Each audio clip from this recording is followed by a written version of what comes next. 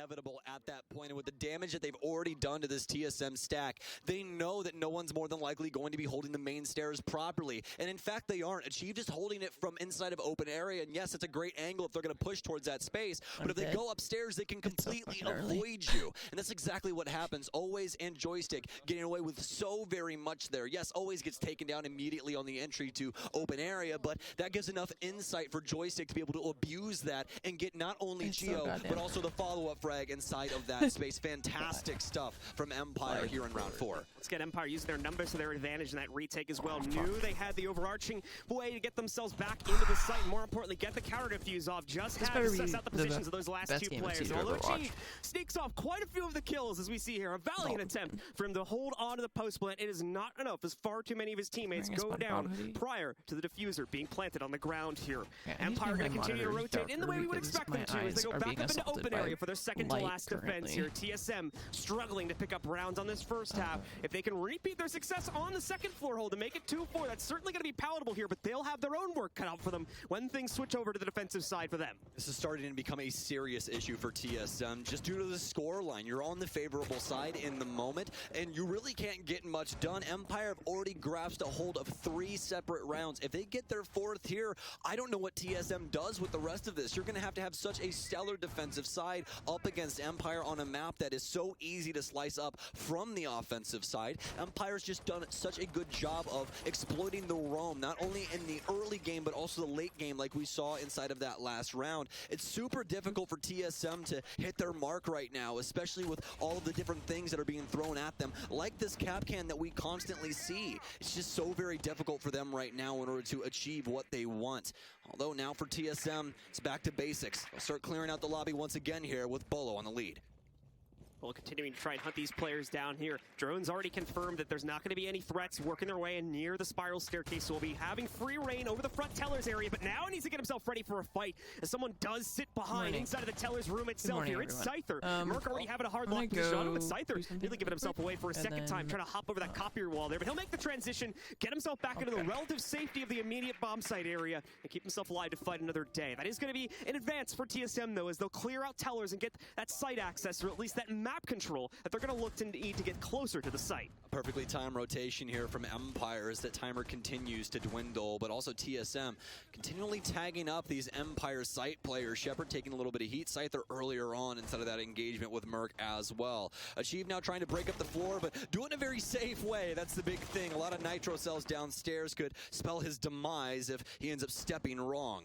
Chala currently has control of the bottom of square, and yes, indeed, it will be a double hard breach setup here with Geo on that thermite. So they'll be looking to break up as many of these hatches as possible, but priority on the stock hatch here as they're looking to get rid of some of these mute jammers around the space. Always won't take any damage from that, but the mute jammer surely will. They impact over one side, but those impacts do not reach low enough, and Shepard gets taken out by Chala. Utility not holding itself as strongly as it did for Empire back on the previous attempt on round number 2 here, so they're going to start to struggle a bit. Always knows he's lost that EDD, so he's got to be careful. He goes for a wild swing through the Selma breach, however, and that gives away his life to Merc as TSM continue to find openings where they previously evaded them. Things looking good here for them to maybe negotiate a second round, but still 3 players standing tall for Empire in the site, and now they're going to start to frag back here as Joystick peeks out towards the square hall and takes down Merc. So many angles for Empire to worry about, but they work both ways. That's the big thing. TSM starting to lose bodies. They need to be forceful in this area as a team. Frag grenade out here. It won't find its mark. Joystick with yet another kill, and now we're down into the 3 versus 3. Can Bolo be the difference maker? It's Geo first to take down Joystick as they continue on into the site. Dan with 1, Dan with 2, Scyther with 1 as well, and Empire shuts it down in the 3v3. TSM with no intel and no confidence in their own push in the final seconds of the round there. They give over that remaining time to Empire and funnel directly into the crosshair of the members still standing tall. That's a perfect hold from Empire as they steal this one right out of the hands of TSM for round number 5 and secure at at minimum the lead going into the second half with what's going to be a worst case 4-2 scoreline. Like Possibility now for it to be 5-1 if they can correct their mistakes on the second floor hold coming up on the last round. And no tack time out here from Pojo Man as well. Just letting TSM run the gauntlet instead and seeing what they can achieve in this very last round of offense. Much rather use that once they get to the defensive side, but as of right now, it's looking like Empire could run amok here as well. The only saving grace they have is that this is the CEO defense for Empire up next, that they were not able to really get anything done up against TSM in the way that they handled things around the spiral in White Stairs space, able to get so many frags, especially for Bolo's case. So let's see now as TSM once again going to look to try and harass their way in against Empire's upstairs hold. Things are going to look pretty similar as before. Obviously, we will see the cap can swapped away from it. Had fairly minimal success this time on the open area hold, and we didn't actually see them use it on the second floor play, so no surprise that it's going to be ditched one final time. And of course, the Echo now being brought back in for this hold as well for Dan to play into here, alongside the usual assortment of defensive operators that we come to expect. The smoke to try and choke point things out in the final seconds of the round if TSM play too slowly. Your utility mitigation split between joystick and always then Scyther, of course, try to minimize the drone intel via those mute jammers and possibly block off a wall or two temporarily. This might be the most standard lineup you can possibly get inside of Rainbow Six Siege. This is applicable to any site that you could possibly think of in the game. As for Dan, though, with that great switch up, Echo just so strong in this position, not only because of the cams you can get around the space, that this is what I thought we were going to see in this round, is Dan with an extended yokai here. I'm really tired. Information, but you can also use those on site for those last second delays. Terrible. That way that Shepard's utility is even more paramount inside of that situation. It's going to be so difficult for them to try and get rid of both of these all at the same time. And with that extra insight that we were talking about before, you could see some extra picks coming out here from Empire. Let's see if Empire can start themselves out on the right foot yet again, as they already have a dominating stance coming off this defensive side. Going to look to really lock it in with a fifth possible round. And for TSM, their confidence has sunk massively in comparison to what we were seeing earlier on here. Fast clears, fast droning, no longer the case, especially for this site here, as they want to be very cautious. Empire has tripped them up far more than a single few times inside of this half here, and they want to make sure that no additional mistakes are made. They need this second round, and they've already yielded success on a previous attempt here, so just need to rerun it one more time, and at least they can put that second one on the board. Morning everyone. With Overwatch from Charlie here, the hard-breaching duo working square at the current moment. I'm gonna wait for like the first or second map to be over, and then I'm gonna go make coffee and stuff. I just don't want to have coffee like as soon as I wake up. It feels weird. Can't enjoy it, you know. Currently, the score line given. Achieve now with a nade out, looking for someone inside of conference, but does it find a home? It doesn't. It'll just blow up on the wall instead, and now Merc taking some heat all the way up in ATM's. Empire looking feisty. They look Merc really scared. down the stairwell, but he can't win it. Joystick, he doesn't need the 1.5. He'll just slam him with a hollow instead.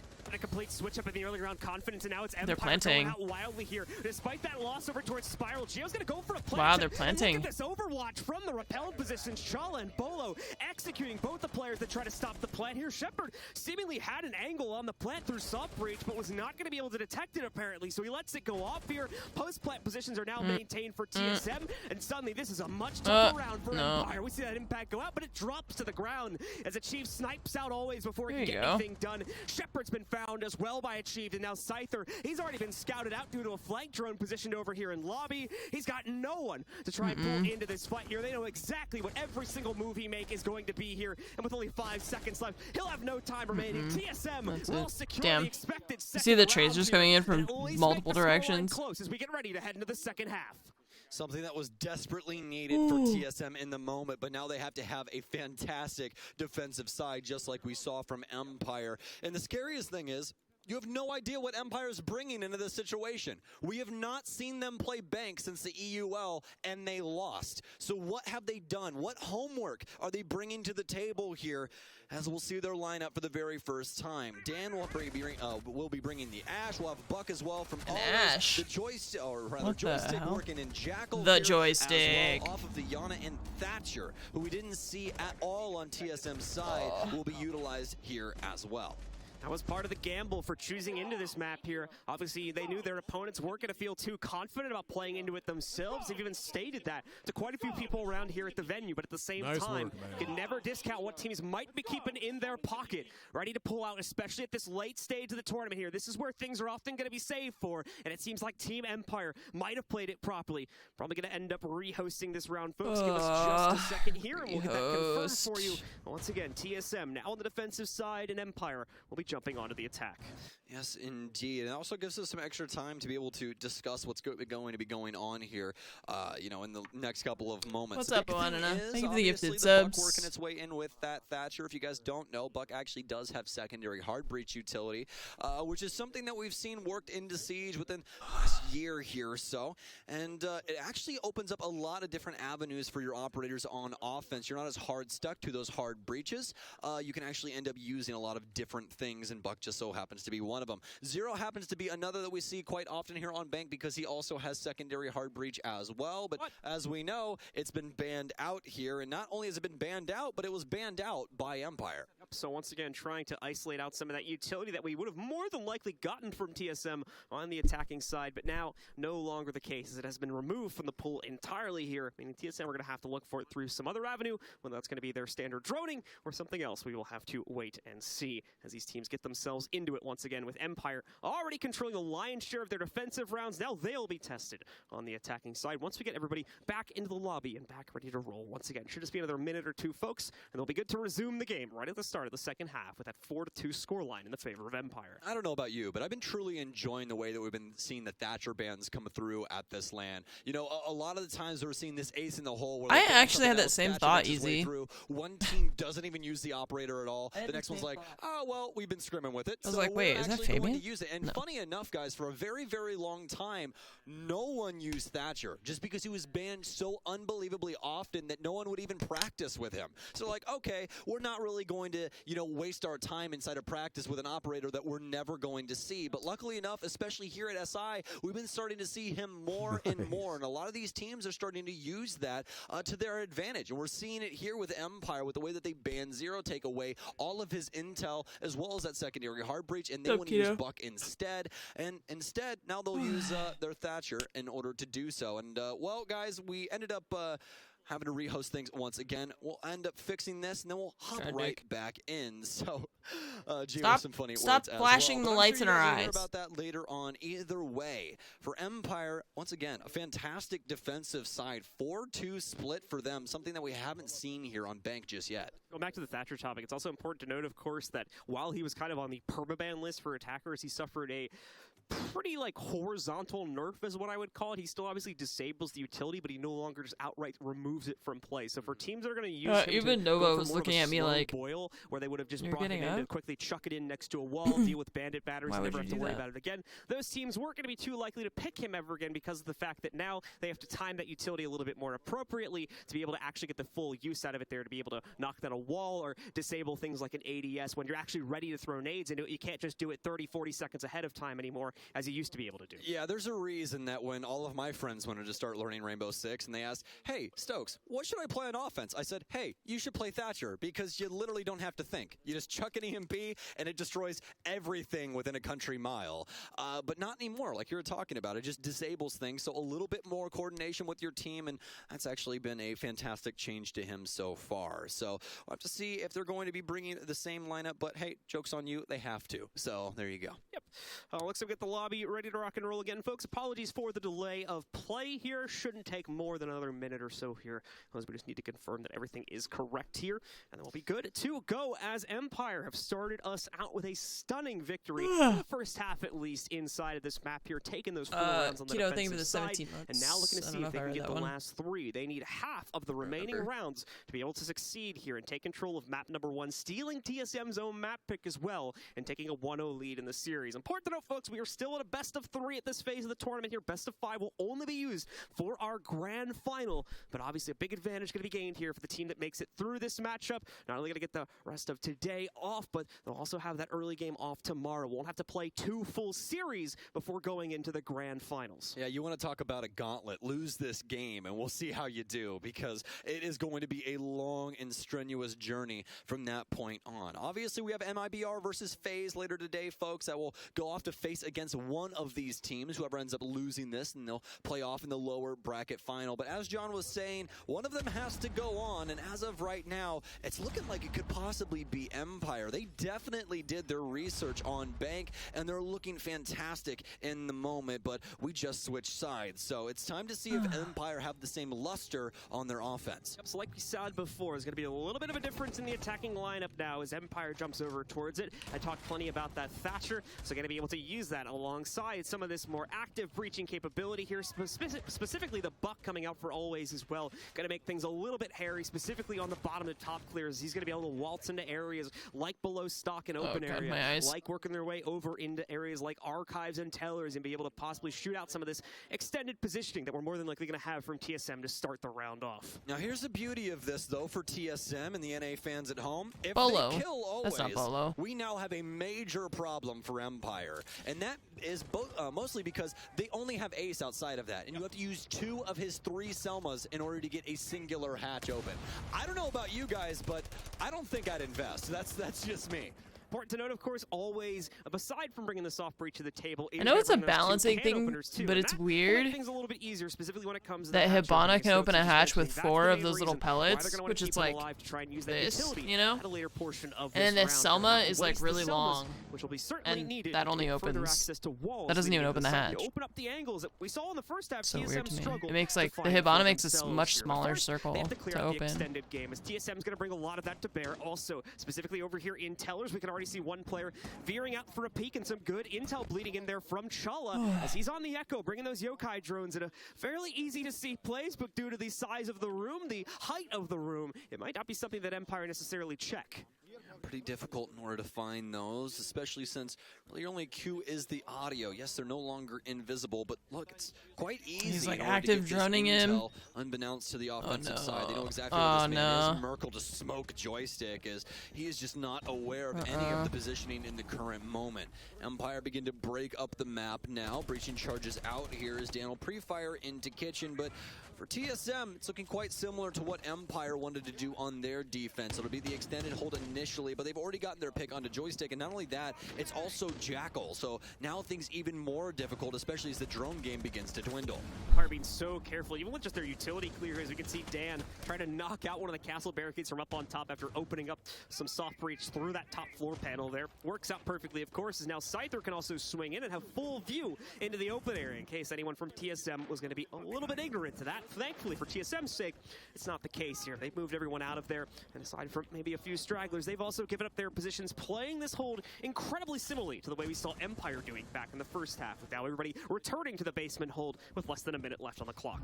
Everybody probably wants a Chala in the moment on their team as well. Look at how many cameras this man has manned inside of these opening 2 minutes. He is constantly beginning info for TSM and making it very easy for them to safely get back to site. But that's only the first smoke canister. They have 30 seconds, and there's still 2 smokes. CCTV, now the toxic canisters. Empire as they begin breaking things up downstairs. There's a second one from the server basis. Geo will begin smoking this that off, making it difficult to plant for a time. They have C4s. They have an impact, and they have a C4. Yeah. One more in the pocket. The EMP is going to go wide over towards the actual door frame, so won't be able to. Oh, he's actually planning by the bomb. Instead, is Shepard already halfway through this plant? Are they going to stop it? The C4 stopped it. And now Empire has to hop too, but nobody close to home. TSM win the basement defense. Way too deep of a plant there for Empire, so not nearly enough time to get a second player onto it. Even if they could, unfortunately, probably would have had to lose a life or 2 just to get back onto the case there due to the forward positioning they went towards it. Empire struggling with the same issue we saw TSM doing back in the first half here, as they failed to clear out enough of the extended game and don't have enough time left to flush out the remaining defensive utility between nitros as well as gas grenades from the smoke. It is way too much with way too little time, and with that said, TSM are going to bounce right back here. Now only 1 round behind Empire. Empire at 3-4. Well, not only that, they are full-on abusing Echo in this position. If you remember for Empire, they only used Echo on the top floor. Echo on Bank overall is such a ludicrous op because of the different areas that you can put these yokais, man. You see it out inside the lobby getting all of that insight onto Joystick, and he thinks that he's so sneaky, just crawling in through ATM. He's like, oh, I'm going to get in behind him. They have no idea. This is the upper bracket they need to make sure final. That they are Whoever wins this is position, in the final. And also aware of what's going on around the space. If they continue to see this Echo pick, honestly, I would expect an IQ to come in here and try to get rid of these yokai drones because they're just doing way too much for TSM in the moment. It's going to become a factor yet again here as obviously Trello's re-picked into it. It's had plenty of effectiveness, and there's a good possibility that Empire go for the same exact type of clear at the beginning of this round towards the front lobby. So possibility for, once again, it to be abused in the same factor as well here. TSM also bringing a huge plethora of utility on the defensive side. We've got shields, we got nitros, we got a bulletproof, we've got motion sensors being brought out for TSM also here. So they're bringing everything to bear to try and stop any early advances from Empire. You just don't have your Siege Costco membership, my friend. You just got to go out there, buy it in bulk, and that's exactly what TSM's going to do. They're bringing everything except the kitchen sink into open area, and you damn well should, honestly. The only thing that they don't have to add to this would be Jaeger, but they have achieved to be able to do a lot of the heavy lifting in that scenario either way. He'll also have some proxies to be able to give some extra insight past the bulletproofs and everything else that TSM has to offer with this lineup. Joystick also going to be bringing the PDW here, so interesting pick here past the C7E, but you have a deep magazine, and that's the beauty of that. As we've all learned at this LAN, a lot of bullets in Siege is usually a pretty good thing. Important to note, too, that Empire have brought a soft breach insurance policy for this round. 9 of the panels are going to be brought in breaching charges, more specifically to try and account for the fact that if always gets dropped in the early round here, they'll still have great capability to be able to knock out some of the top-down angles here and open up some of the post-plants that they were going to want here, assuming they were able to get the plant down in the first place. This is going to be pretty risky for the positioning for Achieve now, just because they broke up the E3 wall here. This is one that's usually a priority on Bank. Look at this angle, folks. Look at how deep this goes. Achieved has to play around this shield, and his only avenue of escape now is through the stock hatch, but that's a big issue. Always is going to flood this in. He can't leave. Bolo's now down to Dan, and Empire firing on all cylinders here for round 8. 2 players down before TSM can even think about what was happening with the opening of the elevator wall. That's going to limit their potential to a huge degree. They've lost all upstairs presence. Empire just breathing a sigh of relief, taking a moment to themselves, as once again, they're going to jump on drones between Shepard and Always just to figure out where some more of these players are. Joystick will nearly get himself found out here, but at the same time, he's able to return some serious damage on a Merc in the process. Always going to try to hunt this player down, but he's got to be cautious too. Those shots go both ways here, and he's nearly going to lose his head trying to find it. There we go. There's the shot connecting, but once more, Always backing away from it before it can be fully taken down. Oh, and a beautiful shot from Dan there that we got to see on the replay as well. Pre-firing out towards Banana and finding the head of Bolo all the way in checkers.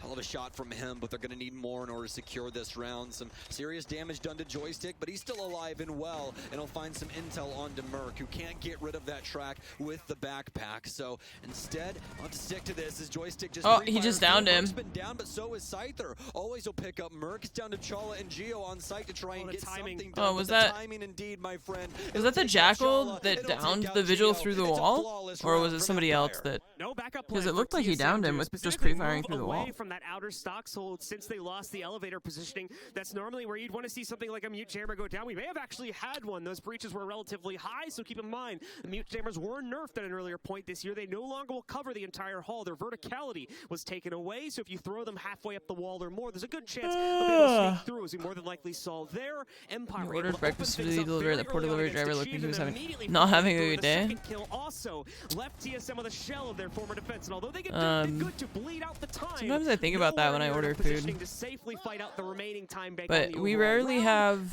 We rarely have weather that's like that bad.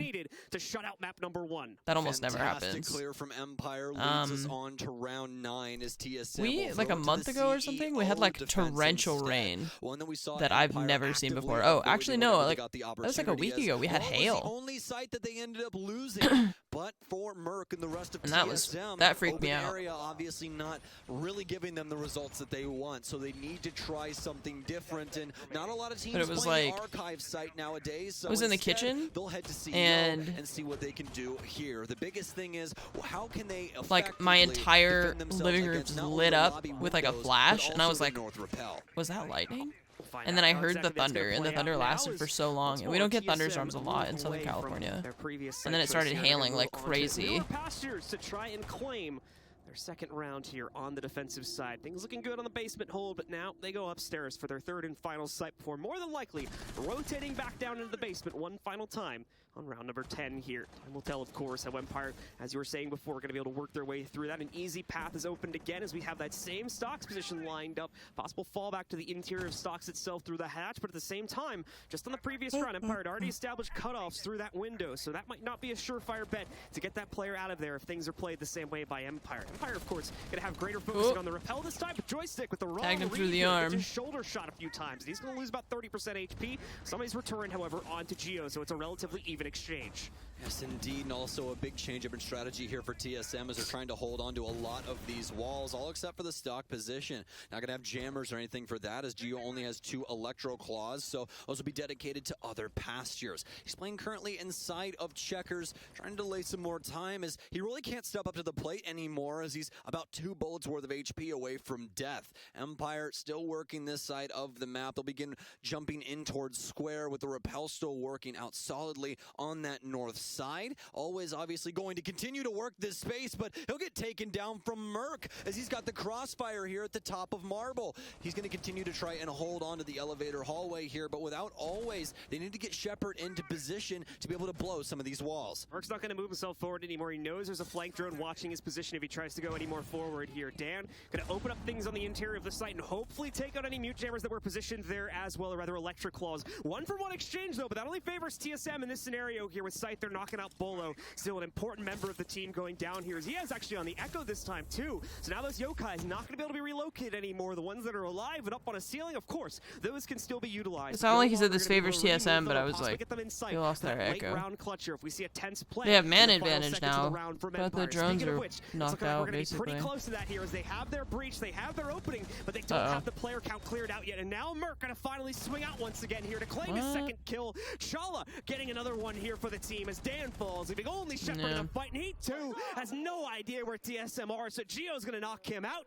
And with that, once again, an exchange is picked up here. A 2-1 overall site share for TSM as they're going to rotate back downstairs into the basement and try and tie this up one more time. Bergatron, thanks for the 40 bucks. Time and time again, TSM able to punish Empire on the entry. These extended roams really haven't been working out for them that much. It's really been the site play that we've seen to be able to fend off this Empire offense. And what a beautiful shot here to start us off from Merc as he just steps up and takes out the player here at the stock window. But for Empire, they continue to try and fight back. This has been a pretty feisty round that's went back and forth, but luckily enough for TSM, the defensive strategy, especially with having Bolo as well as Chala on these hard set defenders, it's working out extremely well for them. They're going to head back downstairs towards lockers and see if they can have yet another successful defense. And if they do, it's a tied ball game. So let's see if TSM can do it, as this is the site they closed out on previously here, having the same initial round share as we saw from Empire's own defensive start. 2 rounds in their pocket, 1 loss, just on a different site. And now Bolo going to take a page right out of the Empire strat book here, as he's going to bring the cap cannon into the fold as well. John, do you mind if I copy your homework? I promise you it's not going to look the same. I'm going to change it. I'm going to change it up. You know what I'm going to change? My name. That's what I'm going to change. But here for TSM, we're going to see something extremely similar, all the way down to Merc having Vigil as well. But as we all know, folks, if you played enough Siege, you know that a lot of strategies work. Oh my God! Wow. Dan, he gets blown sky high by a Nitro cell. He's just trying to put a breaching charge down, man. And, well, there happens to be another explosive on the other side. side of that. Kind of hard to hear through those bulletproof panels, and, well, Dan's not going to do a lot more hearing inside of this. That's going to be a very early Nitro deployed by TSM. A perfect trap as it catches the members of Empire and knocks out usually pivotal member of this squad here. Dan going down. Shepard having the Inosh track here. He's going to try to spam him in against it, but as you guys caught, members of TSM long gone from that position, so not going to be able to catch anyone here. However, does now have Overwatch over that position, and it's the same really advantageous spot here for Empire to utilize. A very, very long angle that cuts off a huge rotation point for TSM. So they'll have to be careful here, as long as that player's on that point, they cannot use this hallway to its full effectiveness. Well, problems now for Empire as this early pick was not supposed to go down this way. And for TSM, now they can play this out really any way they want to. Continue to delay inside of this space. Just I'm really surprised they're bringing Ash instead of Yana. ERC7 backpack that can hide him away from drones and everything else. So it should be fairly easy for him to hold on to this, but not until he crosses into sight, the wrong way. Line of sight, those holes working back onto him instead as he crosses through the open area. They have 8 breaching charges. Full control of this. Yes, the delay works out initially for TSM, but the equalizer could come back to bite them. It's a thing that TSM are going to have to watch out for over the course of this series. Empire, if they want to be, are an incredibly patient team. They've got no problem putting Overwatch over a series of angles there, making sure their teammate crosses off the other side of it here, and just sitting on it for a minute or longer to try and catch themselves a kill to equalize the man count inside of the round here. They've just done that and are now going to need to try and forge their way into this site. That drone will sneak its way. They'll get some good intel into the players outside of lockers, most notably achieved here, but now they've got to hunt them down. And again, with less than a minute remaining, TSM has given up all their own extended positions and are just going to try to play this one out into the final seconds of the round here. As we'll see no C4s. Get free control of bottom of blue. And no C4, no echo drones, 3 smoke canisters. 200 there from Joystick as Dan will be able to man that drone the entire time and feed them intel onto what TSM's actually doing inside of the site, especially over towards the actual hall space. Yeah, you won't be able to see Gold Vault, but you really don't need to. You can just assume people are in that area as Geo gets taken down. So many soft walls inside of this space, nope. And now he's like, where do I go? Where do I go? Where do I go? And they're looking to get the Plant's down going now. down. Shepard just started off, but no more smokes. They just downed him. Something for it, and he does. We'll be able to stop it this time. Oh, the echo drone. Will go looking for that yokai in the moment. And they have time. Again, he has time. Still have plenty of time in order to he has time because one of the drones is dead. So have to do something here. Do they have the stop? Bolo will swing through. He downs one. Can he get Shepard on the back end? No, it's Shepard to win out the initial fight. Oh, nice job. Empire up and on to match point. They do have 1 echo drone, but they didn't have 2, and he used them early. That yokai drone that even I couldn't see where it was positioned down at. Empire trying desperately to hunt that one out. Match point for Empire. 0 time. Plant there. If the push from TSM in those final seconds was just a little bit stronger, they may have taken the round, but the perfect cutoffs, especially to the top of the square hatch, saves their player's life, saves their planter's life. Let's get another look at that dirty nitro cell, the way the round started out at. But once again, it didn't prove itself to be enough here. TSM failed to hold, and now need to go 2 straight to trigger overtime in the first map of the series. So what is the site allocation for TSM? Well, it looks like they want to there's like not really anything that Echo could have done there because they started planting early enough. If they had planted like 5 seconds later, then he would have been able to deny it completely. It's attack pause in the moment here. I'm assuming it's for TSM. We'll get the graphic up here in just a second. And well, wouldn't you know, Caesar, correct about thank you for that. 16 months. Well, given the circumstances, if TSM didn't use their attack pause, then you'd be questioning a lot about what Pojo was doing back there. But fortunately enough for them, he's got some wise words to say in the moment, and hopefully something that bags him 2 rounds. Yep, keep in mind here, folks, TSM still negotiated control out of 2 of 3 of the sites they played into on their first go-arounds. They're not out of this fight just yet, and that's more than likely what Pojo Man is telling them here as they get ready to head into what could be the final round of this map here. But at the same time, could very well be the start of the comeback from TSM. If they can fix that small issue there of their inner site control at the very end of that basement hold, and then return to the other site where they also found success, they're right back in this. They've triggered OT,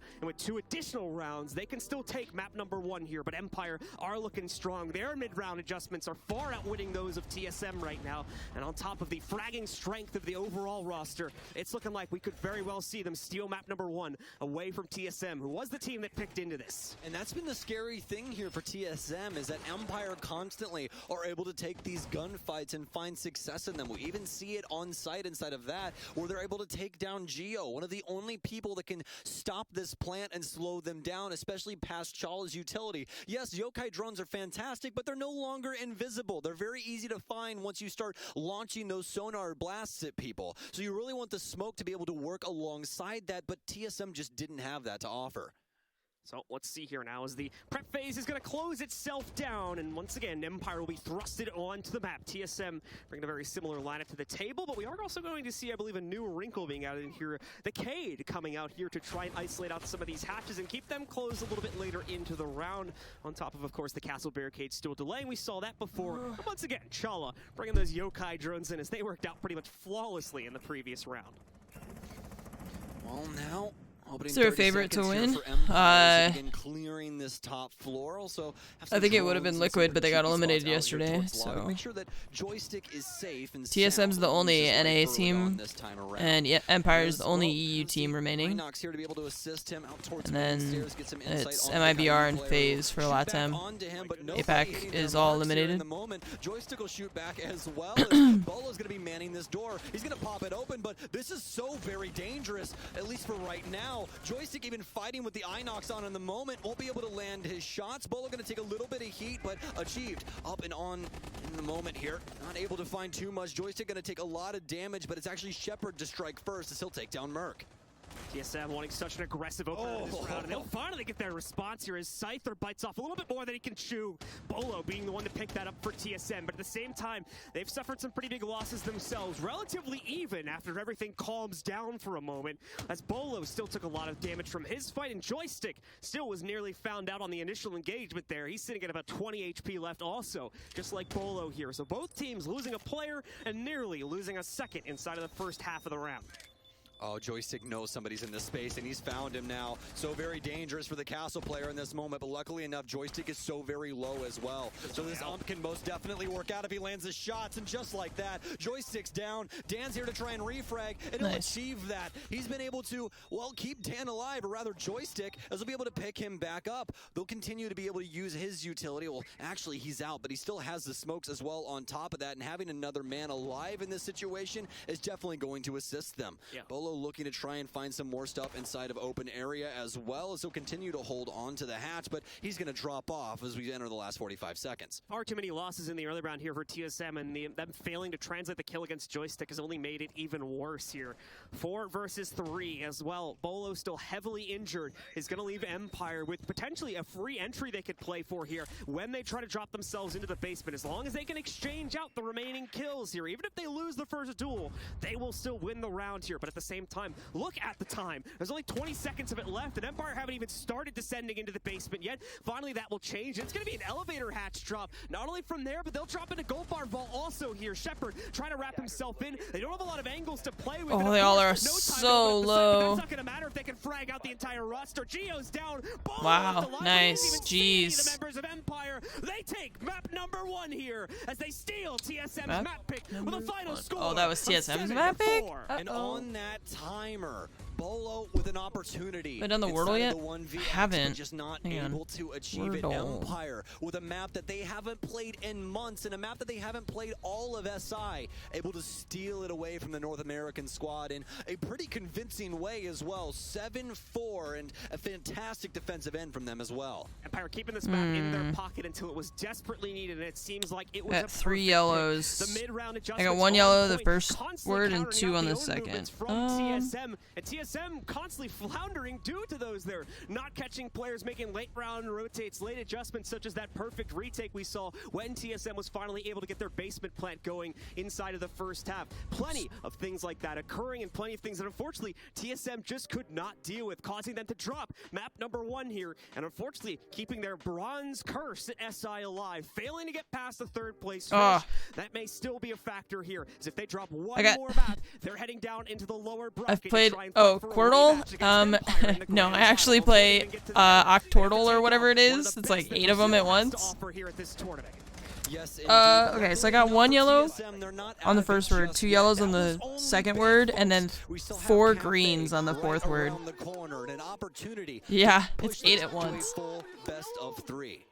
My problem is that we now move on to Empire's own map pick, which is going to make things even more interesting. Empire certainly well prepared for it. The interesting note. My problem is it's one of those words that's like it could be a lot of things, you know. So strong on paper, a lot of mixed results. And so I'm worried if I just guess. 40 to 60% win rate. TSM has a much stronger stance on some of the upcoming maps here. So as Stokes said, they're certainly not out of this tournament and not out of the upper bracket just yet. Keep it locked and loaded here, folks, on the main Rainbow Six channel, and we'll be right back. Okay, well, it can't be that one. Map number 2 of the upper bracket finals.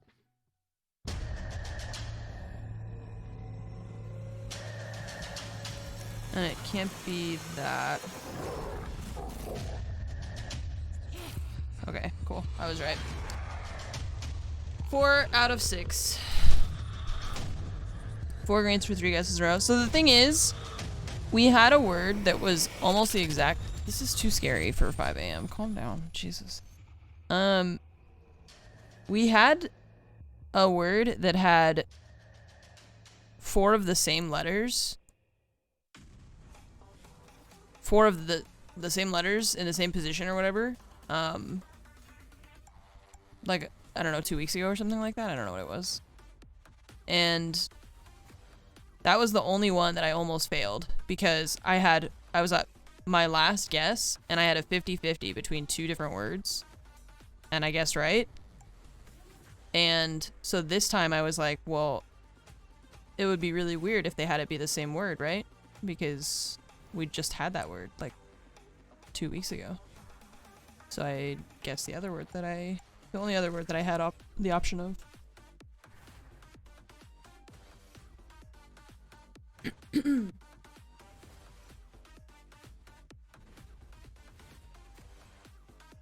Yeah, the repeat letters is tough, huh?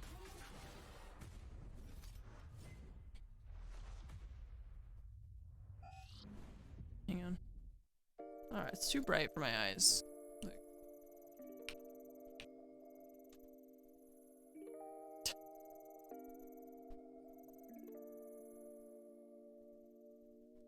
This is Octordal.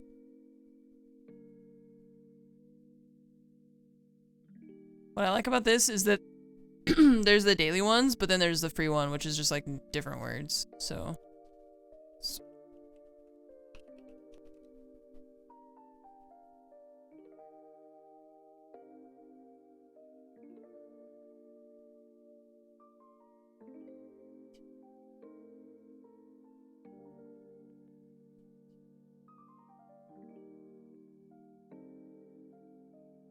some of the words are like super hard though. Oh damn. Some of the words, like the end words, are like real hard.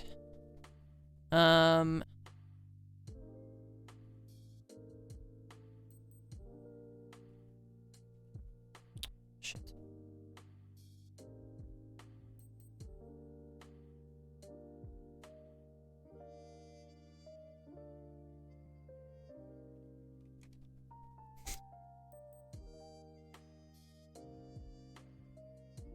Cider or hider?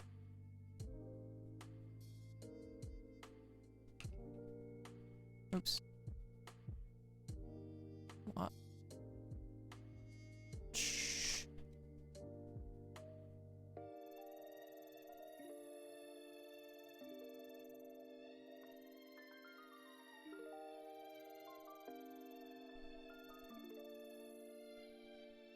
WERSNT. Rest.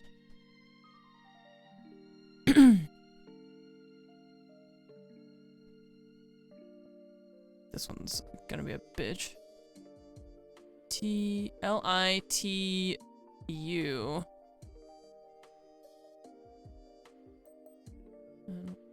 We're missing a letter. LITU. Until?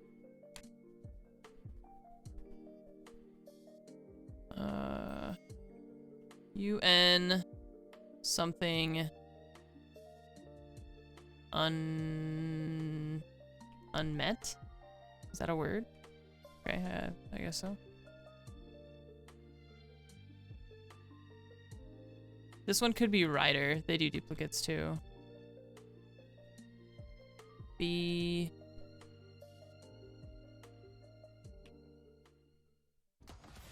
Buddy. Okay. Alright, we got those done. Agony. There we go. And that was TSM's map pick, so yeah, that hurt a little bit there. And that was map 1 bank. CH. Dive into that right now, and we got a little wager going on a little bet. Last one. Dev, it's you versus Fress. That's their little duo name. Can't be Q. J V F. No, X. I think it has to be Ryder. It has to be a duplicate. Yeah. I'm awake now. Yep. That's what we said. It was a bold statement. Oh, what's up, Kiwi? Sure. It's great. I love it. This is like, I think I actually like this more than Wordle because it's like, it's so much at once. I love it. Am I waking up for math? I don't know why. What do you got? Oh, there's like a math Wordle, right? That's probably not a good idea. I'm not good at algebra. I told you my teacher failed me in school and I just never got good at it. Nerdle game. What? Zoom in on map 1 here, and Dev, Empire's defense and roam game were actually pretty strong. Oh, why is it so bright? Stuck out to me from Empire straight out of the gate. Like running Capcan, going for extended roams with castle, all of that. Yep. And I don't understand how this one works. Hang on. Was a Capcan kill. Yeah, it was unreal. So good. What? This doesn't. I just want the rules. Okay, guess the nerdle in 6 tries. After each guess, the color of the tiles will change to show how close your guess was to the solution.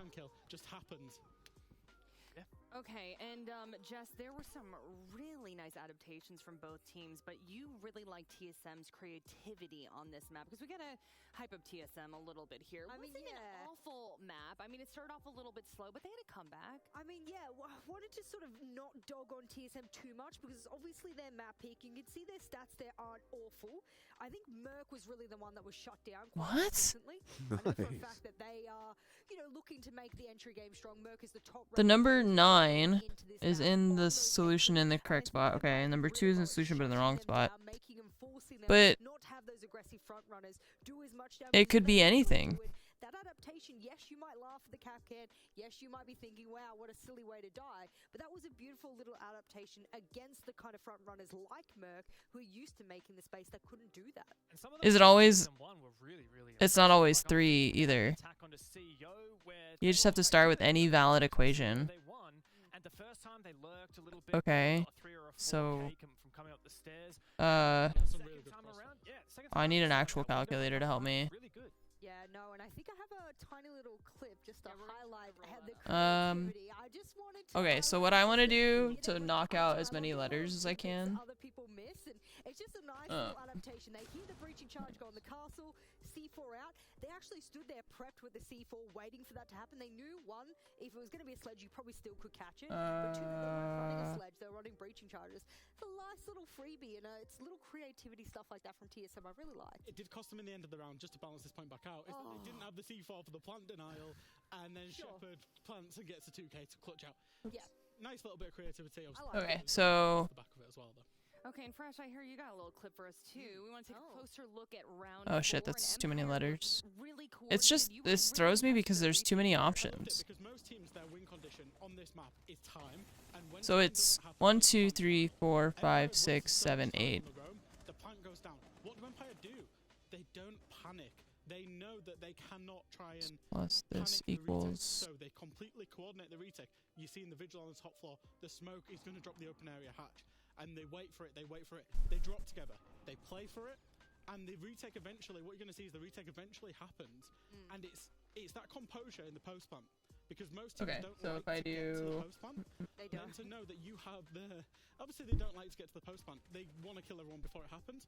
When it does happen, it's great to have an actual plan in place where you have a fully coordinated retake, you retake the diffuser, you win the round. I think the key word that you said was composure, right? Like they 135. took a lot of time. I think there So were what only do we do? 13 seconds left on that 45-second diffuse timer when they finally got on the diffuser and started disabling it.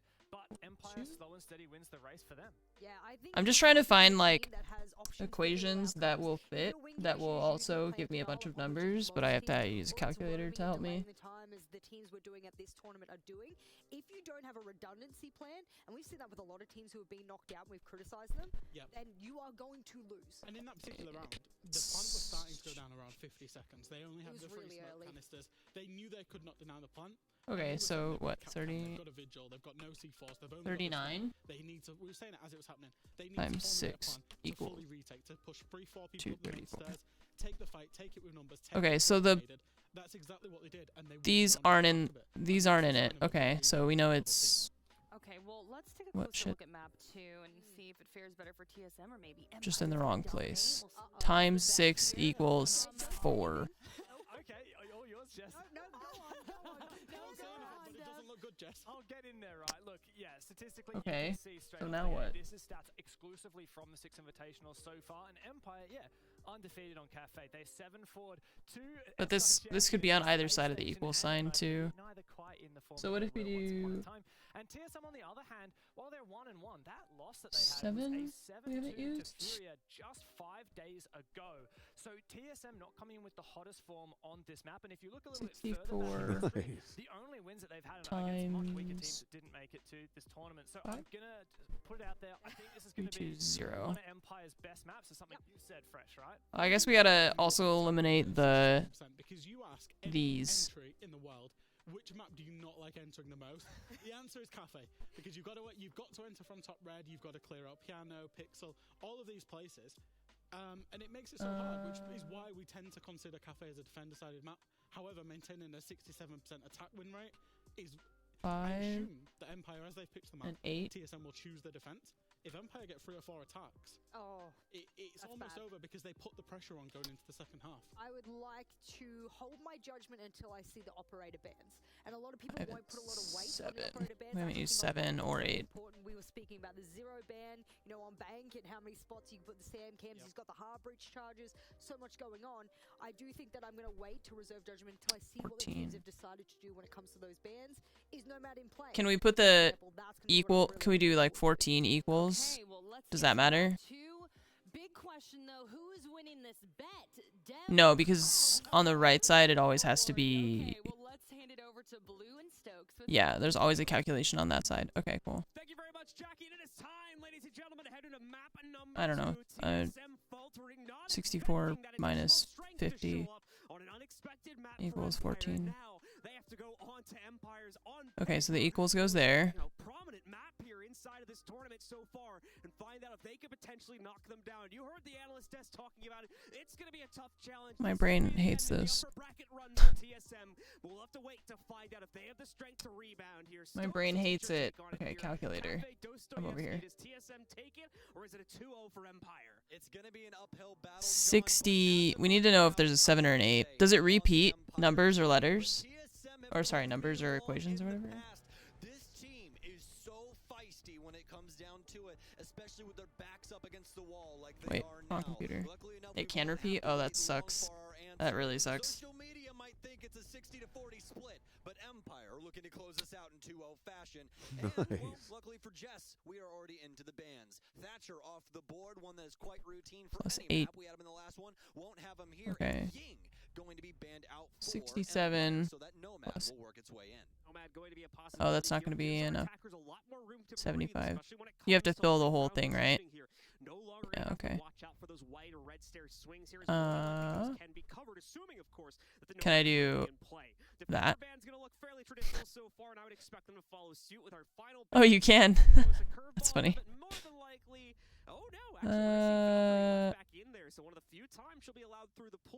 Wow, this one sucks. There's only 2 numbers in it. Wait. Oh, fuck. You have to do order of operations too? utility to be able to work itself into these rounds. Yeah, That's so hard. Ban here, especially with the way that we've seen her utilized at this tournament alongside Finka, and the way that you can unblind yourself with those adrenal surges. But we won't have to worry about that here. I really want to focus on this Wamai ban, and this is where things get pretty, well, scary for the defensive end here on Cafe. Wait, so 1, 2, 3. A lot of these, points of contention around the defensive setup are no longer holdable. Those discs are the only thing that prevent you from eating one of those micro bolts and being set on fire. So we'll have to see what Empire brings to the table. And I don't know. It's too much. It's too much for my brain. So they'll more than likely be utilizing that on their I can't. side, but we'll just have to see.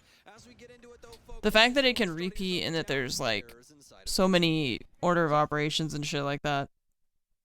If I spent more time on it, I can probably figure it out, but I don't want to do that right now because it's not why we're here. For TSM, Barricado, thank you for the sub. Sabian and Ace Meds, thank you for the resubs. Yeah, it's just I would keep doing it if there weren't the stream, but the point of me being here is this, not that. So how many spots is it again? Oh shit. 1, 2, 3, 4, 5, 6, 7, 8. Okay, I'm gonna keep working on it on the side. But now, you heard Fresh on the analyst desk talk about how difficult it is for entries to work this map. And, well, you saw exactly why, especially with the way that TSM extended themselves all the way up towards that top floor. There's now really no safe entry point in order for Empire to get into. It's going to be down to the info game to try and find a hole so they can actually get into this map. They're holding up a lot of the area up top, and although it's kind of a shell setup over towards that west side as of right now inside of Cigar, they have mute jammers around this space, which will obviously fake pressure that Empire will have to worry about in the moment. Simply waiting for that to drop open now. Joystick, once the hatch pops, will begin traversing down the red stairwell here and in towards mining. He's going to be able to clear out a lot of this area here as we hop on board, and he'll see that there's not a single person home, but there is indeed one. Now they're playing the Iana. It's so weird they brought the Ashe in the last one. Empire now spotting it is all clear, at least around Red Hot. They're going to start to take that control for themselves. Joystick with the lineup against Merc 2, catches him mid-transition, trying to move away from his position in Cocktail. First kill of the round is free for Empire, but we are going to see closer to White Stairs, Scyther getting himself into an exchange with at least one member of the TSM roster, and nearly returning the favor himself. There was, I believe, he fights against Bolo. He goes down to about where the half equals HP, is, which helps get rid of 3 spots. How does he get rid of 3 spots? A little bit lower on the HP. All you know is good news is that Empire will be delayed because of the way that FTX set this up, but now for them, obviously that timer going to become an issue. All you know is where the equals is. We know the answer is either 66, 46, or 46. As always, we'll immediately begin that. We'll have some range soft reach as well, so if they want to make angles like the angle over towards bunker, they'll be able to do so. But I don't know how you just gotta guess and then use all your guesses on it. Did I have 0? I thought it was out. Oh no, we do have 0. Okay, so it's either 60, 40, 46, 66. There's too many options. Scyther's gonna get down, but not fully taken out just yet. So possibility for him to maybe get revived here in a few seconds. What? How did you even see that? What the hell? How did you even see that? That was crazy. Doesn't account for the fact that Achieve was still going to be hiding out. They saw the toxic babes. They knew the smoke was still alive nearby. Just didn't read into the fact that he was going to go all the way out. The good news is a quick correction has already been found as Shepard gets his first kill onto the board here, knocking out one more of the Insight players. Achieve still holding the line by White, and he just dropped the case outside of the garage as well. That's a big loss for Empire. Now they're going to be struggling for time here. They've got to try to DM their way out of this situation, but Charlotte's causing even more problems on the other side. Achieve knows they're going to go for the freezer plant here, and they've only got a couple seconds to get it down on the ground. Here's the Yokai. Is it going to strike? True indeed. Wow, sneaky.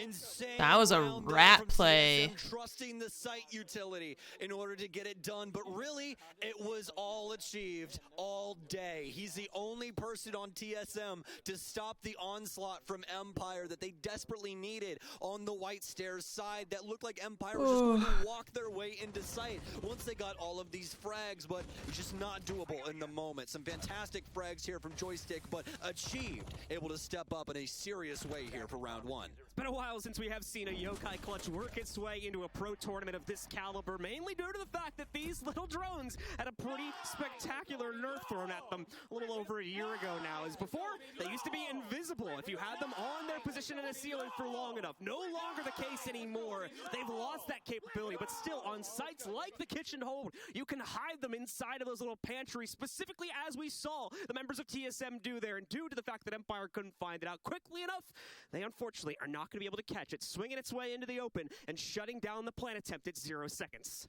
Interesting pickup here for TSM as they enter the reading site. They'll be on the mid floor as of right now, as we've seen a lot of teams pick between reading as well as mining, all attached to the dining site, as we all know. But Bolo, he's going to be working in the frost, something that we don't see too often. It's on bothering Cafe, me. But we will see in the moment. We'll see how these welcome mats work out. As for everything else, though, it's pretty plain Jane when it comes to the site setup overall. Some extra shields here with Merc on the Goyo, so I have 2 of those, and some cams working their way in as Valkyrie has actually been allowed to come through the ban phase. Once more, we knew that the pissing me off. Shake things up a little bit, and more than likely lead to a few of these picks to come in. TSM is now going to be using it as achieved. We'll be able to switch away from the smoke position. No longer. No, I don't need to add it as an overlay. It's fine where it is. It's not a big deal. I just need to remind myself of where this stuff is so I can think about it. Capability to try and keep that smoke alive all the way until the late rounds. We still don't know if they're gonna use this either. Right around those toxic babes if they're even deployed properly. But I feel like having both of these is already a lot. Like there's not. We can't do this. Oh, maybe we can't. No, because we still have one more number, so it just doesn't fit to have all 3. There's no way. Of course, now back on the roof. Yes, indeed. And TSM will continue to hold on to these defensive bastions around the space, making sure that they limit Empire's potential take of Christmas, at least for the time being. Always spending some time there looking for any Valk cams outside, but they're still stuck to the roof, and funny enough, there's actually one inside awaiting their arrival.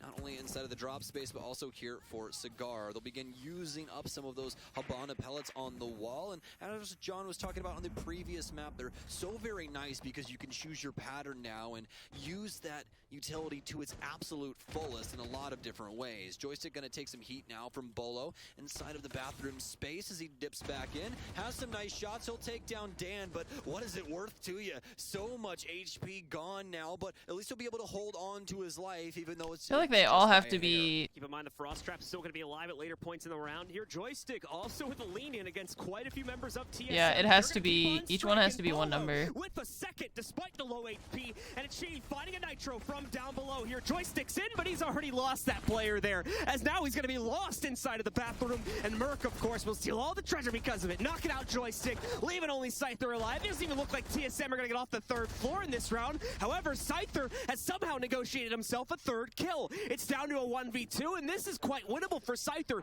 even with the low HP. He's got 40 seconds to play this out. Going to try and find one of these players through a top-down angle, but no dice as he uses the first breaching charge. Oh, Thankfully, still plenty of those to go. I think he accidentally throws out a stun instead of, the breaching charge, so a little gaff there, but easy correction here, and more than likely, we're not going to have a great use for that 2nd stun charge anyway, as he leaps over the banister to get himself into hell here and try to push himself into the site.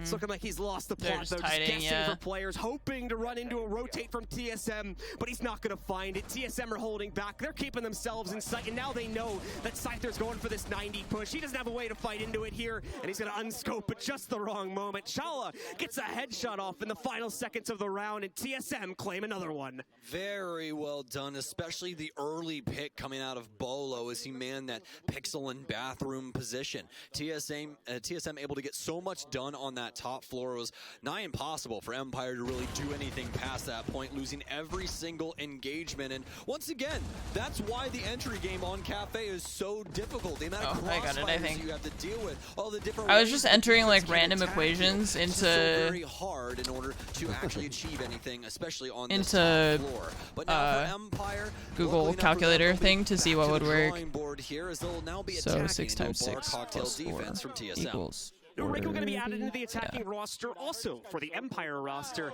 as they'll be bringing a Flores out for Scyther here to try and clear out some of, specifically again, this third floor utility. I just was like 6 plus 6 equals this. 6 times 4 plus this. It's just like, which numbers will work? Tough Ball, thanks for the 2-month resub. Indeed, and quite a bit of utility coming into this, like you were saying, John, especially with the Aruni working its way. I think in. I just Here, don't. We're not gonna have the castle barricades. I'm not as big on math as I am on words. Shop. Instead, they'll more than likely be on a couple of doors and things like that. And I feel like for that one, I have to use a calculator to help me. And I like what I like about Wordle and the octordals and all that stuff like that is just that it's based on like my own vocabulary, and it's not based on. I can't look up. I mean, you could look up like lists of 5-letter words, you know, but I don't. Slow days here, of course, for Empire, as there's a very long checklist they need to work their way through before they can even consider it. So I like that about the Wordles and stuff like that. If you're good at math and doing math in your head, then probably that would be... I understand why that would be fun. Their terror drones in the right spot here to knock out some of these power positions the TSM are going to look to lock in, specifically if they're playing it normally, that is over towards the bathroom spot by Pixel and a few other spots such as by Freezer. Of course, their cocktail position probably going to be pretty reinforced also. See them just inching this drone forward here to see where exactly these players will be spotted out at, and also make sure there's not going to be anyone from TSM potentially trying to peek out against this sunroof position that at the moment Scyther is maintaining. Well, first minute gone here as Empire spin up the drones and see exactly what they have to work themselves through. A lot of different avenues for TSM to enact themselves upon Empire here as well.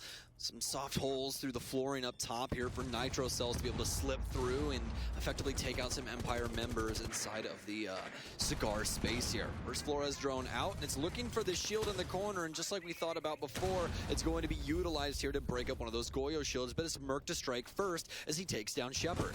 And early success being found from TSM, now need to translate that, and so far, haven't had much of an issue doing so with 2 rounds successfully put into their pocket. Empire once again faltering in the early round here, going to lose access to their Hibana as well. No more dedicated hard breach, though we are going to start. There's one in French, we haven't tried it yet. But not enough to equalize things out. Always French finds Wordle. a good nade strike, but immediately Probably afterwards, not another member of possible for TSM is able to knock down Always himself here. Now 2 dead on the ground for Empire. Oh, there it's up is. to Joystick, The Dan, Mo. and Scyther to make up this. An active drone working its way in, but have they counted? They know Achieved is here. The swing comes in, and it's the real Yana this time. Joystick finds that trade and equalizes us into a 3v3. Shooting right through the new balcony. Achieved takes some heat and then has to rotate out right into the open arms of the Empire members. And now they found the equalizer, but have they found their first round here in round 3? TSM trying to play this one close to the chest, at least for Geo's situation. He is deep here inside a cocktail, but Joystick, he's creeping up on the back end. Does anyone know that he's here? Huge. Has to have some info, something in order to do.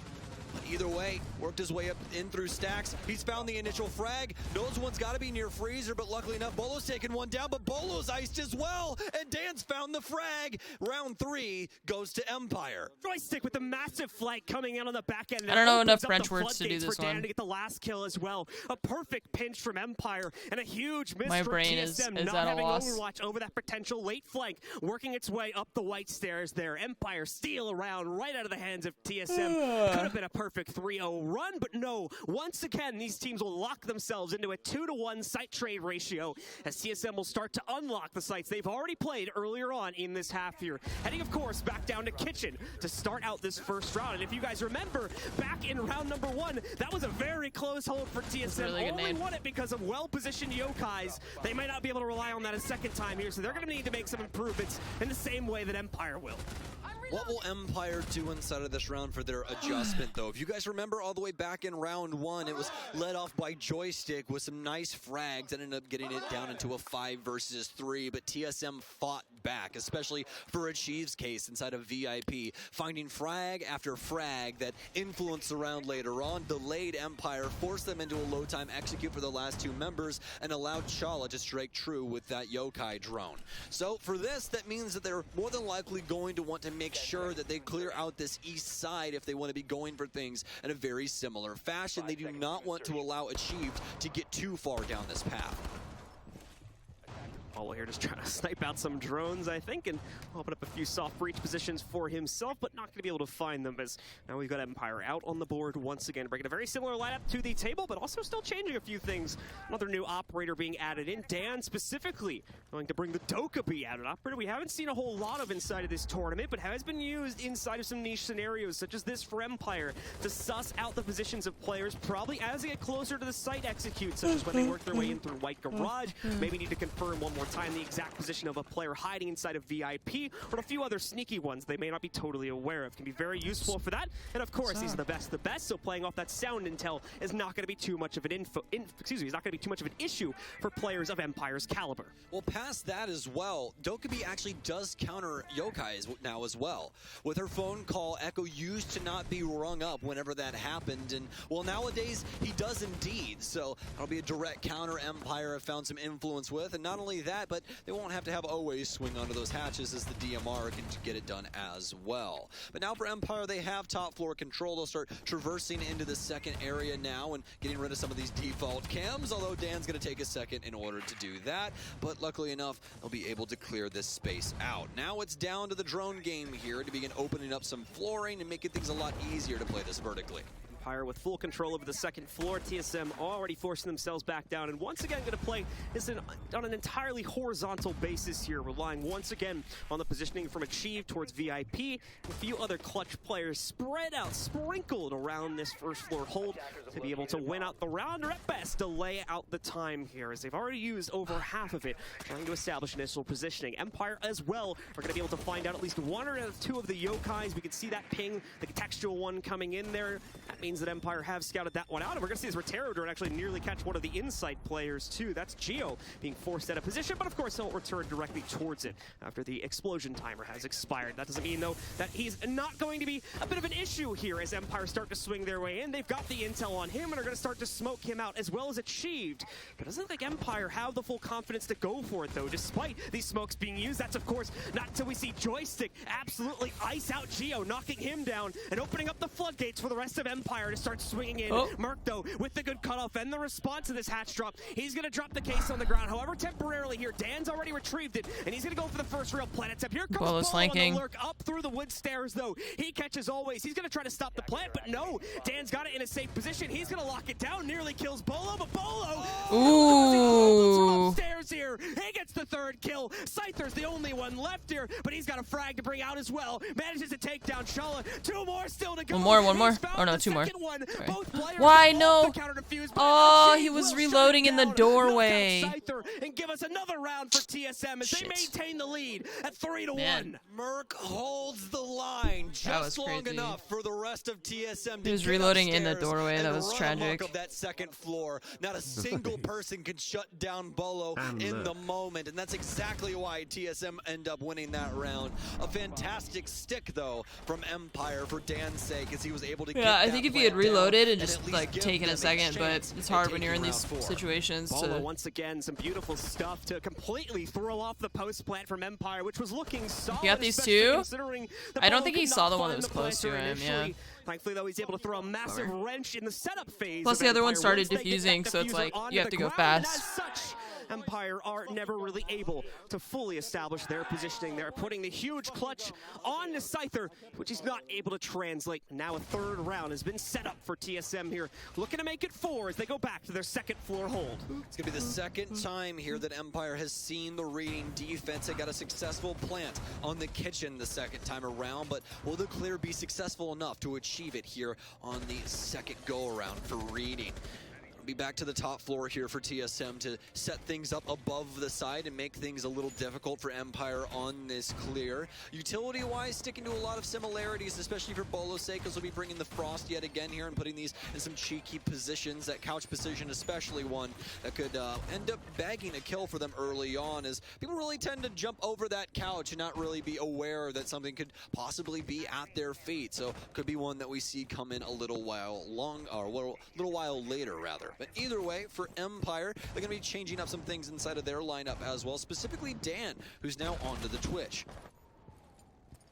Already got Empire out and about. As Stokes just mentioned, Dan continuing to flex around his picks here. adding another new one to the tally as he goes over towards a Twitch to try and snipe out some of this utility. Of course, we are going to see that very quickly get dealt with those. It's put into an obvious to spot position over by White, but still manages to delete at least one of the ADSs here, which is going to make this position all the much weaker for the member of TSM that's currently holding on to it. That will be Bolo, too, who once again is leading the charge here for TSM at 6-4, with a few other teammates being relatively close behind. Merc and Achieved, both with 4 kills to write home about as well. Geo, though, still struggling at this point as he has the donut.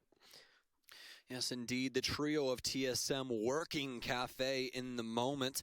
See if Empire can do anything about that here inside of round 5, as they've already started on their clear. Dan will be holding on to red stairs here for a time, whilst the rest of his team works the top end of the map and tries to see if there is any better entry points. Always is shifting himself over towards the east-hand side, so could see him come in here soon enough and try to effectively take out Bolo from the white stairs window. Joystick now pushing himself forward inside of the area. No shield for Bolo to play around inside of Pixel. Does Joystick hit a shot? It's Bolo instead that rips his head off and finds the initial pick yet again. Bolo again pushing TSM forward time after time again at the beginning of these rounds as he knocks out one of the most pivotal players we've seen so far in this series from Empire. Joystick down for the count here. That's going to delete the Yana from play. The free drone's no longer a factor, and now the sledge is well removed from play as Merc is locked in on a Nitro Cell play to be able to take him down. Dan desperately hunting for a trade, but no, Geo finally going to get his first kill in this map as well by knocking out Scyther. And oh no!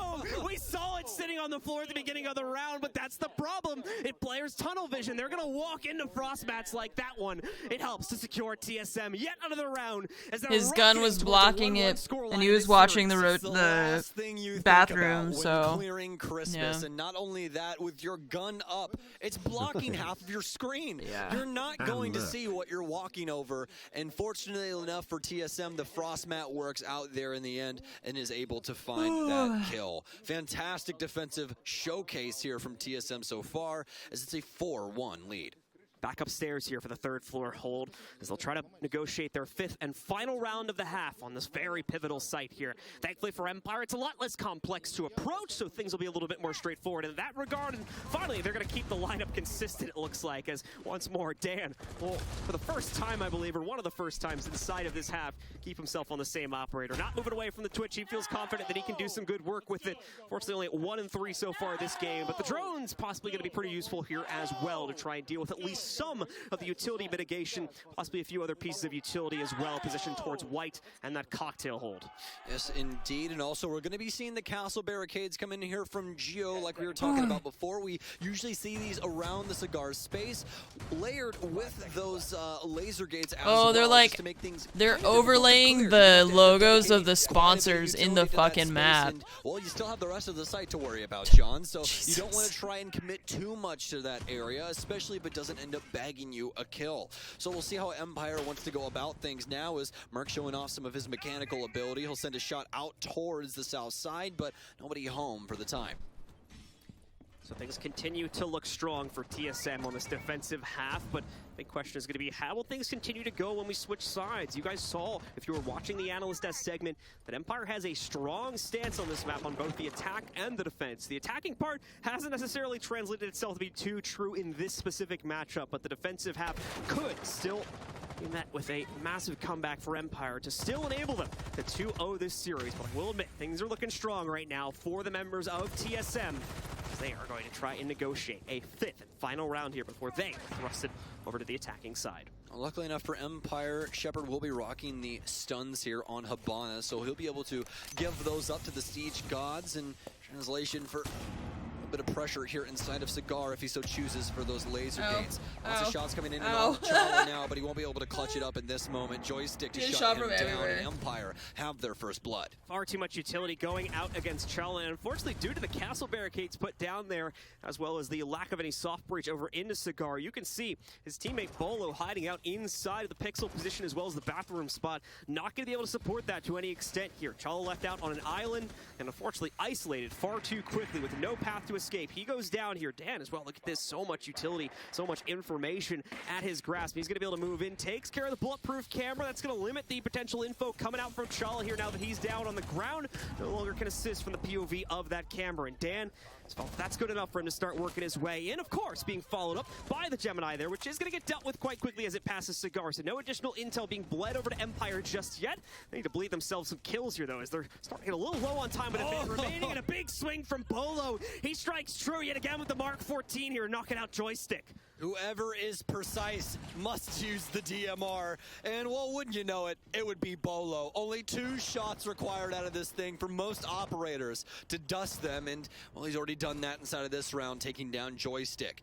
Now we reach down to the last 37 seconds. A possible hop out here as Shepard steps up for White Window, but they need to get something else done inside of this space. He'll use his X-Kairos on the single panel here for Cocktail as that starts to open up, but Empire still have a lot to do inside of this moment. Dan pre-fires for Bathroom. He'll find Bolo as he continues to try and traverse himself up the White hallway, but instead starts to go in towards Showers. So much to worry about. That F2, can it get it done? Achieve with a beautiful swing here for TSM as they start to take down member after member of Empire. What a shot from Shepard, but it's not going to be enough. With only 3 seconds and achieved on White Stairs, they'll lock it up and make a 5-1 half out of Cafe. Wow. The Guardian of the White Stairs here, as well as the This is Empire's map pick, too. After player. Empire just having to thrust it's like we're themselves going to map into 3 due to a lack of time and their inability to clear out these hard points earlier on in the round. Empire fall from grace here. Only 1 round on the attacking side, and now TSM just need to find 2 of these attacks,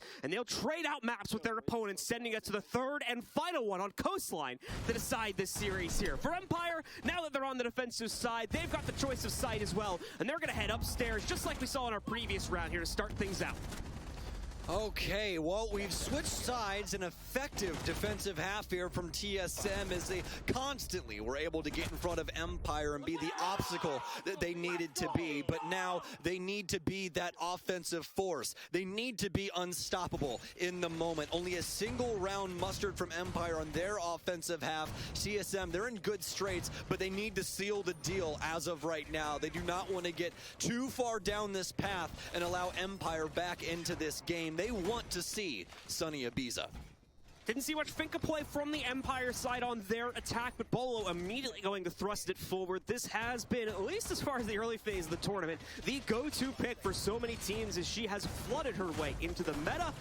Once again, has enabled that aggressive capability for so many teams. A nice little boost up for some of those poking fights we'll see teams get into in the first minute or 2 of a round, where 1 or 2 players might lose 20 to 30, maybe even 50 and before HP reverse sweep. over a bit of a half fight. Honestly, I could see Empire doing that. Those players can reboost Empire that HP back up to near full. has like really strong mental game, I feel like, where they just the capability to aim out and just in general. they can be down so bad Some of these more dodgy areas of the map that Empire are going to want to control.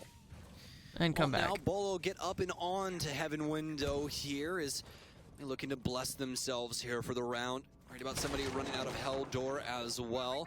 Achieved will begin sledging open the hatches on the top end as we start the slow rolling process of beginning to clear out Cafe. It's all onto the info game to make sure that they know where these Empire members are. We've seen it time and time again, just like we saw on Empire's side. So they'll be looking to make sure that Dan is inside of this space and that they can enact upon this area quickly enough in order to take him down. But fortunately for him, there's no castle barricade on this backside, so he'll be able to hightail it out of there and safely play inside of Cocktail. Bomb located by attackers. Merc continuing to look for an opening option here, and of course wants to try and clear out a little bit of utility if there's going to be any. That drone immediately jammed out, though. Unfortunate positioning for him, but not the end of the world, of course. Still under the halfway point inside of this round, and Merc is going to face check it after everything is done here. Obviously need to be very cautious since it hasn't been droned out, but quickly can deal with that mute jammer and get their teammate to go back on droning duties to get further into the site. Away from that, though, not a lot of aggressive contention coming out from Empire, neither from their Cocktail position or their deeper spot on the inside of Freezer. They are not going to play into the bathroom spot that we saw TSM trying to use with Bolo. That's been fully locked away. While, yes, so players inside of it, they can't necessarily aggressively swing out to Cigars prominently, as they would have been able to do with the setup that Bolo and the rest of TSM were using. That gives TSM free control up until Pixel, but now this is the problem. Because it's locked down here, Dan has so many easy fights. As long as the Freezer position remains strong here, they have to walk right into an M590, and that is not a situation you want to be flushed into as an attacker. Don't peek. Don't peek. We've seen some action coming There's out no of these reason to frag peek. grenades as the sun start to pour in.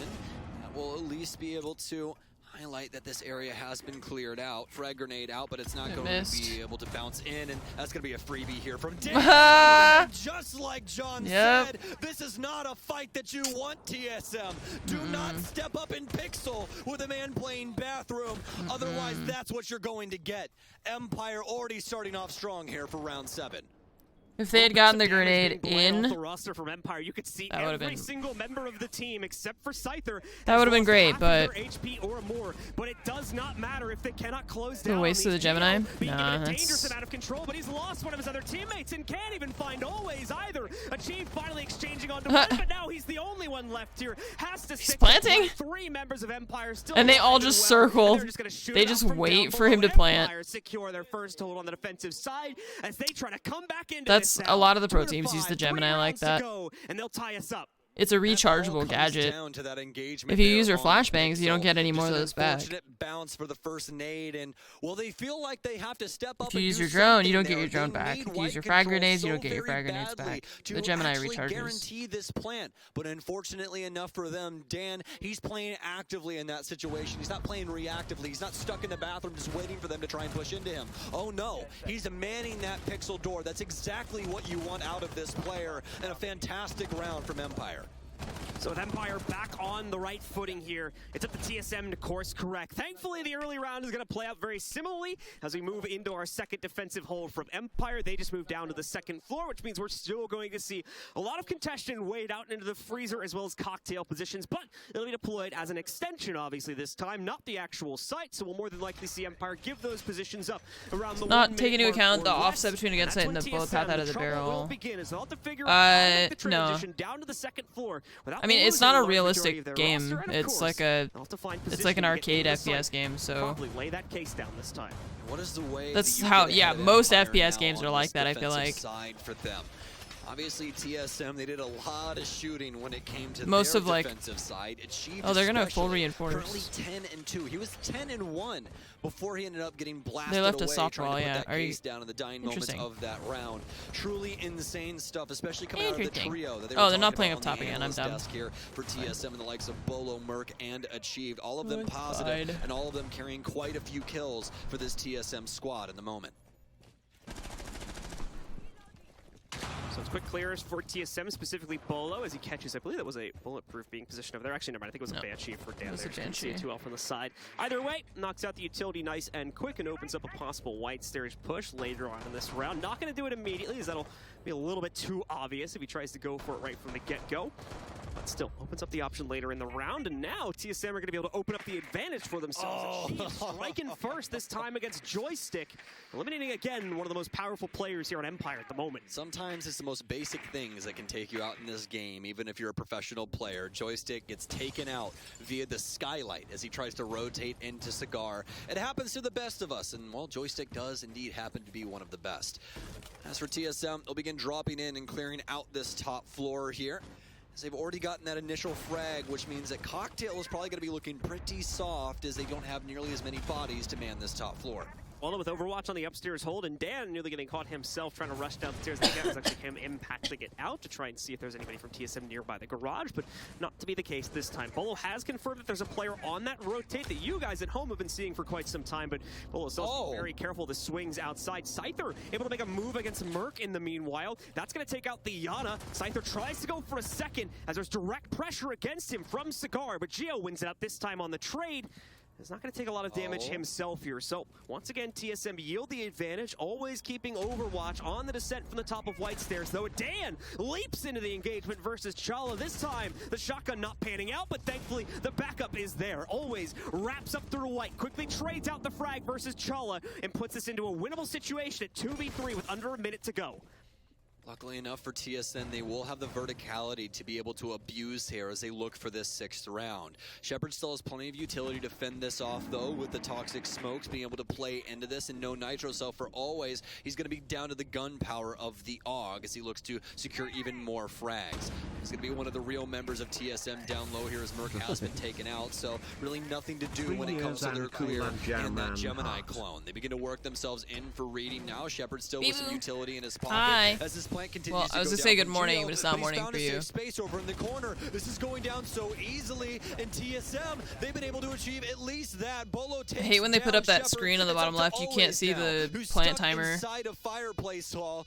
He at least has Geo over in the corner on low HP. He did not end up getting down in that scenario. It's going to be the easy kills back and forth, but no, they can't find it through the soft breach. He had the initial insight, but no, he can't get it done. It's map achieved point. instead. He hops off a new balcony and finds the kill in Fireplace, and they found their Thanks for the 3 years, people. That's map point now for TSM, as they only need one more to shut this one out and move themselves onto the third and morning final for map degenerate gamers. That makes sense. On Empire had the right positional read on all three members of TSM there, but just could not get a kill to get him out of that box that he was locked into over inside of Dining Room. Empire still Galasol thanks for 79 months. Shy Guy thanks for 78. Tough Wall thanks for 2 months. Just to trigger OT, a very similar situation that TSM was staring down at the end of map number 1. Now Empire has to pull out the same feat, otherwise we're going to our last map. What an insane storyline between these two, especially for TSM. You said it earlier, John. They are always the bridesmaid, never the bride. They somehow get to the podium, but end up third every single time that we see them. But also past that, I must remind you this. TSM always somehow gets the 6 invitational buff. Every year we see them make some Cinderella run where they are just so dynamic in their play, and it's hard for people to try and contest them. It was looking scary on Bank, but this cafe, this is proven that they can push themselves to the grand finals. Empire going to bring kind of the new school of thought to play here on their first floor hold, as you'll see Tachanka brought in. We were seeing some teams play this strategy with just the Tachanka, not even bringing the smoke to the table, but they're going to bring both here. Double delay composition for Empire, as of course you can bank those incendiaries from Tachanka off the wall, meaning you have the capability to block off freezer access or even front door play all the way back from Bakery, and more than likely the opposite effect holds true as well. Not necessarily going to be able to use the smokes that liberally, so considering that, a little bit more capability to play it out, even if Empire gets bullied out of the site through both the early and mid-round play from TSM, as we have been seeing on the previous rounds in this half. Yes, indeed. And for the previous rounds in this half overall, we're actually at an equal opening blood between these two teams. Yet TSM 6-2 right now on the score line. And this is what I was talking about before we got into this map. This team is so very scrappy. They are not scared to take these gunfights and try and equal that man count or play it down to low time and trust the utility to get something done. Now for Empire, it looks like they want to do more of the same. Take a page out of Chala's book and put these yokais in some pretty cheeky positions. This one, not as cheeky as we'd seen prior, as it'll just go up towards the kitchen ceiling and play right above the double door. For TSM, though, they've already cleared out most of this map for the upstairs presence as they begin to work themselves down the white stairs. We're just going to see a rather suspicious opening of the freezer wall, so won't necessarily want to play against that too early on in the round here. Still less than halfway through it. Of course, they'll need to wait until achieved. Brutalizes the floorboards here up above the site to try and open up better intel capability for this team. They'll want that hatch open too, which is going to be too much of an obstacle for them. Not really a lot that Empire can do to try and stop that. So there it goes. That's the execute route now opened up, as they have both the white stairs access as well as the pivotal hatch to get themselves to the inside. Now they need to try and build up towards the intel, but a nitro cell is going to put Sheev down on the ground. Thankfully, we have Finka in play, so it's going to be a very quick revival for him to get him back in play, and Empire won't be able to hunt him down quickly enough because he's way too close to hard flooring sitting directly behind him. And now you know why I almost had a heart attack for Achieved there. That's one of those areas inside the map that there's almost always a nitro cell waiting for you, and he takes a lot of heat from that, but luckily enough, Bolo still has a lot of adrenal surges in that pocket to buff him back up, and that's why we've seen so many plays coming in for Finka on this offensive side here, past the LMG and past the nades as well. Just so much to offer here, especially when you're able to pressure like this. Bolo takes down one. Bolo will find his second as Achieve tags on as well, and this round is starting to pull into the TSM favor. Can Scyther do anything about this? Misses some crucial shots on the VIP player. He'll hop back into coat check to try and survive these last 20 seconds. Scyther locked in a box there. Not much he can do about it, but like we were talking about earlier, always can bank these incendiaries and keep the members of TSM, for the most part, locked to the inside. Is a big mistake made there. That's case. Geo's dropped. That's the case down in an awkward position. Geo dropped the case inside. Well. Empire Empire are doing it. They're bringing it back, but okay, here we go. Bolo, he's retrieved case control. He's got it down on the ground. It doesn't look like Empire have any positioning to stop this here. Great Overwatch coming in from Jesus Charles. Christ. Now secured by Bolo. And Charles just spinning back and forth, trying to figure out. Seconds to get himself back over the case and get this counter defuse going. Will he be able to clutch out? Will he be able to push this map forward, or are we going to coastline? Oh, That's the big shit. question in play, and the answer Coastline. comes swiftly as Bolo secures yet another kill. Coastline is coming up next here as TSM strike back on map number 2 and take their opponent's Wow, map pick away from 7-2. them. I have one question, folks. Empire took Have you TSM's booked map, your and TSM tickets took for Empire's map. Ibiza? Yesterday, we did not have a single series that went the full best of 3. And finally, here in the That's upper true. bracket finals, we will achieve just that. TSM, Steel Cafe away from Empire It's time for coffee in for me. 7-2 fashion. Almost the highlight there at 13-6, but achieved as well, having an absolutely fantastic map, only going down in 3 of the rounds played for a positive 10 KD over the overall course of that map there.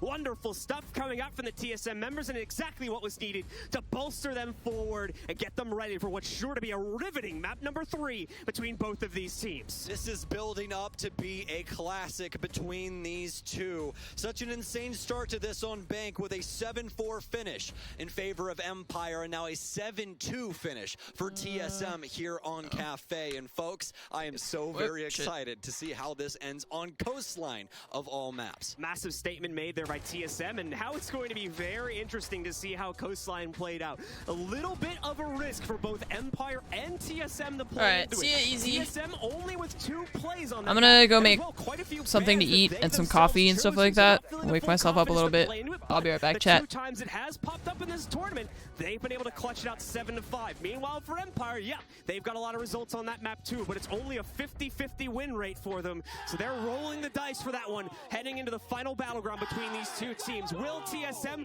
be able to break the bronze curse and finally secure an SI final for the first time in 3 years, or will Empire get themselves another potential finishing placement here at the 6 Invitational and possibly an opportunity to lift that hammer as well? Well, folks, we're going to be finding out very, very shortly. But once again, what a series so far inside of these first 2 maps. Stick it right here. We'll be right back in a few moments with a breakdown of map number 2 as well as map number 3.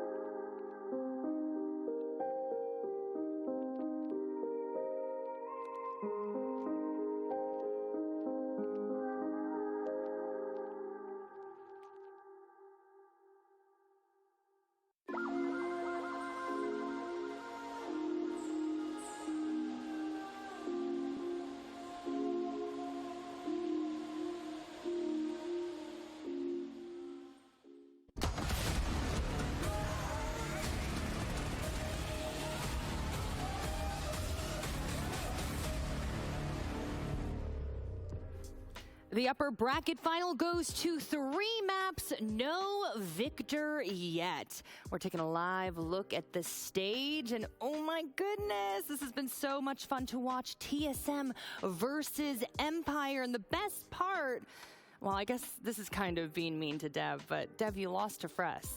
That's all right. That's all right. Look, drinks are on me tonight for them, but I'm happy to go down fighting. I think that Empire dropped the ball on that too. Like, TSM, credit to him. Insane comeback. No, for sure. I mean, it was kind of a flip-flop here. This was actually Empire's map pick, but you know what? The Trinity was ready to go, and Fresh, they were out for blood after map 1. Something woke up there. They absolutely did, and particularly Bolo. I'm not usually a big advocate of changing call-outs in game, but I think we need to change Pixel spot to be Bolo, because he was just not losing a single gunfight on that with the Aruni DMR, no less. Yeah, no, that was really impressive from them. I think there was a lot of areas of the map that Bolo and, of course, all of TSM were able to have very good power positions on. They were able to traverse the map very strongly. It did look like they had outclassed Empire at every turn. And while it was a dominant scoreline of 7-2, it was as dominant as it gets, I feel like a lot of those rounds were really close, particularly those kitchen rounds. And you're talking about Bolo. He had an insane flank upstairs and a 3K to enable that retake from TSM. Honestly, that was nuts, and that was really impressive. I thought that if Empire had maybe won that round, maybe they won their first kitchen attack, which was denied on the buzzer by a yokai drone, this would have been a very different Could have been very different, yeah, you're right. Although I will say is that when TSM, so that very first round, they were really pushing the boundaries of how long they could roam. Yeah. And that's what delayed enough time just to allow the Echo yokai drone to deny the plant, sorry. So they kept pushing those boundaries. Bolo coming back up on the flank, pushing the boundaries, really testing Empire out on their executes. And Empire were just failing. That just tiny little 5% failure where they weren't accounting for Bolo. They weren't accounting for the fact that players would still be roaming. Yeah, I mean, Bolo achieved Merc, TSM's Trinity. They seemed unstoppable there. It would seem like a change in energy for Empire, though. Dev, I mean, this wasn't a close map. It was a stomping. Yeah, and that was a big surprise to us, considering as we went into the map that this is a good Empire map. This is and you thought they were winning in 2. Yeah, and fair enough, I was wrong. It happens, believe it or not. But I think TSM clearly went in prepared, and they clearly went in not feeling dejected whatsoever. Their confidence not knocked it all after map 1, which is honestly probably what should have happened. They got slapped on their map pick. They come back and they do the same to Empire. Oh my god, look at the leading man to do it as well. To give the final slap, the final blow. Plus 10. What? Plus 10. Not only just plus 10 as well, is that it's rather surprising that a lot of his engagements happen mid to late round. He wasn't the opening engager by any means. He took one opening engagement, was successful in it, so you could say he's flawless on the entries if you want to. I mean, no one will call you wrong statistically, but it was really important mid to late round. Achieve was making the damaging blows in the power positions of Empire. And it wasn't the flashy kills that we saw at Upper. No, it wasn't. Like you say, it wasn't the entries. It was weird because he's got so many kills, but we'd hardly talked about Achieved when we're sat in the back room talking about the game. He was doing his job, and he was doing his job perfectly. Popping up when he needed to get a 2K and nothing else. Could probably call him a quiet achiever. Oh, you know what? I can't with Dev. Oh, that's another drink now. Yeah, you almost another drink after. 3 now. There's dad jokes, and then there's Dev jokes, which is just another level of cheesiness. But Jess, I do want to talk to you about Empire's attack. Yeah. Frankly, lackluster on this map. Yeah. What was falling apart with their attack strategy? You know, I was really surprised. For those who don't usually watch Empire, let me fill you in as to why I was so surprised about their attacks. They actually win more of their attacking rounds on this map for like the past 8 or 9 games they've played on Cafe than they win defensive rounds. So it's surprising because, you know, we don't generally consider Cafe to be that attacking side of map. For Empire, they did marginally win more of their attacking rounds, you know, as I said, for the last 8 times they've played it. And for them to come in and just drop the ball is really uncharacteristic of a team we know that moves faster on land, actually seem to be stopped at every turn. I actually wonder if it was pressure. Because they're on that map, it's their map, they know how to attack this map, it's to get to the grand final of the 6th Invitational, and they just looked disjointed. They looked like they were going at different times, they were getting caught out on ones, And I'm wondering if it was just a psychological pressure thing and that they really will have to come away from this map, going into the next map, and have a full mental reset. Well, the thing is, this isn't the first time we've seen Empire struggle on attack here at SI. And yes, well, historically, they're really good on attack. We saw the M&M game, which is the only match at Six Invitational that they have lost so far. They got 2-0'd, dominant scorelines, both of them, and they only won 2 attacking rounds in the whole series. They played Coastline, for goodness sake, the most attacker-sided map in the entire map pool, and they still couldn't rack up a couple of attacks. So we're starting to see flashes of that really vulnerable Empire that let them down against M&M. Yeah, I mean, I think the big question now is how does Empire reset? Like I said earlier, that was 7-2 on there, Fresh. I'm making you put your little coach cap on, okay? What are you telling your team right now? I mean, it's a difficult one, but the Empire, you know, in terms of the Russians, they've always been seen as this team that, regardless of what happens, they go in, they do the job, they're focused. They always operate in that middle ground. They're never too high and they're never too low. They just stay in that middle ground, and that's what I expect coming out of them. I'm not expecting some massive reaction coming out of them. I'm just expecting consistently what we have seen, and that they trust that will be enough to get them through. That will be the key for Empire, because let's say they are nervous. Let's go off that theory crafting there to say the pressure got to them a bit. They weren't operating at the speed they were hoping to, especially on land.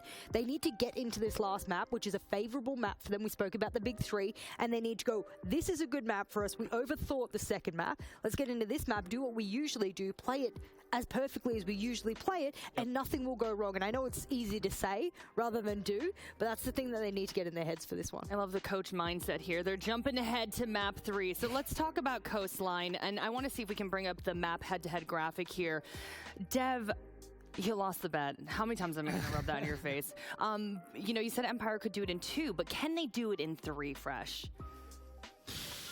I mean, or Dev. Oops, I messed up the name. Sorry. Oh, you? No, I thought wow. I just thought you were like Dev. You lost the bet. You don't get I was attracted to the blue jackets. You're and in talking jail over there, Dev. Yeah. I was like, either y'all. No. Look, if I am allowed to break in here, I will say this is one of Empire's really strong maps, and this is something we've talked about, Fresh, a lot. But you can see TSM have played it twice at SI against both NIP and Dark Zero, and won it both times. And that's where recency bias comes into play, right? Is I'm talking over the past year, this is Empire. Past 3 years, I said it in the pre-show. This is an Empire staple map. But if you look in this tournament, 50% actual map win rate, 50% attack win rate on what we know to be an attacker-sided map. So recency bias actually indicates it slightly leans me in the favor of TSM. And if you want to talk recency bias, both of the most recent 2 times Empire played this, they lost it. Lost it to Sonics, lost it to M&M. That was a 7-1. So not amazing statistically, of course, what we saw in the graph there. We had higher win rates on attack and defense for TSM on this map as well. So this should, in theory, be a TSM favored thing. But if there's anything that piles on that for me, and yes, now I am flip-flopping compared to my... it's the fact that TSM have that momentum. They shut Empire out of map 2, and I don't think they'll let them in on map 3. The only redeeming factor after looking at that graphic, boys, I've sat here very quietly. I've run all the numbers through my head. I've looked at what I've got over the past 6 months for TSM and Empire. TSM, they are very attack heavy on this map, just statistically over the past times they've played it. However, Empire has a nice, juicy little balance. That's what you want as a team. You don't want to come on one side and go, sheesh, if we don't win at least 4 rounds here, our second half is usually really weak, and we're just going to have to pull things out of the bag there. So if we're looking at balance on sides of preference, Team Empire likes both sides. That is going beyond the recency bias we've spoken about. They are going to have to pull something new that they haven't pulled out at this tournament in order for them to get back to that form.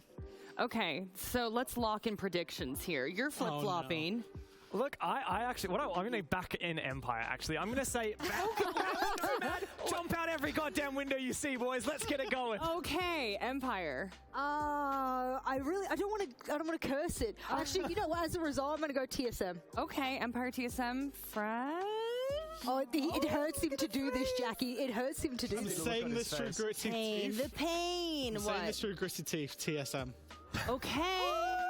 Man, y'all you know what? We're going to get back to the EUL desk. I like the traitors. We're going to get back to the EUL desk, and like it'll just have traitors written as our name plaques from then on. Oh my god. Well, we'll see how this all turns out. The upper bracket final will be decided here. Who is going to the grand final? Well, Blue and Stokes, take it away. Map 3.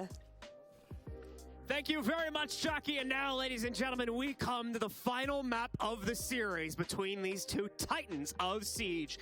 Empire, hailing from Europe, and of course, TSM from the North American side of things. Both have been able to snipe a map off of each other, but who will be the victor on this final one? Well, the stats are very close. It's very dangerous for both of our teams. The analysts, the European analysts, seem to be favoring the North American squad. But Stokes, let's get your thoughts on it. How are things looking for both of our teams here, as we sit at the precipice of the final map? This is indeed the upper bracket finals, my friend. And if there's one thing I know about both of these teams, folks, it's that you should set your notepad on fire. This last map, it's equal slate between these two. Coastline decides who goes on to the grand final and who goes to the lower bracket. Hi, guys. We're ready to jump into this one so very soon. And let me tell you, at least for me, I'm feeling a little NA bias, I'll be honest. I think that they will be able to propel themselves to the grand finals, but Empire, they've played spoils time and time again before. So luckily enough for you and I, John, we don't have to wait too long. Coastline starts right now. Let's get into it, folks. It is the final map of the series to solidify our first grand finalist, the 6th Invitational 2022. I'm back with my breakfast. Will it be TSM or will it be Empire? Let's get into the map and find out, as we're immediately perfect timing. I thought I was going to take too long. First ban on the table here. Perfect timing. That's the choice from Empire. TSM selection, in the meanwhile, is going to fall in line with what we've seen in the meta, as Thatcher will be removed for them. Well, luckily enough for Dev Marta, it seems like he's going to get exactly what he wants. Nomad off the board means we might have some high-flying action in between these two. The smoke ban coming through as well. Not only a solid ban overall for a map like Coastline, but also somewhat of a target up against Shepard, who's one of the best smokes in the entire world. Not the first time we've seen a smoke ban utilized specifically inside of an Empire matchup, and if memory serves me correctly, inside of this map also. I believe we saw it back when they played the Sonics earlier on in the tournament, so it's going to be a repeat of that. Valkyrie, of course, will now be removed from play. Way too much outside contention and positions where you can sneak those cameras into play, so you do not want to leave her in the play for this one, considering how roam-heavy this map is going to be for the defenders. Meanwhile, though, it's Empire that get that honor first, as they're going to start out on the defensive side, and TSM will be on the attack. Blue Bar is up first as well as the site selection for Empire. It's truly insane that we've reached here, and not only reached to the point where we're at the maximum map inside of a best of 3, but also that we're here on Coastline. Honestly, I was sitting in the green room this morning and talking to Pangu, and him and I both did not think this map would be inside of the map pool, just because of the history with these two teams on this map. But we're here, and it's live. Not only that, I personally think that this is one of Shepard's best maps whenever he plays for Empire. It is truly electric what he can produce here, but we'll have to see what they can get done. All the cards are on the table for both of these teams. Pull out all the stops, pull out any weird strat that you have, because it all matters right now. Important to note, of course, once again, while we are not going to have any upper bracket advantage as far as I'm aware inside of the grand final, the advantage you will get is the fact that you don't have to play that one additional series in the lower bracket finals as well. That's 3 more maps you potentially get to hide, 3 more huge strategies you could potentially keep in your pocket heading into the grand finals if you're not forced to thrust them out here in this series. Both teams want that honor, but only one can walk away with it. And don't forget this, if you come from the lower bracket and that goes the full breadth of that best of 3, you have a possibility of playing 8 maps of Rainbow Six in a competitive setting in a singular day. Let me tell you, that is so unbelievably strenuous. The amount of focus it takes just to complete a best of 3 at this caliber of play is insane. And now, with the start, we already have Merc here on the double window for Penn. Can he get the kill onto Scyther? He's dancing back and forth. Scyther? Finally, he'll pick him up. Scyther, he's out on an island, and he's dead there.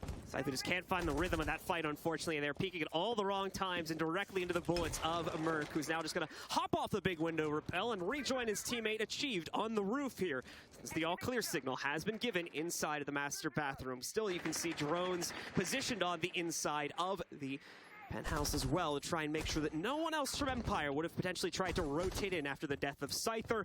Not going to be that bold on the Empire side of things. They're going to keep it a little bit closer to the site and play entirely downstairs now.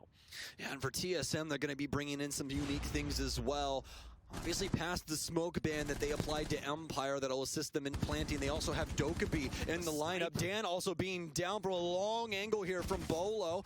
I'll be able to take control of the kitchen space now as they look to pick Dan back up, and hopefully they do so. These my discs mean so much to the situation in the current moment, as he's the only person that can deny frag grenades for the defense. The amount of harassment coming out from TSM right now, Empire needs to give some respect over to these attackers, but at the same time, need to try and waste out this clock a little bit. TSM have gotten way too much far too early on in the round, so it's a bit of a perplexing scenario here for our defenders as they're trying to toe the line between both their defensive capability in the late round as well as the capability to even get to that point in the round due to how many players and how much health they've already lost there. Most recently seen Always take a bullet or two there to chuck off about 25 of his HP. Things have slowed down though. It looks like Empire getting better control over their positioning, or at least what's left of it now as we enter the final minute of play. And TSM are a little bit more uncertain of themselves as they go back on the drones for 3 of their players to suss out these downstairs positions. TSM not looking to overstep, also getting some solid intel as to what's going on inside of the site. Bolo with the possibility of another here as Shepard steps up, but he's only going to take a little bit of damage, but it's starting to add up here on the Empire lineup.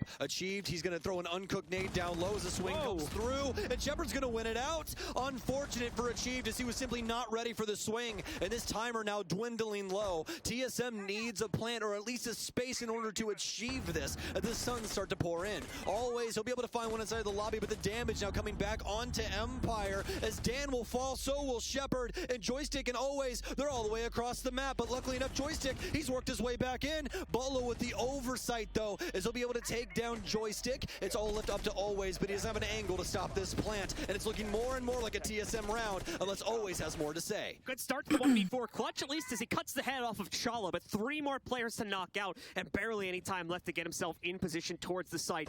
This move from Empire to try and get aggressive against the lobby, hold the swing back around towards it, with 2 of their players. I'm not sure why he threw the nade at the guy underneath the stairs and then wasn't ready for a swing. To delay, and it looked like they were going to be able to waste the clock down, but not anymore after they swung those players towards security. TSM open up the floodgates to Sunrise Bar and work themselves into a first round to start this map out with them in the lead. Merc with the immediate pick, and then a fantastic working of the map coming past that from TSM as they clear out the entire top floor, force Empire back towards the site, and start dealing some serious damage to those site players, making it so very difficult for Empire to try and come back. Yes, they were able to get some serious kills like this on Shepard that really should have never have happened, but past that, it was TSM getting away with so very much, as Empire with a lot of missed positions inside of that as they tried to fight back against TSM. Not to mention Empire with little to no respect for the intel game. You could see it, especially with Bolo's kitchen clear. He knew where every single member of that team was in sight there. Even though he wasn't able to necessarily leverage kills earlier on once he had taken kitchen control,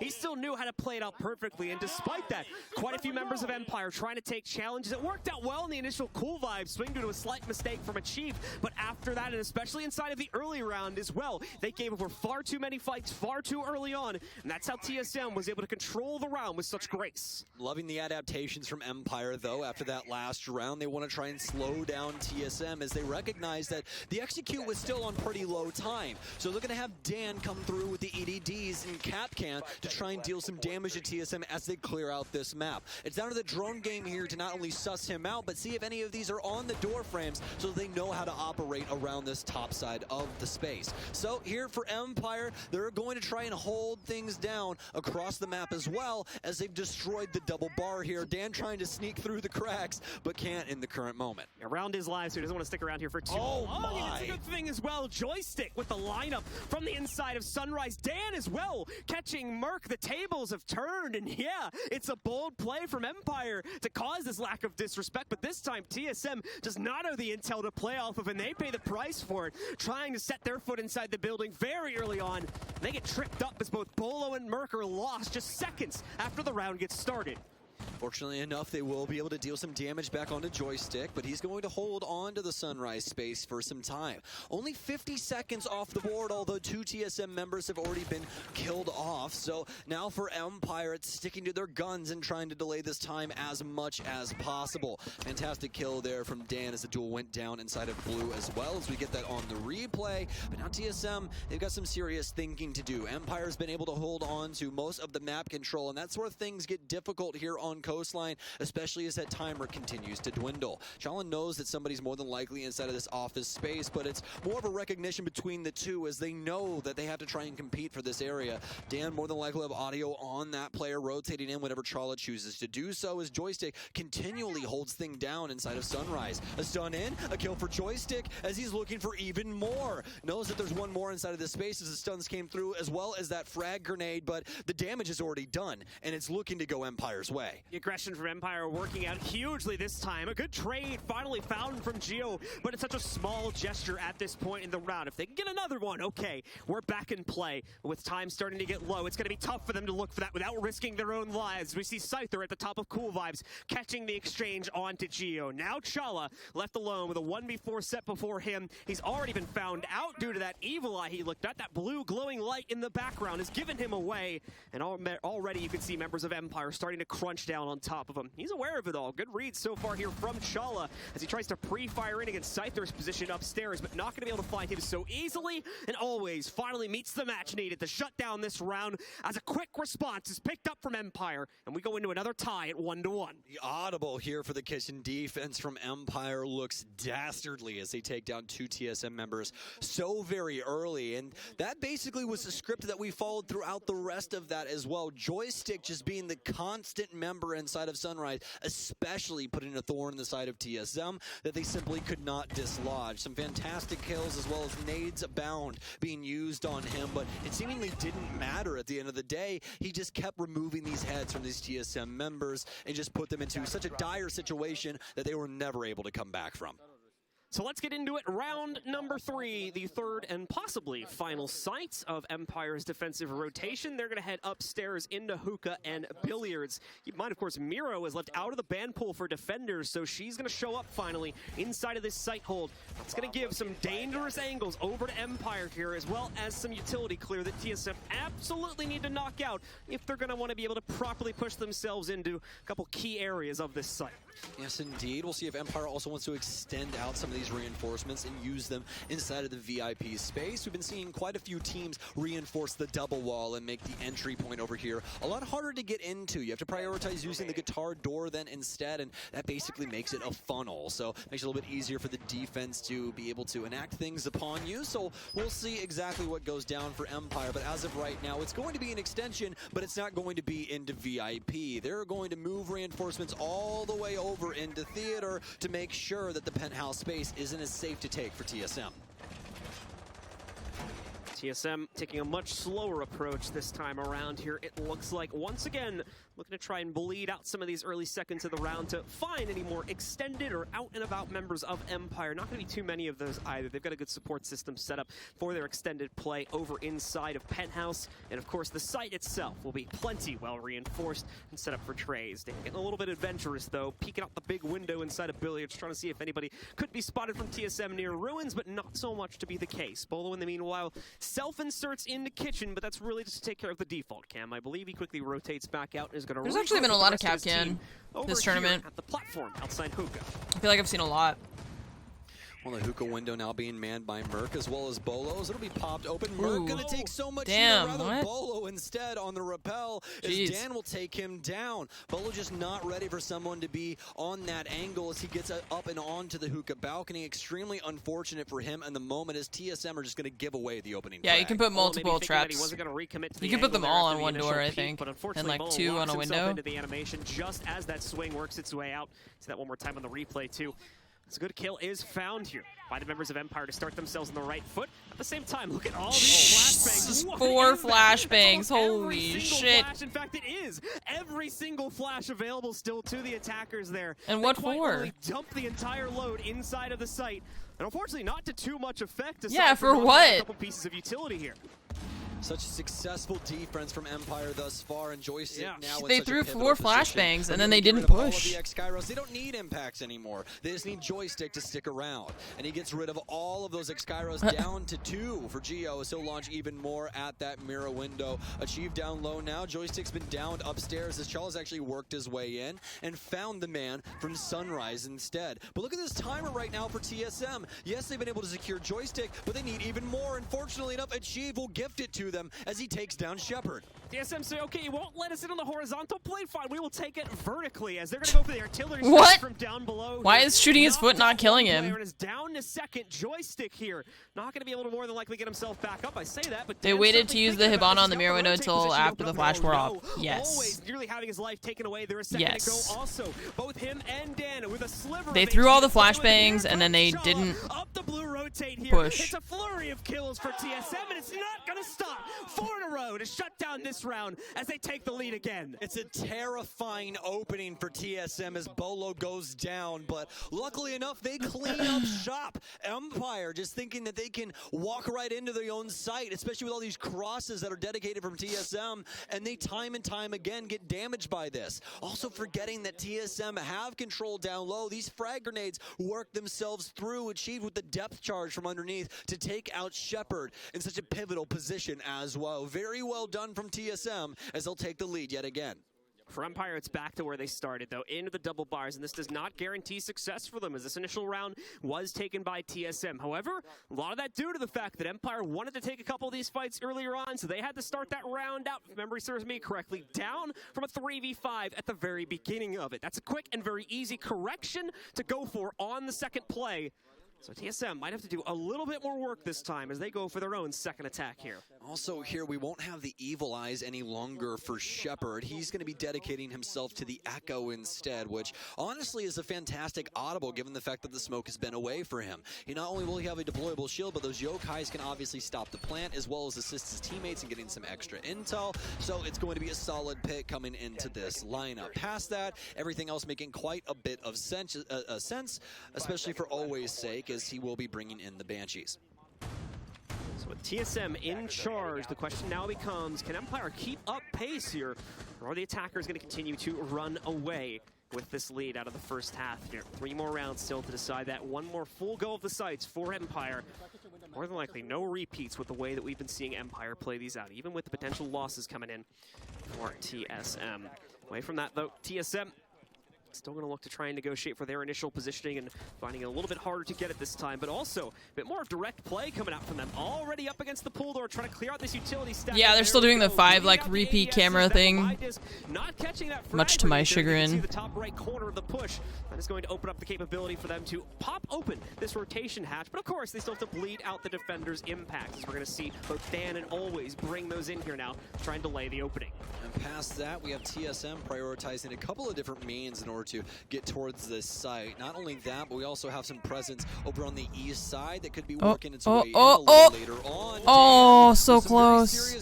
Ooh, that was really close. From the adrenal surges from Bolo, so he'll be healthy here in just a moment. Fortunate enough for TSM that they still have Bolo on Finka, so be able to use that and hopefully get Geo back towards 100% HP. First phone call out here for the Dokkaebi as Chala will be looking to start clearing this top end. Actually, second call here as he's just down to 1. Able to burn out everything with those stuns, but now the shotgun coming out for Joystick as he's manning the stairwell and doing it well, and he'll take down Merc. First kill found, a little over halfway through it, with Empire striking true this time to knock out Merc. And mixed results for him so far inside of this series. Ball and Achieved are the big players on the field, and just as I mentioned his name, he strikes true here, catching a trade onto Always and equalizing the player count, just as time is going to start to get a little more stressful here for TSM. A few more members of Empire needing to be dealt with before they can contend directly with the site play. However, most notably, of course, Dan, positioned here inside that disc is not in a good spot. You can see it from the other side. Yeah, see? Like, why did you throw it that far? He'll also have potential support coming out from security. Not going to need it to start this, though. That's a clean headshot to eliminate Bolo and knock him out. But like I said, there's two other players that want him dead. But no, Dan fends off the second player working his way in from service. Actually, it's one that came through the front door. The service player, Geo, is able to finally catch the exchange against him, putting TSM back into a somewhat palatable position at a 2v3. Empire's been fighting so hard on these defensive sides, and it's finally paying off as they have the man advantage going into the last 30 seconds. They still have a C4 and, so much to do, and honestly, they really don't have the at least an Echo drone. Achieved is going to have to get so many. I don't know. There's no way to tell how many Echo drones they have. Empire in some very pivotal positions with only 10 like out on the field. You know, it just says 0 right now. But oh well, he's gonna die anyway. Diffuser down. 5 seconds. 4, 3, 2. That's the round. round. He can't do it. He can't even find yet another player of Empire as Empire. This is the upper bracket final. On the double bars, plays out so today we've got, oh god. TSM has to try and steal another one away if they want to keep things even. This is today, this game, and then we'll watch this one later. And then tomorrow is the lower final and then the grand final. Started out perfectly for TSM, but the response so there's only that many games left. So swift from Empire. This one and then 3 more. Cannot find a solid footing to get themselves ahead of the Russian machine as they try as well, just as hard as TSM is. This is a lot more back and forth, yeah. Last one was not good for Empire. Joystick was the man to line it up. Dan was the one to seal it away inside of that round as he made a grand stand. But whoever loses this one, they're not eliminated. They go on to face the winner of the MIBR phase match. As we head back to the kitchen defense, so they still have one more chance, basically. And it was led off by Joystick. Last chance for Romance. Speaking of Joystick, his opening bloods have been truly insane throughout most of this series. It's really been him. Yeah, then they play the loser final. They have to play the loser final and then the grand final if they win it. Shepard finding one each inside of this series so far. The next match, whoever loses is eliminated, and that's it. They're out. Empire bringing back the cap can. There's no advantage in the grand final. The only advantage is that you don't have to play a best of 3 and a best of 5 in the same day, basically. Or at least catch some of this early action from TSM, especially if they're not going to be checking. And then you basically had to play less best of 3s to get to the grand final, so it's a bit of a tactical advantage. Yes, indeed. These EDDs can be quite the nuisance, as we've noticed inside of these couple of maps here. I don't know if I read your resub out yet, Burrito, but what's up? Hi, Ito Burrito. Again, but already some pressure around the space as the they used to have a map advantage. Yeah, it used to be a best of 5, and the winner's bracket had a 1 map advantage. On him as well, as he removes the head of Merc on the blue window, and he looks for it yet again. Pre-fires as well. That could have been the demise of TSM there in the opening 40 seconds. Yeah. 1.5 so precise, and Dan is showing us just how to use it here. A perfect opener against Merc, and he's still got a possibility to go for number 2 here. Another member of TSM 2, in fact, potentially swung out against him. It's all a matter of whether Dan can line up the challenge properly against the attackers' angles as well. So we'll come back to him in a little bit.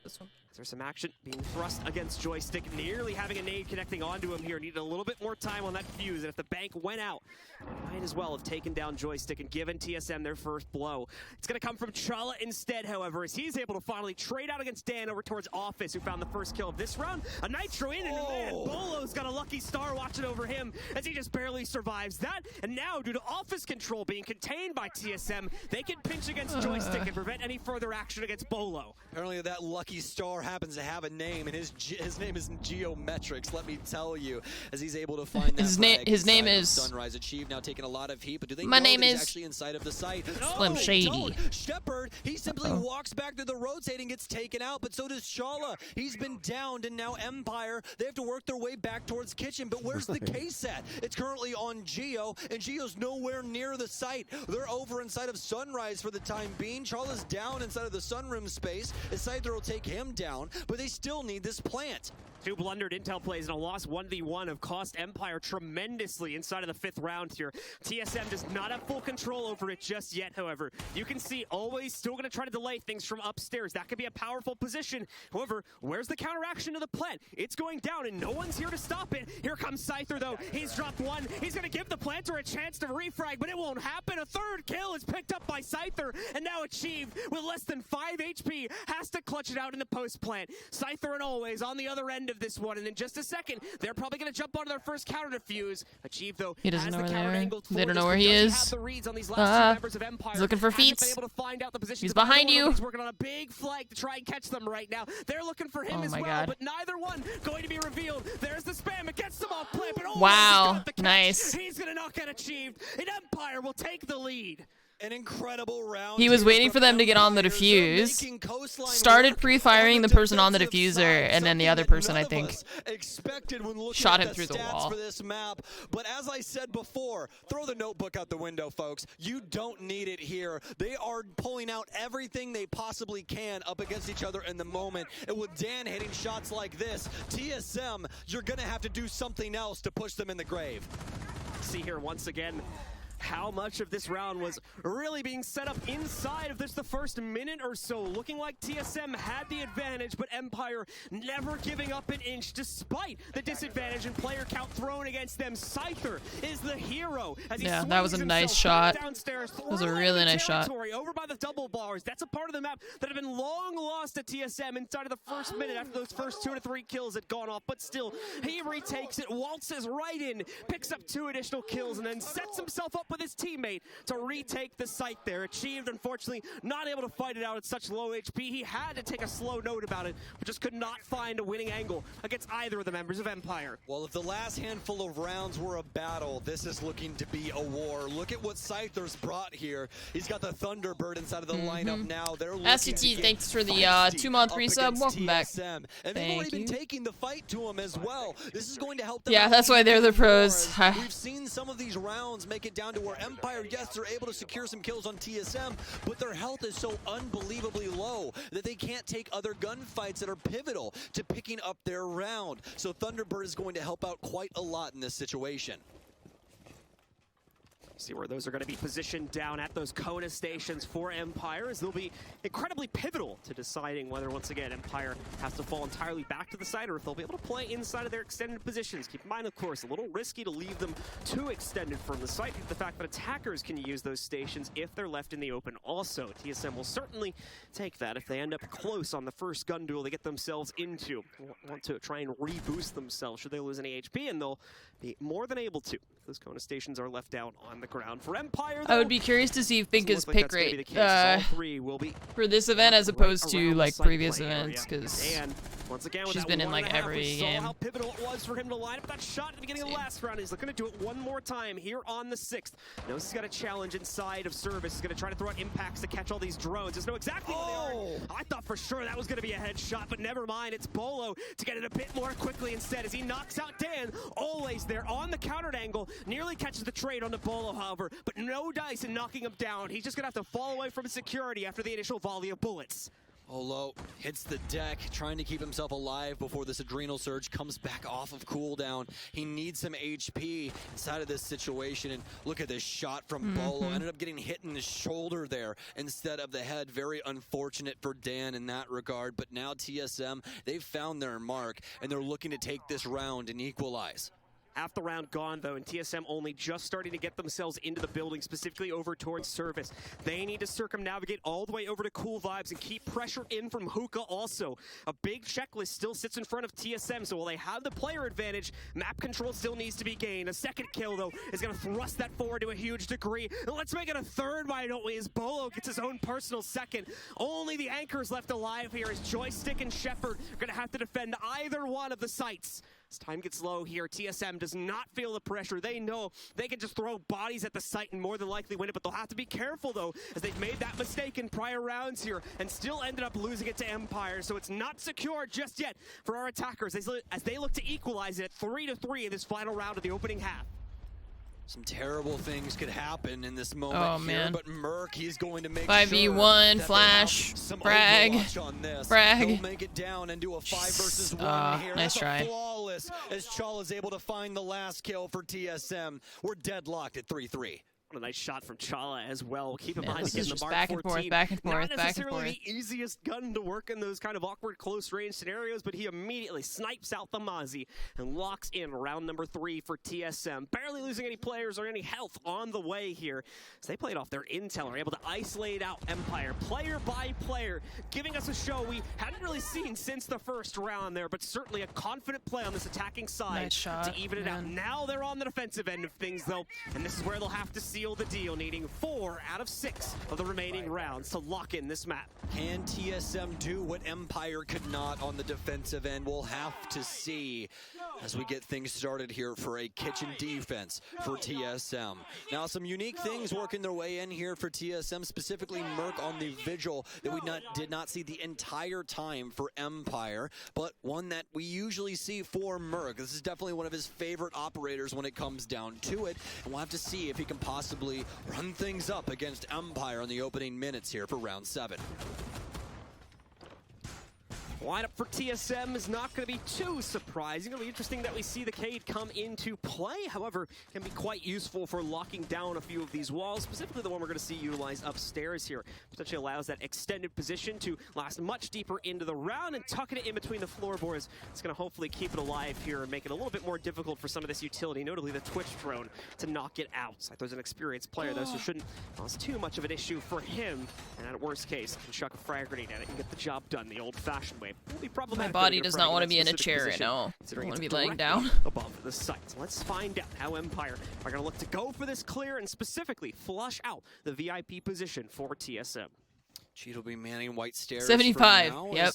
We're used to these that defensive feels teams accurate on at this current moment. Presence. Nimbus, thanks for the 45 months. Sir King King Wolf, thanks for the 30.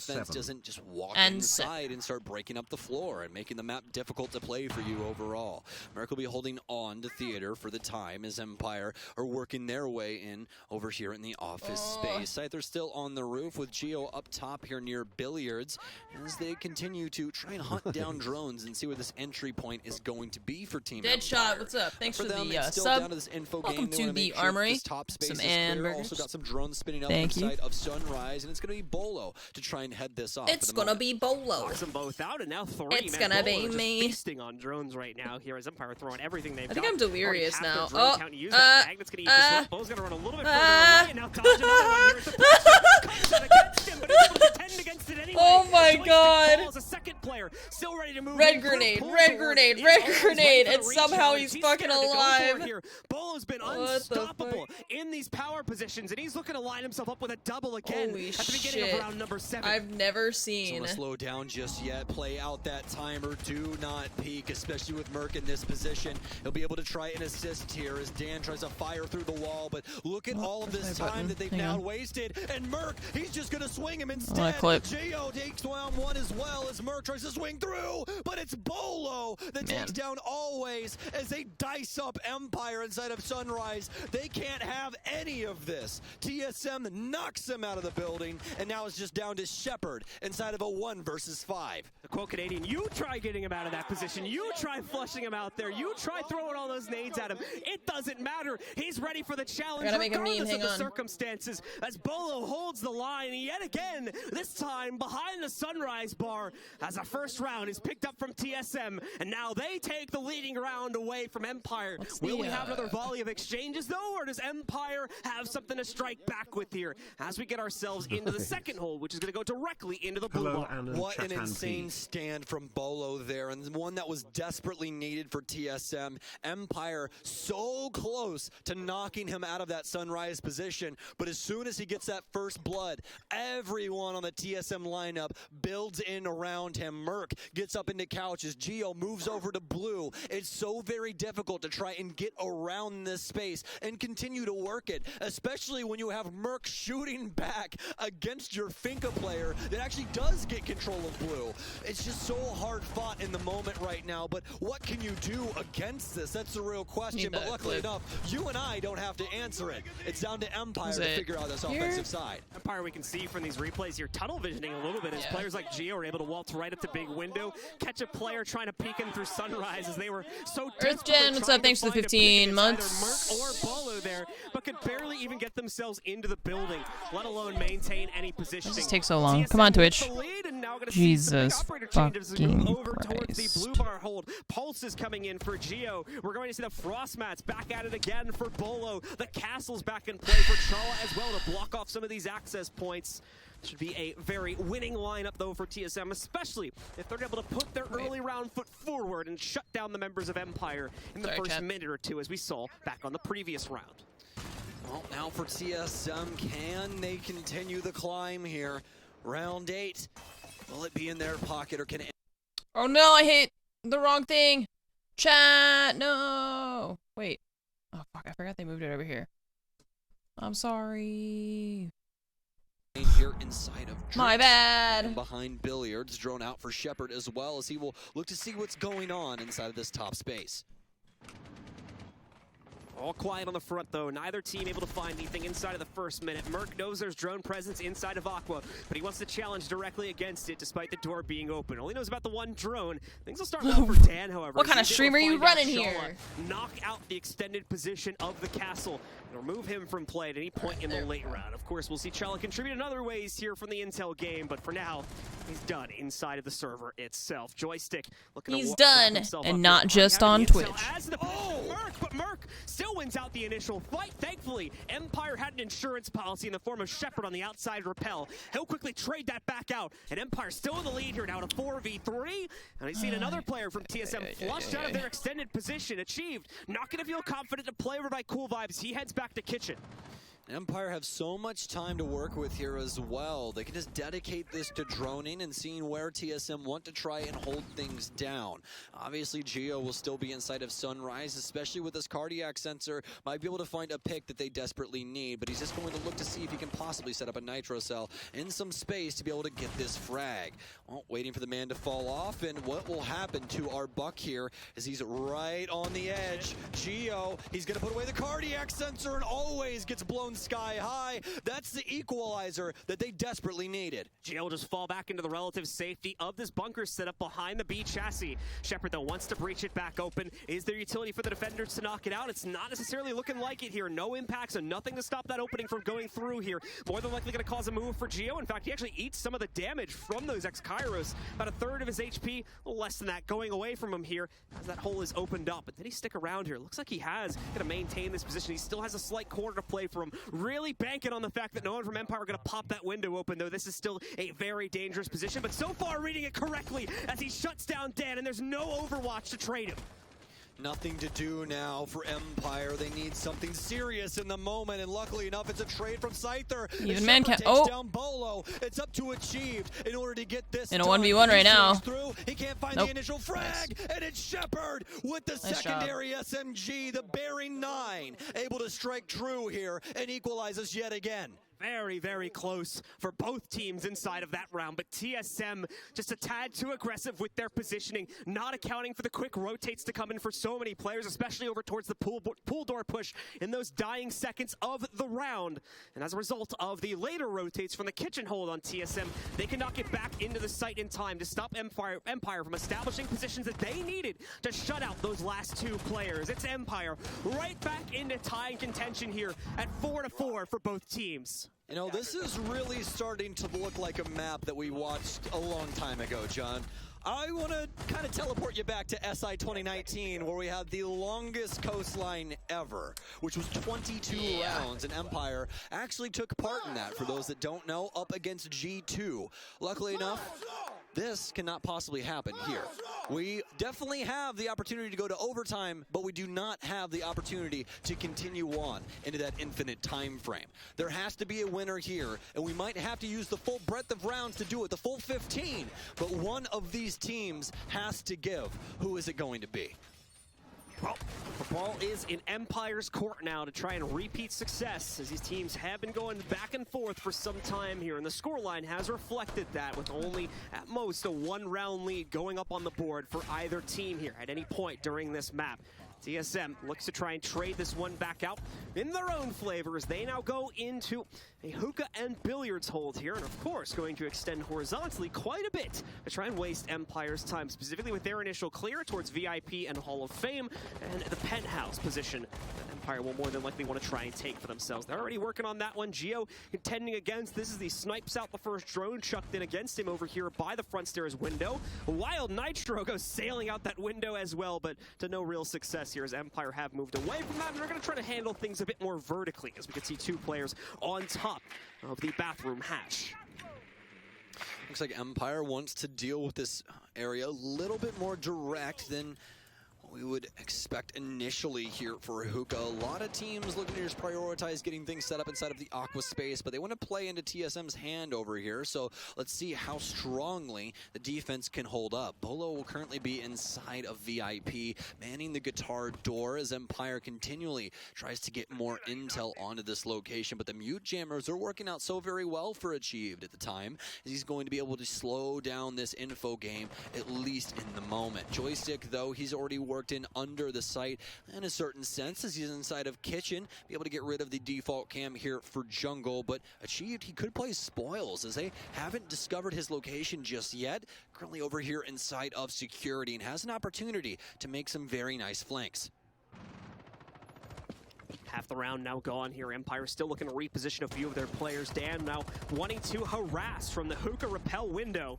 See if he can find out any of the members of TSM from there. At the same time, they're going to crack open the corner that would normally become problematic for that player on rappel, and thankfully, for their sake, find nothing there. The rappel yields results as well. Dan gets himself off of it onto the platform over by balcony, and that'll allow him to find the cross against Chala, netting Empire the first kill of this round, and hot on the heels of a second here as they're going to try to isolate out Bolo, but he's playing it safe now as he knows he's lost his support. Scary situation now, but he's got one impact to be able to get rid of at least this set of Exkyros. Shepard has so many, though, and that's the big problem.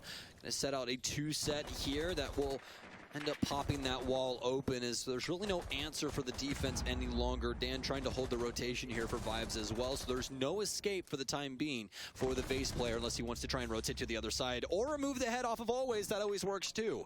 Geo now will be holding on to Billiards here as they've slowed up Empire's offense, but oh no, Joystick on the back end. He'll take down Merc as that will remove the 90 player, and he'll take down Bolo. Empire's got the Overwatch, and they've got the round. Back to back yet again here for Empire. It all came down to those final 1v1s, and just far too many of them falling into the hands of Empire. The site control, which was looking good for TSM, falls to pieces off of the back of that great flank coming in through 90, and the other players taking solid duels past that point also. Empire now in pole position here. Only 2 rounds needed to close this one down, but we only have 3 rounds remaining here, so it's got to be nearly flawless from our attackers from this point forward if they want to close this down. If not, overtime will be on the cards to settle our first grand finalist. Yes, indeed. So we are at 5-4 score line here. TSM with so much to do in the moment, but fortunately enough, history may repeat itself as the first half of this map, Empire was the only team to go back-to-back on rounds for their second and third rounds. So we could see that yet again here. TSM could indeed bounce back, get 2 rounds, and force us into OT. We really just don't know. There's so many ways that this could break down, and I think this is a beautiful moment for this tack timeout from TSM. The pause call has come in from Pojo, so TSM going to try to break things down here before it gets too far out of control. Already in the second half, so no side switch to fall back on here. It's all about how this defensive side is played out. Thankfully, we are already through the tactical pause. We're in the replays. It got started, guys, so not going to need to sit on these cameras for too long. The countdown has already resumed, and we're heading back into it as TSM have a kitchen and service defense coming up right after this pause to see if the insight from their coach. I thought that was a tactical timeout. That was a technical timeout? Why was it so short? Results. I don't know about you, but if there was one grand final that I could just close my eyes and pray and get inside of our Sunday matchup, it would have to be this. I'm being so serious. I want a full breadth best of 5 between TSM and Team Empire. These two teams have been so much fun to watch inside of this series so far, and not only that, but they've reached this moment right here on Coastline, no less. 5-4 in favor of Empire as we come off of the tack timeout. And for TSM, a lot to do yet again, as we were talking about previously. It all starts here on the kitchen. Defense, what's the change up for them? Well, not really too much. They're still going to have Merc on the Vigil, who could play spoils around the map if he so chooses. He's been firing on all cylinders when it comes to this map. Kind of had a fall off there for a moment inside of Cafe, but wasn't really needed that much in the grand scheme of things. Now it's down to him to try and assist, but oh no, the early damage already coming down is Achieved, has been dusted. Where is he at? I think he's over on White Stairs, and not like this. Please, Dan, not like this, as the Twitch drone continues to take away at his health. Doesn't do enough anymore, unfortunately, so not going to fully knock Achieved out here. We've seen Joystick take quite a bit of heat now that Chala, I believe, has the Overwatch for the front door also. Achieved back in the fight here, and Chala swinging out to try and find that player just below the front stairs rappel window. Not going to see either team, though, yield their first kill, as both Joystick Low HP as well as Achieved. Revive back up, are going to keep themselves into it. Joystick nearly lost, but the real story is Merc coming back into it here and locking down the first real kill against Shepard. Joystick on such incredibly low HP as well. And Empire, they haven't been using Finka at all throughout this best of 3. So they won't have those adrenal surges, and Merc's got another kill. Oh no, not like this, Empire. Merc now with a 2.0. If you want to throw the assist in there, he's doing even better in the moment. Bolo, though, will finally go down to Scyther as Empire find a response. Big mistake in the intel game there for Joystick specifically. For those who caught it, mid-reload after he popped the door open there, completely exposed to the swing from TSM, and an easy kill for Merc to be able to negotiate there. Empire, once again, having trouble keeping up with the constant rotates that TSM are throwing at them. This mobile team is constantly finding the opening kill and oftentimes not leaving a window for the trade to come out either on the side of Empire. It's TSM now 4v3. Still over a minute to go, though. That is plenty of time for Empire to course correct, especially with them having proximity close to the site now, starting to clear out the second floor hold. And more than likely in a few moments getting access to either the main stairs or the Cool Vibes rotate. Not only that, but it is eerily quiet around the map currently, but the stun will break that up. Currently coming in on to anyone here as always, just trying to see if he can possibly pick up a free frag in the area. He'll try and pack up that stun grenade, but fortunately enough for him, no one currently inside of this area. But might end up running into some problems now as we still have a Geometrics all the way up inside of the bathroom, but it's Merc instead. He is just running amok of this entire offense. They can't get in front of him. Dan has to kill him here, and he does, but now that will give up where Dan is as well. He's at the front door, and Achieved, he's going to be able to play this out. They have no idea where he is. The Nitro cell out, but it's not going to do much. He gets stuck to the top of the door, and he's dead. It's a 2 versus 2, and the plant's going down for Scyther. Oh, I just realized that I can't. It's a triple for him. I can't push to talk, otherwise he's gonna fuck up the stream. For TSM. It's slowed down inside of stage I have to 3, wait. but they need him here inside of the upper bracket. Can Chala get it done with the 81? He steps up to the plate inside of Kegs. Has some that did a lot of damage with the impact. Looking doable in the moment. He needs to. He doesn't know where they are though. There's 25 seconds on this clock as he shifts back into stalls. He knows one's got to be around the space, but he sprints. Oh, the timing! Can he get it done outside though? The timing! From Dan. Oh no, shit! Break up, and he knows that he has it. Oh my God! Gets it done. Wow! The clutch. Jeez, the clutch. That was too close. Okay, hang on. Let me change this to voice activity. Coming for Empire, but still, the clutch is there for TSM. They bring it back. They equalize yet again. As this scoreline cannot contend for either okay, hi. Sorry, I. 5-5. Jesus, why are you screaming? As we go into the last 2 rounds of regulation. I'm gonna have to take this jacket off, man.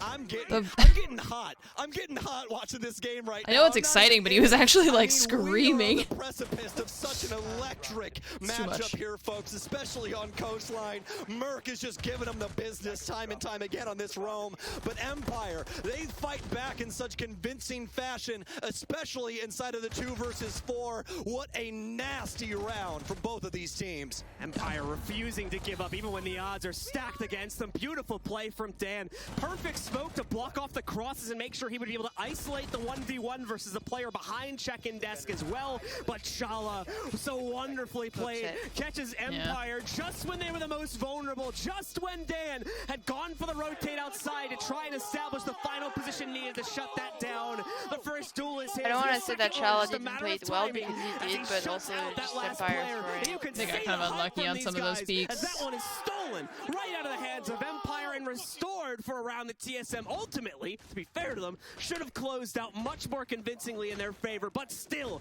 it ends up in their pocket, and now we are tied yet again here as TSM move to another new site into the double bars. Double bar here for the second time as they continue their site rotation. Obviously, it'll be the top hold for them, but past that, TSM need to get ahead of Empire on this entry, and with 15 seconds already gone in the round, Empire's right at the gates to Coastline as they'll be looking to entry into this map.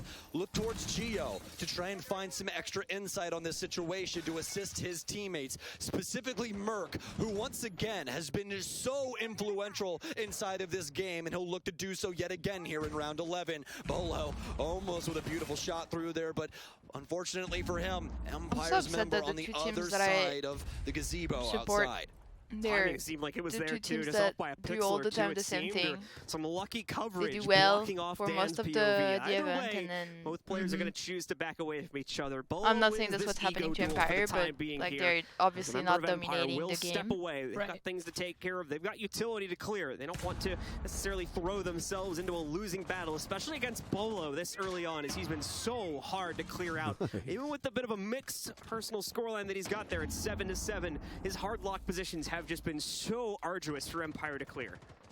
Great read here from Geo Pulse, showing exactly what he's so good at inside of these rounds. Some early insight, but now Joystick, he needs to win this fight. And Merc doubles back, and they deal just about the same amount of damage to each other. He's going to move in behind the Aqua Ball, but he's been stunned out. That's such an easy kill. The team play from Empire on the roof. I mean, it's going to bode so very well for them as they take down the top frag for TSM. Bolo looking to try and find some revenge, though. He's rotating. Okay, can you stop for?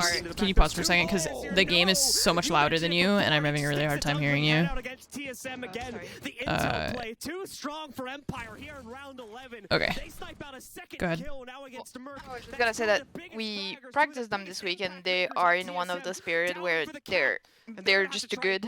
They are just actually too good. Yeah. We're down to less than a minute, and they're really hard to play against. Swing out. There's another player that's gonna cross right against him. Are they ready for the fight? Ooh. Oh no, Chala backs away from it too early, so Shepard survives, and always no, you're dead. They're on top of the hatch for the refrag, but Achieve refrags himself as he's able to find Dan at the bottom of Cool Vibes.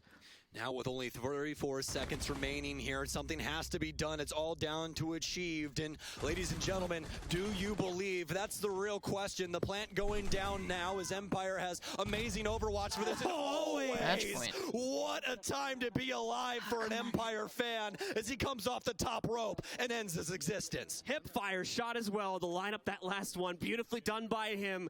So we go all the way to the end of regulation. It's match point on 12 for Empire, with only one opportunity to shut it down here in this round. If TSM volley it again, we are going to overtime to find our first grand finalist here at the 6th Invitational 2022.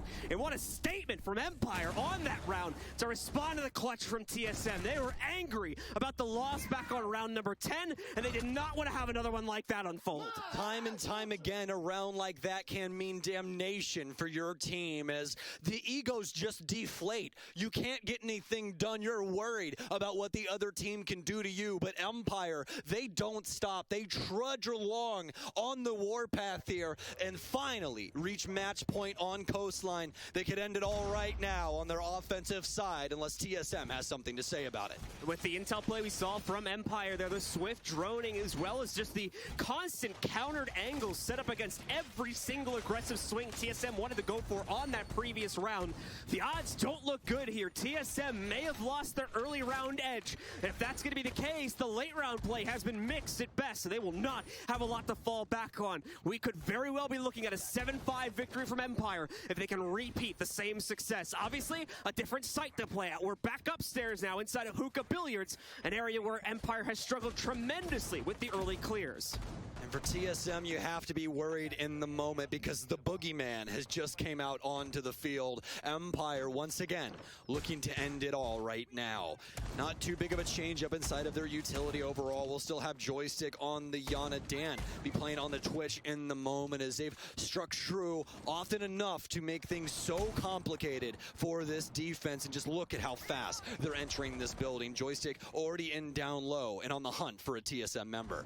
Lining it up, trying to read into predictable rotates. Not looking like it's really going to catch anyone from TSM, though. They're playing this entirely upstairs, at least for this first minute or so. We might see players try to get flushed out from their positions, specifically there towards Penthouse. Later on, before the time being, Empire is satisfied with the Overwatch they have. This is going to be an attempt to catch the player upstairs and also deal with that Electric Claw, rather, but it's actually going to miss. It's a little bit too far to the right there, so won't actually find it, and that'll be a big piece of utility into the dumpster for Empire. It's super smart for TSM upstairs. They break open the flooring and then put the Electro Claw at the max distance away from the wall. So it's very hard to predict for that frag grenade. They simply ping it out on the location they think it's going to be, but clearly not there. Now the Gemini out for Joystick as TSM have been able to slow them down on this clear. They really don't know where any of these members are in the current moment as they've been able to hold on to this top floor. And as this timer continues to dwindle, it's going to get harder and harder for Empire to get anything done. Empire with the initiation rate here, but at the same time, no early kills to fall back on. Lots of presence being found for them specifically underneath of the site, but again, it's always that transition, that ascent or descent the teams have to go for on the attacking side that gets them. So that's when they're finally going to meet their opponents against their positions here inside of some gun duels that, for the most part, Empire have been able to avoid up until this point in the round. Scyther potentially lining up one of the first ones here. He's going to chuck a drone in, masks it as well, gets it to the inside. So that's going to find out where Chal is at. He falls up with a nitro. Oh, they traded? Dials the number just in time as Scyther chops the nitro trade. Moments of life in this round also. It's the dead man's hand here as it just blows him sky high. But Joystick finds Merc, who's stepping up a little bit too aggressively here inside of the space. And now for TSM, 40 seconds remain from them in overtime or going to the lower bracket. Holo will be able to get rid of the drone initially here as Empire starts to push themselves up the stairwell. It's a stun. This is your match to win. As he tries to have some influence over this space. Plant's going down. Putting the plant down, but will he be able to 2v4. stick it? He will more than likely, especially if Joystick takes down Bolo. And it's a 4 versus 2 going for TSM into the post plant. That's it. Let's go. That's it. 4v1. Play that well. 3v1. Play that well, please. He's got so much to contend against though. A direct fight at the top of Cool Vibes is waiting for him here. He's spotted the player nice. But it's not going to be enough. Always shuts it down. And Empire are your first grand finalists of the 6th Invitational 2022. What an insane They're in series the final between these two. Empire, a team at the very start of SI 2022 was a big question mark. How will they play here? How will they No, because they played that 400 round versus G2 the first one like 2 years ago, 3 years ago. As for TSM, huh? That was the finals or the semifinals? That was the finals. It was G2 versus Empire, right? Oh yeah, you're right. MIBR and FaZe, the winner of that matchup now has to go against TSM for the final spot in the grand finals. Will we have an EU versus LATAM matchup or versus North America for the rematch of the upper bracket finals? That becomes the remaining question of both today and the early portion of tomorrow, with Empire moving on victoriously as the first team to the grand finals. Season reveal next. Yep. From both of these teams, but obviously for Empire, it was truly a nuts series. Both of these teams taking each other's maps. A 7-2 loss to TSM on Cafe that presents us Coastline, where a lot of analysts thought TSM was going to take it, and a lot of times it looked like they had what it took to take the map off of Empire, but such a hard-fought series from them and an amazing Coastline propels them forward as they will be our first team to enter the grand finals. That last map was a gamble for both of our teams. Looking at it once again there, TSM had very few plays on that map, when only was able to clutch it out 7-5 both of the times they played it. So while yes, the win ratio looked good on paper, there was plenty of room for them to potentially be knocked out there, and that's exactly what Empire was able to do. Only inside of those final 2 rounds, how long in my did it opinion, take you? really lock it in, For the last like 4 rounds I've been doing that. That's why I haven't been talking. That's why you're silent. Yeah, because I've just been using Photoshop. Tree Degrees, thanks for the 15 months. Nimbus, thanks for the gifted sub. So I've just been quiet. Just over here photoshopping. Those final rounds, You're finally we saw idiot. Empire countering him out, as well as the rest of the squad. Do you guys know I paid for a degree in graphic design? Send it back down to your analyst desk to break down this series. Season reveal is next, and then FaZe versus MIBR will be at 10 a.m. To the grand final. TSM's SI dreams are still alive though, but they now must battle through the lower bracket final. We'll talk more about that later. It is possible to get a rematch, into map 3 which is Coastline. That was the cool thing. Absolutely bonkers. We were in the Bonkers! on the edge of our You're right, seats. Jackie, it was bonkers. You guys were on your seats? I mean, I was right up at the So, Empire, grand final. Congratulations. TSM drops to this one. So, whoever wins the next match will play TSM. If TSM wins that, then they go to the grand final. Again. Empire won map 1, but Yes. was stomped map 2, victorious on the I wasn't asking. I was just telling chat. Okay. Sorry. Okay, you're So it is possible to get a rematch, best of 5 out of those 2 teams. Because I'm right, but because Empire deserved that win, right? We'll We just see. cannot deny how well Empire showed up. Like some of those players, Joystick had a phenomenal last couple rounds. Dan through and through. I mean, I had 5 entry kills across that map. It was insane. Yeah, I think the biggest thing that we have to highlight is those entry plays, and we'll look at that soon. Yeah. Oh, my neck I was just hurts. about to ask you about that. The entry kills for both these Who do you teams, want they to were see in so grand telling. finals They with were pivotal. They truly Empire? set I don't know. momentum for each round. I feel that kind of particular map, that last map, it was the story being ambivalent told with the about entries. I think if you flicked a lot of the rest of particular it. chapter of these 2 teams going head to head, that last map I think I'm was too tired to care about anything right now. converted. You were sitting across the room from You don't want to see TSM? You go, how many of those conversions Do you can have you an get from NA the team? entry Sure. to then a I don't really successful care. round? I don't. That's the thing is that people keep coming into my stream and they're like, "Why aren't you rooting for NA? Why aren't you rooting for NA?" And it's like, I don't have the same like nationalism that a lot of you guys seem to have for like regions and stuff. Yeah, MIBR would be kind of sick actually. I'm done playing around. I need to make The only one that I don't want. them now. I think it just would be cool. It would be a cool story, you know. Yeah. But bad performances. Like you say, I don't Joystick know. was I want to see something Faze. like 3 and 8, right? FaZe, yeah, Was FaZe leading Empire, within the and last then 2 rounds you would with want Empire to win. And he just Yes. still has the same confidence. My to take ideal those would have gunfights been to win Liquid those Empire, rounds with Liquid team. wins. Mhm. Because Liquid is out, I want Empire to win now, so Okay. Empire FaZe, Empire win. And if it's between MIBR and TSM, I would prefer see TSM, I think. Okay, well, Seltzer's on stage. She is ready with our interview, and we cannot wait to hear what Dan has to say. Take it away, Seltzer. Thank you so much, Jackie, everyone on the desk. It was a heck of a matchup to talk about, and I'm glad I have Dan here with me to break it down a little bit from Empire's perspective. We have not seen Empire play on Bank the entirety of this tournament, not since EUL. So tell me, was that something you're keeping in your back pocket? I love that And meme. especially tell The me like about your crying choice of lady. defense to start out It's on so Bank. funny. We were The not one that the keeping, R60 like, at Sports the just back posted. pocket. We were just like having it as our default map and waiting Hang on, until we I'll have a post it. chance to play it. And we got a chance here. We took 4 rounds in defense. That's pretty a lot. I can say it because, in my opinion, Bank is attack-sided map. And when we got 4 defense rounds, we were very confident that we're going to finish this map with the win.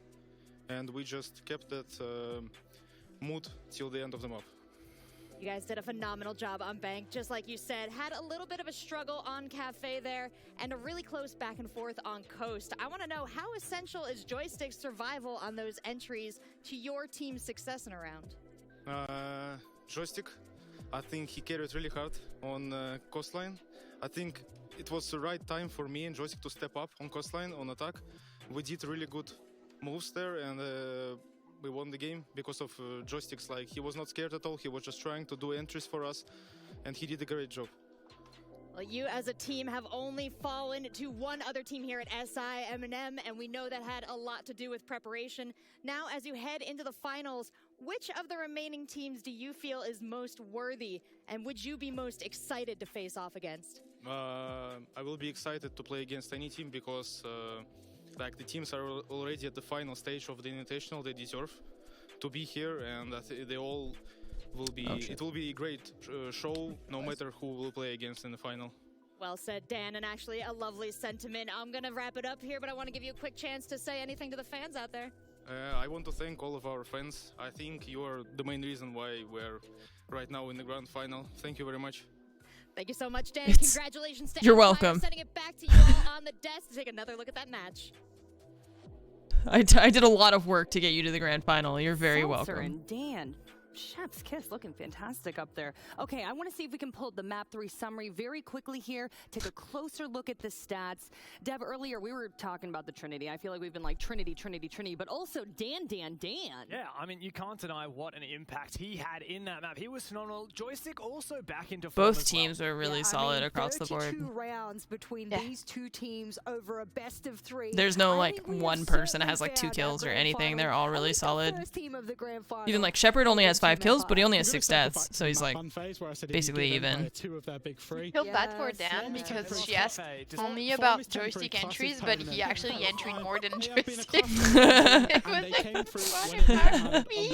I bet you on your wall at home it doesn't say it's enough about you, Dan. This interview isn't about you.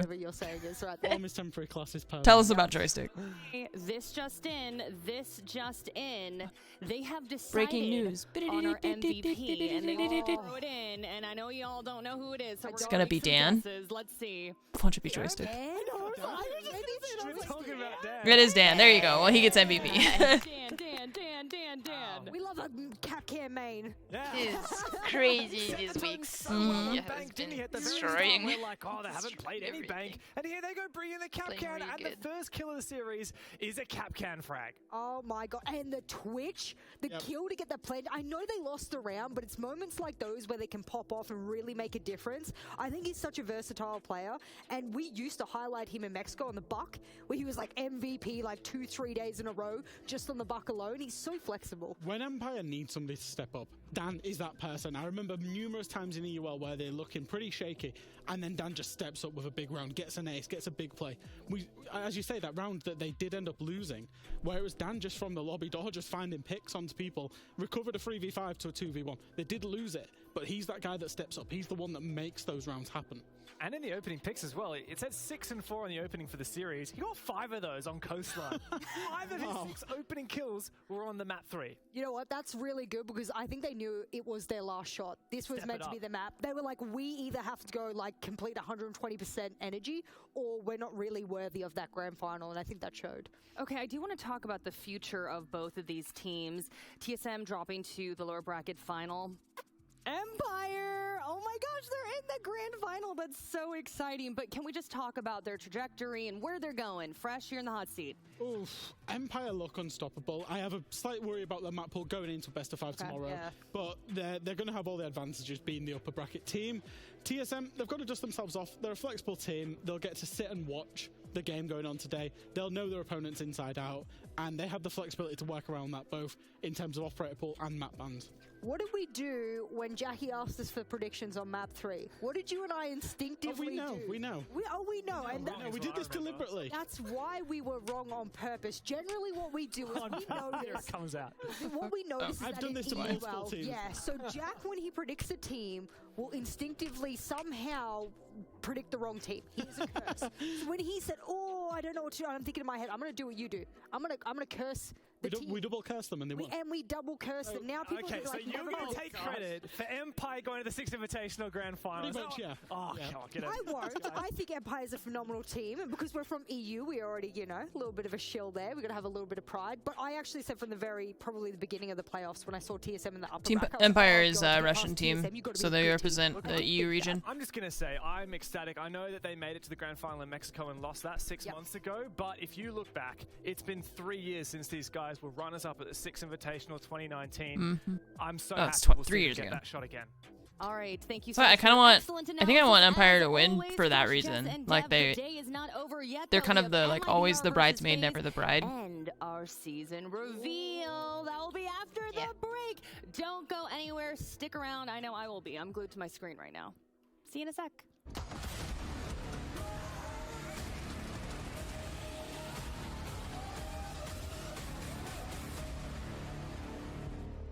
FaZe won the Swedish major?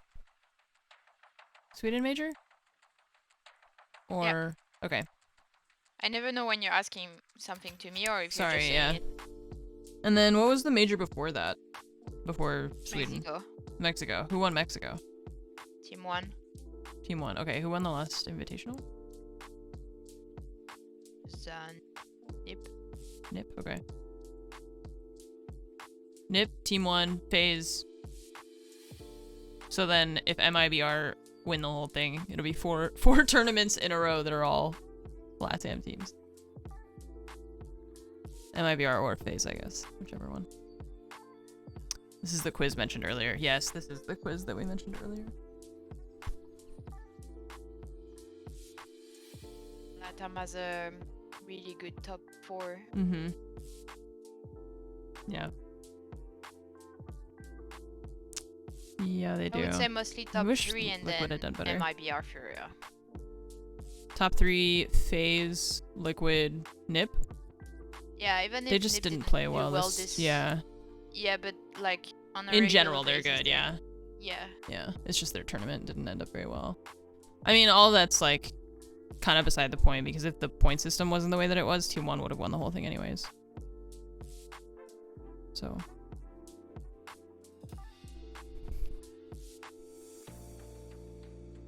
Ramaj has no comment. Sorry, I'm typing at the same time. What did you say? She wasn't listening. I made a joke. Now I have to make the joke over again. Which is always my least favorite thing. No, I'm just kidding. I just said that if, like, you have Liquid and Nip didn't have a very good tournament, and then you have FaZe, who are all very strong teams. Yes. But none of that really matters, because if the point system wasn't the way that it was, then Team 1 would have won the whole thing. Oh my god, I will not comment on that. I won't be a part of it. So I thought you just didn't respond because you were just like, I don't want to be a part of that. I don't. It's always funnier the second time, and yeah, that's true.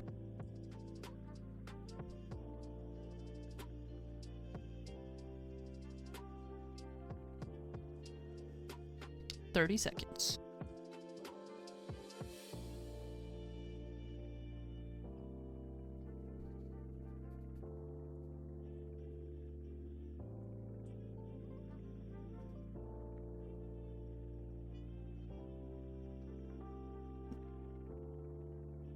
You know what's funny for this is that I can, in advance, put that LATAM will win this match because we know it's going to be a LATAM team, since it's only LATAM teams.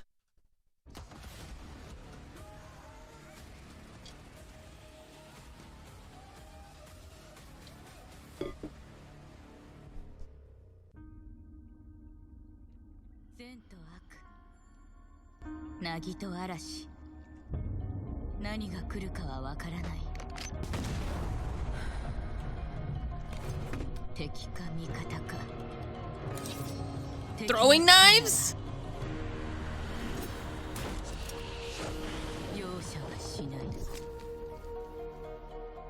Oh my god. I want to use throwing knives. Masai friends, and welcome to a final tease. We've been waiting for it for quite a while, and year 7 is upon us as always at the Invitational. It's new reveal, and it's new all over. I'm Milosh, and I'm very honored to be introducing the next bit, the future of Rainbow Six in year 7, but of course, Demon Vale. Enjoy. Hello everyone, and welcome to Demon Vale. I'm Camille Salazar-Hadaway, and I'll be your host for the show. As you know, we are starting a new year of Rainbow Six Siege, and what better way to start than by welcoming creative director Alex Karpazis to share the team's vision of the season. So year 7, season 1 is huge for us, and it's the season of game changers. We have Azami, one of the most complicated operators we've Thought he said ever a had to zombie make. for a second. It took over a year We to have make her, a zombie. and she brings a lot of change to the defender side, and it really speaks to the core of Rainbow Six and destruction and actually rebuilding any area in the map. And for the first time in a while, we're introducing a new map to Rainbow Six Siege. It's coming in the middle of the season, and hopefully everybody can get excited about exploring a new locale with all of their favorite Does he mean in the middle of the year or in the middle of the first season? You've heard about what's coming in Demon Vale.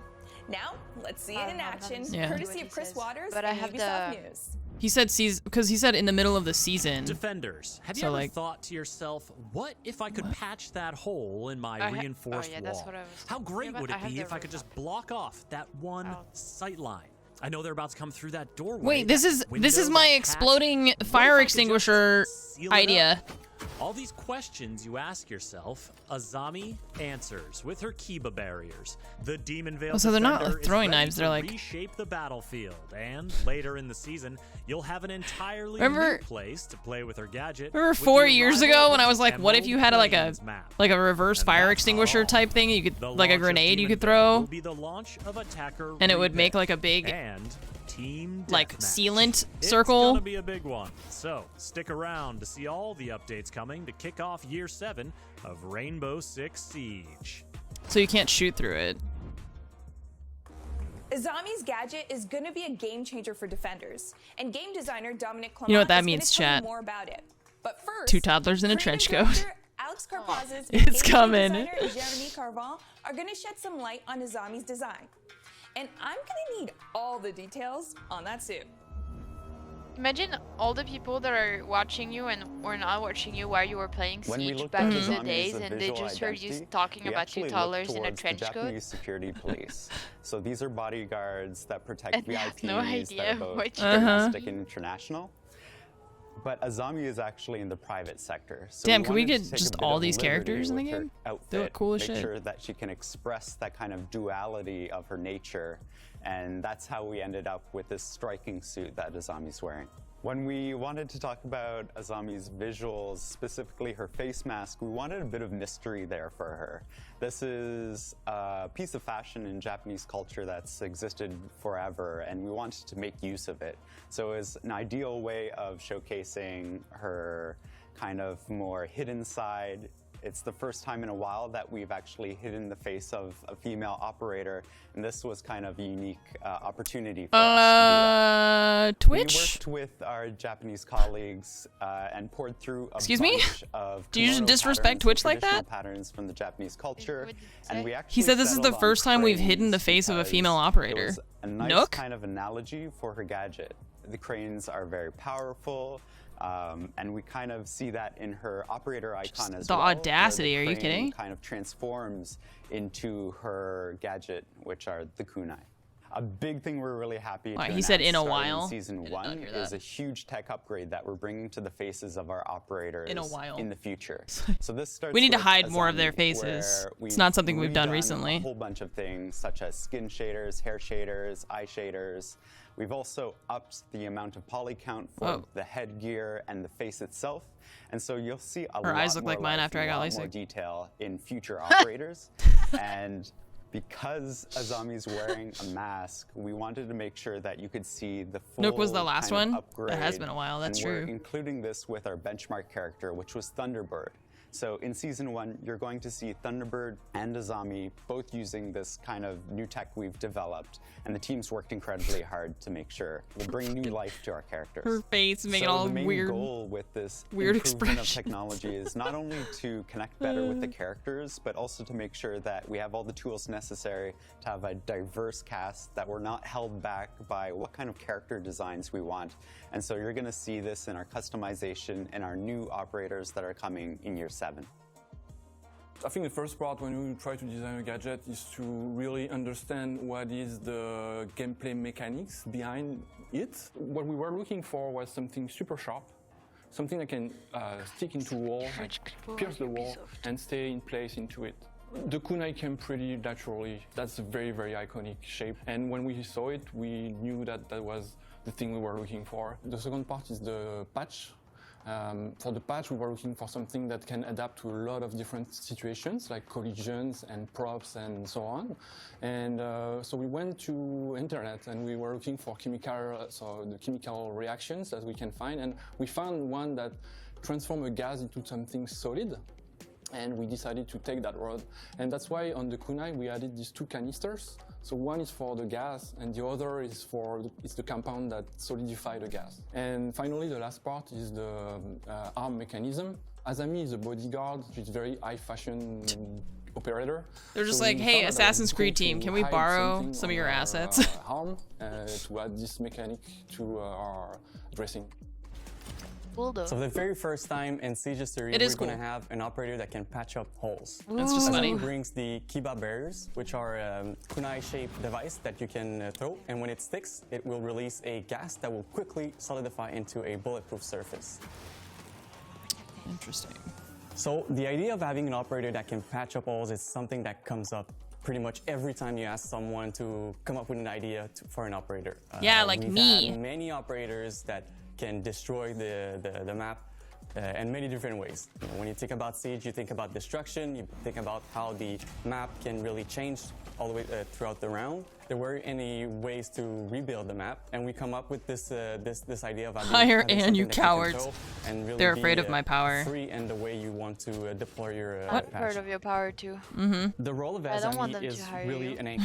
You know, she's an architect. So I bet they you want her can. close to the objective. You want her. You should be close able to your like anchor nade it and player stuff. I'm so sure. She can provide the you can destroy necessary it. cover for them. Yeah. You want her close to That's the what chat was the asking. walls that you're gonna expect. Can you electrify it? So you want her on site. That's I where don't know. she's the strongest. I don't think so. It's not So a metal. Azami is a total game changer. You can't Literally. electrify For the first a time castle and barricade, for ever, example. the defenders can actually protect themselves from vertical play, which is something that was That's never pretty sick. possible before. If you had a buck or a sledge right above you making It would holes not on the make floor, sense. That's true. you were kind of, you know, in panic and you had to run away. You had to get out of there. There wasn't anything you could do, but now you can.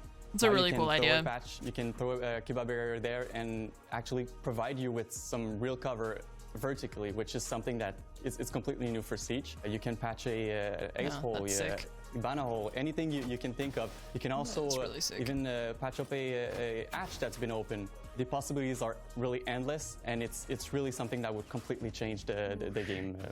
We're sure of that. Game changer. So the loadout for Azami, Can be in terms game of changer. I'm primary, not gonna call it she's game equipped with changer the now, but it 9x19 can be game SVN, which is the SMG that most people would know as Capcan's It has SMG. potential. On other option, you can also bring the Buck ACS-12, can't break it, no. which is I wouldn't the, imagine. sort of like auto shotgun. I think you need to that actually can like see on nade it Maestro or and use like a Alibi. Flores And drone or secondary something, weapon, she probably. brings the D50 in terms of general otherwise. gadget. She brings the Yeah, the point of it impact is for it to be grenades and bulletproof. barbed wires. Otherwise, So like the what? reason why we went what for even- the 9x19 SVN and the ACS-12 is if you want to play Sledge. Azami as Sledge more of probably a can hammer, frag, maybe? I don't know. centered operator, you want to make sure that you can, you know, get your frags. You're gonna I'm go not sure. probably with the 9x19 SVN because It's not a very ice, good no. SMG. It's a gas that's good like rate of solidified. fire, low recoil. Think of good, like, magnet capacity, so it's a very good gun to frag out. But you can also go with the option of the ACS-12. Which Like an insulation still provides you foam, with kind quite of, a lot of damage, only way but it's also harder, of gonna course. bring, Yeah, a good it's like amount a- of yeah. destruction. So for an Why architect, does she it's a have very a useful tool. Russian weapon? The D50, it also brings a decent amount of destruction. So again, for an architect, it's a good thing to bring. Do you want to know lore the reasons or impact grenades, siege well, reasons? For someone that reshapes the map, it's kind of like a must-have. Both. And we also gave her the barbed In her wires lore, because probably the she barbed wires worked are- with are Russian very people. I don't useful know. to She's like a reshape the flow of the assassin attack. bodyguard She person. works really, really well with operators like Siege bandits reasons, they didn't want to make because another gun. She can provide covers that weren't don't know. existing before. Who knows? She can create bulletproof surfaces that can really protect a bandit that's actively trying to bandit trick. Considering that you can use the gadget on pretty much any surfaces, you can That guy's name is also Bread use it to block Frenchie. drone holes. If you have few areas It's actually on not different that maps easy like to Consulate, make a new gun where because a you need garage the, door, you know, Yeah. the the big door license because that's they're usually real a bandit guns. trying to bandit trick, and it's a very vulnerable You place, can and there's a drone hole just right decide next to you that's include a weapon in your begging game. to have Yeah. a Twitch Laughs drone and go through, Escape a from grenade go Tarkov. through and really deal damage to your bandit. But with this gadget, you can actually block that hole. You can block the yellow stairs and provide your bandit with plenty of cover to actively bandit trick and be relatively safe. Yeah, actually. that's good. In addition, she can also work really well with Mira. With her gadget, she can actually create half reinforced wall. It's not the same as like an actual reinforced wall, but you can place it on the soft wall, so you can really create some really exciting new ways of setting your defense. Since the gadget is bulletproof, it's going to be a very good, useful tool to protect you, but you can't really rely too much on it because it's also very easy to deal with. Any explosive will destroy the gadget. It also can be destroyed by 3 melee hits if you don't have any explosives at your disposal. Your best bet to really deal with this gadget is to bring operators like Zofia, Ash. These are very useful operators that can destroy the gadget from afar with their gadget. You can also bring Flores. Flores is also a very good operators for this gadget because with one RC drone, you can destroy a whole cluster of them. And otherwise, your classic, your grenade, and again, pretty much any form of explosives will destroy them really easily. So you can rely on the gadget to protect you from bullet, but you have to be careful that it's not going to be permanently on the map. Attackers will have you know, a relatively easy way to deal with them. So it's a temporary fixture. So many players will tell you that Velvet Shell is probably one of their favorite season. Yeah. One of the reasons for this is because we introduced the Mira, yeah, which was a huge change for the meta, Velvet a Shell. huge change for the way people actually played the game, and we're kind of hoping for the same thing when as you Anne. started playing? She brings such a I started playing such a year creative one. gadget that we're really hoping to see. After Cav and Capita were added, and before Hibana completely different ways Echo of were added. defending and completely different ways. But I of, liked Velvet Shell a lot. I played a lot of Mira and Jackal. Defense, and it's a very and that's Yeah, I actually remember you were playing Mira all the time at first. Yeah, the one dev patch that I have is the Velvet Shell In addition to one. the new operator, Demonvale is Yeah. bringing back something I know you all are excited to see. A new map. A new map. Oh, damn. Let's get a close look at where you'll soon be having close encounters. Show us Here's the level map. designer Josem El Rene.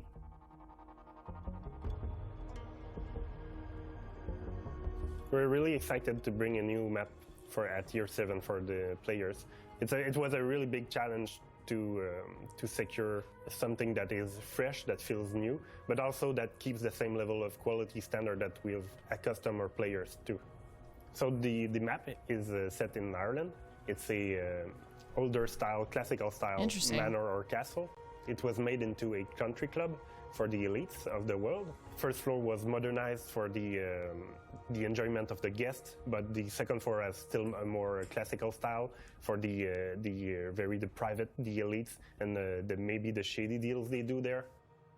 Coming back after so long, creating a new map, it was hard to get a new starting point in terms of thematics and vibe that we wanted. Finding the location was a challenge for the team, but I think we really hit the target right in the bullseye and created something that is quite unique and enjoyable. We really wanted to take what we've learned with the old maps and really bring a new one with those learnings. I really like when I know where I am, I know what is coming next. That's something that is really important to make a map enjoyable, is that it's easy to learn. And the faster you get to know the map, the faster you'll get enjoyment out of it. Yeah. Well, and the good thing, it looks what clean. we strove for. Yeah. There's not a bunch of shit on the ground, that's true. Yeah. Or all over the walls and like... During High Caliber, the team debuted the lab test server with Team Deathmatch and Attacker Repick. For more on how that went, welcome back Deanna Stanley and a couple of familiar faces.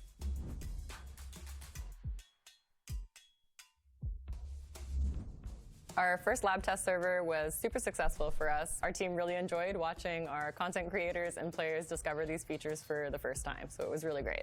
We showcased Team Deathmatch and Attacker Repick. The reaction we got from the community was really positive, so we're going to be able to announce today what's coming for those two features.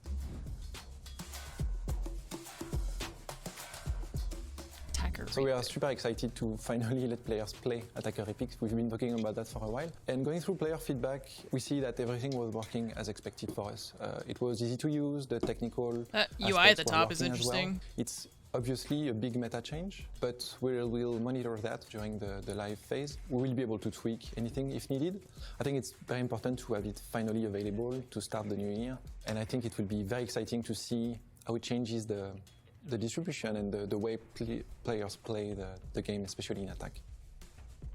We were happy to release the Attacker Epic in the lab TS because it's a very special environment. You don't have to test other features, and so that allows us to have feedback like very focused on that feature.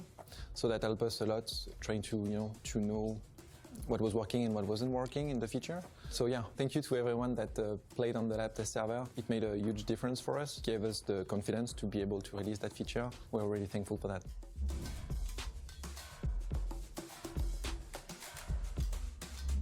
So last December, we had our first TS lab in which we introduced Team Deathmatch game mode. We had a blast watching players run around the different maps with different operators and different combination of many of the same operators, and just have a blast on this game mode. And we collected a lot of feedback on this game mode, and it was super fun to read all the feedback. It was honestly overwhelmingly positive, which is why I'm super excited right now to announce that, well, this game mode is going to be coming in this season with all the awesome content that we've already announced. This is a permanent game mode, so this game mode is here to stay, and we're super excited for you to jump in and get more people to experience this awesome game mode that we worked on. We worked really hard to make sure that we could release it as soon as possible, so we're going to release it this season, but do expect more update following the release, such as we know that you want to see more maps to be added in the game mode. We're working on this. We're also looking at improving our spawning system, because that was also something that was said in the feedback that we could implement and we could maybe make better. So we're actively working on this. So expect more update following the release to make sure that the game mode is at the top tier.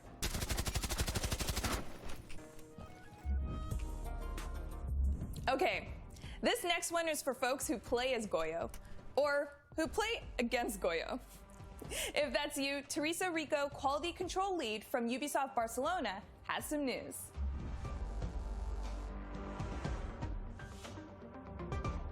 Currently, Goyo's explosive canister is attached to a deployable shield, which allows defenders to use the gadget more aggressively and hold the strong positions from behind the shield. The main issue we've spotted with the current system was that Goyo was picked mainly because of the shield, and the meta evolved in a way that he became an issue for competitive, because attackers needed a lot of explosive and utility just to deal with him.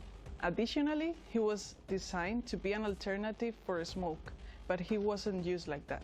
The main change we are introducing in Goyo is removing the shield, so now the gadget will be only the explosive canister. This should encourage players to use it for what it was designed, time and area denial. We are also increasing the number of canisters, because you will need to replace them, so it is less reactive than a smoke, and maybe not all of them will be impactful during the round. Finally, we are tweaking the canister's fire. The area will be bigger and it will last longer to compensate the lack of adaptation during the action phase. Our objective is to bring Goyo back to his original role, area denial. With the new behavior, his role should be clearer, and it should be easier to understand how and where to place the device. As Goyo, you should share your resources by placing the gadget where your teammates can use it, because it will be hard to control all of them. You are kind of giving them the ability to slow down the enemy. With this new version, the strategy and ability to cooperate will determine who is a good Goyo player. Yeah, I wonder how long the fire lasts as opposed to in the past. Exciting loadout update for you. For more details, here's Sebastien Francois, UX designer.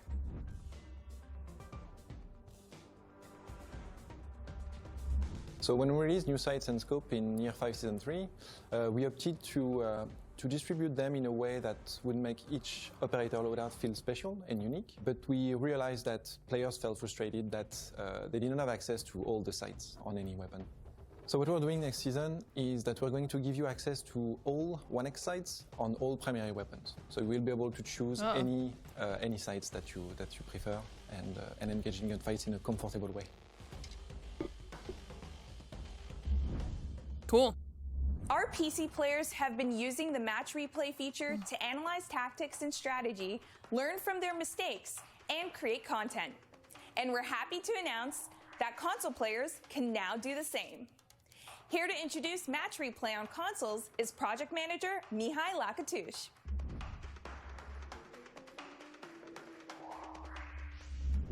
Yes, indeed, you heard it right. Match replay is coming to console finally. We're so happy to give this feature to our console players. We've been waiting for a long time. I know they've been waiting also for a long time, so we're pretty excited and happy to offer this feature with the new season that is coming. So first of all, I just want to let you know that our console players, they've always been in our focus. We always wanted to give this feature to them. It's just that on console, we want to have a certain degree of quality. So if you remember when we first released Match Replay on PC, it was in an alpha version, meaning it was in a rough state. But since then, we improved a lot. We did a lot of optimizations and, we added new features to it. So we believe now we're in a better spot. The development was a bit tricky, just because Rainbow Six, it's a very complex game that has a lot of underlying systems, like, you know, for sounds, for visual effects, for distraction, you name it. What we're doing, we're taking each system one by one, and we make sure we can record it and play it back accurately. And this will translate in taking a lot of time. So this is why there was a delay between PC and console. On console, we have some constraints when it comes to disk space compared with the PC platform. So this is why we will be able, with our first version, to guarantee you that you will have your latest 2 hours of your gameplay available. Also, we're gonna still keep the 12 replays, maximum amount of replays, but your latest 2 hours will be there. So after these 2 hours, when we reach this limit, we will start deleting your oldest replay. But be assured, your 2 hours are there to be watched and create your awesome moments. Demon Vale will also be launching with some new player protection measures, and Emmanuel Larive from the player behavior team is here to tell you more.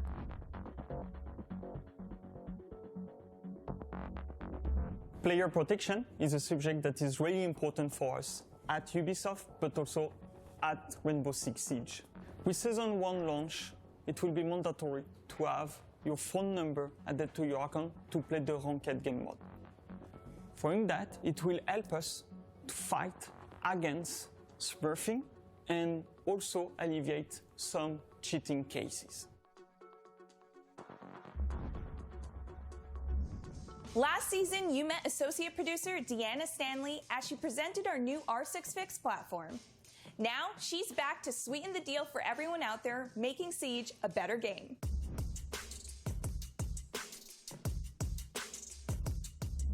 So the launch of R6 Fix 2.0 went really well for us. We saw a lot of engagement from our players. We saw a boost in tickets created, especially right at the launch. So we were super happy with how it went. So it's been super helpful for the dev team, specifically when users have been raising these issues, especially for those rare, harder to pin down issues. We're really appreciative to our community. We consider that the launch was a success.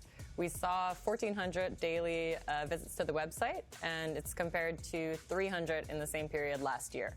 So we think that the version 2 and its improved user experience really made a difference for our players. So as we mentioned last season, we do have some news to share about our new incentive program. So starting with the Year 7 Season 1 season test server, we'll be tracking the issues that players enter on R6 Fix. Depending on the severity of the bug that's reported, a player can get up to 12 alpha packs that guarantee 4 rare, 4 epic, and 4 legendary items per season. So that's for a high priority bug of the highest severity, but even for those smaller issues, as long as they make their way into our internal systems, players can still get 1 of each rarity. So we hope that this is going to help our players feel incentivized for the help that they're providing the dev team. We're super appreciative of players who are spending their time to help us identify those issues, and we're happy to be able to just give something back. That's cool. So we hope this is going to be a first step, and we hope we're going to be able to do more stuff like this in the future. It's cool to like incentivize people to search for bugs like that. It also applies to live servers. So starting with the opening of the test server, you can report any issue on the live game or on the test server, and that's going to count towards your rewards for this season. We're super thankful to our players. We're excited for this year. We hope that these changes are going to be a positive thing for them and help them feel more heard, because our #1 priority is making sure that our community knows that we're working for them. We want to keep the game as enjoyable as possible, and we know that sometimes it can take time, but hopefully the incentive program is going to be a first few steps towards regaining that trust with our community. You've got a great look at everything Demon Vale will bring this season. And it's almost the end of the show, but as you know, we aren't quite done yet. During the reveal of High Caliber, we introduced you to the camera lose signal update that disconnected Defender's cameras for a few seconds when placed outside. This change is scheduled to go live this season. Experience all the content dropping with Demon Vale on February 21st. And one more thing, here's an exclusive elite skin for Nomad. Enjoy.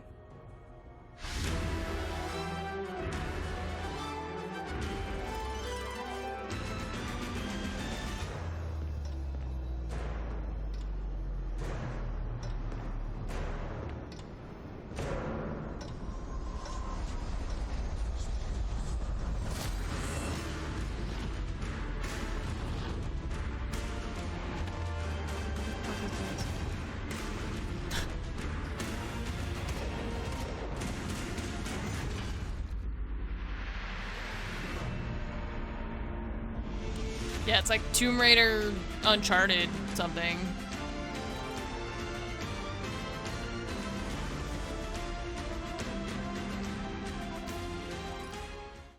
Why is it like 10 FPS? What the fuck? Yeah, that was a weird video. I don't know.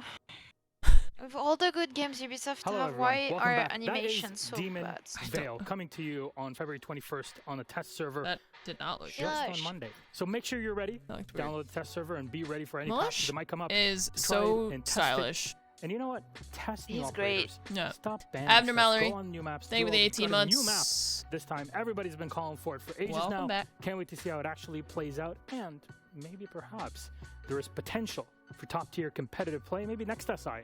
We'll be seeing our new map in it. Who knows? Of course, new operator. I want to see more interactions to see how the gadget kind of plays in game. We talked about it earlier at SI, and I'll be honest with you, I don't ask developers, and they know it, what's going on with the game, because I like to be surprised. And frankly, I was very surprised when I saw this, because now we get to see actual utility that can block off attackers that are able to destroy so much. Grenade metagame is so strong right now. We have something that can kind of fit a flexible castle barricade everywhere. I cannot wait to see more of it. Of course, attacker repick, that's going to cut things down for pro play, but also make it so you can react better to your opponents to defense what they are doing. And be sure that you're always bringing the right tools for the right situation. It kind of makes sense, doesn't it, within the grand simulation, because we all know Rainbow Six is a very realistic and tactical game.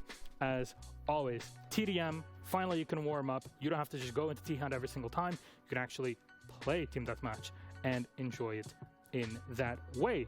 A lot of stuff to look forward to in the new update here in Demon Veil. I want to see more. I love the cosmetics that are also being introduced. Someone that kind of really likes the cyberpunk vibe.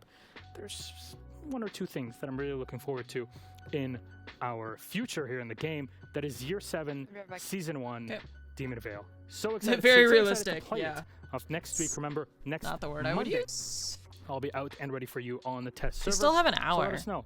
Go on the R66 website Until and tell the us if you next, find any bugs, match. because we want the best bug-free experience in Rainbow Six. Though, another thing that I'm really looking forward to is commendations.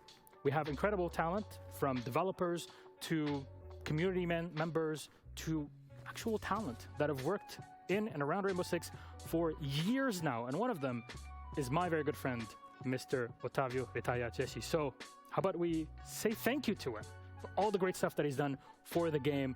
Here's a wonderful video PowerWash time to introduce it all.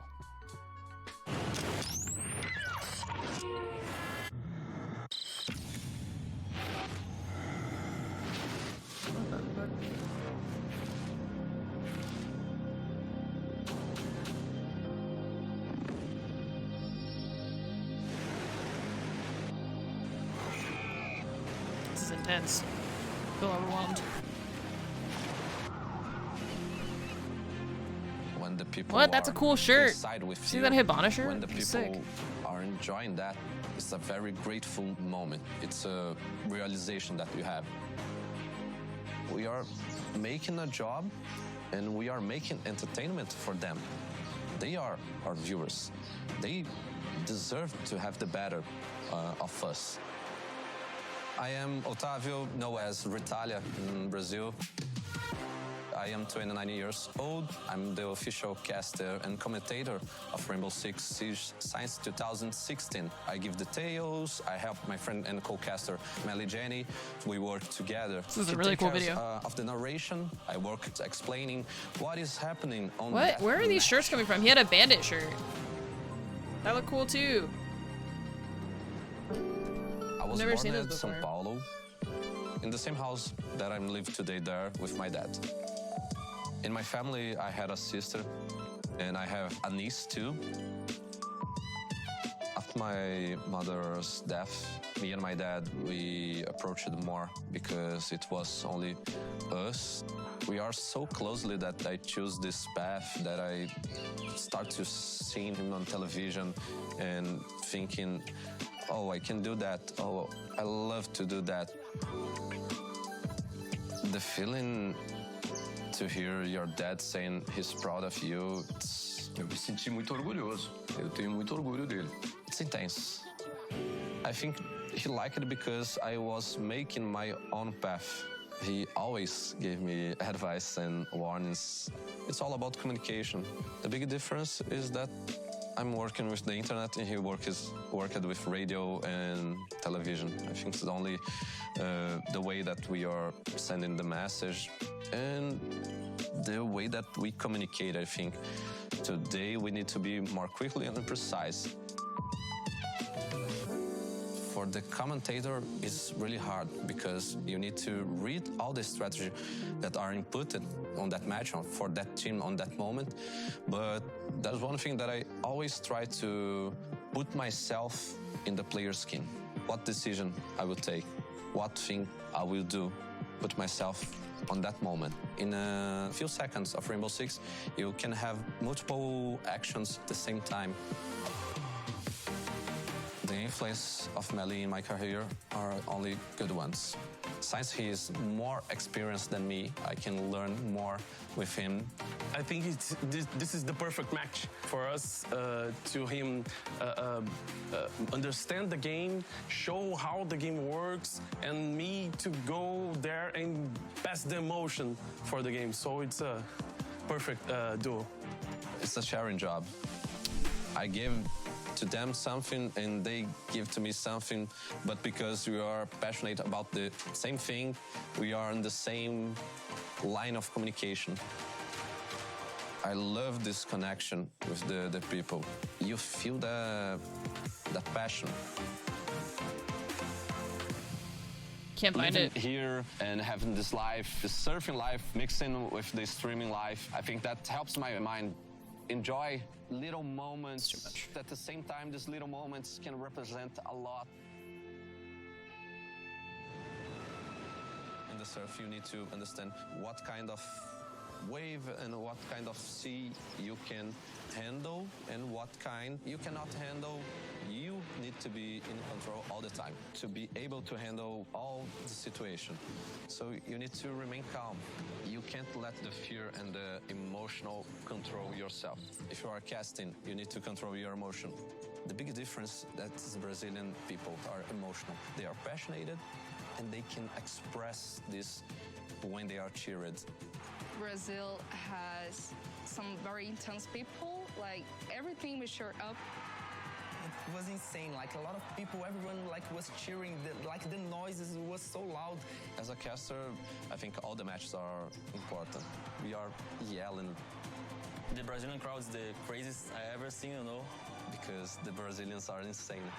So when a Brazilian team wins, we are gonna scream, we're gonna dance, we're gonna jump. Brazil show off their feelings like every time. You can see in the face these emotions. As a caster, the best way to connect with the crowd is the emotional. You need to scream with the heart.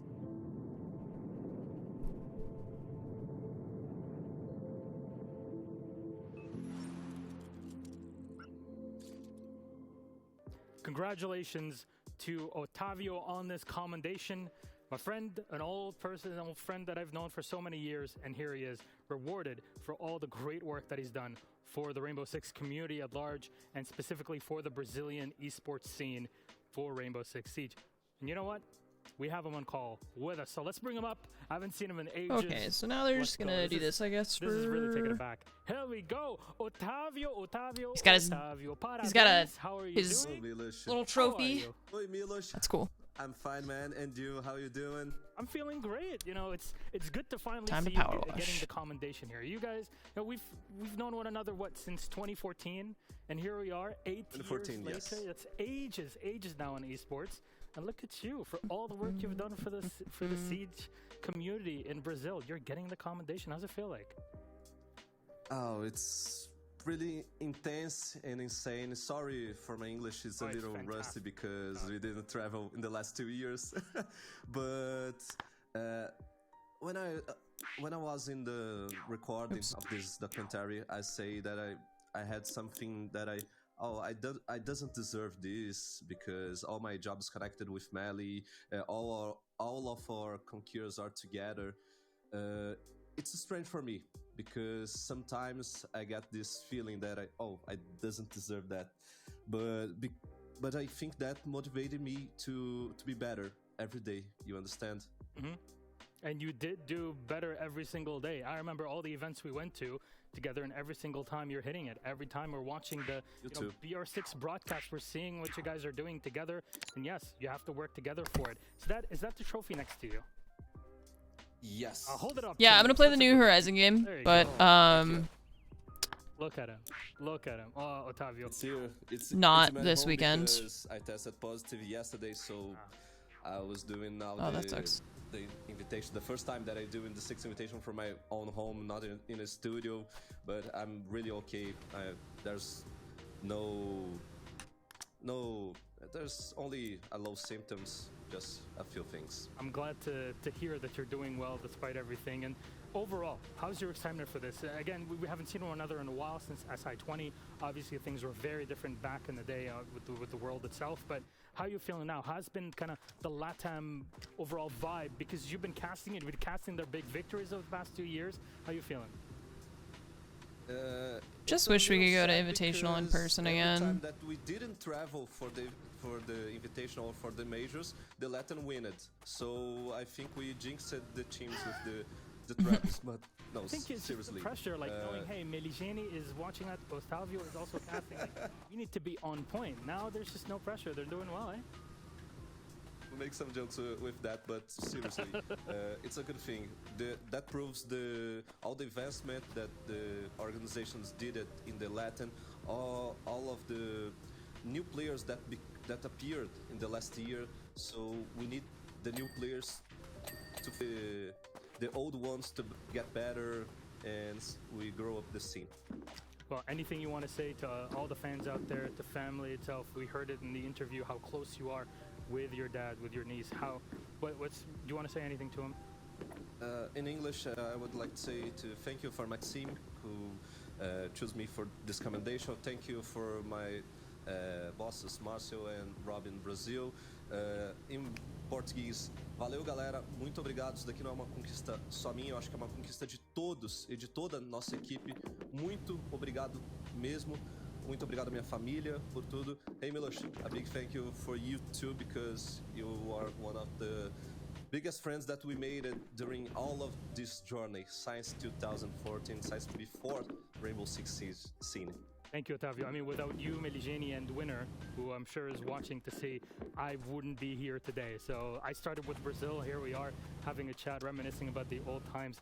Honestly, I'm very happy. I'm very proud that you get the commendation that you deserve. You've done great things internationally. You've done great things in Brazil, and you hoisted the name of Brazil and LATAM very, very high in Rainbow Six and in many other games over your career. So, you know, parabéns. And on top of it, like Meligeni would always be saying, you know, impressionante retaya. So we have to always say that's the commendation. Milos speaks every language. Congrats, Otavio. I hope to see you very soon. If a language exists, Milos speaks it. My friend, and me neither. I'm pretty sure. We'll all be in great health till then. So thank you very much. Muito obrigado and adeus. Bye-bye, Otavio. Thank you. Thank you, Milos. Bye-bye. I'm back. And hello. A great friend that we've had for so many years So, in Rainbow Six and myself. are you gonna get back to Siege? Siege? And more, hopefully to come.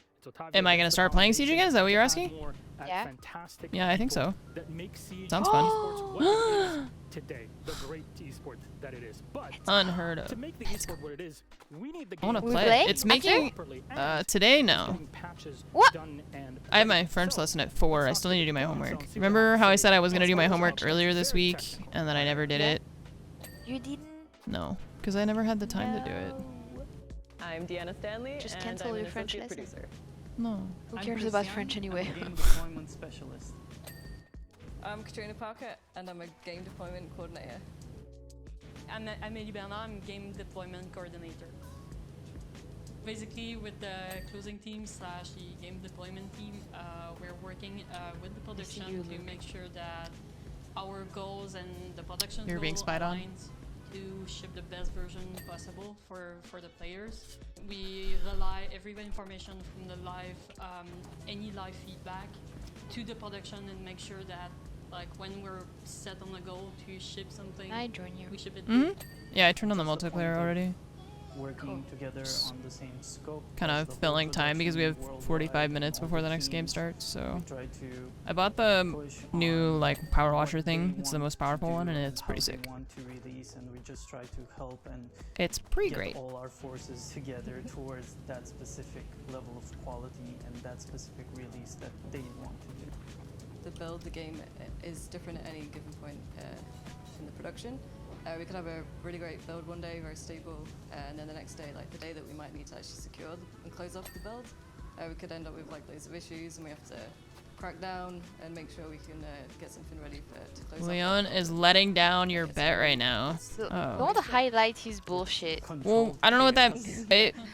Is it the World He's Cup? talking about. every build that, No, World that Cup the players is see live countries. goes He's through talking this about game, just whether like it's on the Oh. test server, whether it's game. through a But, reveal with people we collaborate with, like content Division creators and Iron. such, or whether it's the actual season. How do you choose who plays for your country if you have like a bunch of teams that are? Selection. Selection. What? What'd you French say? players. Selection. Selection. They, like, Oh. Yeah. They run like, you know, trials kind of. Not trials, but like. Okay. They pick what player they want. Find that audio extractor. I'm sure I still have it, DB. I know I put it in like my box of cables. There's no way I got rid of that. I just haven't spent any time working on it. This week has been kind of all over the place, so that's why I didn't bother to set up the PlayStation or anything yet, because it's just and some of them the public never too much else going on. Actually, because those are specific for business needs, marketing. Next week it's back into kind of a normal. We should be able to play Horizon next week. Or actually create specific assets. So we can address different issues, like for different. I saw people complaining, or not complaining, but they were commenting on how long the tutorial thing is, and I was like, did you play the first one? Because the first one had a really long intro section as well. And what this means is that like it's an open world game. Of course it's gonna have a really long intro. Depending on what we're fixing, the way that we're able to fix it is something that we have to take into account with sending it to the players. Yeah, I'm sure I do have it. The first I remember putting it in the drawer, so. Not the one that goes live as well, so we usually need a few days to balance like regressions, when fixes go wrong, or when we need like more robust fixes. Oh, they didn't put any dirt on the inside. That's usually nice. a couple days, I appreciate that. A big part of what we do is based around quality and stability, and like we try to level the playing field as we go towards the MC and try to keep everything stable. But during the master candidate, we try to push on the devs to have the lowest amount of risk put inside the build. Maybe a week or two before we cut a build. When I say cut, it's before we create the master candidate. We talk with our testing team in Bucharest and in Montreal to check what are you, according to you, the risk with this release. And often they send us a bunch of lists, bunch of issues, bunch of problems that the build have. And at that point, we gather those issues, the major ones, and we talk with the production team and we check with them, okay, what's possible for this release? And if those issues are not possible for this release, when is the next one that is possible for them? Every season we basically have multiple types of releases. We have the season launch, we have patches, and we sometimes, unfortunately, have hotfixes. So taking it all into account, so we also need to talk about how many platforms we have to release on. Right now, we are releasing on 7 platforms, which are PC, Luna, Stadia, Xbox Series X, Xbox One, PS4, What is Luna? and PS5. With our season, all of our patches, any emergency builds that are going on the test server in a season period, we have about 40 Horizon was the third best game released on the PlayStation 4. To the public in one way or another. Yeah, That's I think I'd agree with that. the offline builds, but these esports marketing. It's Amazon Stadia. That you see for Oh. the season reveal. Okay. The early access events, that's about per season, it's about 5 or 6 in the just up towards the season launch, and after that 3 to 4 builds. So there's quite a lot that we push out. But God of War first, Spider-Man second.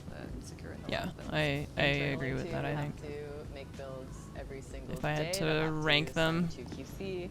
We that have would be my specific ranking as builds well. That need to be made on specific dates that have specific amounts of some kind of feature in development. So those are done on a daily basis too.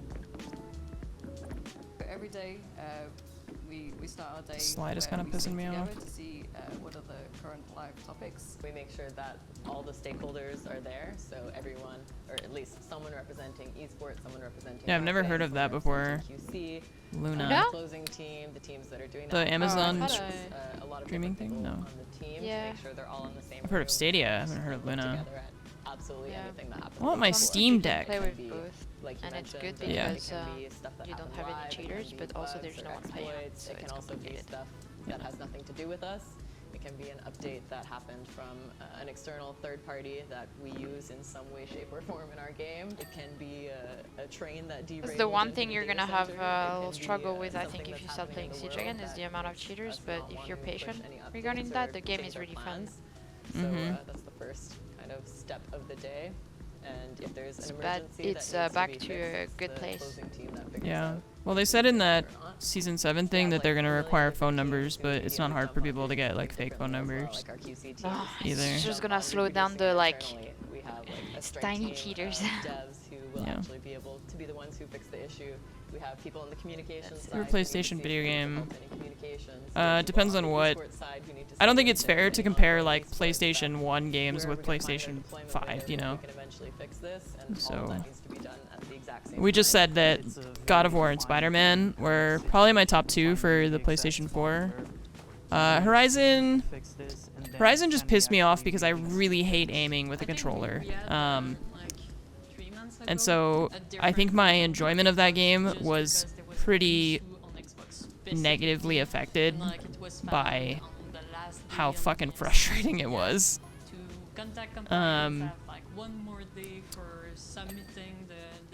So I don't think I would put it up in my favorites just because of how infuriating it was to play. Sometimes it's like trying to like negotiate with our external parties to have. Started on hard the first time. I just won't do that again. Unless it's a game that I know really well and I know that I'm not gonna have a problem with it. Something like Uncharted. I think I played the newest Uncharted on hard, and that was fine. But something about Horizon was just not fun on a controller at all. So I'll probably just play it on easy so that I can actually enjoy it and not get too frustrated with it for the next one. It's just the streamer thing of like, everybody expects you to play everything on the hardest difficulty, and then if you don't, you're like a fucking casual, and it's just, you know.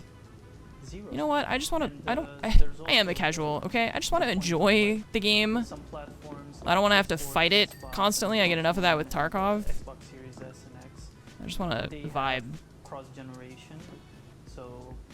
Felt like the aiming was better. Hopefully. Because, yeah, the aiming was not good on the first one. It was really frustrating.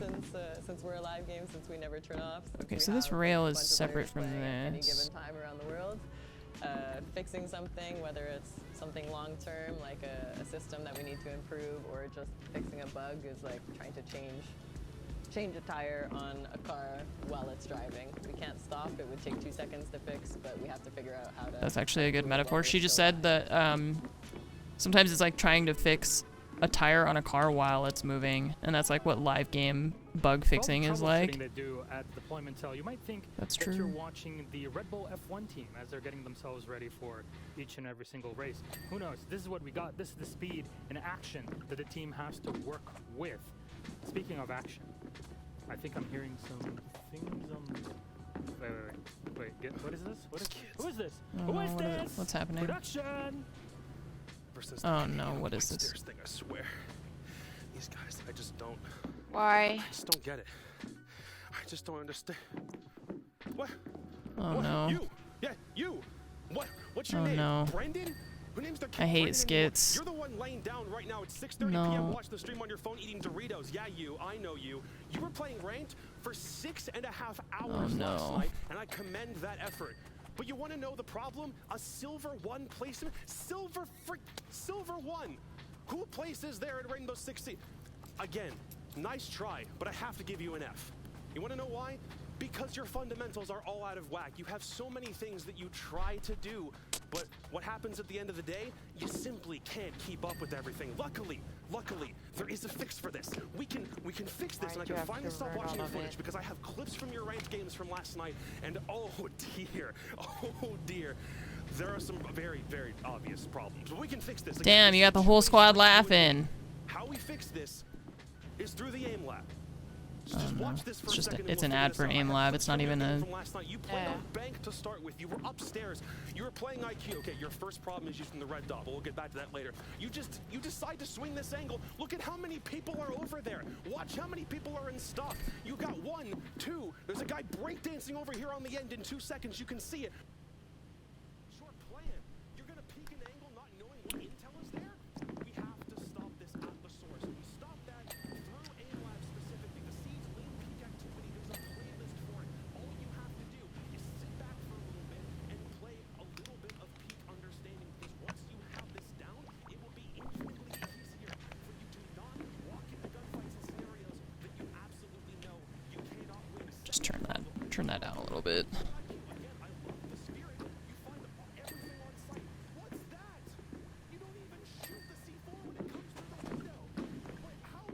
One of those things that sounded good in theory, but should not have been done, I think.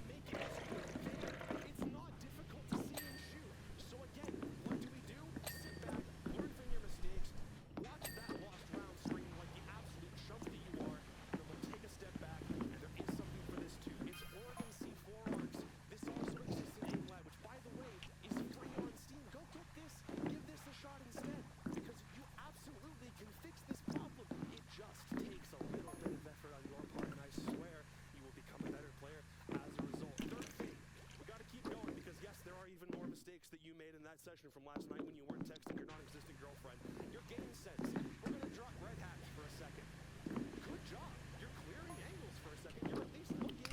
And then what happens? There's no drone work. You hit an elbow mine. She blanks you from Cigar. You even get teabagged at the end of it. I don't know how you don't just uninstall. It's like Dan walking into frost mats from that game against TSM from earlier. I don't get it. But again, we can fix this. Cafe entry. This exact. Hey, you shut your mouth. They won that game. He's talking about Dan walking into the frost mat. Unimportant.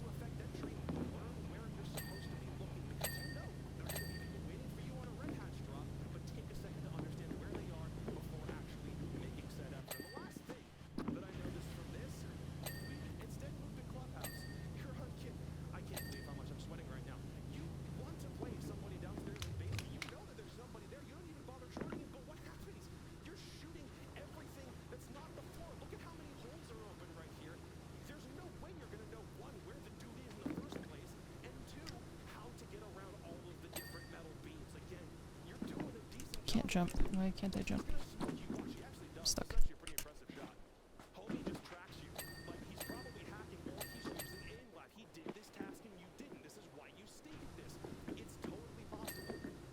This is way too long. This should have been like 30 seconds. I muted it already. I know. I turned it down, but...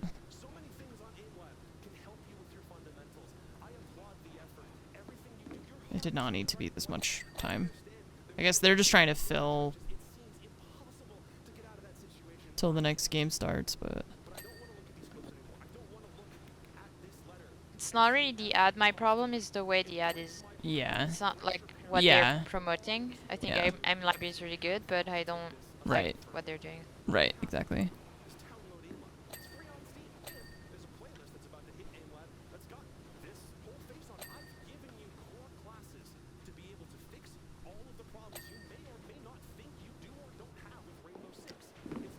Oh my god, you just teleported right in front of me.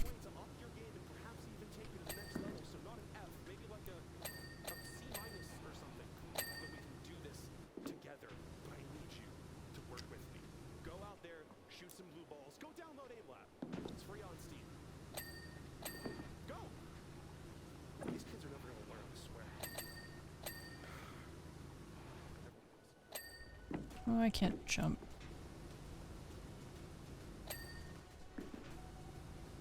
It's over, chat. It's all over. Don't worry. I don't know.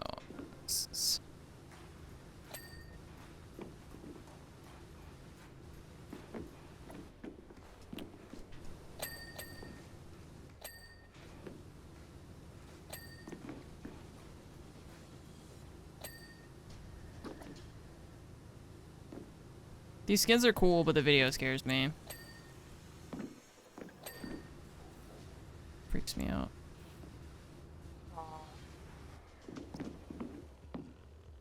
Yeah.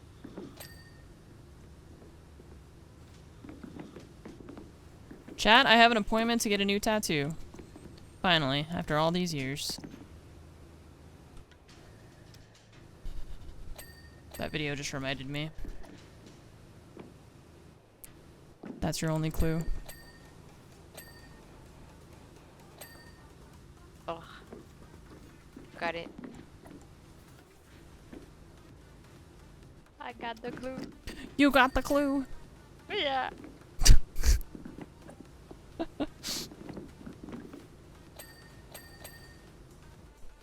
I'm concerned that that video reminded you. It'll all make sense in time. Don't worry. Do not be afraid.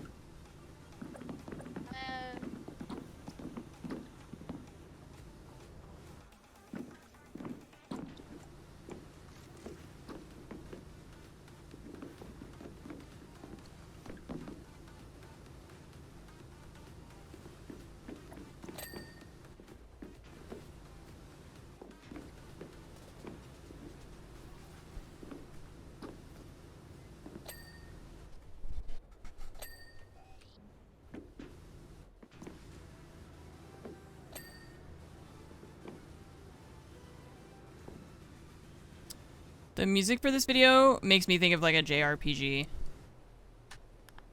It sounds like some Final Fantasy Kingdom Hearts something.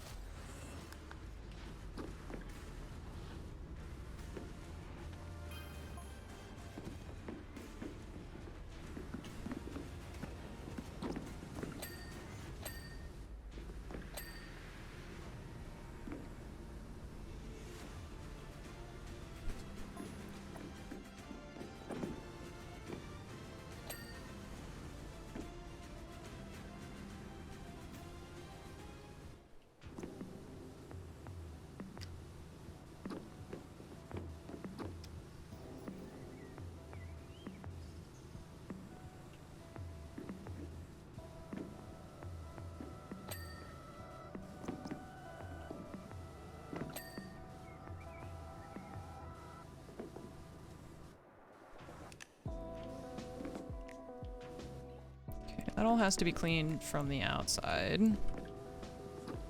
Otherwise, it's all good.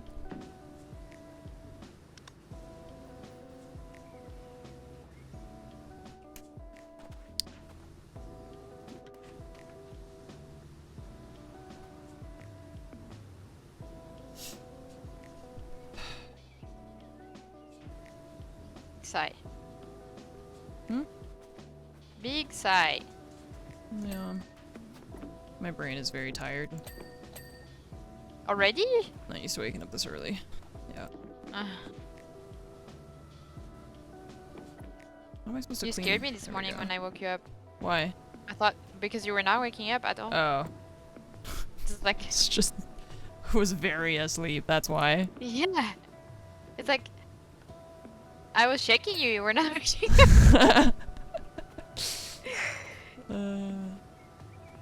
That's just I really enjoy my sleep, okay? I'm making the most out of No, it. I mean it's good. Like I wish I were like you. It's a quality. Mm-hmm. So I told you, I've slept through so much. My family will be like, wow, did you hear? One time when I was a kid, actually, we had 2 raccoons get into a fight on our patio, and they were like screaming and like freaking out at each other. And my family's like, damn, that was crazy last night. I was like, what? They're like, did you not hear the fight? The raccoons? Like, there was raccoons fighting. I'm like, no. Slept through the whole thing. Okay. I think that whole thing is done. This just needs to be done from the outside. Whoa.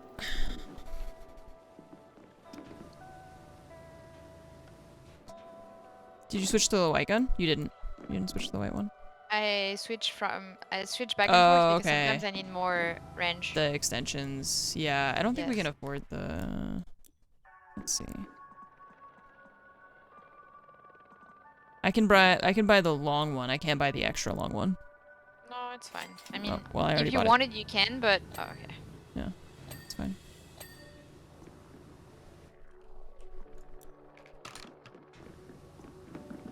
Excuse me. Excuse me.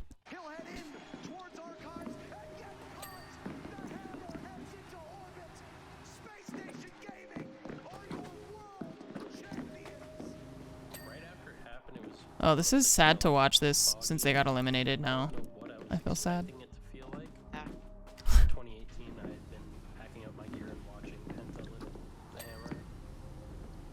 So just being on that huge stage in front of the crowd and just everyone chanting. The amount of passion that our crowds have is just like something really, really special.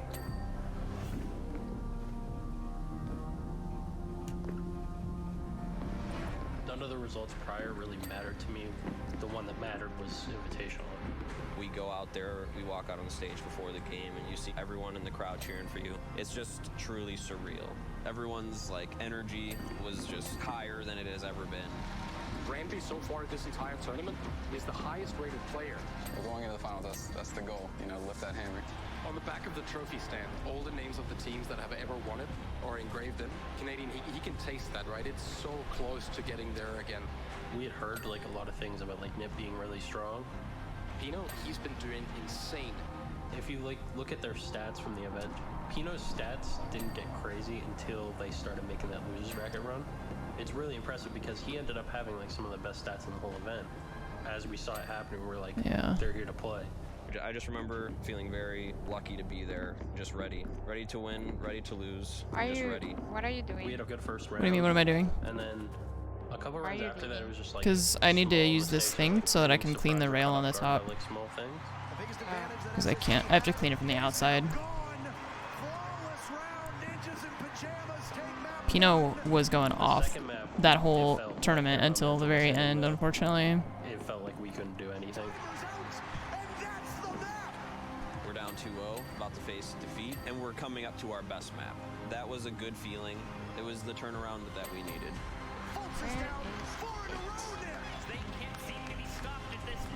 Once we were down 4-0 on Clubhouse, we started to worry a little bit for sure. Now it was our best map. Like, we had no excuse for this. It was when Nade first clutch, I think we like pulled ahead with the momentum, and I think we started to control the match. Nade on 1 HP. Will the third idea, will the clutch? No! Plenty of time! No match point for Ninjas in Pajamas! I remember just looking up in the middle of the series at the crowd and seeing all the lights. The crowd was with us. It was like looking at stars, like a galaxy. That's me. That picture is still ingrained. I'm in there. We could just tell after that moment that we were like in control of the match. For me personally, the crowd was one of the main reasons why I personally was able to keep myself in it mentally, and I'm sure it was the same for the whole team. Space Station Gaming! This is not win. Champion! An absolutely massive win for SSG! I definitely feed off the energy. I feel like the crowd does the same with me. Like, so many people like cheering for us and believing in us. I'm really glad I got to share that with the crowd that we did. Hey, my name is Jesse J. Chick, and I'm an analyst on the North American League and here at SI. First time I played Rainbow Six Siege was Operation Chimera after watching the 6th Invitational where EG lost and got swept in the grand finals. The best team in the world, never having that distinction. and I said, hey, this is a game I should check out. I should get involved with.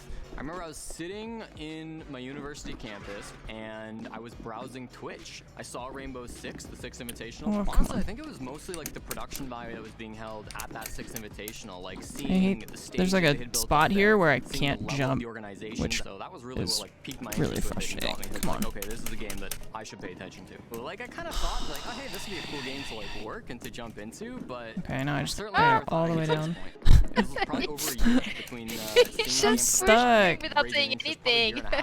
Until I actually got like, a broadcast opportunity. Should look a lot It's on the slide that it's hard to. Yeah, the slide is pissing me off. You need to like not move at all and then jump. Challenger League Season 9, and that was the first Even the staircase is annoying because you get like stuck on it. Like, at the time, Yeah. there were 4 casters in the entire world for Rainbow Six, right? And I was like, there's clearly room to grow here. I remember I was applying to a bunch of community leagues before I got in on Challenger League, and there was one time I sent out a message. CCS, I believe, was looking for new casters, and I sent a message to this guy named Flynn. I said, hey Flynn, you know, here's all of my stuff. Would you consider me for the opportunity? Heard nothing back. Absolutely ghosted. A couple months after that, Flynn Absolutely reached out to me ghosted. once again and says, hey, there's this Canada Nationals gig. I remember that application you sent me a while ago. Would you be interested? And that was in 2019.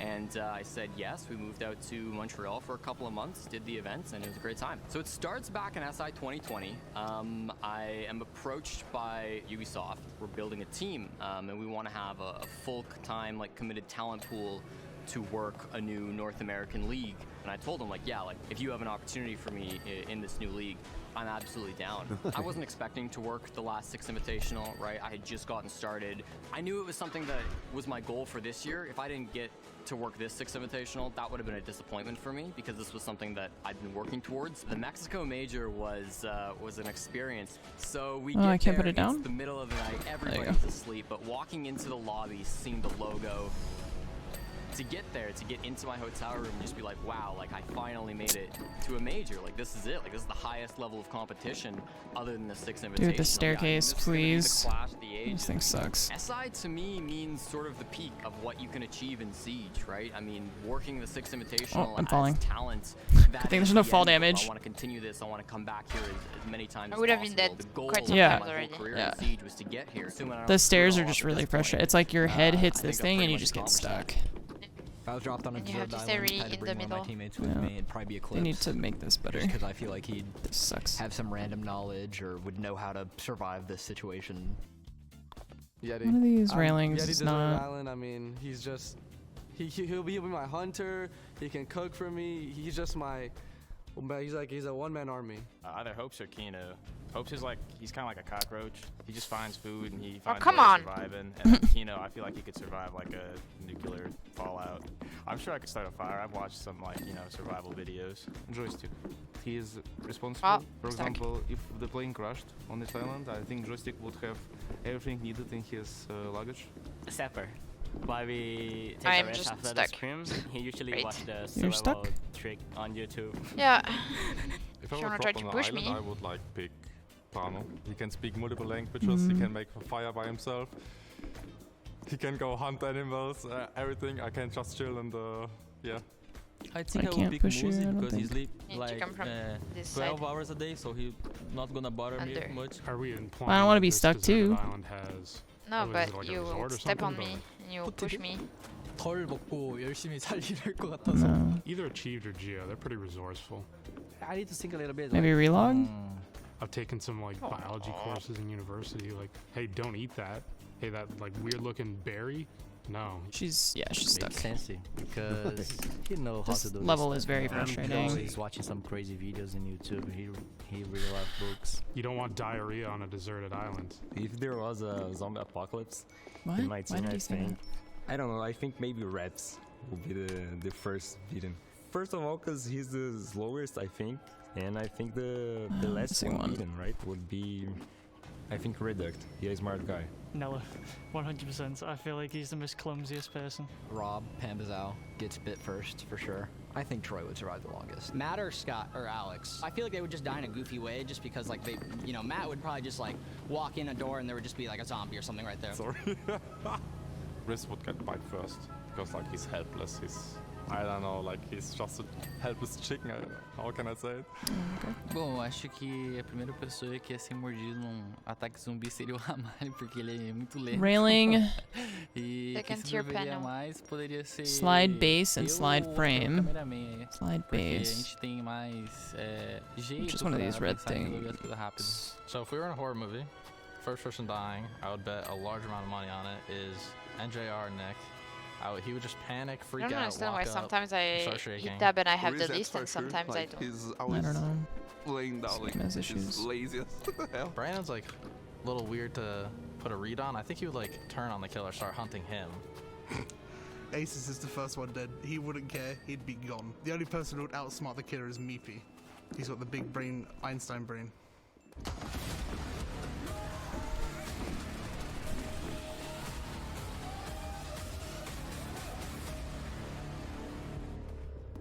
Welcome back, friends, to the 6th Invitational. Ladies, gentlemen, and MBs, it is time for our I have second no idea. matchup of I can't find it. second to last day of the Invitational. What is the name of what you're looking for? Slide base and slide frame. It's the red part under the slide and then the metal thing. But I can't see any of them that are missing. If you click the item in the list, it will highlight. In 2 matches, who goes up against them? Okay. It's all Brazil that we turn our attention to right now. MIBR versus FaZe Clan. It So happy base that you so can far join us. looks- I'm Mostamatic, your host, and with me on the analyst desk, the command center. Some beautiful posers and lads. I don't Wonderful see people anything, on chat. the desk. Jesse, I saw you in that documentary. It looked great. Jacob, there was a crazy person here. I'm glad they got him out. What use is highlighting it in gray if it's already gray? It just looks the same. Is everything okay? I think so. I hope. They almost broke the telestrator. Cool. And Ollie, you're looking fantastic. Is here. that a lap On it. pin? Okay. Might just be a little lap tapping. Wait, ooh, that's classy. I'd say biased, but hey, that goes 50-50 this game, eh? Is there a reason why he's gonna let him pin on? What's the reason, Matt? The last time that this pin was on the jacket was for finals last year. Really? The highlighting is not doing anything. I didn't know there was lore You there. got it, right? Yeah, I just put a valve on Railing, which is the very top, and then one of the posts. I hate these fucking stairs, dude. What the shit? Every single game possible. You do. You genuinely hate me. Thank you. Getting a bit personal. Well, friends, thank you so very much for joining us for this introduction, and thank you so much Oh, I was for being gonna here pick today. that Let up. you all look fantastic. On the We stream. got a fantastic match ready for you. So let's introduce our I was gonna teams. pick that thing It's up. all Brazil, starting with.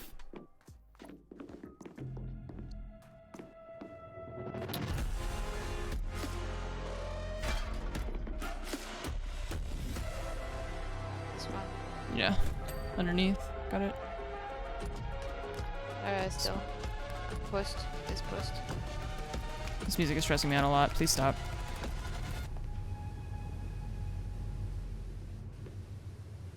I I can't. don't see where it's dirty. Looking to push it to the got it. lower bracket finals for the 2nd year in a row. They've conquered Top door NIP, frame. So up SSG, top where you are, Oxygen, there's a and door. now Liquid. With only FaZe left in the way, they're vying to be Brazil's last hope for the hammer. And window frame. MIBR.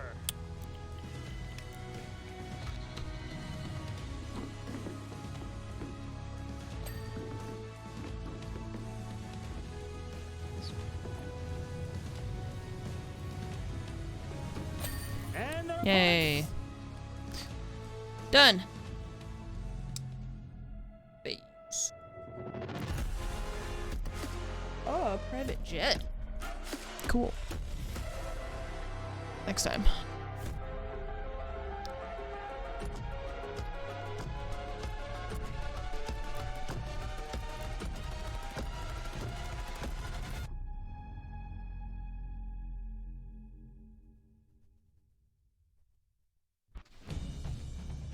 For the brand, it's their 5th consecutive 6 Invitational, but for 2 players on this team, it's their 6th attempt to lift the hammer. One more try, one game closer to the 6 Invitational Grand Final is on deck. It's FaZe Clan!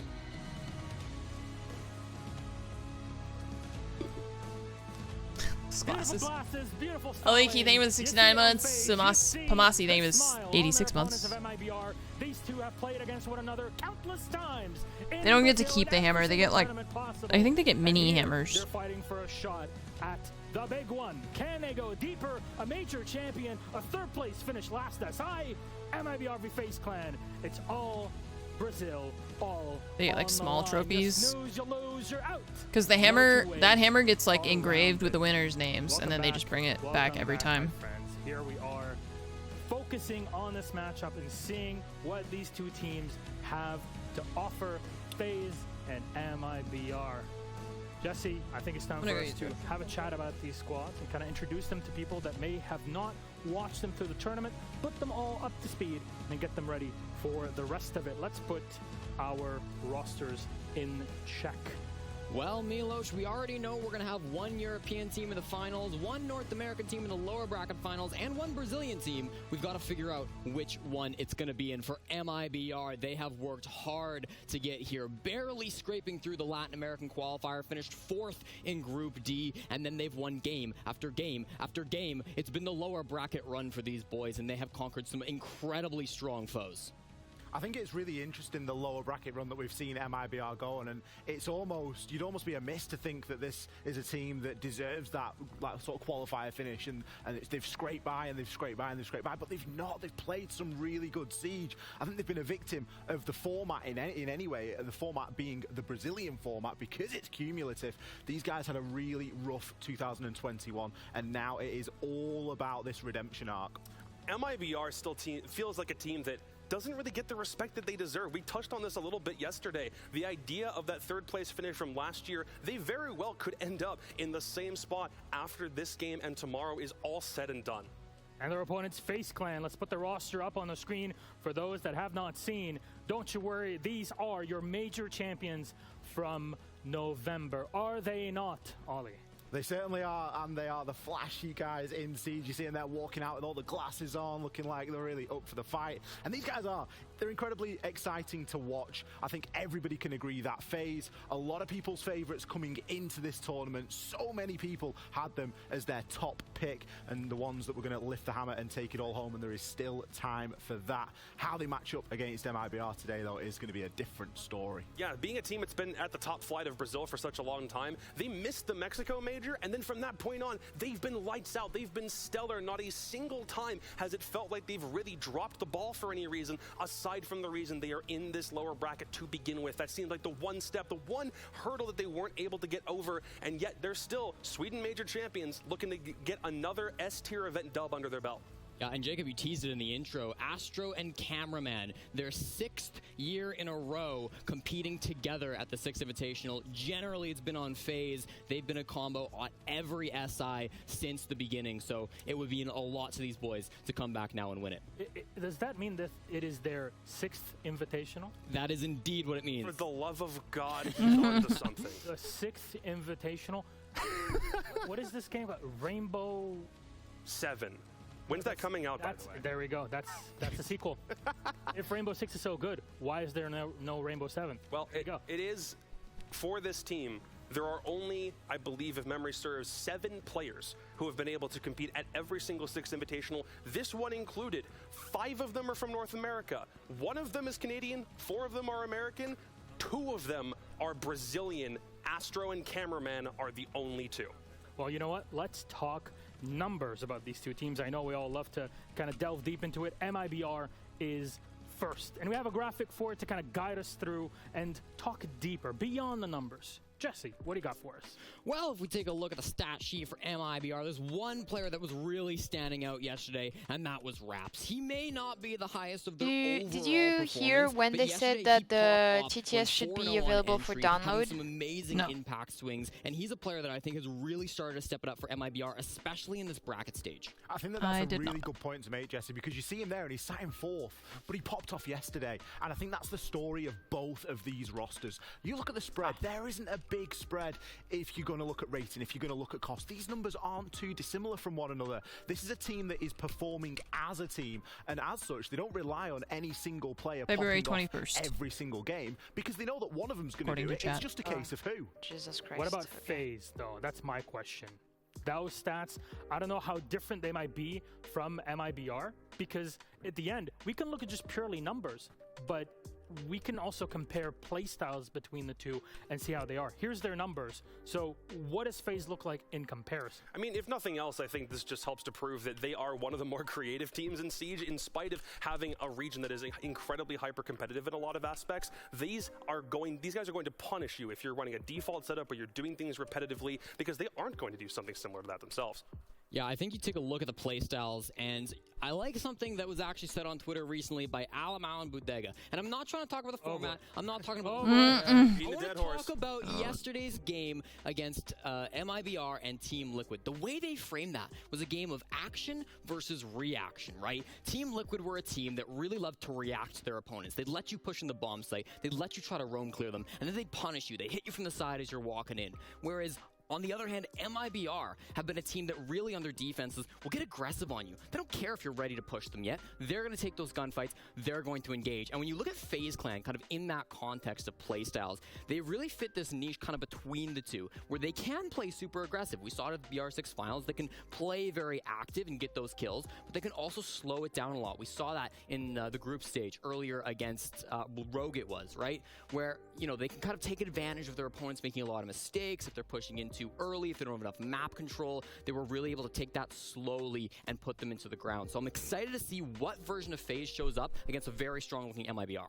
I think that's something that MIBR did really well yesterday, and it was something that Fowles actually mentioned in his interview post-game, was that they actively tried to get on top of Nesk and Palu. They were actively searching out to disable these players that are just so good and so deadly if they are given any time or space to operate in. Now today, that could be a very different story, because you look at the side of FaZe and you go, well, who do we target? It can be very difficult because it isn't the same formula that Liquid run with, where Nesk and Palu go and kill everybody and they win the game. It's very different. It's much more team-oriented in terms of contribution, and I think that that is something that MIBR might come unstuck with today.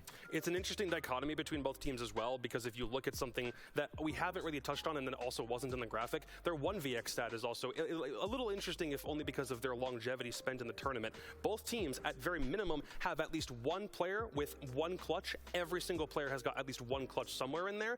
MIBR has 4 players with 3 clutches, which is something FaZe Clan themselves even can't necessarily say. So MIBR, if they're in trouble mode, they might be a little bit more well-rounded. It can adapt to whatever situation requires them to get out of a really tricky spot. For FaZe Clan, it might not be the same, in spite of both of them being An at this NFT point. offer exclusive received 3 tweets, 5 minutes visiting the site, and an overlay for 1.2 million. There's still Jesus. always players that can pop off and save around. No, I didn't hear about that. Unsavable. Yeah, I mean, this is the thing with MIBR, right? They've got so many good players in here, and they make such great decisions. I mean, right? it's probably Raps already, but he's really a month's salary for him. Can play that active playstyle so well, because a reactive playstyle, which FaZe may try to employ today, can really capitalize on mistakes, right? They don't have to be big mistakes, but you need your opponents to be making mistakes. For MIBR, when we saw them the other day playing against FaZe Clan, there were very few mistakes. The swings were perfectly timed. They were going exactly at the moments where Liquid didn't really have players in position to catch them, to the point where, like, if Liquid were to adapt to that, they'd have to go back maybe a minute into the round. They'd have to really change their whole push. So if MIBR are still able to find those openings, if they're still able to find those areas where they can get active, then that passive playstyle that FaZe may want to bring into this is not going to work. Well, you know what? MIBR, they won all their matches in the lower bracket except for one against SSG in 2-0s, whereas for FaZe Clan, they smacked everybody 2-0, 2-0, 2-0 until they got here. So you know what? I think maps extra important for this series. As always, 7-map pool. Ban, ban, pick, ban, ban. Decider to make it 3. Ollie, go ahead. Putting me in the hot seat here for the team. And Coastline. I think they said that was MIBR's strongest map. It is going to be thrown to the wayside by MIBR. Both wise decisions indeed. FaZe have got an impeccable record over on Villa. I don't know what I'm anticipating here. I think both teams have very strong maps independently, and there they are going to be shown. Cafe coming in for FaZe, a map that they've seen a lot of success on recently. Currently 8-1 on that map. Chalet, on the other hand, for MIBR, is a little bit of a stronghold. 5-2 is their recent record. So both teams are getting a good, solid map of their own in here. Yeah, I gotta agree with you all. I mean, 1 loss in the entire year on Cafe from FaZe is a very dominant statement. We'll get the next couple of bans coming through. Oregon and Clubhouse taking off, so we go to Bank. I think MIBR are gonna be pretty happy with that one. They've got a 4-game win streak on Bank, getting 1 at the BR6 finals, then 1 over Oxygen in groups. They knocked out SSG 8-7 in the bracket and dished out a clean 7-2 to Team Liquid. This is going to be tough.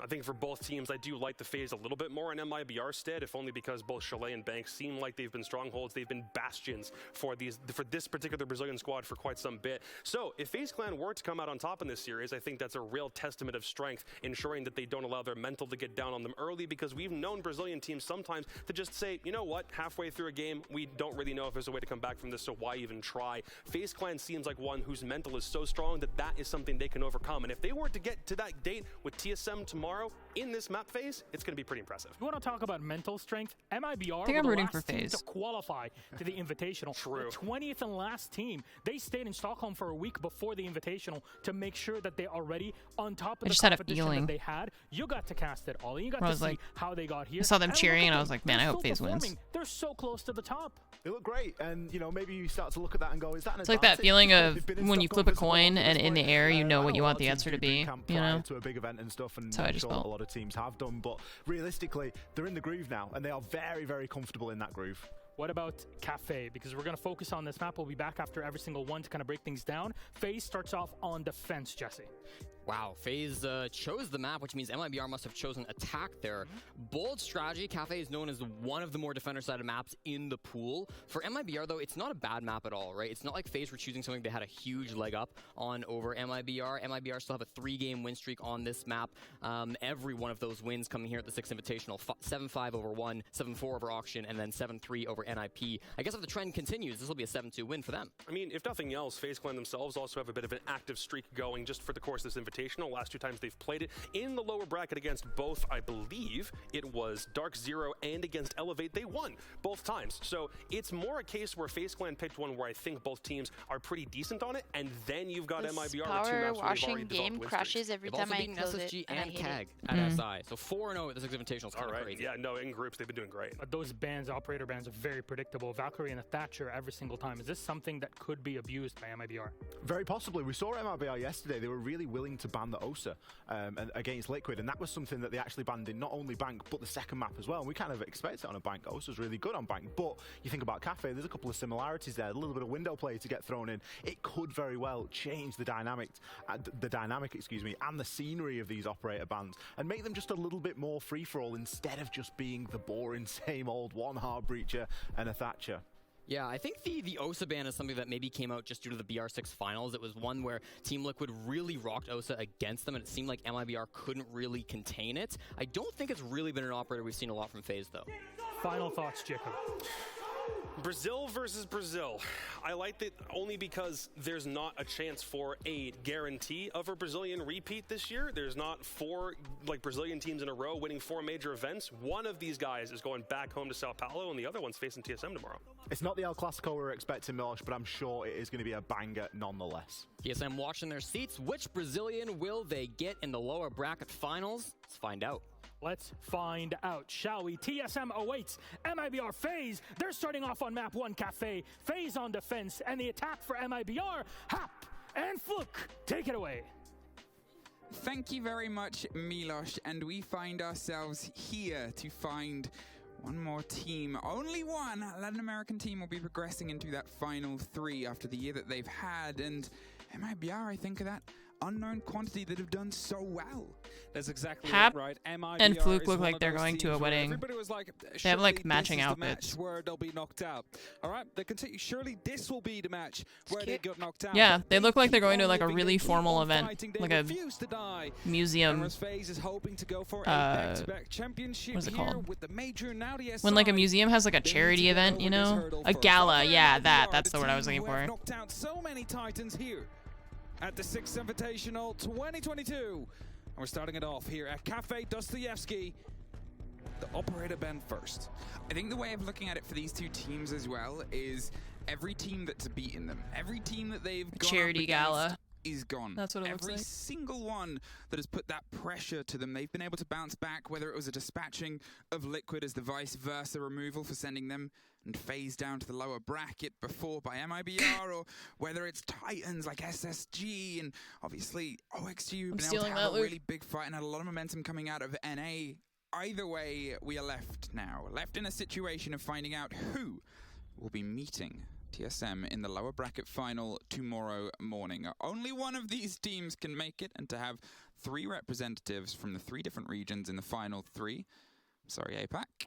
Not your year this year.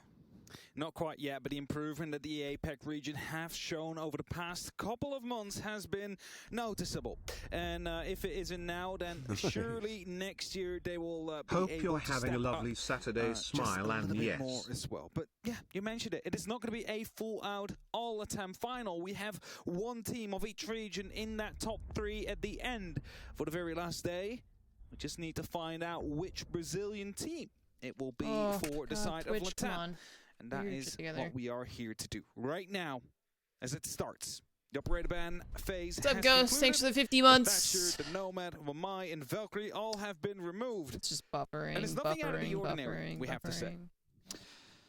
One of the things I am going to be super curious about watching as this series goes on is the objective. We didn't adopt Going a over cat, all the we adopted statistics of these two teams, not only throughout this tournament, but how they butt heads in the previous engagements, where they've had a handful, 3, throughout the year over the rosters that they've still sort of got. And in their sort of showings against each other, there is 3 total plants over the 3 times that they've gone to heads. They really have this habit of these two teams not setting themselves up for objective play. And if you look at how they've been able to sort of drive that this tournament, FaZe have been a lot more consistent. They've been able to find way more use of that objective. I think it's a total of about 31 or 32 over the maps that they've played.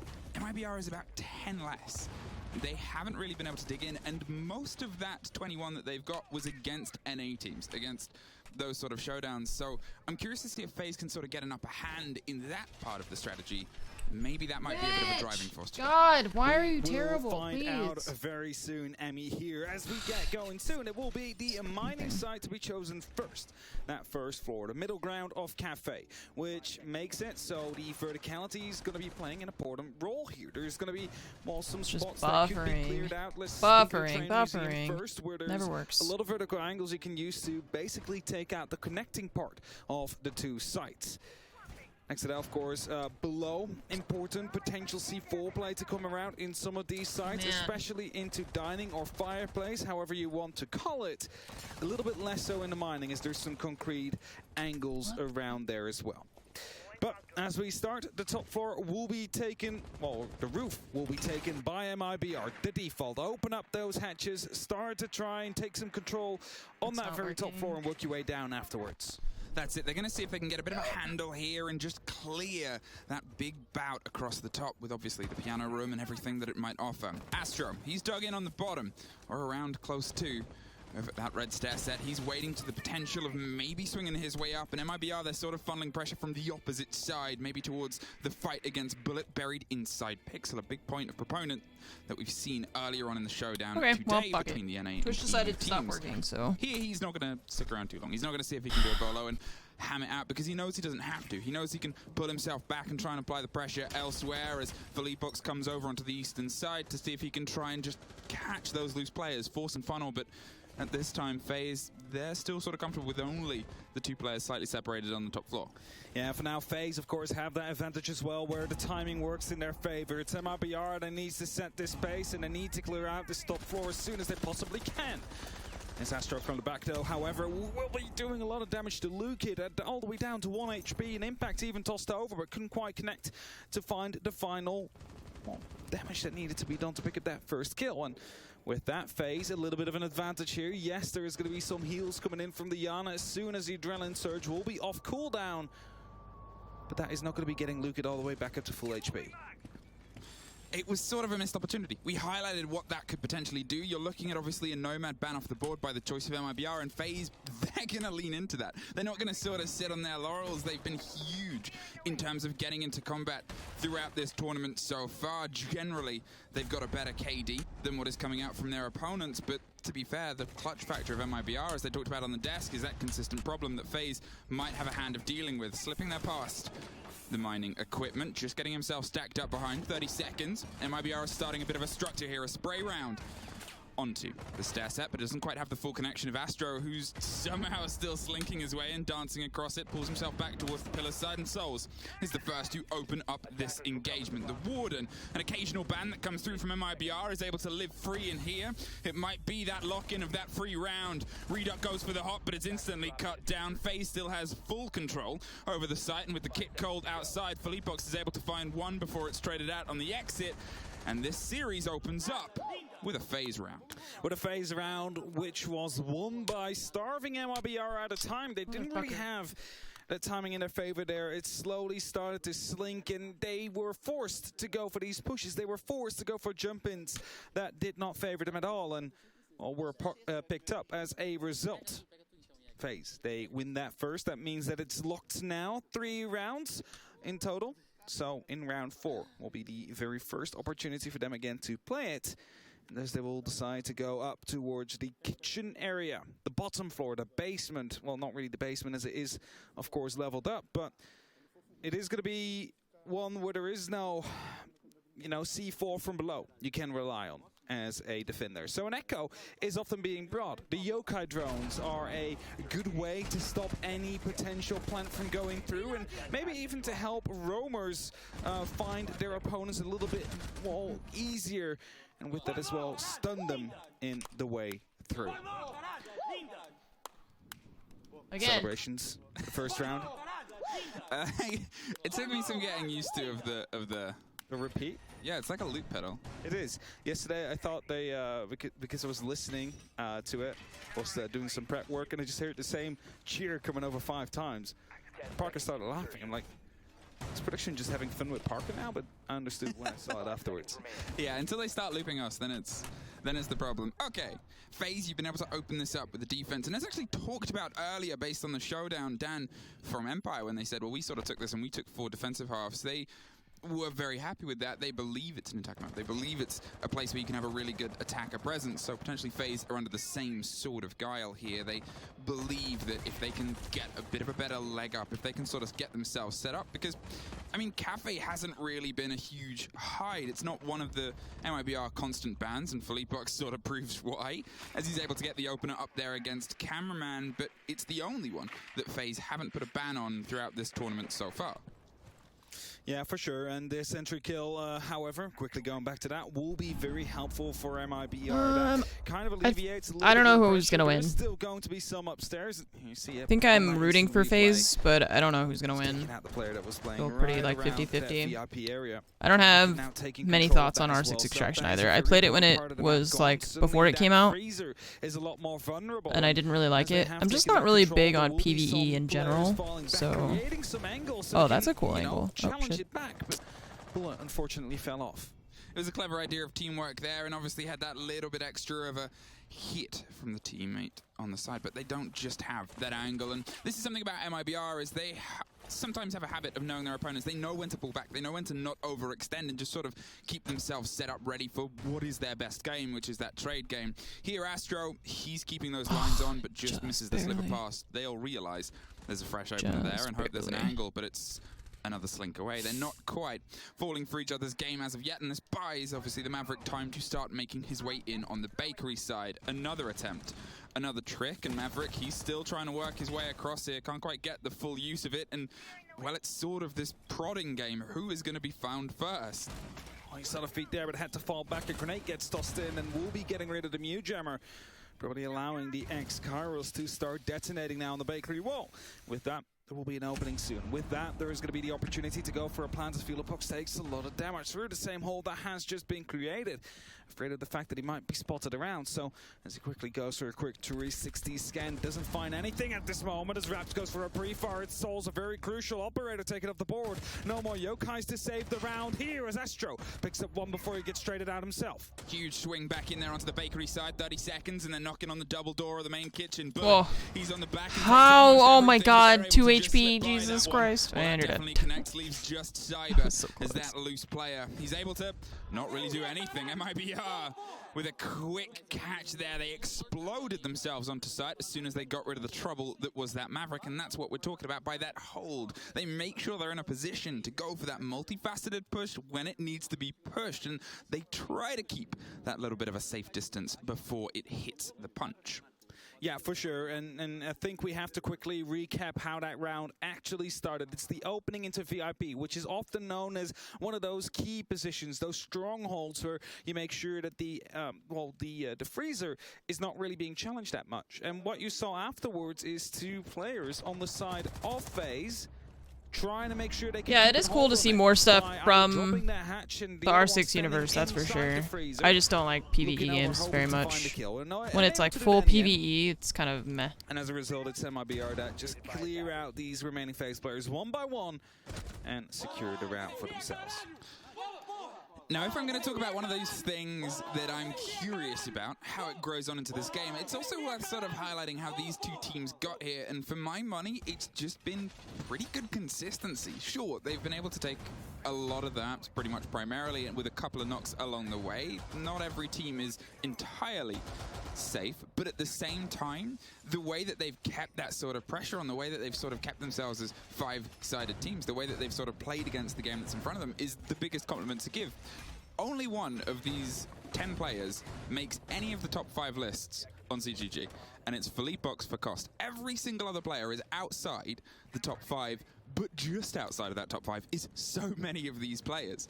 So they're not having these huge stand-up sort of pop-off moments, but all 5 of them across the board have generally been really consistent, and consistency pays off. Practice, practice, practice. I mean, that is kind of what Jack said as well, right? The MIBR has been consistently good. Yeah.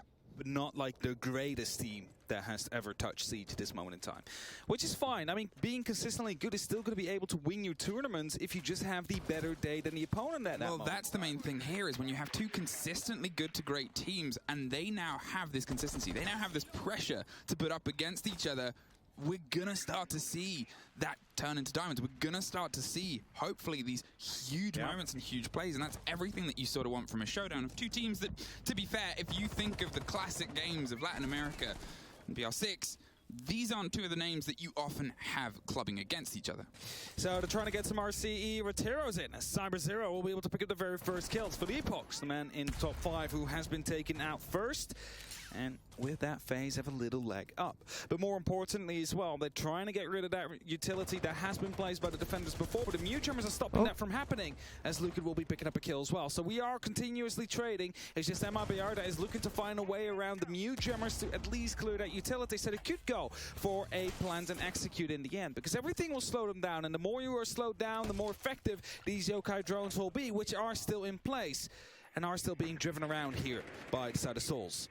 The fight across the top here, and as you said, they're pinging this intel. They're making things a little bit uncomfortable for the players of MIBR, because you still have Cyber, you still have Gammerman underneath with the potential of causing problems. They obviously already utilized the C4 at this point. They're just going to see if they can try and wing into the potential of the firefights, but look at the far side here. Reduct, you've got him coming up onto the far balcony. They're pushing Astro out of that power position here. They're blinding him with everything, but it's Cyber that's able to strike. It's Cyber that's able to find that swing round and push that momentum. It forces the players inside. They know that there's pressure coming from behind them, and Falls is able to get one more. The rotation comes up to White, but it's the fight on the freezer door that starts to really get a face of this round. Falls, the last to finally find his way inside as Astro goes for a very bold spray, but they're limited on the far side. They're going to wait and see if they can go for the strike as soon as the plant comes through. 30 seconds. The two remaining MIBR players, they're weighing up the pressure they can apply, but Astro, he's gone for a huge rotate and is able to catch the diffuser, puts it down, and now it's all down to Lucan. You can see they have the idea, they've dropped the player. They've pulled themselves back down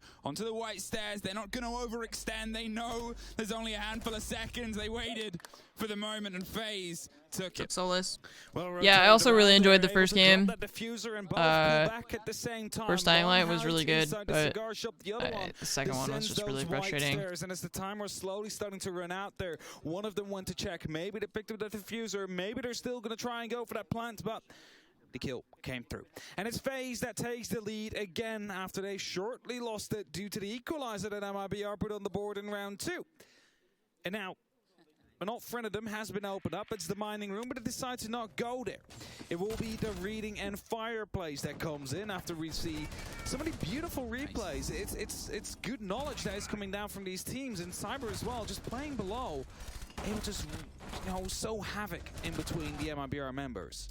That's it. That's what we talked about at that point. And if you don't have a C4, you still have pillars. You still have this idea of being able to swing into them. And as I called it, Reduct on that far balcony, and we called the pressure that was coming through. That was the response from FaZe, was to make sure that they had that position to stop that exact swing and that exact bad momentum where, if it went unchecked, it would have been a much easier take and kill onto that back bar and that back line of what is a hefty site control. And potentially paints a very different story of the round itself. Here, though, as you said, they're not going back to mining, which, to be fair, it's sort of a little bit hit and miss for a lot of teams. They'll run it once. Most of the time, they'll see if they can get something out of it and then opt for a sort of rotation. The only teams that don't are ones that don't like playing Kitchen. And I would say, generally, we've seen FaZe and MIBR both lean into Kitchen. Here and there, yes, for sure. But after that loss we have just seen and mining being opened up. Summer sale time, yeah. A curveball that FaZe wanted to throw. They're looking to go back to I don't know. So continue a normal Maybe some people rotation enjoyed that it. you would normally pull up as well. I guess if you don't care about the We'll see story. how successful that is. At least they have these 2 rounds in, but they're looking for, well, let's say 3 to 4 to really feel secure about this half. The 5 is still available, however, MIBR, of course, plenty of rounds to come up close as well. And it isn't that these rounds have been absolute blowouts. They have been quite close to these last 20 seconds, except for maybe that first round we saw. And as we progress, MIBR is going to adapt to the many strategies that FaZe have been bringing as well, and with that, might find some more success.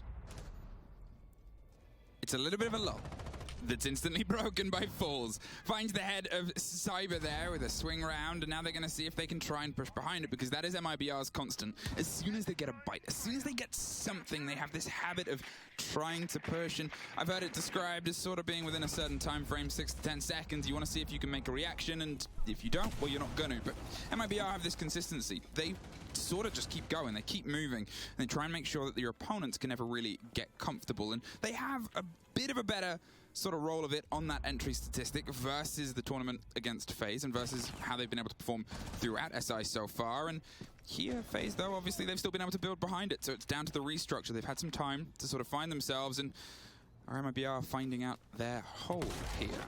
That's an electrified hatch is going to keep them busy for a short while. So Raps is trying to put some pressure from above, using that sledgehammer and the caber to start opening up. He's also wary about any potential nitros that will come through. And as they do hear one pop, they now know that's one less worry. There's still one on the board, however, in the hands of Bullet. A flank on the Rise as well. Souls is waiting right below these red stairs. Flank drones are being set up. It's just a question and a matter of will they be held at the moment that they strike? Because at any given moment now, FaZe will have to start pushing towards the sides. And if they do that at the very same moment this flank is starting, it might end very badly for them. That's a great grenade from Raps as he picks up Astro. That is that Pillars player gone. That's that cheeky angle, that hiding spot out of commission. Now, Cameraman, he's going for a bit of a rotate up, just misses. That first pop on the Ashu is not going to try and face-to-face as the diffuser gets stuck. In the meantime, a handful of seconds, but with the verticality in their favor, MIBR are able to clean up. They made sure, as we said, they got themselves set up. They kept the pressure on after that first kill. It allowed them to get them into the positions that we see them absolutely punishing FaZe on this round. Souls has 5 players entirely set up across 2 different floors on the single site. He's the first in Zulu and gets a drop on them, but isn't quite able to connect. Almost finds the head of the second, but with the third pushing on them, it turns into a flawless MIBR 2 for 2. The flawless round coming in, and again we tie up the score here as they find that plant. They find the opening in the side, a double actually. And with that, go for that plant. Make sure that everything is going their way. Put all the pressure onto FaZe. We're now deciding to run it back to mining. So we see a full 4-side rotation coming out, of which 2 have been successful. And the mining has been one of those sites.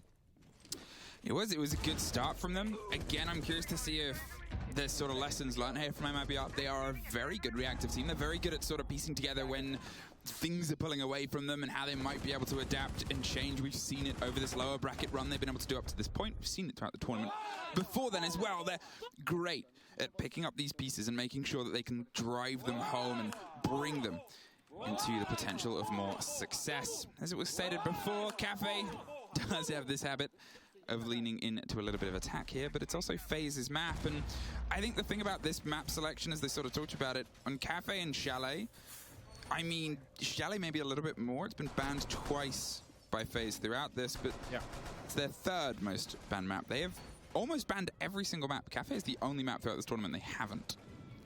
Yeah, and it's going to be key that FaZe is going to be able to pick it up. I mean, it was mentioned before as well, over this year they went 8-on-1 on this map. Only lost it once, where they've won it 8 times, for those of you who wondered what that meant.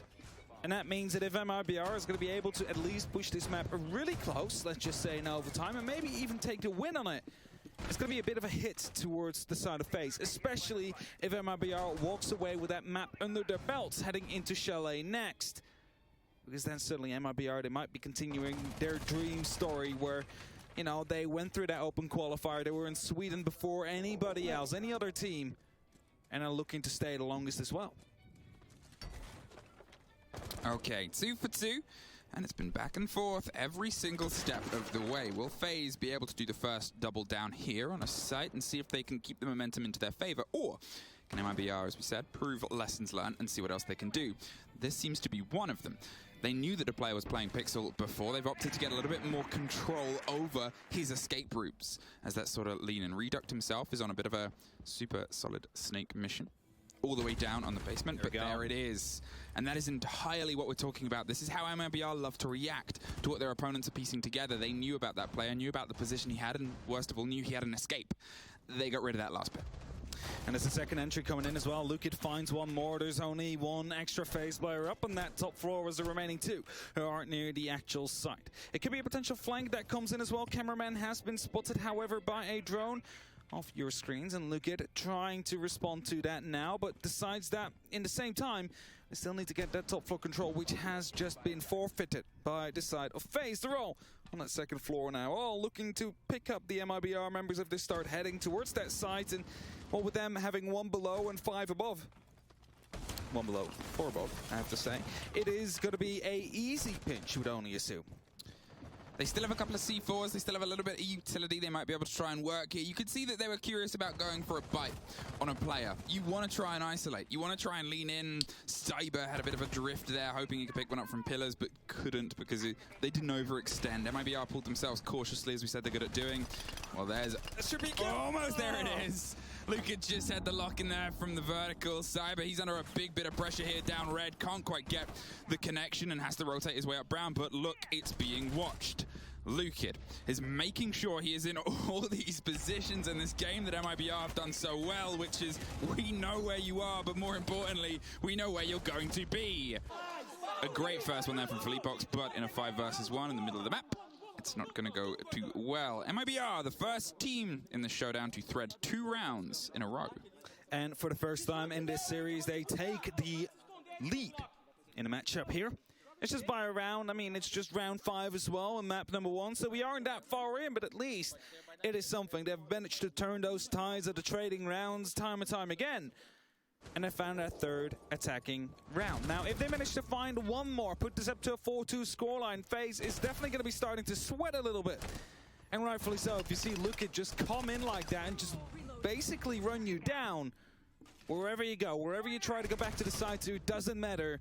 He was watching, he was there to pick you up.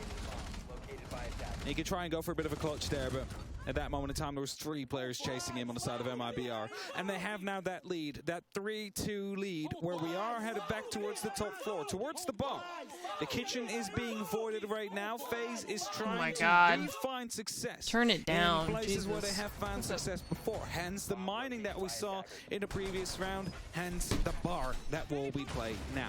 A bit of a change, however, as we do see the mirror coming through. We'll be providing some extra long angles towards the piano first of all. It allows you to keep a bit better control. They will be forced to use X-Skyros on that mirror window if you want to get rid of it. But due to the setup, it is easy to basically deny these. You can just run out on Pixel, shoot off the X-Skyros, get back behind your safe ground, at least if it wasn't castle barricaded off. So we have a completely castled little bathroom here, which has been set up with a serial laser gate as well. And they're going to be using that to defend themselves inside that bathroom. Safety first. Keep everything locked in. Oh, imagine this with a certain new operator. Certain new operator. Certain new operator, as we saw earlier on today. Well, that's in the future. For now, it's down to see if FaZe can get a little bit of an even hand and a half here before they're onto their attack on their map. They're waiting for the pressure that might come around here. A bit of a drone ahead for Lukid, who's going to see if he can get a bite, but they're not actually paying. Cyber, he's watching for the potential drop there onto the hatch. He sees that it's open. He's sort of hoping to be able to bite, and that's why there's an attempt on pressure underneath to force him out of that player. There it is. They're going around to the bottom of Brown. They're making sure that they can have a little bit more control over the pillars, which, as we've said before, MIBR, they suffered from it, they learn from it, and they try and make sure that it doesn't happen again. The pings are continual. And this is another player that's now on the hunt for the potential middle floor. Cyber's, he's under a little bit more and more control, a little bit more and more pressure here, and Raps finds that swing, takes the head off. 3 MIBR players went on the hunt. 1 FaZe player was found within a minute 10. Now some verticalities are being created, and I think they have found out that the push doesn't really seem to be coming down here, as Bullet takes a couple as well here. Goes quite low, needs to be careful in this engagement, and he's trying to pull off, but the mirror window's not really working out too well for now. MIB are not really interested in pushing through that piano, and that forces FaZe to reposition themselves, find these secondary positions, and make sure that you're safe from these depth charges that are coming in from below. The grenades will not find anybody as of yet, but the man advantage is still there on MIBR.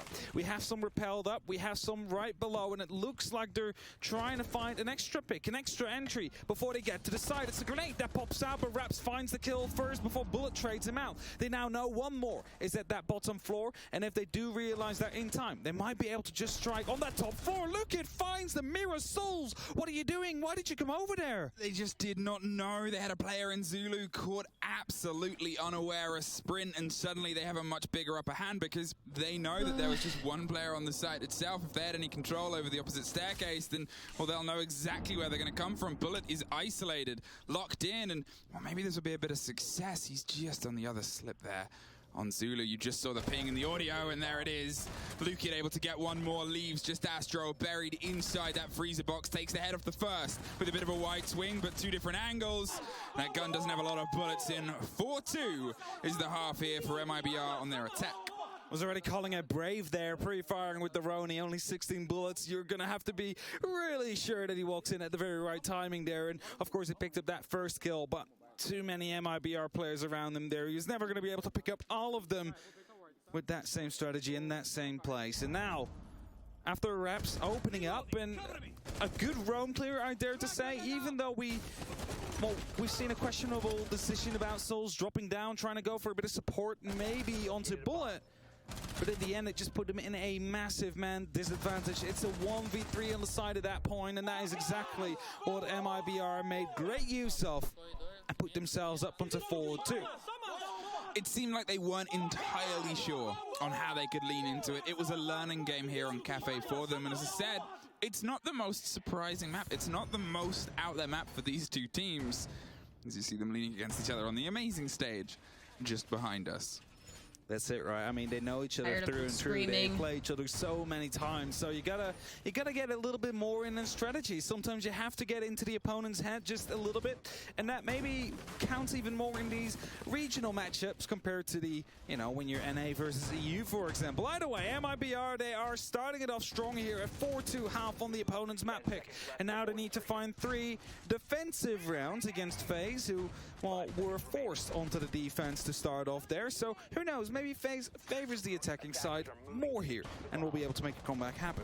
Well, if it's related to anything that we heard from Dan from Empire earlier after their game against it, is generally teams see themselves as being better, depending on opinion. I'm not going to speak for every team, but it seems a consensus that attack has been a good bout for Cafe, which, to be honest, with the sort of nitty-gritty strategies that it has otherwise offered teams in defense, it's good to see. It's good to see it in what is obviously a very aggressive meta.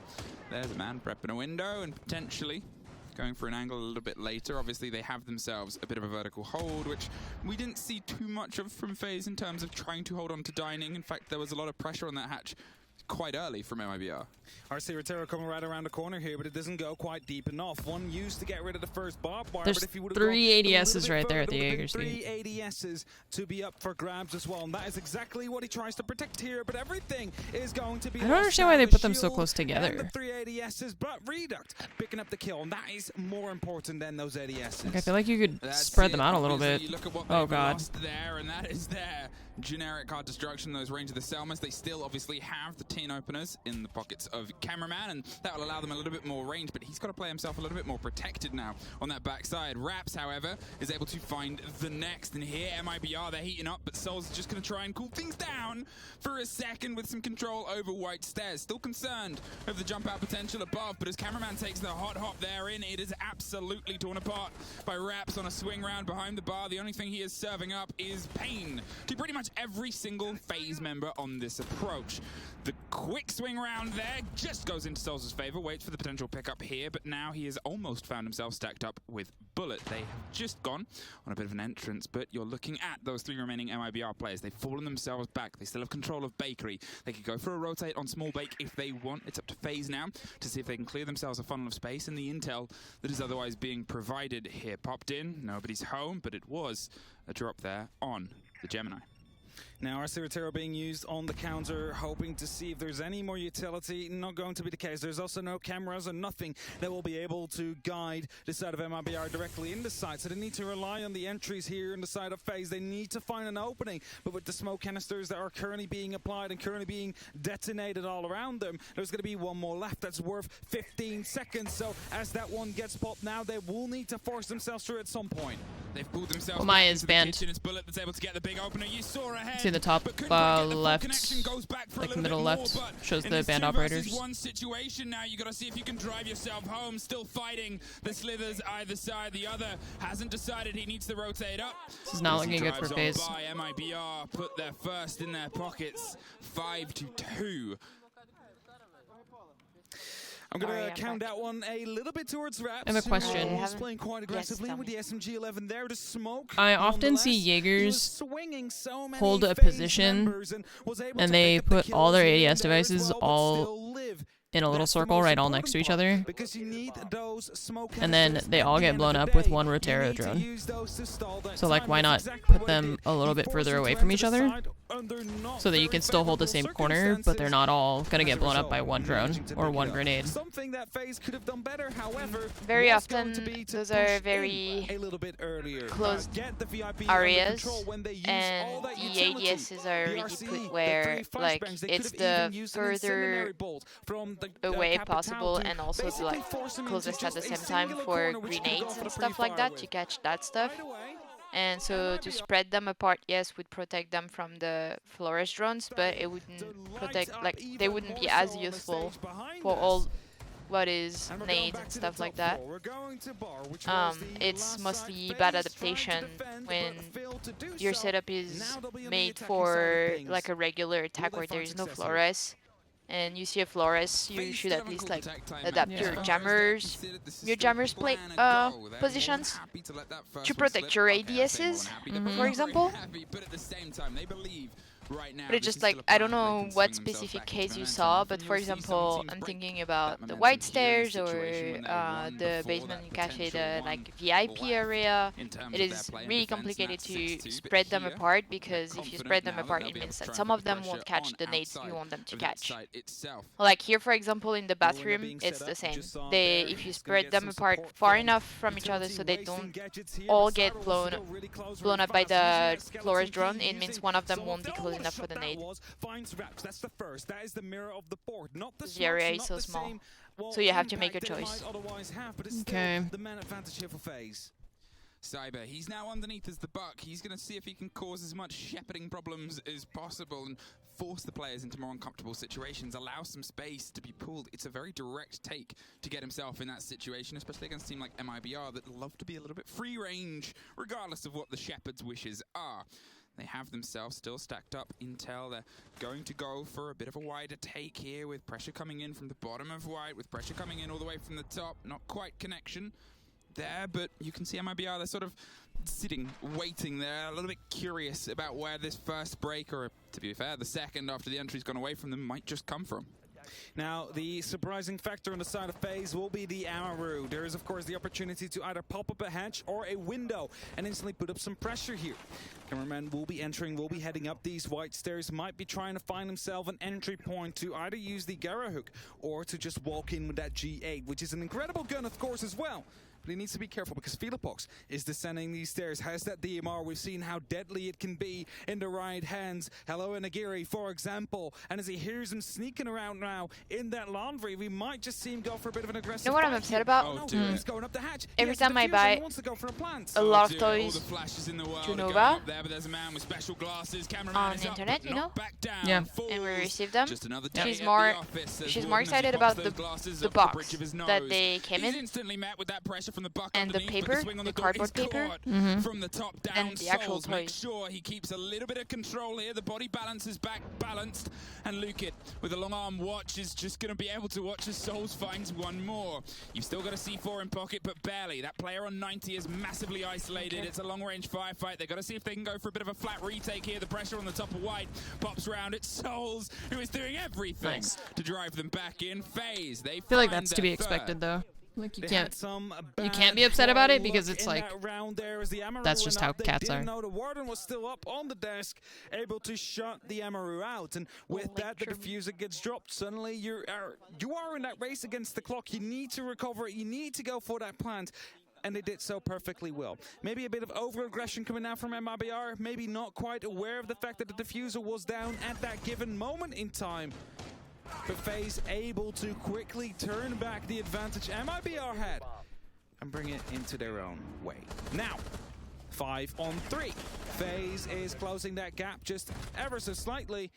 As we have a tactical here from the side of FaZe, even though they have just won that round, it was on the back of that gun skill, not because the strategy worked, because that almost threw it away. Well, I said sometimes you'll see the teams take it before this round, but FaZe believed they cool the momentum, and, well, they did. And that's the important factor, as he said. Being able to swing your guns and make those connections is one thing, but knowing that you have the stability, the control over a team like MIBR that are often lawless, well, that is that challenge. That is that tough sort of break. And here, well, they've got one, and they want to make sure that the next is into their favor as well. MIBR, they're showing those sparks of life and love that have gotten them to this point. They're so quick. Their moments of momentum of swing back into fights, of repositioning, and most importantly, pulling back. It's a skill that not a lot of teams have sort of fully demonstrated across this tournament, knowing when you have the advantage and when to actually press that advantage. And it's one of those things, one of those facets of MIBR's gameplay specifically that for me has really been a big force across the board. Occasionally we'll just hear them shout behind us. I don't know if our mics... Which team was it at that moment? Because I was writing it down in that. Probably both. Probably both. All right. We're getting underway again. The prep phase is starting, and we are headed a box subscription. All we need to do is just been able to find buy stuff on the internet, which we do. Even though the strategy we get boxes all the time. Everything always comes in a box. Which was the Amara trying to get her in, go for that plant, was quickly decimated by the warden, who's immune to flashbacks. I'm hungry again. As those glasses are activated. And with that, it became a recovery mission. Try and get those swings. Try and get the diffusers. See if you can maybe turn the tides yet once again. And that is exactly what happened. FaZe was able to turn the tides and to pick up that round. And with that, the disadvantage is now just 2 rounds. That is what they're currently trailing onto MIBR. MIBR, they want to lock this out, of course, as soon as they possibly can, but they have that, little bit of comfortable lead. They are on the defense. They seem quite comfortable with it as well. It wasn't that they were struggling, maybe a bit of over-aggression in that last round, but that very first round was very convincing.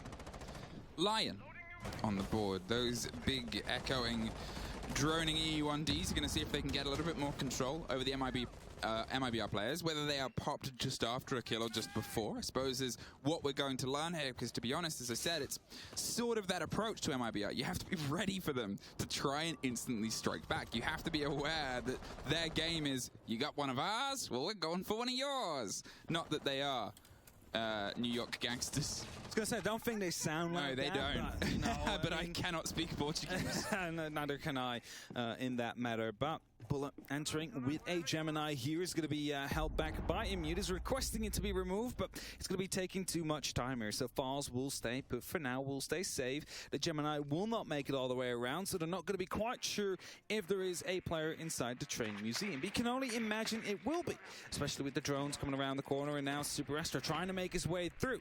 Is not going to quite spot him here, however, though, but does know now that there is a player inside that middle train, and that is going to be the first point of pressure. FaZe wants to get rid of that player, wants to get rid of Files, who's playing with that English shotgun. It's so dangerous to swing that, so you preferably are going to be using a grenade and bounce it around the corner. Well, there it is, over the top, and oh! Is able to get the first slip by. Raps couldn't quite get the full connection there, but it was dangerously close, and Bullet's aware of it. It does not take much from that SMG with a connection to your head, but it does take a lot to control that SMG. And even in the talented hands, it's something where you sort of get one opportunity before they try and shoot you back at the same second. So they pull back. They make sure they keep that smoke canister, a very important utility that Raps has been able to demonstrate fantastic use of throughout this tournament so far. Reduct is sort of weighing up the options of when he needs to take the drop, with Lukid coming to offer some support, but the pressure seems to start coming towards this reading wall. The Selmas start to get that width, that opener, and they're still curious about maybe going out for a swing, maybe going out for a little bit of a dangerous dance, something. It's your new business plan? They want to bite. You're gonna start selling snow to Eskimos? Slatin, thanks for the 60 months. They're not quite sure indeed, and his flashbangs are being tossed in. Lukid wants to swing aggressive, finds one. That's Cameraman off the board, brings it back to a 4-on-4. 30 seconds left, and the members of FaZe, they look to hit the side. They have some rotations, and they will use them now. They need to dig in deep. They need to get the diffuser down, and with the cover here from the side of Bullet, they might successfully do so as well. Well, 15 seconds, and it's the swing onto the door. There's the C4. C4? Nice shot in midair. But it's a shotgun that starts hammering home. It's a 2 versus 1. Astro is all that's left. He's inside the site. They're well aware and popping pre-fires, but he catches the this top-down view, I absorbed so much more of what happened there it is. Astro and FaZe pull themselves than if they had done any POV shots right there. That was so much better. I wish they would do that all the time. Trade game slowly went into the favor of MIBR. It's just that last man standing. Astro, who was able to bring it back, bring it home for FaZe. Puts us up to 5-4 now. Just a singular round in between these two teams on map number 1, Cafe Dostoyevsky. And it is the map pick of FaZe. Let's not forget that. But MIBR, they are so close. They could lock this off, and it would be such an important lock-off as well. Picking up that first one, the impact it might have on FaZe is very valuable. Now, this is what we sort of looked at and talked about here with the pressure that they could put onto Cafe, with the momentum that they could build on their attacks. MIBR are still sort of biting back, and they had the call, they had the C4, they had the idea that maybe we could try and long-arm this and stop the plant. If it had popped off, that's a double kill and that's a round. But that one extra step that FaZe has, that one extra little connection and call, is that energy that they're a team that we know can build behind. For sure. They can build behind it, and the energy starting to rise here as well. They also realize that it's not over yet. There is no 7th round won yet by MIBR, and that means we're still in Cafe Dostoyevsky here right now. As the electric claws are being set up, I want to make sure that MIBR, they have everything locked off, and they will force FaZe to work for their openings. Use those RC Retiros or those Stritch drones to zap out the utility that they will set up, which means that there is going to be the heavy reliance onto Souls and Cyber to perform well, to get the utility that they need to get rid of if they want to succeed with their push.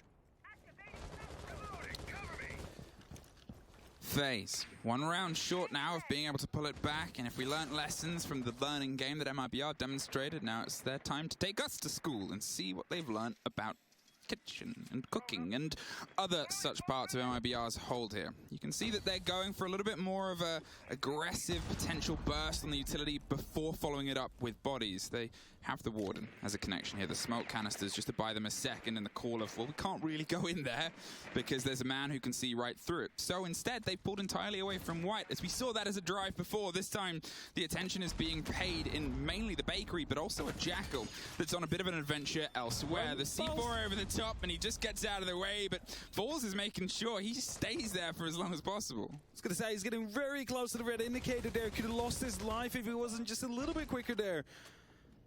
But now, still a 5-on-5. A little bit of damage done to Falls, but nothing quite too detrimental in the end there. And the smoke canisters are being tossed out to block these lines aside. It's Philippok still playing in this hallway with those glasses, able to cut down the rotation if they try and use it. And that's exactly what it does. It gets the first, goes for a second, but he's forced off as he runs out of time soon. It was a curious mistake, but Cyber at least makes sure it's balanced back almost instantly, and Bullet finds that connection there with Raps. The smoke canisters are gone. Reduct. He's holding the bottom of red and seeing if he can get one more loose phase player, but might have to potentially go for a little bit of a clear push back, see if he can get some territory. Bullet is that loose factor with Cyber on the far side. They've gone for potentially a pinch on that cocktail player on the back. It's looking like he might be the next that they can fall, and then they've suddenly got a 4 versus 2. They've both suffered a lot of damage, and with the C4s and Impact still on the board, it's a moment here for FaZe to just sort of capitalize on a bit of clarity of intel. Well, Lucy has found Doug in Harry Potter and a little bit caught out there. They almost got her too. Suffers too, but no connection, no full kill, and that's the big part because they can pull away. But in the meantime, there's that bite I talked about on the other side. Lukid now, he's in the bar, he's got the next door, and he closes it right in the face of Cyber, but the diffuser is going down. They don't quite have the full angle from the verticality we said they might be able to get, and well, with another going off the board, suddenly it's a 2 versus 2. Oh, wow. But post-plant, a very different momentum and an entirely set up for a retake. They're both separated, and with their MIBR try and stack up, they have an idea of where cameraman is, and with the goggles on, he has a little bit of a slightly different vision there, but they've pulled back and pushed them off. They still have a no man's land. They cannot quite get that clear crossing. They can't quite find the divider red because Soul says, this is my corridor, and Soul is knocks popping the off. out of it. Reduct. The long-awaited take back here of Bakery. The 2 players, 1 up, 1 down. 5-5. 12 kills. Aware of the prone there in the end, but wasn't quite able to hit the shot in FaZe. They had to work with a post-run situation where the wall hasn't really been opened up. They do not have the re-entries into the site covered at that moment in time. However, MIBR, you know, they didn't quite know exactly what was going on there. They needed to find these gunfights, and they tried to hold the angles to, well, stop them from re-peeking. As Philippok's there, he moved around a little bit too much in that gunfight, lost him his vision, wasn't able to pick up the second kill, cost him his life at the end there. But a 2-on-2 retake, not successful on the side of MIBR, and FaZe equalize the score 5-5, and that means whoever wins round 11 here right now is going to be up onto map point. FaZe, they've been able to tie 3 in a row to match. Oh my god, or almost to match the 4 that was done by MIBR before. They've pulled some of this momentum back into their favor. MIBR, they obviously still have the opt-in option for a timeout, but not opting to take it until they either find themselves potentially 1 round away from a loss, or the opposite, 1 round away from a win and a connection here. Obviously, this isn't their map, but still, they're a team that has often disregarded that fact on their rise through the lower bracket. And, well, actually, maybe there is a conversation going on. Yeah, there is a little bit of talking going through, it seems like. But we are also getting underway. 45 seconds. They did. Were being used. Okay. They used it. Okay. I was going to say, because we started talking. We saw the talking, we saw the replays, but we just caught the tail end of like, that. yeah, I was like, are they having a tactical timeout? Tag timeout there, MIBR. And have used it. And now let's see if they've used it well. Warden, again, to be brought. The Ying is this time being 6-picked in. And then you make yourself wonder, right? They're going to have to pick up Falls, because remember the last time we were at Bar, it was eventually still won by FaZe, but it was an Amaru that came up through the hatch, through the laundry hatch. Picked up by that Warden, even though flashbangs were being tossed up by friendlies, didn't quite blind them. As a result, the diffusers dropped and FaZe was sent on a recovery mission. But they decide that, you know, this time around we need to do something else. Let's not pick the Amaru now. Let's go for a Ying instead. And what we might see here, there is some options, but it could be a Skylight drop, where smokes will be blocking lines aside. Candela start popping in to blind everybody that is near that site. And just see a drop, go for a plant, have people left on that roof that can stop it from happening. Can stop the defuse from going through at the end. A Ying is on the board, and against a team that has pretty continually played Warden, I'm curious to see the effect it can have, because FaZe obviously just lost a player on that entrance onto Small Bake because of a well-placed Warden. Yeah, Warden that they'd it's a lot drawn of out back and before. forth. Sure, it's been about 20 or 30 seconds since they then sent the second smoke in, but it wasn't an instant push behind the back of the smoke. Even then, if the Warden's not too far away, it's more than enough time for him to reposition back in. And I guess what I'm looking for, and it's maybe one of the most rarest said statements in competitive sieges, they should pay a little bit more attention to Warden. Sometimes you should, indeed. It's an operator that works out quite well. The smoke executes some of these teams are bringing hero there. There's also a bit of a risk to it. Drone gets taken out. Cyber was thinking he had a clear spot on Redux without him being aware, but it gets taken out in the end there. They now are well aware that the Skylight was being watched at that moment in time. As you hear some of the EMP darts going off from the bulletproof cameras that MIBR have brought, it might be on drones to ensure that they can pick them up. Maybe even these Rotero drones that currently is being EMP'd because it's stuck on that bulletproof camera. Well, we had the first little hits of it, and then it sort of stopped and got hit by the EMP, and now falls. He's just got that locked off by the jammer on the opposite side, but we heard the first little bit, so I'm wondering if he just placed that as soon as the pressure came on to pull it away from it. We hear a little bit more of a push and pressure back now as they've stacked themselves up. The first fight is scrappy, but it's Astros to connect with Reduct. I don't think they knew about each other. As that gets reintroduced, they're able to at least find the first, and Cameraman finds a battle back upside down. It's a bit awkward to work out. MIBR suddenly bring 3 bodies back across multiple different angles. Bullet at least keeps the body balance back on what was supposed to be a huge burst, but look underneath. They have that C4, they have that mirror, and they have one more FaZe player for the catch. Soul. He's played some big rounds before, but he's all that's left right now in a 2 versus 1. Jiggle to get that kit. Wants to see if he can try and catch the player coming their way back up the stairs, and is going to bait the plant potentially, or see if he can go for the stick. There's a little bit of movement, but they haven't quite got it. They're going for a split push here. One either side. One's hitting up Lumber, the other's going for the big cigar rotation, and Souls will probably be aware of this. Can see the pings onto one, tries to find the fight with the other first, and there's the pop over the top. He can't quite get it locked in. There's Mirror, and now he's suddenly got a 1 versus 1 behind a solid wall. The pings, they're all in his favor. There's a C4. Nice. But Souls does not Nice job. Souls with a 1v2 clutch coming in there. Blants him. They didn't expect that on the side of MIBR, and as they wanted to go for a split push, it took a little bit too much time. He was able to sneak around, head towards the balcony, gets that first kill, sneaks back in to ensure the second, and it's FaZe that brings it back. 4 rounds in a row here now, up to 5-6. And now they're on that point. They have the opportunity to lock in their own, which of course you do expect here and there, but for a while it seemed that MIBR might have been able to pick up that very first map, but now it's starting to swap. It was such an explosive introduction as well, and I mean, you have to look to Souls here being that saving grace, that fight that has massively kept FaZe into this, and the expression there. I'm sure there'll be a screenshot of the heads on forehead looking towards the player on the end that pulled that out of the bag. The 2 versus 1 plant alongside it. This is FaZe, this is that energy, this is that team. We'll just keep on hearing the cheers 5 times in a row as we quickly go by every single one of them. 5-6. A singular round is all that FaZe needs if they want to lock it off here on map 1. Put MIBR 1 map down. Headed over to their own chalet, it would be, where FaZe has an opportunity to lock it out. Now, we're headed back towards the reading. FaZe is still on the attack. That doesn't change up until potentially the next round. And the last time around here, they went for a bit of a panic push in the end. They had the openings made from the pillar side. They could dig themselves in deep behind the cabinet.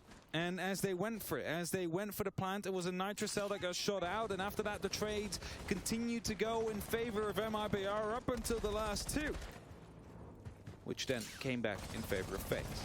It's not something they'll hope to repeat here. They want to get the win, don't get me wrong, but not in the same way, I would assume, as they did before. They want to do it with more conviction. And that starts with clearing out that top floor. They need to have that vertical control taken away from the defenders and used by yourselves. And with these mirror windows currently being deployed, Cyber has a... Oh, he missed! No, why do you not wait. fit for the box? Why did? Opens it up instead. What? Tries to help them there. Why did he? But misses 2 shots there. That's a Candela used on the ground. Why did they use the Candela outside? What's going on here? Unless 2 Candelas used. Fading audio? I'm not entirely sure what they're trying to cover right now. What is happening? That grenade, I can only so assume it's the sound of confused. audio. This swing in and he makes sure it's punishment. Why There did is Mira Cyber do able to that? get Why did that, Ying and do yeah, that? Why did Candela, anyone that do? was purely used for that irritating sound bullet. Oh, He he's takes just out using it for Lucan and audio? Raps. Well, as soon as this smoke clears, Oh my there's god. one, Oh. there's almost 2. But Bullet has the lockdown from the top. It is all down to Falls to see if they can take this first map away from them, keep the momentum in their favor. Wow, nice. Bullet was spinning. I'm so confused But by he had that that lock-in whole on the thing. end. 7-5. They come back from a 5-2 deficit. And we Ramaj, are you there? towards Or are you gone? Yes. next. No, I'm Were you rounds watching in a that? row. What a No, I strength shown here on the side of FaZe as they pick at the very first. What happened? And I'm rightfully happy about The it. Twitch tried to Synchro open the on Mira keeping going window. MIBR's way, and as She they missed. technical timeout The on Mira punched the Mira window to like shatter it and then opened it. unstoppable afterwards. 4 rounds in a row. They managed I to don't complete understand why well she did from that. MIBR. They brought some pace. Yes, it didn't always go their way, but they got the wins in the end. And with that, the It was just really weird. is theirs. It is that mounting pressure between these 2 teams. Oh shit, I Obviously, closed my they are the window. last 2 representatives of Latin America left in the tournament with NA and then EU in that order ahead of them, and they want to make sure that they send their best. So you assume that MIBR are going to do that. Maybe game that they Mira do missed the so well canister? and send it with a lot of heat into the second map. But why did she open it at all? That's my question.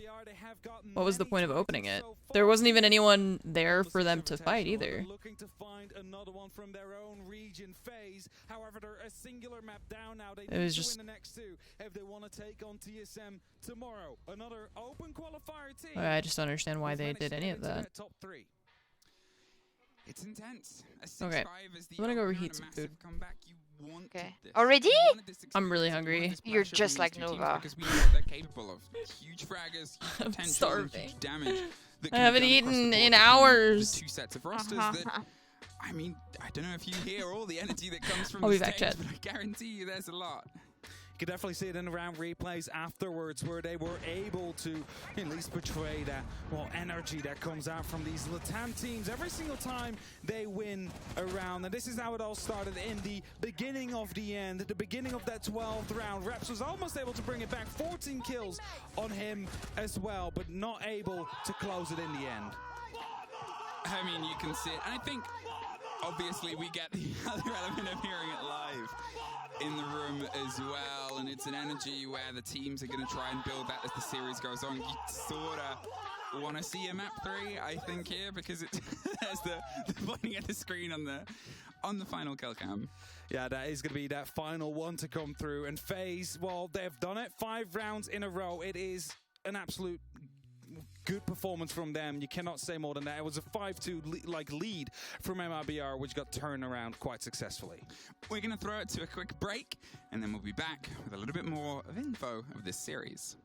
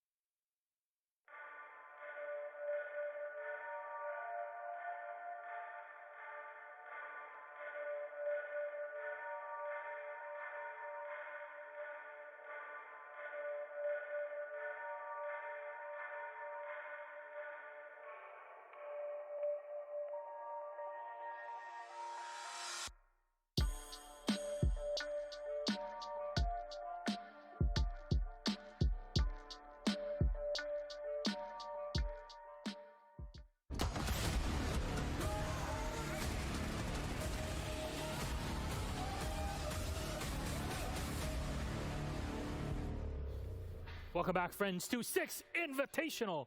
And we have our winner for our very first map in the second series of the day. It's FaZe Clan to take MIBR by storm on the comeback on Cafe Dostoevsky. Welcome back. I'm Alex the Medic. With me are Jesse, Jacob, and Ollie. And I can feel the heat radiating off of the molding Canadian on the side here. What's going on? English, these are the maps that make me upset because we saw the first half with MIBR playing so well. Their droning was on point. The entry kills were there. The utility clear was fantastic. They were putting on a masterclass of how to attack Cathay, but they swap sides, and what happens? They absolutely fall apart.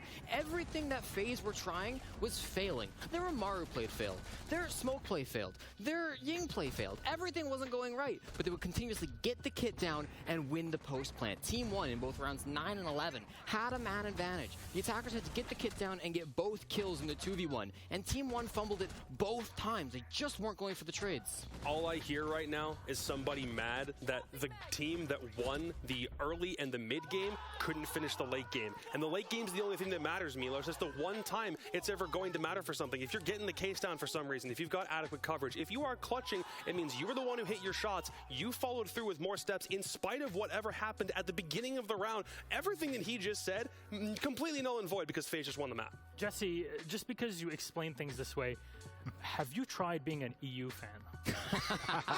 I think that would fit you very nicely because here I am, as an expert myself on that. I can tell you it's a good career move.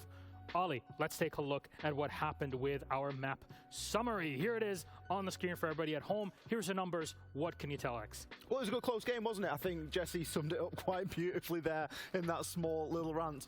To get 4 rounds on the attack on Cafe is no small feat at all. And MIBR did a cracking job there. But where they struggled was the defense. FaZe, on the other hand, they thrived and really built themselves into the fixture. Look at Souls there. The support player, double positive, 14-7. The stat that really shines throughout this entire map, whether it be for MIBR or for FaZe, was that opening kill.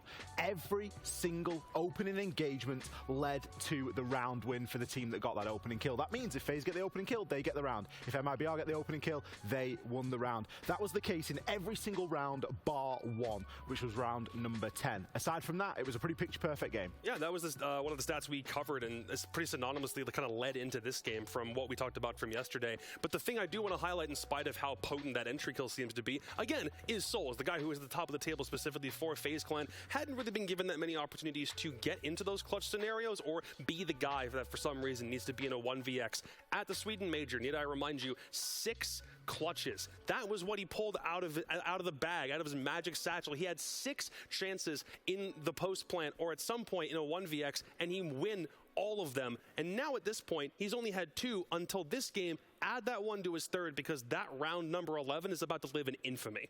Yeah, the stats are definitely painting a picture of a FaZe Clan victory, but there's one thing that the stats can't show you, and I want to show you a replay to highlight that instead. I've calmed down a little bit. Let's focus in on that first half on where MIBR were finding success, the drone play. Just look at this from Redux. Gets the drone inside a bathroom, and what MIBR were doing round after round after round, and our observers captured it here beautifully. The drone's in bathroom. Falls is going to be able to get down onto Repel. Raps is there as well, but he won't be needed for this one. We'll go to the top down and take a look again on the left side of your screen. Defender goes into bathroom. The drone is still on him, but from the window, who's there? Of course, it's Falls. And this was happening a lot on the top floor of Cafe here, because we were continuously seeing drones catching out roamers of FaZe Clan and the entries coming from those window plays. It was a beautiful little snippet of the opening round, but of course, didn't turn into much at the game. Yeah, FaZe were able to take it 7-5. That was Cafe Dostoevsky. We have a few minutes before game is ready, so how about we put Chalet, our second map, ready on the chopping block. MIBR start off on defense, which means a side for attack for FaZe Clan. Ollie, what are your thoughts on this map here? How does it shape up? I think out of all of the LATAM teams that were sort of early adopters to Chalet, it was a very popular map throughout any region really when it first came in. FaZe have never been one to me that have really screamed, we love this map and we can play it fantastically. They've got a very 50-50 record on there of late 4-3, so it really is a bit of a coin toss as to how it is going to play out. On the flip side, it's a great map for MIBR, particularly with the way that they like to roam. They love to get themselves out there on the roam. They love to play just fouls on sight, and I think that could benefit them here a little bit. Nova had her face like pressed up against the glass and was like, hey, what you doing? At the start of the tournament, losing 8-6 to Damwon Kia, then 8-7 to Na'Vi before finally winning it SSG 7-2 here in the bracket. So hopefully they're back on track and they can take Chalet to make it to a map 3. I mean, even in spite of MIBR choking away a potential sure lead in map number 1, you got to think that both this map and map 3, if we need to head to Bang for some reason at the very end of this, I still do think that leans more in MIBR's favor. FaZe Clan still had to claw back a map that surely would have been theirs, but now MIBR have 2 very strong ones still yet to come in this series, so we could still see this turnaround. What did you make? Yes and no, answer 1 after the other. Map 3, Bank, yes, no, Jessica. Okay. Yeah. Yeah. All right, very excited to see it. Thank you very much, boys. It's time for us to get back to our game. It's all Brazil. It's FaZe v MIBR. We got Chalet. It's wonderful Chamonix, France. How about we take it over to our casters to cool it all down? It's Vlook. It's Hap. Take it away. Hello and welcome back everybody here towards FaZe MIBR. The first one, the first map has just ended. We've all settled down. You see them right behind us. They're all very focused up behind their computers again. And even though we have 3 yeses coming in from the analysts of a map 3 to come through, it's going to be those 10 players and the 2 coaches down there that will decide whether or not it will be in the end as we're headed to Chalet next. Yeah, it's not up to our analysts, is it? It's up to MIBR, actually, at this point. As they sort of said, you know, Jacob said it was a choke. I disagree. I think for FaZe, that was sort of all to the plan. It's Chalet, you're leaning in, or not even Chalet, we're about to go to Chalet. That was FaZe's map pick too, so. But here, I mean, if MIBR start to lose rounds, if things start to slip away, then maybe we can use that word of choke. Well, you also got to keep in mind that 5 rounds in a row have just been won by the side of FaZe, and that is definitely going to be a bit of a momentum that they'll try and carry through into this next map as well. If they manage to do that successfully, we might find ourselves with a 2-0 exit at the end. Of course, it's going to be MIBR. It's their map. They should be the ones that would be able to take this one home, and we will find out whether or not that will be true or not. So, I'm assuming we're going to see a Valk ban. What makes you say that? Oh, statistics. Oh, statistics. Numbers, you might say. I mean... Oh, it's not. It's a smoke. There's still the possibility. There's still a possibility. There's still a possibility. I think the smoke is actually a very curious plan, because to be fair, Smoke and hands of MIBR, yeah, get rid of it. They have some of the best Smoke player in the world. And we've seen what they can do in terms of wasting time. There it is. We've seen what it can do in terms of wasting time. We've seen how powerful that gun can be in the hands of that back line of MIBR. So get it off the board. Pull something away from them that might make them a little bit uncomfortable. I guess all we have to say is Raps, right? Yeah. Like Smoke, Raps. The amount of aggression that he showed and still managed to come out alive and use those 3 smoke canisters in his advantage later on. Insane. But we are headed towards that bottom floor first and into the basement. It's Wine Cellar and the Snowmobile Garage that will be played. And when Chalet just first came out, I wasn't really a big fan of this side. We back then used to describe things as onion strategies, how there's multiple layers to it, how it's difficult to fall back on a side that just has a trench around it if you're going for a horizontal take. However, teams are starting to make it work. Teams are starting to play it more and more as in opposition really towards the bedroom side, for example.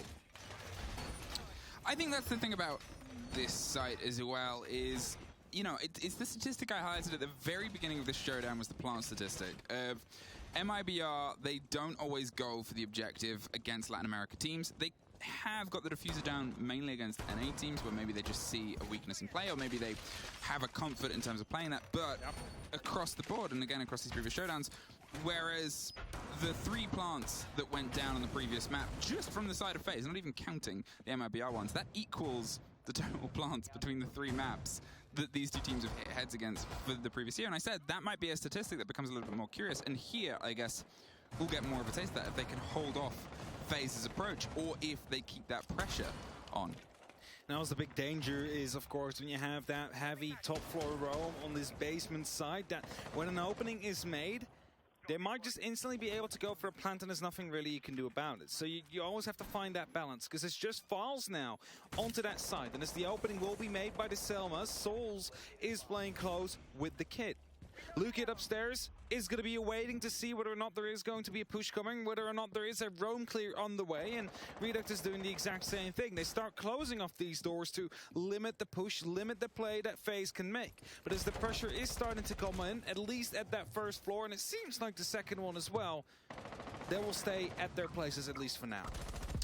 E1D rains out over the top as FaZe are going for that wide approach here. Now, between the 2 teams as well, we've seen Chalet a mixed amount of times. It's generally been pretty good coming out of MIBR's pocket here. They've actually lost it more times than I think they've won it this tournament, but the most recent was the win 7-2 against SSG, and they actually opted to remove the Lion, which has just been the bite there on the top, the fight over, and Raps goes down as well. The pressure of Astro is able to clear those steps, and that was step for step a fantastic take. Bullet with the lock in there on Reduct, and suddenly 3 bodies have dropped. There's at least Falls getting 1 back. Nose has got to go for the rotate, but Felipox is so isolated right now. He's going for a hefty rotate here, but there's so many FaZe players between him and the site. Yeah, he's still up on that top floor, and that puts him in a good position, but the flashbangs were coming in. There was a drone. They know exactly where he is, and as Falls, it's only up to Felipox now. The full site is under control of the side of FaZe, and as the plant is being attempted, it is Felipox that tries and jumps up a bit, but he's completely blind, thrown on the ground, and gets finished off by Cameraman. It is an entry. It is a plant that comes through as well, and Chalet is actually round on the side of FaZe. Chalet is the least played map said, well, maybe they start to struggle across the entire more. Maybe the entire event. Breaks up on their side. They started off just as strong as they have ended Cafe. A huge bit of momentum there from FaZe. They hit the ground running. And I said they were getting themselves sort of set up, but apparently they wanted to do a little bit more than that. That bite on those players on the top floor, knowing that the site was all the way on the bottom, they lent into the stretch that I said MIBR sometimes put themselves onto. These huge fights across the map, and Bullet going for the hot hop in, you assume just in the billiards window, at the same time as the pressure that came on the second story above, and it was just so well played there. And that is FaZe knowing they have the read, and sure, the kit went down, but I don't think that was the definition of the round. No, it definitely wasn't. It was the explosiveness on the first and second floor where they took library, tomorrow fireplace, the you're gonna watch the final, right? You know, Yeah. The billiards room. Oh, with I won't be with you for the first game, but I'll be with you if you want for the very last game, for the final. The final, decision to start heading at 10:30 for us. Because you are in that 5v1 situation. It was still back then. It wasn't until Files managed to pick up that one kill, of course, that it slowly started to go back a little bit in favor of MIBR, but of course didn't get much further than that. And whereas the previous time we had that jumping into billiards, into games, that is not going to be happening this time around. We are playing in bar and games, and as a result there will be more utility placed towards that site now. And even though if FaZe might want to go for a bit of a quick push here, they'll find out quick enough there is a mirror window in the pantry, and that will most likely be held, so they're not quite going to be able to make that work successfully. The take on the camera and the clarity of movement underneath, and the caution that now has to be applied by MIBR. You no longer have that eye on that stair set. And there goes that back line bar stock, and that is sort of the beating heart that keeps a lot of the solidity onto the site. It makes sure they don't just have that hop in, and the pace again from FaZe is so quick. They're hitting these objectives, they're hitting the site, and MIBR, they're sort of trying to keep pace, and they're sort of trying to get a handle on where this is all coming from. Felipox, he wants to be the early engagement instead of being the last time round. Another E1D hops off, and there's a second of a pause. As Falls, he's potentially eyeing up, stocking himself a little bit closer. He doesn't want to overextend. No one wants to be that loose thread that gets caught out, because FaZe, they're pulling at all of them. Now there's one inside that bar. It's Felipox trying to hide there. Grenades are being tossed in, but will find no one as of yet. Falls trying to go quite close here, looking to go for a bit of a swing. It's going to be a jumping of a Gemini that gives away the game. He needs to fall back as soon as he possibly can, and as he makes his way near the pantry door, he's still trying to activate the serial laser gate. That is at least another piece of utility that now needs to be used. But FaZe have fallen off. They're deciding to go for a different kind of take, and it starts here in the mudroom. Flashbangs are coming in, and Lukin gets the first kill. Cameraman goes down, the kit's cold and just on the double hop, but it's Astro that bites back, and with a fight and Reduct on the top, he's just going to pull himself away. He doesn't want to give his life up for what is an attempted retake. Raps, in the meantime, he's trying to find the same excuse and exit, but Astro's seeing if he can give him a little bit of a hotter one. But instead he pulls himself back. FaZe, they're knocking on the door of the site, but without the comfort of those two loose players, Bullet has to pick himself up. He has to go and watch the far side and the Solarium stairs to make sure that rotate doesn't come back to haunt them a little bit later. They have time, they have plenty of it, but they just don't have the control. They are able to opt before Reduct with a slow creep finds the tail end of a player that just slips away. Those couple of bullets aren't going to be the full catch, but they are just still keeping this uncomfortable distance. How many times can two ships pass in the night? Well, hopefully for them a little bit closer before they get themselves inside the site. Falls drops, and it's an crucial kill there. That means they could go for a potential plant now. Raps trying to wrap around there as well. So is Redux. Both are low on HP. He gives away his position here, and as the plant will be attempted 45 seconds soon on the clock. If it's not for Redux, it gets one, but instantly traded out. Bullet goes down. It's a 2-on-1 situation. Astro healthy on hit points. Cyber not so much. Neither is Raps, and as the timer runs out, it's Cyber that picks up the kill. It's FaZe that wins round number 2. And we're in the previous matchup, we had 12 opening kills, of which 11 led to a round. We've only had 2 here so far, and already this second one not converted to a round win.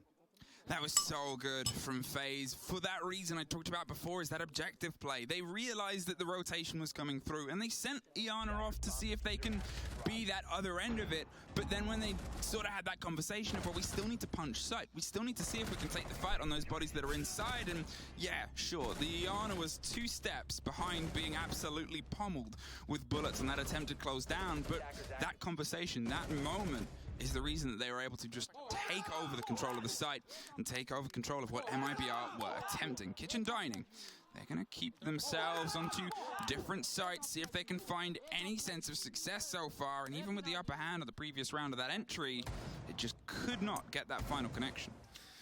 The final connection not there. FaZe able to get a 2-0 lead here on the attack, on the leading of the second map, where we expect them to struggle a little bit more, as the analysts are expecting a map 3 to be coming very soon. Now, if it's up to FaZe, that will not be happening. They want to lock it off as quickly as they can, whereas MIBR, of course, is looking to fight back.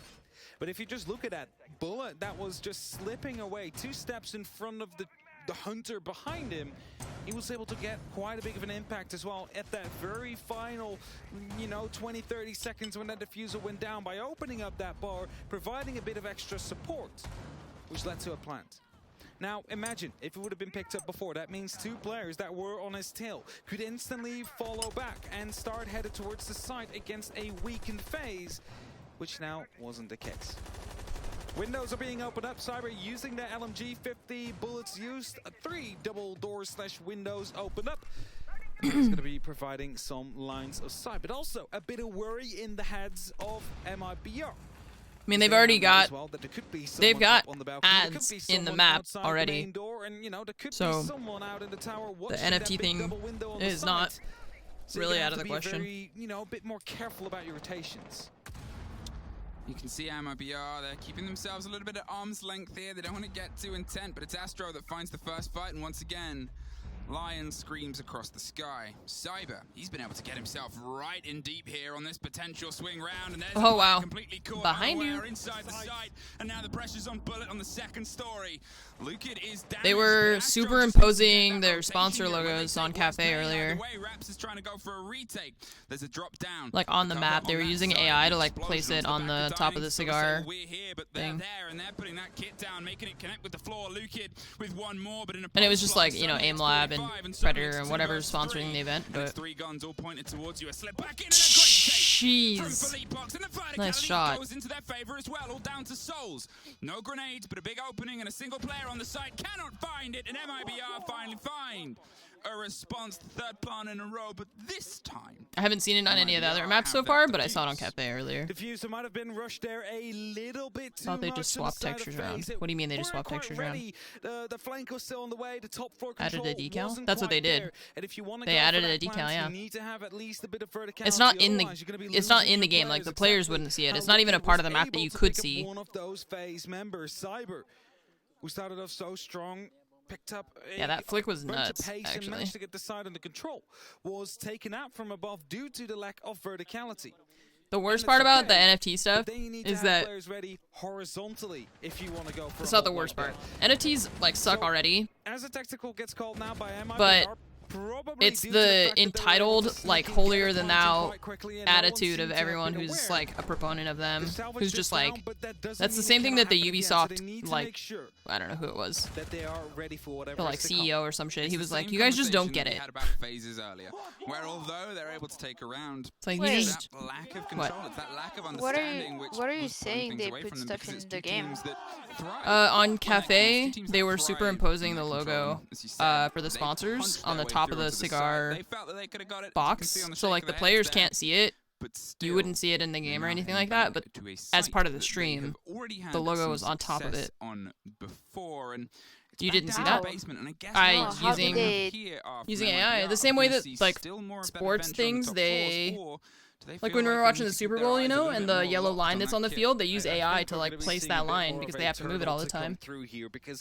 But that wasn't like on the spectator view. It was like when they show what map is going to be played, right? I'll show you. I'll find a screenshot. Okay, yeah. Get a plan to happen. And easier. If Cyber would not have been picked up from above by Lukid, who I'm not sure. I didn't see the kill, but it could have been a spray from above. It could have been an impact that opened up a little bit of a hole. But if Cyber wasn't picked up, suddenly that would have been the kill on the person that was coming from the back potentially, and then it would have been a 1v4 retake on the side of MIBR. So just that single kill turned so much around, and don't forget the amazing flick on the planter of Souls as well, who just planted behind the half wall, stood up, gets his head removed instantly.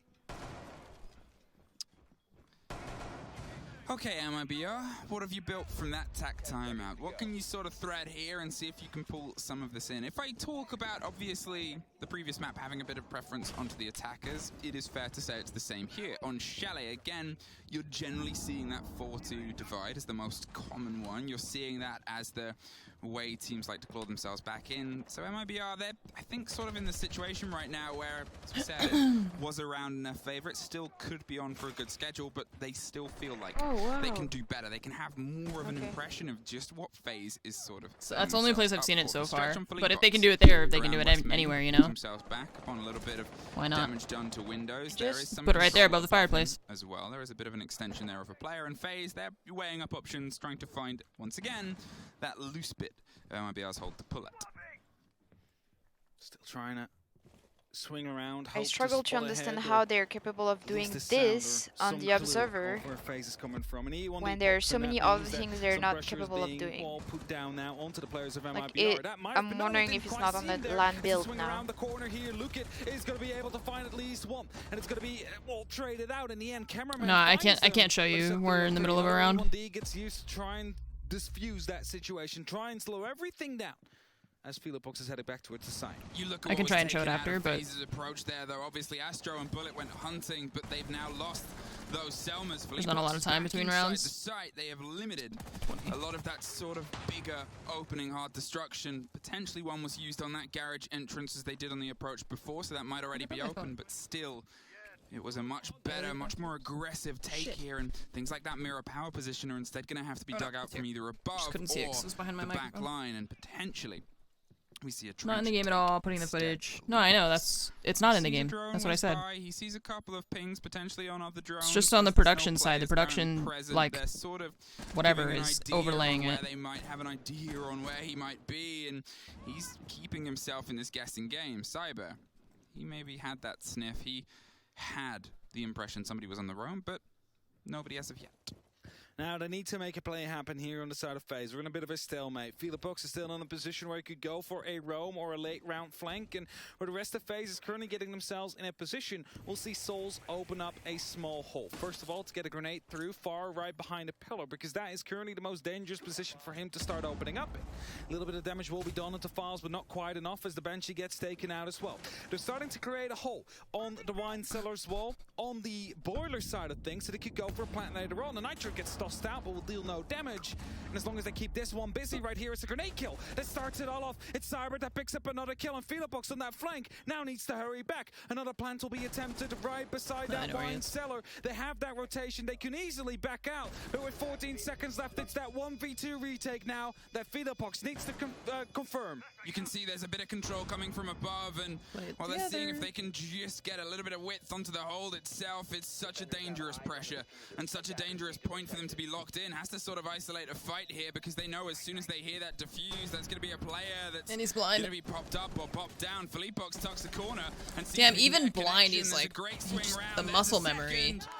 And it's so unmatched. To this point, hadn't been able to find a body as of yet. Try and find it for you. That is the body that he connects with another plant.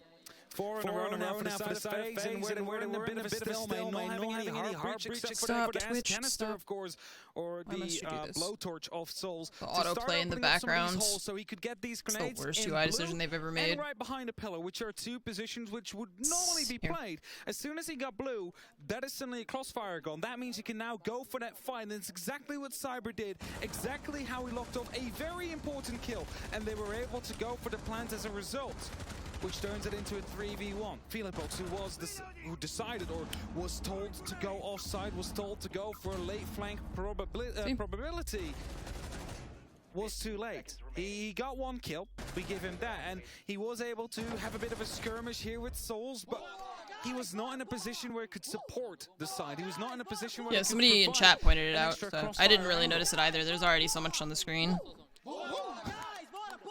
The woos are coming out. Rightfully so, because that is 3-1, and you could have said it should have been a 4-0 right now for the side of FaZe, because they had that side control, but they rushed the plant. They didn't properly clear that top floor out, and maybe if they didn't go for the plant at the moment they had that side control, it would have been their round. But a 1-3, FaZe is leading. not too comfortably yet. It's just 2 rounds for now. It's easily turned around by MIBR if their defenses start hitting. And we're headed back towards that bar where, well, let's just say the mirror window was taken out quite early the previous time. And that is due to the fact that, well, Raps was playing on those blue stairs, tried to rotate around, but missed a shot. And as a result, the Selma popped off. The mirror was gone. No point in trying to clear that anymore because there's just such a big hole in there already that it's basically an unplayable position. MIBR, they haven't quite been able to have all the confidence that we expected, and obviously they've used their timeout. Well, for me, it's more like you sort of look at their history the implication that they are like capable of doing that. You know, what's to stop them from like? Hang on. Against multiple different teams from different regions, and here it has been such a havoc. It's been such a problem. And I guess in this conversation, because they know FaZe better than they'll know a lot of the other teams here based on playing in the same region, you are, I guess at this point, wondering, well, why did they leave it unbanned? And that's an answer that we'll only get onto their attacks, because FaZe are using it so well. They have this control of the mirror window still, and... Okay, that's a very unfortunate entry kill here. I'm not entirely sure what happened. Obviously, we'll potentially get a replay at the end there. Lukid, he's lost. Raps there. They've lost, obviously, a very important player. Shit. There's Selma. Shit. Misthrown. It's a Man, this is just everyone's fucking up. Filled round for now, but it still has the potential to pop itself up. Yeah, for sure. It's just opening up some verticalities now to put some more pressure onto the pantry here as Lukid and Philipux both going up, trying to challenge the one player out there. It's not just them, though. There's even more covers. Redux out there as well, and as Astra picks up one, he is found right after. MIBR starting to fight back. Suddenly it's a 3-on-3 situation again. Yeah, they obviously lost that player, but they built themselves back in and brought back. Astro gone. But at this point, there's not a huge amount more for the hard destruction to do. Probably the biggest cost is those grenades round at the back line. Iana has already used both of hers. They obviously might still be able to apply some pressure with flashes and see if they can drive behind it, but the bolts are also taken out of Capitão's bow, so it's just a matter of seeing if they can lock themselves in with the control of the gunfight and fire, and otherwise see if they can build behind it. There is a stretch here of FaZe.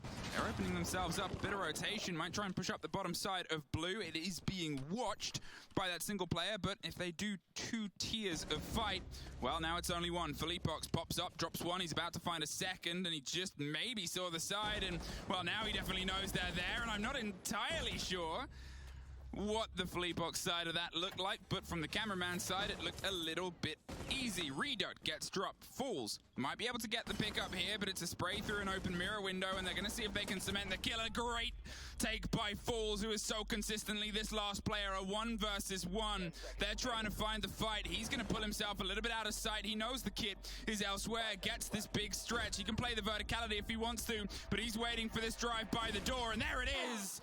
Falls connects it for MIBR. The 1v2 clutch coming in the end there, and a bit of worry, you know. You knew one was on blue, that's why the flank was coming through, but at the moment that you started to push him, your cover wasn't quite there yet, so unable to assure themselves of an extra man count lead here on FaZe. Brought it back a little bit for MIBR. That could have been the one man they needed. Oh no, he was going to shoot a drone. That is very unfortunate there, but you know, in the end they still managed to get that round due to that triple man retake up into that top floor, and Falls having an incredible round as well, going for that clutch in the end, and of course earlier taking out the diffuser as well. And 1v3 for him, working out quite well. You knew he had to go for the gunfight. He couldn't try and back out. And MIBR, to get their second round onto their defense, headed towards their 6th. The last one they have before they go over to the attack themselves. 3-3 split would be very good for them leading in to their attack here. Obviously, they've already demonstrated they can attack very well, and Chalet is a map that leads well for good teams that love to attack. Here, they've gone up to the bedroom. They're going to see if this can be that final connection. It's like, if they can put one logo somewhere, up until this point, what's to stop them from putting a bunch of logos everywhere, you know? Together, it is a lot of teams' first pick. It is a lot of teams' first defensive pick. You've already got one on there. So you have a lot of experience of going up against it. And here, they're just going to don't go for it. Keep some of that structure, the castle. But they could, technically. They have the capability to do it, right? It's down to see if they I know, it would suck. I was looking at Chalet, all those like beams that go around the top on the top floor, easy. For MIBR, it's just in favor of FaZe, but you know, it translated to MIBR. There's a billion paintings on all these maps. Replace one with a fucking Predator logo, you know? And as a result, they find themselves to the 3 now. Drones are still right there above the fireplace. However, and as he's quickly taking care Perfect of some spot. FaZe as well, just making sure there's not these Above that fireplace? spots that could hide You behind. got it. Why not? Moving in. Right there on the top of the fireplace, where only we can see it in this like top-down view. That's the same as the cigar one. But a vertical hole right below him has been created, and as the wall, as the Could put him anywhere, pretty much.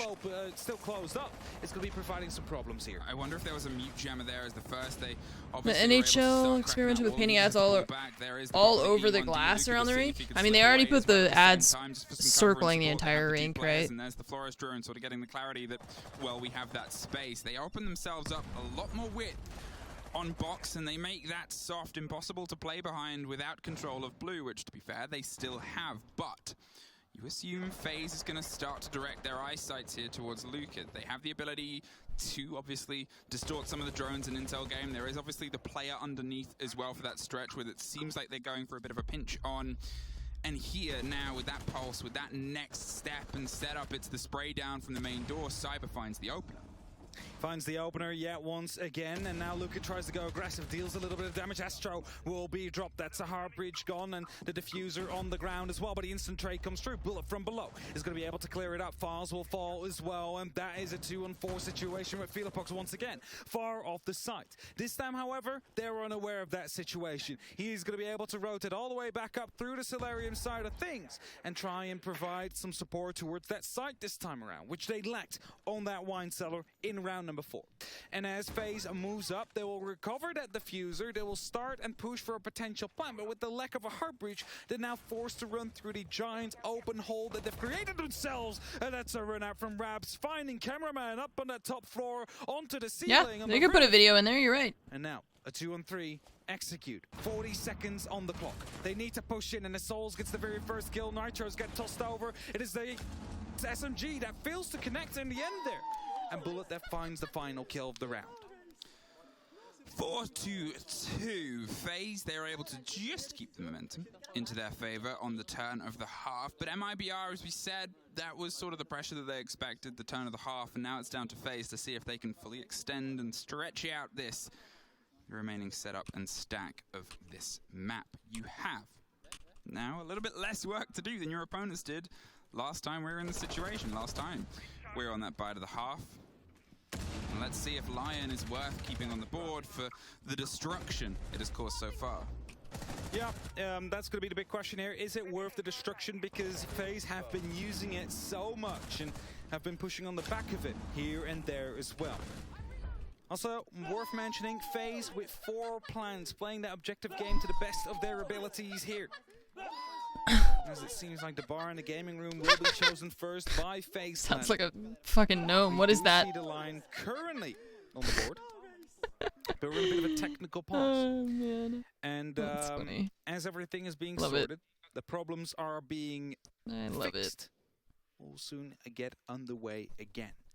In important rounds to come up, because this is going to be the definition of the pace that we will have for the coming rounds. FaZe is 1 map up and 2 rounds up. They only need 3 more to lock themselves in. 3 more to push themselves over towards the final day of the 6th Invitational, where they would be facing TSM. And you know, he's got one of those little waving cats in that little container right there. It's a little waving cat. In that final, and you know that they are trying to find every fault and flaw before they find themselves battling in the lower bracket final tomorrow morning. MIBR obviously have the work left to do right now on this map. FaZe are 3 rounds away from cementing themselves in, 3 rounds away from, well, I'm assuming not an early night, because there's a lot of prep that might have to go in. There's definitely a lot of prep. But we don't play 10 a.m., so, I mean, maybe good night's sleep is more important for the long day that the lower bracket team might be facing tomorrow. Because don't forget, it is a best-of-3 first. If you win that, you'll be headed over towards that best-of-5 grand final. That's a potential of 8 maps in a row. And M&M have done it in the close qualifiers. They have managed to win it. But it's definitely going to be an interesting end to a 6th Invitational here if it happens on that final day with the best teams in the world, the final best 2 teams in the world. Imagine going through all 8 maps and winning it. I mean, we cast M&M. We did. They didn't win SI, but they won the SI quals 8 maps. That counts as something. That counts. It can be done. You just got to do it against Empire. Okay, 4-2 MIBR, and after that technical pause, we're back in. So all the players are sorted inside the server, and as I said, it's down to FaZe. If they can start trying to isolate this, put some pressure on and see if they can drive this early round, well, they know themselves it's not done after pulling back from exactly the same fate on the previous map for the success that came down to the 7-5. Now, I kind of like what they're doing here. We see a reinforced hatch up onto the library side. Bullet is currently the only man that's up on that top floor on the side of FaZe, of course, together with Cyber, but the only one that's going to be in a direct threat of the library is going to be trying to stop them from truly pushing in. He has that mirror window. There is also an electroclaw that has been placed inside the bar to provide some support and assure that, well, the heart breachers from range are not going to be able to rain through. However, there is no Hibana, considering it got banned. There is no Selmas of Ace, considering he's not brought. It is an exothermic charge that MIBR have chosen to use here. And the question is, how impactful is that going to be? Because, like FaZe is currently playing, they're not really keen on letting them get close to any walls. I mean, that's it. Maybe they expected a different site. Maybe they expected a different place to be. As I said, you know, you'll often see that the top floor is a start site for a lot of people if they'll find themselves inside the bedroom in the office side instead. And here, MIBR might be trying to make do. Hey, attacker Epix, not here yet. And Luca definitely is. Soul's taken off the board, and Fool's going to see if he can try and get the diffuser in. They've hopped in, and that's an they've early got plant. themselves that big bat of control And it's going to go through. Suddenly, they've been able to entirely shift this round into their favor. A slip through after getting control Still of that pantry player on the back 6 side splashes and 4 line, frags on here the with attack. Bullet, he's going to have to go for a retake over the verticality. They saw how much was here, and they saw a locked Just hatch, throw and they nades said, at it. well, there's nothing they Just can throw nades do. at the diffuser. Raps there. Oh, They hello. get one more. The retake is scrappy, and it doesn't go their way either. Astro, all that's left here, and one locked hatch gave MIBR the confidence to take a side. He's denied the flawless, but he has, ooh, nice. He has 7 seconds to get 3 kills, but he's just not going to do that. Diffusing, so There's no MIBR, way. they're able to swing No in way. and take their opener here. With a very quick first round, they find that opening up onto, I believe it was the top floor, but I'm not quite sure. And as a result, no, it was actually on the side itself. It wasn't there was one player on Imagine stock, if and they'd locked the hatch. So as soon as they got that player, if they the went, Invitational was like the Super Bowl, every 2 rounds they would stop to have like 4 ads. The Super Bowl is so annoying to watch. But I actually just did not enjoy that. Sure that the halftime show was cool, but God, how does anybody actually watch that like regularly? There's so many fucking ads. It's like they'll do like 1 down and then have 3 ads, and then 2 more downs and then have 3 ads. Not even 3, it's like 4 ads, 5 ads. It's too much. Because then you do not allow them to get that big line of sight through the hatch. You do not allow them a hopping from the top to bottom.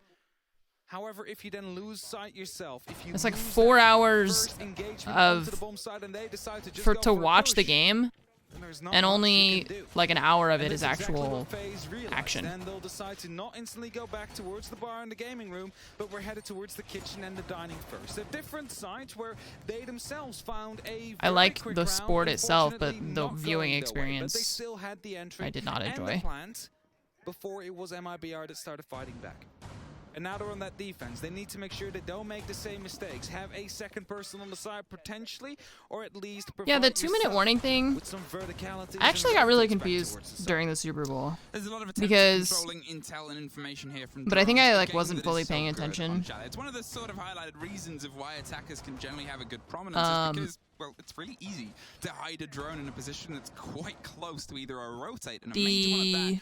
In those Bengals had possession, on those beams, And rather than going for a field goal to tie it, they just like stop playing. And I don't understand what happens, but I wasn't fully watching. Obviously, the Mozzie as well. We obviously saw a lot of vigil play from the opposite side of MIBR. Drones, Did they like lose possession of it, or hello? Other places, and it's tough to find that clarity of intel pings and pressure. Or was it fourth down? I don't know. Here towards Cyber on the top floor, and he can sort of feel it getting a little bit too hot and gets himself out of there just before it gets, well, stone cold.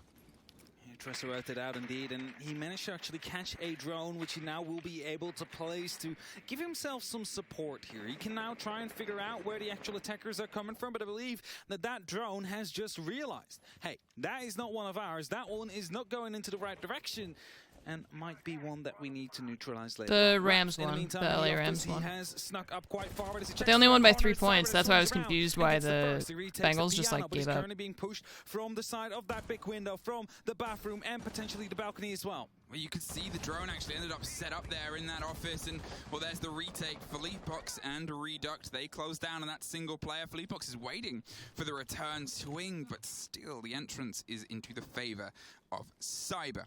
MIBR, they're trying to weigh up options here, but as soon as they go for the drop with that alibi still standing, they're going to be revealed and under a hail of fire.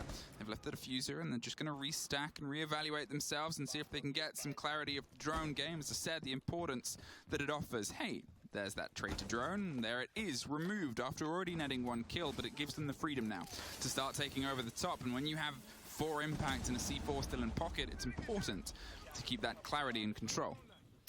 Magnets are being used as well to stop any further utility from going through, and as an exothermic is used for, well, verticality actually, not for opening up the wall that is inside Trophy. It's MIBR that have taken control. Cameraman tosses out a nitro cell, is not going to be able to net the kill as it got shot out right before it detonates. But it's MIBR that is knocking on the doors of the site right now. There's 1 on West, there's 2 coming in, Redux already inside the site. Do they know? It's going to be a big question. Now they definitely do, but that flashbang detonating right behind them. There's somebody.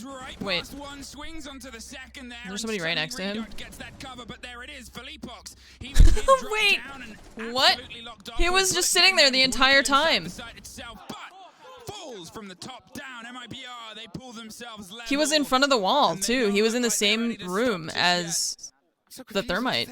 Bullet was just sitting there. Yeah. Came through. Maybe he was blind, but I think he was blind. I'm more shocked that the thermite didn't kill him. He was in the same area. In time. That was so funny. And as I go for another what seems technical break quickly here. It is a moment for FaZe to quickly reset what's going on, because 2 rounds have just been lost in a row. We have equalized the score. We're 4 on 4. Whoever wins 3 rounds out of the next 4. They were at like midfield. I know, but that's why I was confused, because I don't think it was 4th down. So they still had the opportunity to proceed further down the field and then attempt a long field goal. Because, I mean, we've seen like 40+ yard field goals before, right? So that's why I think that's what made me so confused, because it was like, they went.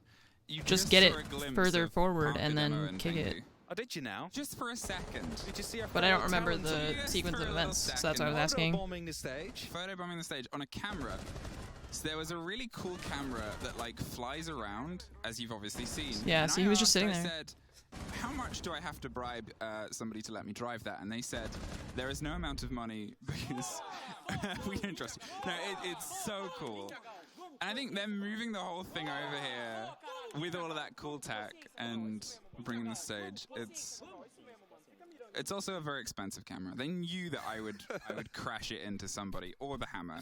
It would be like the close-up where it just like doesn't. Yeah, like stop. it's possible. It's just it's not easy. That's exactly what would happen. Yeah, right there was nothing else I could have given them. You would give it a bump right now. Oh, this is it. This is the danger. See, I've like goaded them into playing. Oh, that okay, camera I see. Now.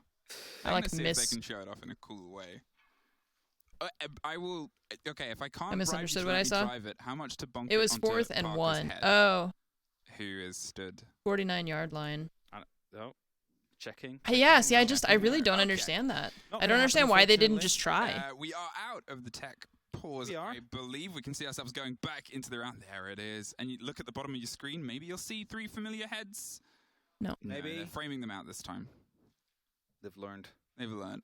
They pulled up 4-on-4, Bar Gaming will be the site, and MIBR has started Either try to get the first down and then kick it, or just kick it. And maybe you make it and maybe you don't. But it felt so weird to me that the call instead was just to not do anything and just wait for the time to run out. There was still like the full 2 minutes and they just stopped. Quickly neutralized as well, but the 3 players out there. I really don't understand why they did that. They just. It feels like they just completely gave up. A cheeky bulletproof camera down there has been placed on the ground. Of course, you can rotate the camera now. I know. It's for an EMP duct. It's they want to find. It's clever. It's clever if it works, and if it doesn't work, then it's okay. They try to pocket play, but I love seeing little ingenuity ideas. Hey, that hatch is locked again. Hey, remember what happened last time they locked the hatch? Someone just jumped in and got the kill onto the bar player, and suddenly the stock was open as well. So FaZe really need to make sure they have at least 2 players on the site this time, or someone ready to retake top floor control. But if you're then looking at it, Cameraman is the only one that currently carries a shotgun as well. So if they don't open up these default angles, these, you know, the floor right above the default plants, there's going to be no way of stopping another rush plant like that. Well, Raps makes sure that they take out a Snowmo camera. Cameraman suffers just from a spray through the softs and is able to escape, but now has to pay a lot of caution to the potential of somebody hitting up Snowmo's stairs and maybe seeing if they can put some pressure onto that hard reinforced wall. They obviously have the thermite, and I don't think he's able to reach with the exothermics. Usually, occasionally, you'll see a Selma or Habana pellets pop that open if she was allowed. But still, it's that cautious backline, which is the only true backline of the site. MIBR, they're going for a different take. Wider, bigger, they're making sure that they can get the full stretch of the map. And Cyber, as he's droned out, he's going to see if he can just slink away. He's able to. It's a game where FaZe are just sort of keeping them at arm's length for now. That's it, 2 minutes FaZe. Need to make sure to waste as much time of MIBR's attack as possible, because MIBR have just been so good in these 2 previous rounds. They were able to insert themselves into the side in one occasion and get found for the plants. Philippux gets the first kill. Astro is caught off on the rotate on the roam here. And that is 1 man less. That makes sure that MIBR yet again has a man advantage.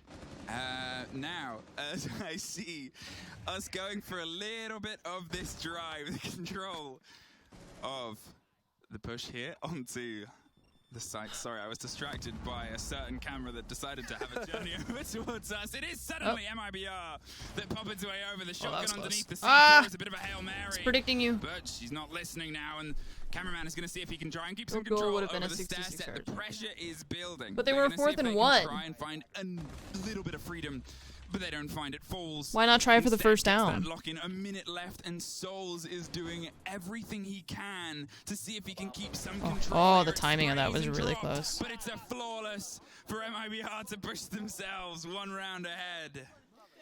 And there it is, MIBR able to bring it back just slightly here as FaZe, they started us so strong on that first half, a 4-2 split. They did and failed. In the failed. lead.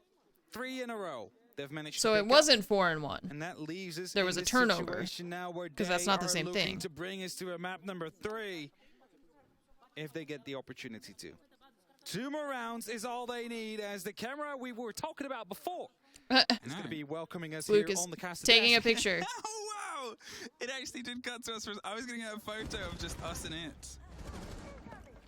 All right, there we go. We quickly had to see it later. Sorry for the quiet. It was so funny because I just like turn around and You're making the Rams get midfield possession rather than downfield. They saw it 2 minutes to hold them and come back. I know, but that wasn't what chat was saying. Because chat was saying it was 4th and 1, but it wasn't 4th and 1. There was actually a turnover. It was lovely to have you later. So that's not the same thing. Kitchen Dining. Kitchen Dining 5-4 MIBR. We said on their attacks is where they're going to be sharp, and they are proving it themselves. They are making sure they stay this step ahead consistently. And it has been that entire return to form. We said Chalet can offer this, but at the same time, we've seen obviously... Because if there was a turnover, that makes total sense. It's just that chat earlier was saying it was 4th and 1. And so that's why I was like, well, the second was the flawless take, and they took everything but the site itself. Well, I don't think it's that they were... I don't think that it was the chat wasn't watching. It's just that I think I misunderstood or chat misunderstood what my question was. There is the fact that there was a lack of angles being able to be held from the side of FaZe. They closed off every single wall to trophy, all 4 of them. So there was no way. I think it was just misunderstanding. I think we just were communicating a little bit weirdly. And as soon as they take the hallway, it's fine. They Doesn't can matter. just go into the kitchen. And when they're in the kitchen, they'll just flash out the dining, and suddenly it's full side I control understand what for the side happened. of MIBR, and that is something FaZe needs to stop from happening. Magnets could be a good call. But I don't yeah, think the problem is that some people don't know what we're talking about, and they just are trying to be a part of the conversation based on what they're reading in chat, which is also causing some confusion. They will adapt, they will be ready for it, they will be able to shut you down as you go, which is not something they will be wanting to happen. So, FaZe need to defend this side. They are yet to win a round on their defense here, and MIBR is 1 away from reaching a map point. MIBR, can they thread their 4th in a row here? Can they keep that pressure going? Obviously, when you're looking at Bank as the decider here between these 2 teams, it adds such a big element of excitement. And well, we said that they're going to want to send their best in for the fight against NA and EU in future, and they're making sure that it's the full stretch and test of it so far.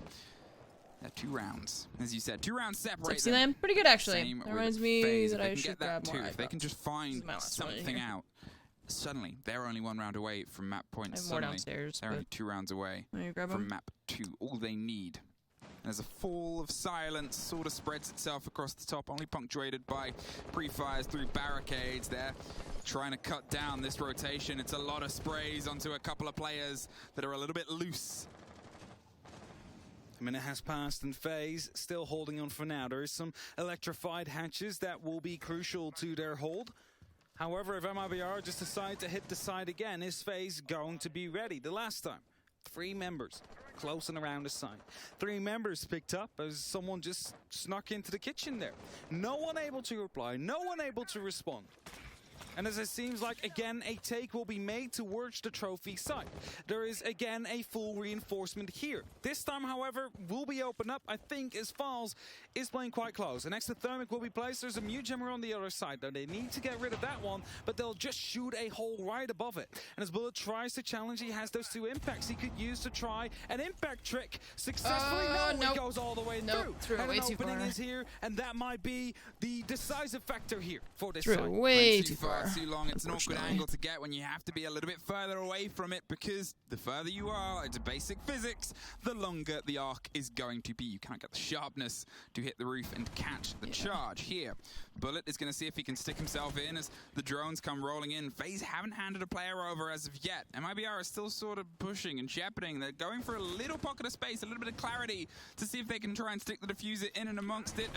A bit of a wide swing doesn't stop the grenade from locking in that opener. Bullet goes down, 30 seconds, and Souls has to step in once again to be that mantle pressure player. You can see Astro's going for a retake over the top here of Solarium, but it's starting to pop off against them. There's a swing round, Reduct caught out and dropped off by Cameraman underneath.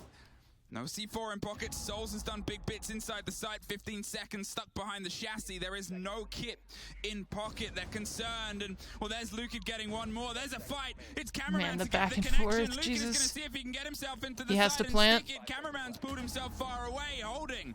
F holding that stick. Oh 2 shit, seconds and a bit of an gonna be. It's a sprint. Oh, it's it's too a little bit late. of a misconnection now, and over Oh the no. breach, he knows where Cameraman is. He waited too long. Sing with a gun that screams when it's in the right hand right now, and Cameraman, he's able to just see the tail end of the kit. Lukid, he's stacked in, holding himself behind the half wall. He has that safety, that clarity. He knows time is on his side. Cameraman has to be the force that pushes up close. He has a rough idea on where the player drones on him, and he but doesn't this gun have doesn't work any well on info. rough. It is a surgeon's instrument, I don't know. and he cannot quite get the That's not right a question. idea of Oh, where he wants to make the first incision. Shit, yeah. That sucked. He waited just like 2 seconds too long to start rotating. He could have caught him while he was in the plant, and he didn't because he waited too long. That was somewhat successful. They That had was the FaZe's side round to under win. control, but afterwards, it's MIBR that managed to win the gunfights and turn away that Bummer. round into their own advantage. And now on map point, not just 1 but 2. in their hands. 2 opportunities for them to maybe close out this map and push it up to a map number 3, but it starts off with that grenade. Magnets not really in the right position to catch these off. Again, the reinforcement into the trophy instead of a line of sight that could have been created prevents them from challenging it. You just give free rein out to MIBR to play from right next to the side. As you said, they can just do whatever they want from there on. They open up the wall, they decide when they push, they can throw in all the utility they want. There's nothing you have to stop them at that position. And that puts them onto 6-4. And we're again heading back towards the bar for a 3rd time here under FaZe's control. Are they gonna be no, I'm not gonna play any EFT today. This might go to map 3, which means that'll be another hour, and then I have other stuff I need to do today, so I won't have time today to do anything else. But the previous round was also hard, but it didn't really go for that take, so... Well, yeah, maybe it doesn't matter. Maybe it doesn't really matter. Maybe they just need to hold the right angles at the right time. I mean, it has been much more electric here from MIBR. Obviously, they got off to a good attack start on Cafe, but it's the defense where they've sort of found themselves stressed and connecting to it was enough, and enough is what you need to do, and enough is the game that we talked about both these two teams being so adept at throughout this tournament. As we said, it's not that they were statistically lighting up the boards as screaming their way here, but the consistency of good to great gameplay has ensured their positioning here, and MIBR, they are one round from trying to ensure this third map. MIBR needs to stay patient here, not go into a bit of a hurry, into a bit of a rush to try and make sure that they lock this off as quickly as possible. It is okay to take some time here, as long as they do find the opening and the closer in the end. 6-4. Current scoreline. FaZe 1 map up, which was won by a 5-7.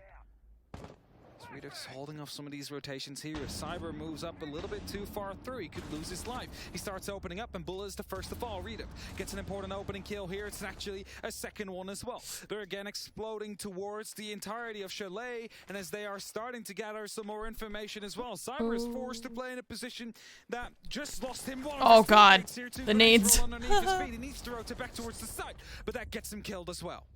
The cameraman is at least able to find one. He went for a bit of an aggressive retake over the top there and against Reduct, who is removed from the board, but knows that he is isolated. Souls is trying his best to see if he can stack up some support, but loses the engagement. Cameraman is all that's left, keeping the map into something where they can look it out on just 2. Finds the first, but Fools is looking for the stick here. The swing up Snowmo stairs doesn't quite net them the full fight, and now a post plant. Doesn't get it though. MIBR map 3. Find Chalet and ensure a third map in this showdown. Oregon, right? We are no, it's going Bank. to map number 3 very soon here, as MIBR completely decimated FaZe on the attack where's my here. camera? Not a single defensive round was even close to being won here.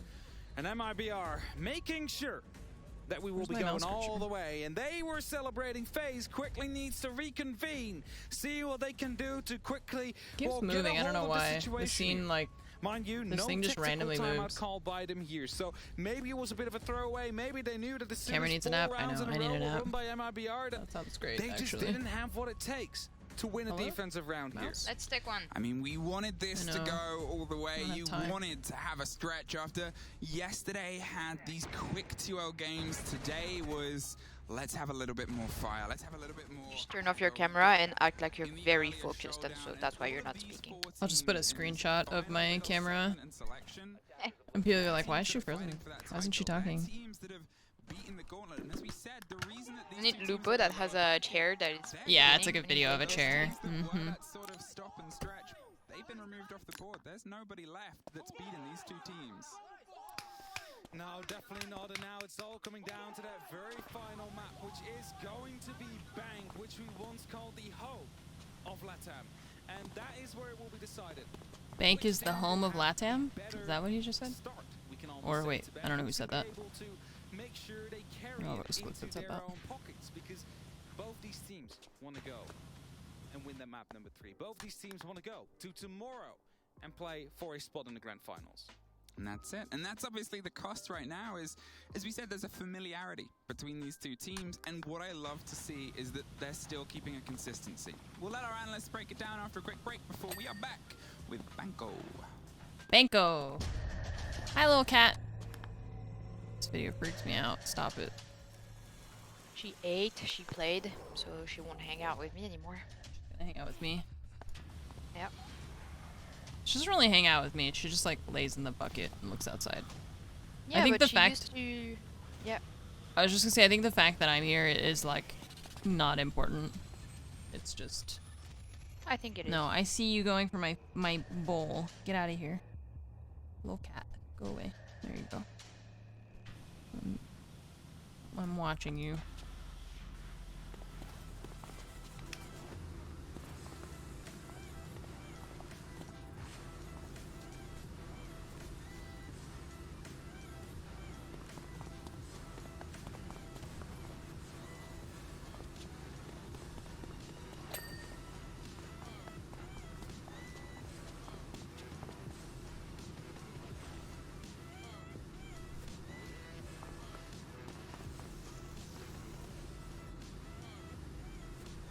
Why does this plane have like a laser on the bottom of it? What is this?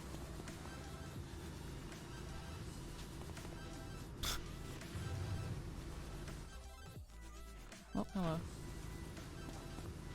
You scared me. I didn't know what that noise was.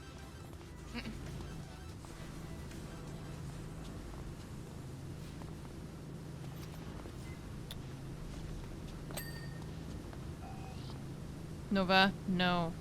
No. No. Get out of here.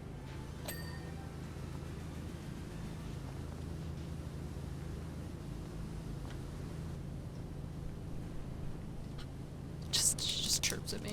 Get out of here. Oh no. You can't have that. Don't get excited.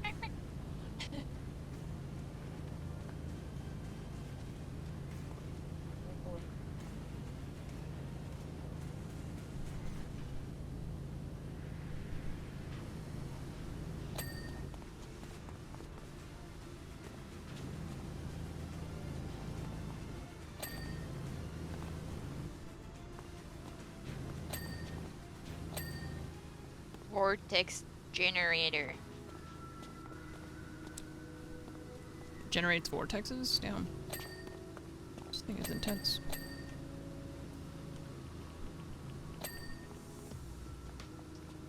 I really wish this game had workshop support so that people could make custom maps. Yeah. That would be so freaking cool. Because we're gonna beat all the maps pretty soon. I think this might even be the last one at this point. And then what? Then what am I supposed to power wash? What am I supposed to do with my life? I know.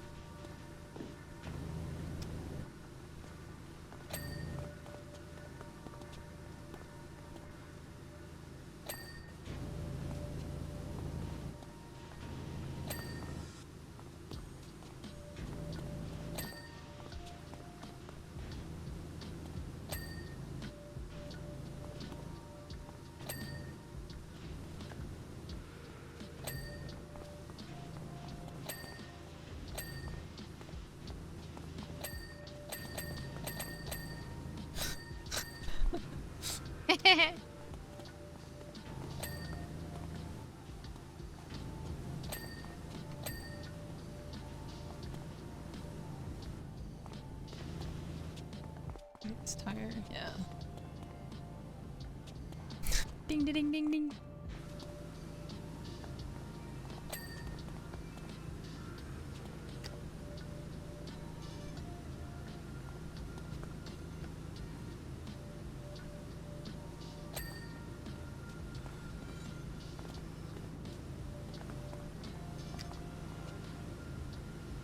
My mom is so cute. She's trying to buy a new laptop for my dad, and she just sent me a picture of the laptop that she saw. But, like, just the laptop, you know, no information. And she's like, "Is it a good laptop?" You can't tell just from the picture? Come on. I don't even know what brand it is. That's funny.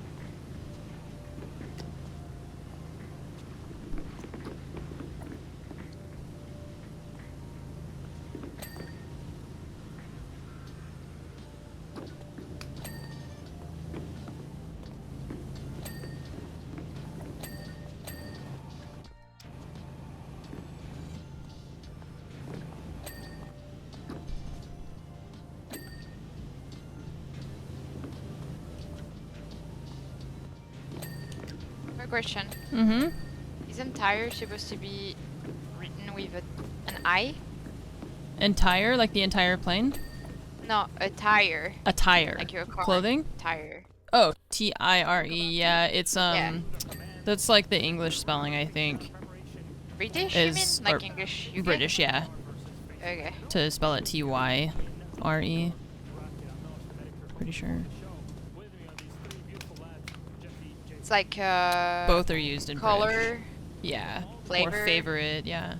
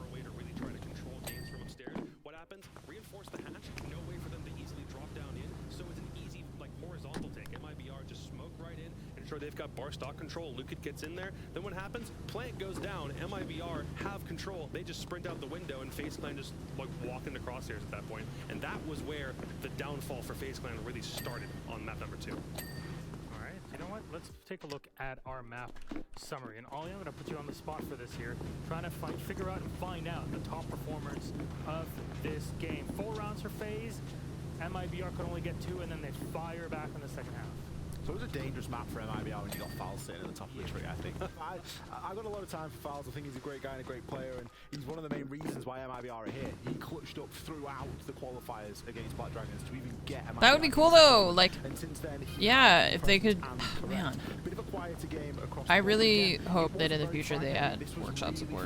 On the objective play. We saw so many plants going Luke's down. X-Wing, after it landed in the swamp in Dagobah, that'd be excellent. Can they wake up for map 3? It's bank. That's our focus now. So, Jesse, stats-wise, numbers-wise, does this favor one of these two teams? I think both teams really enjoy this. FaZe Clan love Bank. They're 7-1 on this map since it came into the map pool. Their only loss was to Liquid here at the SI group stage. They beat both Oxygen and Elevate in the bracket, so they're huge fans of it. But MIBR as well. That'd be sick. In the pregame, 4-game win streak for them, getting one of the BR6 finals, undefeated here at SI. Too bad. OXG and then SSG and then there's no workshop support. Still giving a little bit of an edge, I think, to MIBR because there's got to be some momentum from 5 straight wins on map number 2 to even oh yeah point. And again, it is a map that MIBR themselves, even if it's not like one that they favor above everything else, it's going to be a close contest because we know FaZe likes it. MIBR still does appear to be in the driver's seat after map 2. I think MIBR have got a good position in their hands. You know, they're a very momentum-based team. We see them. Definitely don't think you're supposed to be climbing on this thing, but the game doesn't seem to care. So. The game, but they're very vocal, very up for it. And I think FaZe, on the other hand, today have been a little bit more subdued. Sure, there's been a couple of whoops and a couple of. Somebody else has walked on it. Look, there's footsteps. Really looked for and what we've seen in the past from FaZe, that's not really indicative of anything. It's just more to say that MIBR now have that momentum. What we don't want is a washout. And MIBR, they washed what ship does Fromage fly in Star Citizen? A That was pretty impressive. Come on, you were proud of that. Multiple. Mercury. That was a good one. Crusader Star Runner?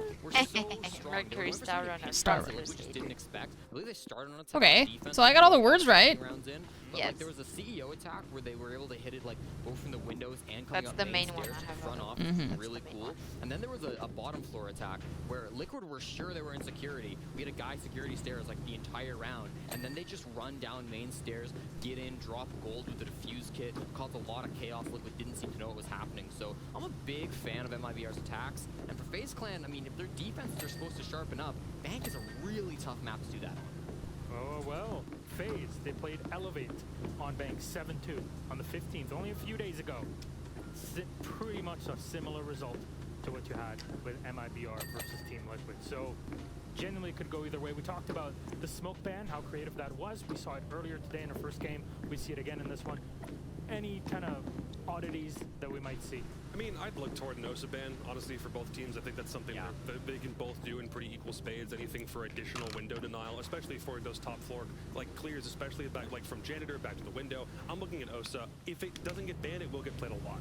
We've seen some funky bans for Bank. I think that's fair to say. We've seen some hard breach bans coming in. We've seen some Hibanas getting let through with a Cade ban. We've seen all sorts of weird and wonderful combinations. And now that you're throwing another operator into that mix of saying, yep, OSA is great on Bank, there's potential there for it to be a worthwhile ban, it really does throw a cat among the pigeons. And now we don't really necessarily know exactly what to expect. And the bans on Bank, for me, it really sculpts how the map plays out. Even in some cases, like with the hard breach bans too, I think the counter or the idea of, okay, we don't have a Habana or we don't have an OSA, all of a sudden actually having the can openers on something like a Buck has also been a really good thing to use on a map like Bank. I think regardless of the bans, overall this series, it seems like MIBR have been in control. They were more dominant, in my opinion, on Cafe despite losing it. They took Chalet really dominantly. The problem I have is that FaZe Clan are starting to look a little bit better. Now, they did lose 5 rounds at the end of Chalet, so maybe me saying that they're heating up is not 100% correct. But listen, they are seemingly better than they were at the very start of Cafe, so I'm excited what they can do on Bank.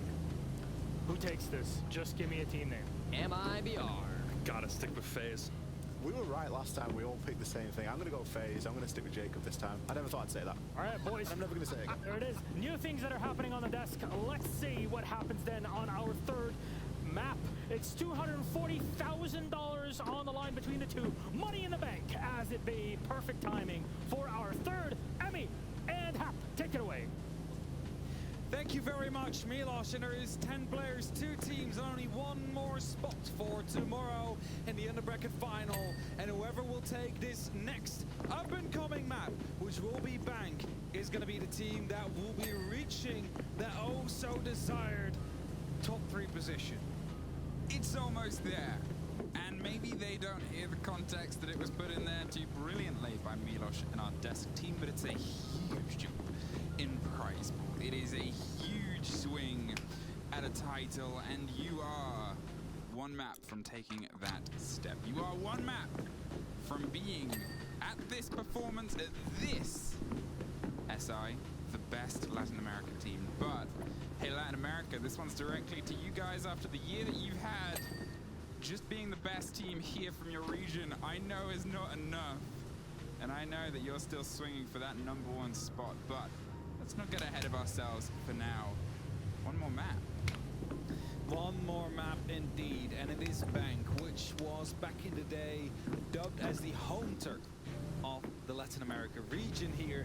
And these two teams, they know each other through and through. They have played each other so many times over the course of this last year, 2 years even. And that is going to be providing us with a hell of a matchup here as we are getting on the way. It's No, wait, don't start. I'm not ready. Around this time. Pause the tournament. These teams, they still have a shot, but first they need to win this map here, and after that they need to beat TSM in the lower bracket finals. Pause. It is Latin America on Bank. Name things you love to see. There's plenty of them. Do you want me to make a list now? Well, no, that's that's me naming a thing I love to see. Hey, they talked about bans on the table and the board, but Nook is, I don't think, on anybody's prediction sheet here for a removal in terms of expected. This indicates an information-heavy playstyle from MIBR. Expect lots of bulletproof cameras to come through. Valkyrie, if she is available, let's say, you know, let's put a quick rehost. as well. Someone rehost for me. Operators that do have these cameras and can be I mean, I think if we're just patient, it will happen anyway. could be an easy way around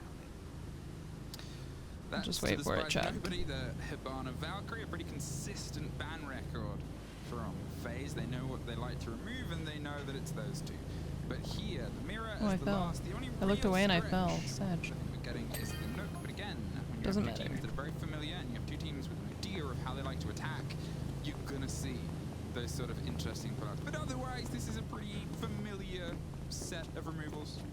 It definitely is. I mean, the Valkyrie is, of course, default at this point. You do not want to be dealing with those cameras on a map as big as Bank. And Hibana, of course, thinking about those hatches, a crucial operator to remove. Now, luckily with the hard breach gadgets that have been introduced a while ago, this thing reaches so far. to actually start opening up. But That's there's, wild. you know, plenty of operators that have access to them, and Buck, for Oh example, no, I can't. That one's not clean. could open up these I hatches. can't reach it from down here. But has been six-picked out to the Ossa, which of course provides some extra security if you want to go for these plants. That is what I like to see her being used for the most. They did talk about Ossa on the table. They talked about what she might be able to bring to this and how she might face herself into this engagement and the possibility of her even being removed and banned. She sort of had a bit of a showing throughout the tournament. I am very curious to see the statistics at the end of all of the removals and the plays and how the meta shapes, because for me, attack is in still There we go. such a good moment, and I'm excited to see how it changes with attacker repicking as well, because it really changes The up attacker repick is going to be really weird. It would definitely do, and I think some of the issues we've had with MIBR. I'm curious to see how that plays out in, like, you know, ranked. Ace would have been better suited.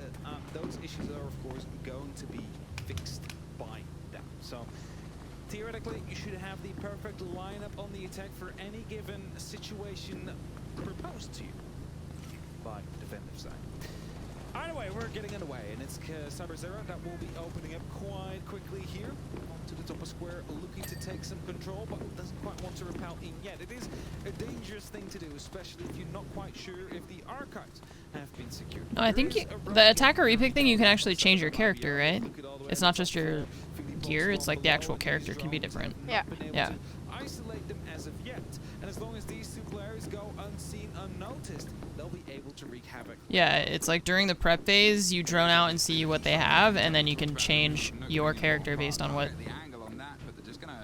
you see, I guess. over to the opposite side and make sure they don't get swung out. We'd have to wait for it to pass and then try to go in behind it, but the repel on the far side, all the way at the top of the lobby, almost caught them out here. Cameraman is peppering towards that castle. Philippox just pulls himself a little bit further away. The hatch isn't quite open yet, and he's not quite entirely safe, but if he can put the attention here onto gold, well, Philippox is going to try and get himself out of there, maybe go for a bit of a width, but that entirety, the control and the lockdown there across the windows of lobby, just so Cameraman can sort of man on a mission, get that hatch open, it's worked wonders. He's inside. Yeah, and it's only up to Raps and Files now. They are the only two players in the site, and they have no clue that this man has dropped in. The pressure is coming in from the garage as well. Bullet is looking to find an angle close in the corner. If he finds the first, as he does, he spots the second. It's side control for FaZe. The hatches wow, that was are fast. open, but it doesn't matter as Astro picks up that first, and it's a 2-on-5 situation now. They went heavy on the roam and have been saying it all tournament. Jeez, that was quick. As soon as you realize that, please just hit the side. Right. And it's exactly what they do. They got the entry. They just got side control on the plant, like, instantly. Yeah. Needs to happen. Couldn't quite get the full connection there. Cameraman's able to swing around, tucked on a corner, and take the tail end of Philippox out. Lukiad, they know exactly where he is, and they know he doesn't have many places he can go apart from out of this round. Sorry. And as you said it, FaZe, I mean, I love that take. I love that because it's not going to work twice, but they read that so well. Wish that I could They just... said, well, we know that they've got this hold here, and this door is soft. I As just soon want as to they be able go to for the drag hatch, this. I there's don't know probably why they gonna make be a it swing like this through the first instead. grenade down to that door to buy himself the second to get himself dug in. And then from that point onwards, the cover on that door from the rappel meant that they could pop that hatch in. Maybe didn't expect the confidence, the bravado to take the drop and take the site itself, but that is what leads to success. And also the kill up the hatch here. Yeah. Beautiful indeed. The plan's coming through in the end, and just FaZe locking it off. A very quick round from them. Well realized what was going on exactly. I've been streaming for, I've been on for 7 hours already. At this moment, I'm tired. Some issues are being resolved. Technical pause, Everybody perfect. Seems to be back in. We will shortly get underway with round number 2, which again seems to be Lockers deciding to go for the running back strategy, which does not always work out, but sometimes it does. And if it does, then you got that round win, and you continue your rotation. As everybody's starting to hype it up a little bit there. Not sure if the viewers heard that at home. I don't even know if that was from the stage or the practice area at this point, but that was in a not second from the stage. when That we was are crazy. back in, because we can see the operators they've selected, but we'll wait until you can to make us sound like we're making a little bit more sense, because there has been changes. There has been a new idea and a lineup that's brought by MIBR that we'll break down in just a moment. And that moment is now. Hey, Castle's gone. Hey, that stretch of that big extension is likely gone. You missed it, but that also was originally a Monty, so they baited one shield for a different style of shield play. But I think the changes from the side of MIBR are probably going to be much more impactful in terms of our expectations of how the round is going to go compared to the last one. Yeah, so we don't see too many changes on FaZe. Of course, there was a 6-pick from that Monty to the Ossa, but the Ossa, of course, present in that previous round as well, not really having any big uses, considering they just rushed aside and managed to successfully take it as well. It is again going to be a bit of a roam here. Redux and Philipox currently offside together with Lukid as well up onto that top floor. A very similar approach here. And as FaZe drops down into the tunnel this time with 2 members, they might be able to quickly push through if they find Fowls, who is currently playing near the server stack. It is a shield, it is drones that come through as well, and a shotgun on the other side of it to get with 3 or 2 more smoke canisters to stop this from happening. I was going to say it's a pre-placed here, and they're waiting for that swing round. And there it goes. Ossa is stopped on the door. They maybe expected somebody to swing around on the shoulder, but it's Bullet on the stairs. The drone goes ahead, and there is an easy pickup for Bullet. Reduct bites back, drops Cameraman, keeps a little bit of control, but you lose the smoke that early. You lose control of that side of the site, and now it's just Raps seeing if they can keep that door locked. And, well, Ossa has a different idea. They've been able to get the shield all the way in, and the diffuser's not with her for now, but still, if they can somehow get a second one down, it just takes Souls being able to breach that soft potentially in a delicate way so they don't pop the shield. They haven't impacted have a free 2 sort of C4s, extension though. outside of an Echo drone and 2 C4s. Not even that, it can just start running Wait, in at this what? moment in time as Lukid gets one. However, it's a good start for the side of MIBR to retake Where some did she control. place that Osa puts shield? up a little bit of worry here that someone could be coming up from above, but as the hatch has been reinforced, that means that they cannot quite get a response in. However, a pulled C4 on the side of Redux will be responding as soon as this plant goes through. As it comes in, they probably don't have a clue. And with 2 seconds left on the clock, they might not know either. No, it wasn't that. It was a fantastically played grenade. They bounced the grenade down towards that gold corner side just as they swung, and Redux had to pull back, and suddenly it's sprayed in the post plant, but it's Philipox down on the blue stairs, caught out. And it's still a back and forth, but over the top of that irritating plexiglass there, waiting for a pop-up, but there's nothing you can do. FaZe, with very well played and placed utilities, stopped MIBR being able to bite back at that shield Really placement surprised to see that. times She just this walked in. tournament. I know you let said them this set up is their what Ossa can do. execution. It's really This is weird to me. exactly what she should That is what Ossa can do. This is how I envisioned or the gadget to be useful. You place it down, you go for a plan behind it, and you still have the vision, or you shatter it so they have no clue. And by that grenade that you mentioned, forced to go off, not able to toss in a nitro cell, or it could have cost him his life. It is now 2-0 for FaZe. They start off strong here after a weak ending to Chalet.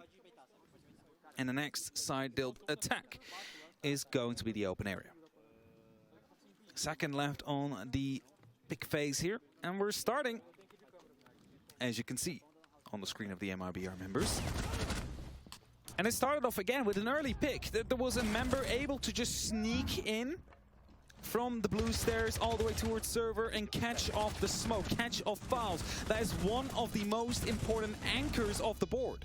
It's worth mentioning the second Oster Shield as well. It was just at the bottom of blue, which is why they went for the C4 take rather than being able to take that gunfight because, well, it's so awkward.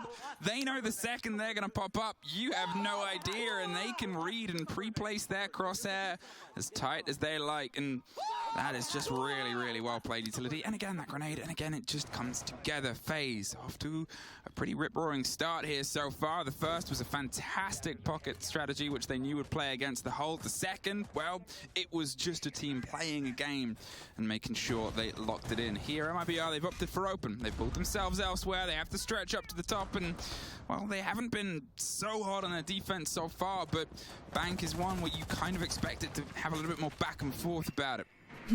For sure, too. Currently, FaZe is starting strong, and they need to after the momentum lost. Now, updated to OBS 27.2 tossed up by MIBR just to waste a little bit of time. It's not going to be too much. The bigger worry might be the cameraman just lost 60 bullets and only has 120 left in this moment in time. I know it's still a lot, but it could be potentially him running out of ammo at some point. Banshees are being taken out as they want to take control of Archives. This bullet that starts descending, some pings came through, and he knows he's not being spotted by cameraman instead. He's just going to force himself through and pick up the actual first kill. Reduct drops the hatch as he finds contact, but it's going to be another kill potentially to come through from cameraman. He's going quite aggressive here. Two members. Season reveal was earlier, yeah, that was between the first and second map. That's it, Reduct matches. Now he's rotated his way back up green. He's going to see if he can just hold the angle with Raps on the opposite side. There is still Lukid above, and there's the spray, there's the pressure, and there's not quite a misconnection. And he'll be kicking himself over that if that was a free kill, and that was the possibility to pull the body balance back in when they still obviously have Buck, who's, to be fair, elsewhere, going on a big hunt underneath the bottom of the staircase. Reduct, or he's going up instead, or he's sort of toying with the idea. Pep is a little bit too high and just slips out, but it allows Lukid to slip his way in. Takes over Tellers before he's knocked out from Cyber, who actually found one more in the meantime. Lukid is down. It is just Falls suddenly left inside the site. FaZe just entirely wrapped around that attempted retake, whether they meant to or not. It has entirely come out on their favor, and the first on Beepers goes by the fight on the hop-in window, but the swing round on the opposite side wasn't quite the connection. 3-0. All four angles were being held at that moment in time. We have one from that window that went for the jump in, one that moved in from Beepers, kitchen door, and the small office. The push was coming from everywhere. There was no way you were going to be able to stop that at that moment in time. And 0-3 is the scoreline. FaZe have 3 in a row yet once more. And they're doing it with a fashion like MIBR was able to do on Chalet and shut down FaZe in that second half. Yes, Lukid able to go for a great flank here, shut down at least one. But Cyber already and an option to general settings to hide OBS from all capturing, allowing you to capture MIBR screen is just without trailing, OBS just trying to grasp onto something here. Whereas FaZe is starting to fire up, and they're starting to let those emotions get louder and louder because they know, as the Famouses are coming out, that they're getting very close to potentially facing TSM tomorrow. Up to CEO. They're going to keep changing sites over the past. They're not going to double down on anything they've done before. MIBR, they're still not taking a timeout. They are still sort of hoping they can pull at least one of these in. And to be fair, between these two teams, we've often seen them take their timeout after a success, after a round they've got locked in. Lukid bringing the Warden. It's been a big play for them on previous maps and previous engagements. They were able to sort of lock down that's not really that came a problem for me. But to be fair, on this map, like, I don't really care about that. Those smoke takes, the Ying I feel like it's not a big deal. Instead, they're going for these it's like something that happens and it exists for like 2 seconds while you're fixing something else. The stretches that Bank offers. What I want them to do is that when you add a source that's your display, I want them to allow you to choose your display before it shows it on the stream.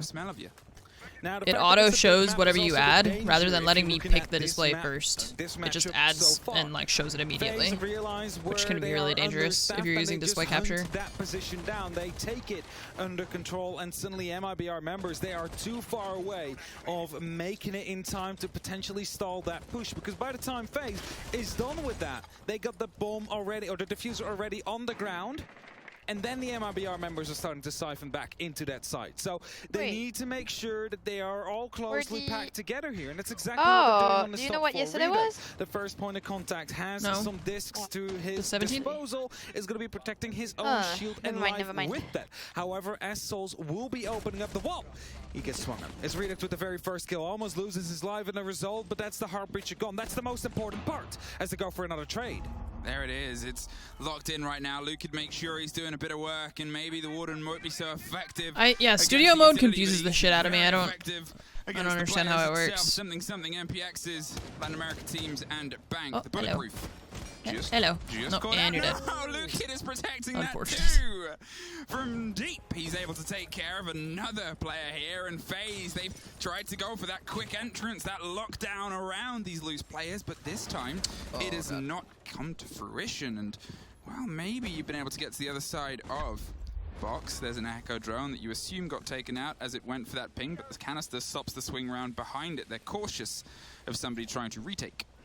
Now the diffuser has been dropped. Yeah, I understand the concept of it. I don't understand how it actually works, but I've never really tried it. I prefer just having a screen that shows me what's on the stream. Denna, thank you for the 8 months also. Welcome back. And MIBR to pick up around here. The 4th one off the map is going their way. The worry with this is, however, is that CEO is now locked for the rest of the game until we reach overtime. They're not able to go back towards it, and that means they need to find wins on 2 separate occasions on 2 new I just wish that the they haven't won before. Default behavior and as they win the round, they call a tactical timeout. Yeah, was for it to just not show the thing that you're adding until you pick a display and then add it, and then you can enable it. Like, I wish the sources were hidden by default and then you could turn them on, rather than being shown by default. Now to be able to say it's been a trend throughout the whole competition, but definitely in this series has been between these two teams. They get success and then they talk about how they can build behind it. They ensure that they can go over what they believe potentially was what let it in, or how they can ensure that the pace of the game is theirs. It could be on that sort of break where they say, well, listen, we now have a bit of control. Let's let them stew in that for a second, and let's sit in this moment and say, well, it's ours now, and this is how we're going to lock it out. And obviously, as you said, they cannot go back to the top floor. They have every other site available to them based on only being able to pull 1 defense. And if I'm going to quote map statistics for the others, I believe Bank is still one where if you're on the 4-2 split once again, you're not looking too shabby. No, you definitely won't be looking too shabby here. And maybe they use that tactical timeout as well. Okay, boys, we lost these next 2 signs that we need to play. We need to win. This is what happened. This is what we need to improve on. And, you know, instead of going open area first, which is what they seem to lock in, they swapped in the middle of that tactical timeout towards lockers, towards that basement. So they will feel more comfortable and more, you know, sure of the fact that they can win this bottom floor push. This time around, no Asa on the board. So they're not going to be able to sneak in a plant very quietly, as MIBR is nothing available to themselves to stop it. I mean, last time they had those yokais, but they were in a position for the default Wait, I have a question. not for the Ossa plant. Yes. And the C4 that was being pulled. So, you know how in French, or like, so in English we say the United States of America, but then to shorten it we say like the US. And in French, you say les États-Unis. Do you say something else to shorten it? No. The States. I just realized that it would be EU in French. We never said that. Which would be confusing. I know, but I just realized that. All I know is no, we say les States or les États-Unis. That clarity that he wanted to hear. As you said, FaZe, they do not have the Ossa. They still have the Zero, which, you know, we've sort of highlighted in previous games. Where I love the control that it can offer. It gives you so much width on a map like Bank. I think here in Chalet is where he's sort of at his strongest with a huge lobby space and many angles you can dig those cameras in without them being caught out. And whether that's something that's directly leading into the pushes here of Astro, or it's just these pre-placed drones, they seem to have a really good idea on where MIBR are sort of setting themselves up. He really snuck himself into the printer window there, just crawling next to it, droning out the main stairs, looking if he can find himself an entry towards the site.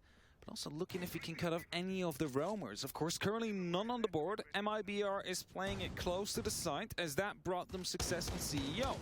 They start dropping, they start preparing, the hatches are being opened up, and as we have 2 players inside of the server area, if the hatch will be opened up onto the actual A bomb site, suddenly they are stuck.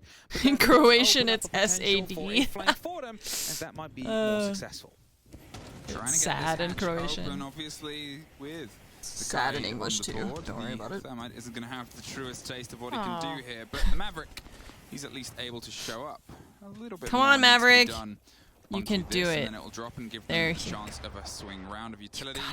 A minute 28 left, and now they're going to see if they can get the second. But there's only so much in those canisters, so the grenade clarity is what's going to hopefully get this claw, and then from that on, nice, the Thermite can show up. I want to use at least some form of utility on opening up that hatch so they can force Lukid out of his current position. I wish that when they were droning, they didn't take away all their utility icons. Back up, it's cameraman actually pushing in from the dirt like the Iana. Buck is droning, so you can't see what utility he has. I don't know why it's like that. And the same on Wamaya was on camera, so you saw the camera icon, but then you don't see his gun or his utility anymore. The very first kill of the round. With that, it's FaZe yet again with a lead in. Yeah, you can see cameraman. They obviously had the. It's drawn a little picture. This is cute. He's going for the C4. They just bounced that grenade to the bottom of the stairs, not fully cooked. What's happening? Canister doesn't quite fully connect here, and cameraman has this angle. Oh, he shot off the gas canister, or whatever it was. Slows it down. It was a gas canister. Canister does stop it this time. That utility has just worked a little bit longer for MIBR, but as the kills start to come over the top, it's one more chance at a long arm. 2 more players, only one down to a smoke that once again has stopped the plant. FaZe has been really dominant on this. Take a 4th round. And they took it flawlessly, and with that, FaZe are leading still 4-1. You just said it before, a 4-2 split. Not too shabby. Well, what about a 5-1? That could be an absolute statement for the rest of this game, for the rest of this map. Potentially for TSM later on as well. FaZe wants to make the difference here. FaZe wants to make sure that they lock out this half with as many rounds as they possibly can. And it all started here. The opening up onto the blue stairs. A grenade tossed in to try and, well, either force him to fall back where he would have been picked up by the Maverick of cameraman. But instead it was Bullet that took the fight instead. And a flawless round in the end there to lock it off. FaZe successful. So what a guy is being called out. What a guy. What a guy it was indeed. Cyber with a multi-kill to land the round. An open area will be attempted yet once more. A side that was also won by the side of FaZe. It came down to an aggressive take of Archives where a lot of gunfights went either way, but in the end FaZe came out on top. Managed to isolate the last player on the side and shut him down as a result as well. And that gives MIBR something to think about here. Of course, Lukid jumped down. He's probably not going to be allowed to do that again as they realize that the hard way on the side of FaZe. So they might go for a top-down approach here. But they need to make sure it doesn't cost them too much time because you still need it at the end of it. If there is going to be a yokai on the board, if there is going to be nitro cells on the board, you need to waste that utility. Amaru, what are you gonna do? There are obviously hatches that lead straight into the site, and those hatches can be quite protected based on either that already opened one that's tucked in on the small box or the one that's just on the corner. They might try and break some audio, as we've seen them push before, and cover the sound of an Amaru that decides to hop up. That breaching charge, the reason it's there if you're confused, is it will get that soft on the door as well and give you that range and rotation. And again, you can activate it from anywhere, so again, it might be something to cover a sound. Oh, cameraman, what are we about to see from you? Is that big question mark on the top here. There it is. There's the exthermic. There's the pop-up, and oh no. Falls just off. Nice try. Has that trade back. He's found himself inside the site from the hopping on the printer window. He's waiting for either a little bit of resistance or a little bit of support, but he's in that weird little moment between either has really hit the ground. Philippox, he's locked in the small box, and Souls is going to see if he can stick it. In the meantime, they don't have an awareness, and as the rotation comes through, the cover in the pre-fire, but they've missed the pre-fire was close. Now it's suddenly a much shorter round. Reduct and Soul suffer either side. The drop on the zero cam, and just Philippox left. FaZe, They may not have had the surprise strike with the Amaru, but they made sure that second swing was right for the bleachers. They went for the rush there. They went for the quick play. The Amaru went up, unfortunately not able to pick up the Echo, who just went on his drone. But the refrag was there, and that's important. Suddenly, all the utility that they had to stop that diffuser was nowhere near the site. It goes down 45 seconds. Cyber was hiding inside the elevator, cutting off any of the rotations back towards the site. FaZe So, is as a result, you just locked in with for those this map. remaining on the side, But we're and getting the FaZe side switch now, find so we'll see. themselves in a 1-5 lead, only needing 2 more rounds to make it to the under-bracket final against TSM. There it was. The instant pick back up there was so important. The cover that came through on a bold play, and I adore watching these attacks come together. They are just everything that I love about Siege, and although it is two teams that obviously we've said do know each other, they're not the most common of foes on the grandest stage. They're not always butting heads. They have one of the shortest records in terms of Latin America teams that were here against each other that we can pull from, but still, these little creative attacks that FaZe have been running, the way MIBR have been trying to battle them back, I think this is some of the best attack we've seen from FaZe over this map so far. It definitely is, and it's not just that round in round 6 we saw, but if you remember round 1, they just completely decided to ignore every single roamer on the map and just hit the side directly in some quick fashion. Second round, they decided to also ignore all the roamers, head for CCTV, take down the control, go for an offset plan. Interesting. FaZe decided and saw that MIBR is kind of weak against their quick pushes. It's actually and that's exactly what they managed to successfully a really smart idea. However, now they need to be wary of the fact that they're on defense, and when they were on Chalet, that didn't go well. They did win none at the end. Wait, and what? Lukid gets the first kill. It's an opening onto Cyber. I'm not quite sure if he went for a jump out. I was waiting for you to be like, but that one is locked off. like, what are And you of course, talking about? FaZe has that Like, I don't know. luxury where they can I have no throw fucking some clue. bullets at MIBR now. They can throw some crazy round openings here. And if he would have been able to be successful and pick up Lukid, suddenly that could have been a FaZe round. Because of reasons, yeah. Well, the thing about that jump out She doesn't know, as chat. well is it's not just the jump out that matters, but depending on if you can slip away towards either the reinforced brick wall on the far side, you force a restructure. You waste another 20 seconds, 30 seconds of these players, because it's, if you're not already in the angle to strike back, it's a big loss. There's Cameraman. He's able to find Felipox on the entrance, and keep Felipox entirely out of this game so far. Has not been able in the to lobby, impact or that one that he's reinforcing. Caliber. That one, Well, okay. this is the moment where he needs things like this. Wraps. He's reinforcing? Back, No, not that one. We're not synchronized. Is able to take a little bit of revenge. Are you talking about the one in the lobby? Dropped himself back towards the site. Okay. Now, no one is it's cool that up on the arc. the way that figure out if there's a roamer. Yesterday, cameraman has yeah, it's just cool with descended the way that staircase they've changed the windows and stuff like that, that you can actually like kind of play in there now instead of it just being like a place you never go. Active at this moment in time, and Falls is starting to open up into the small side office as well. That will be heard, and Astro is looking to go quite aggressive through the hole that he's has right just on been that. made.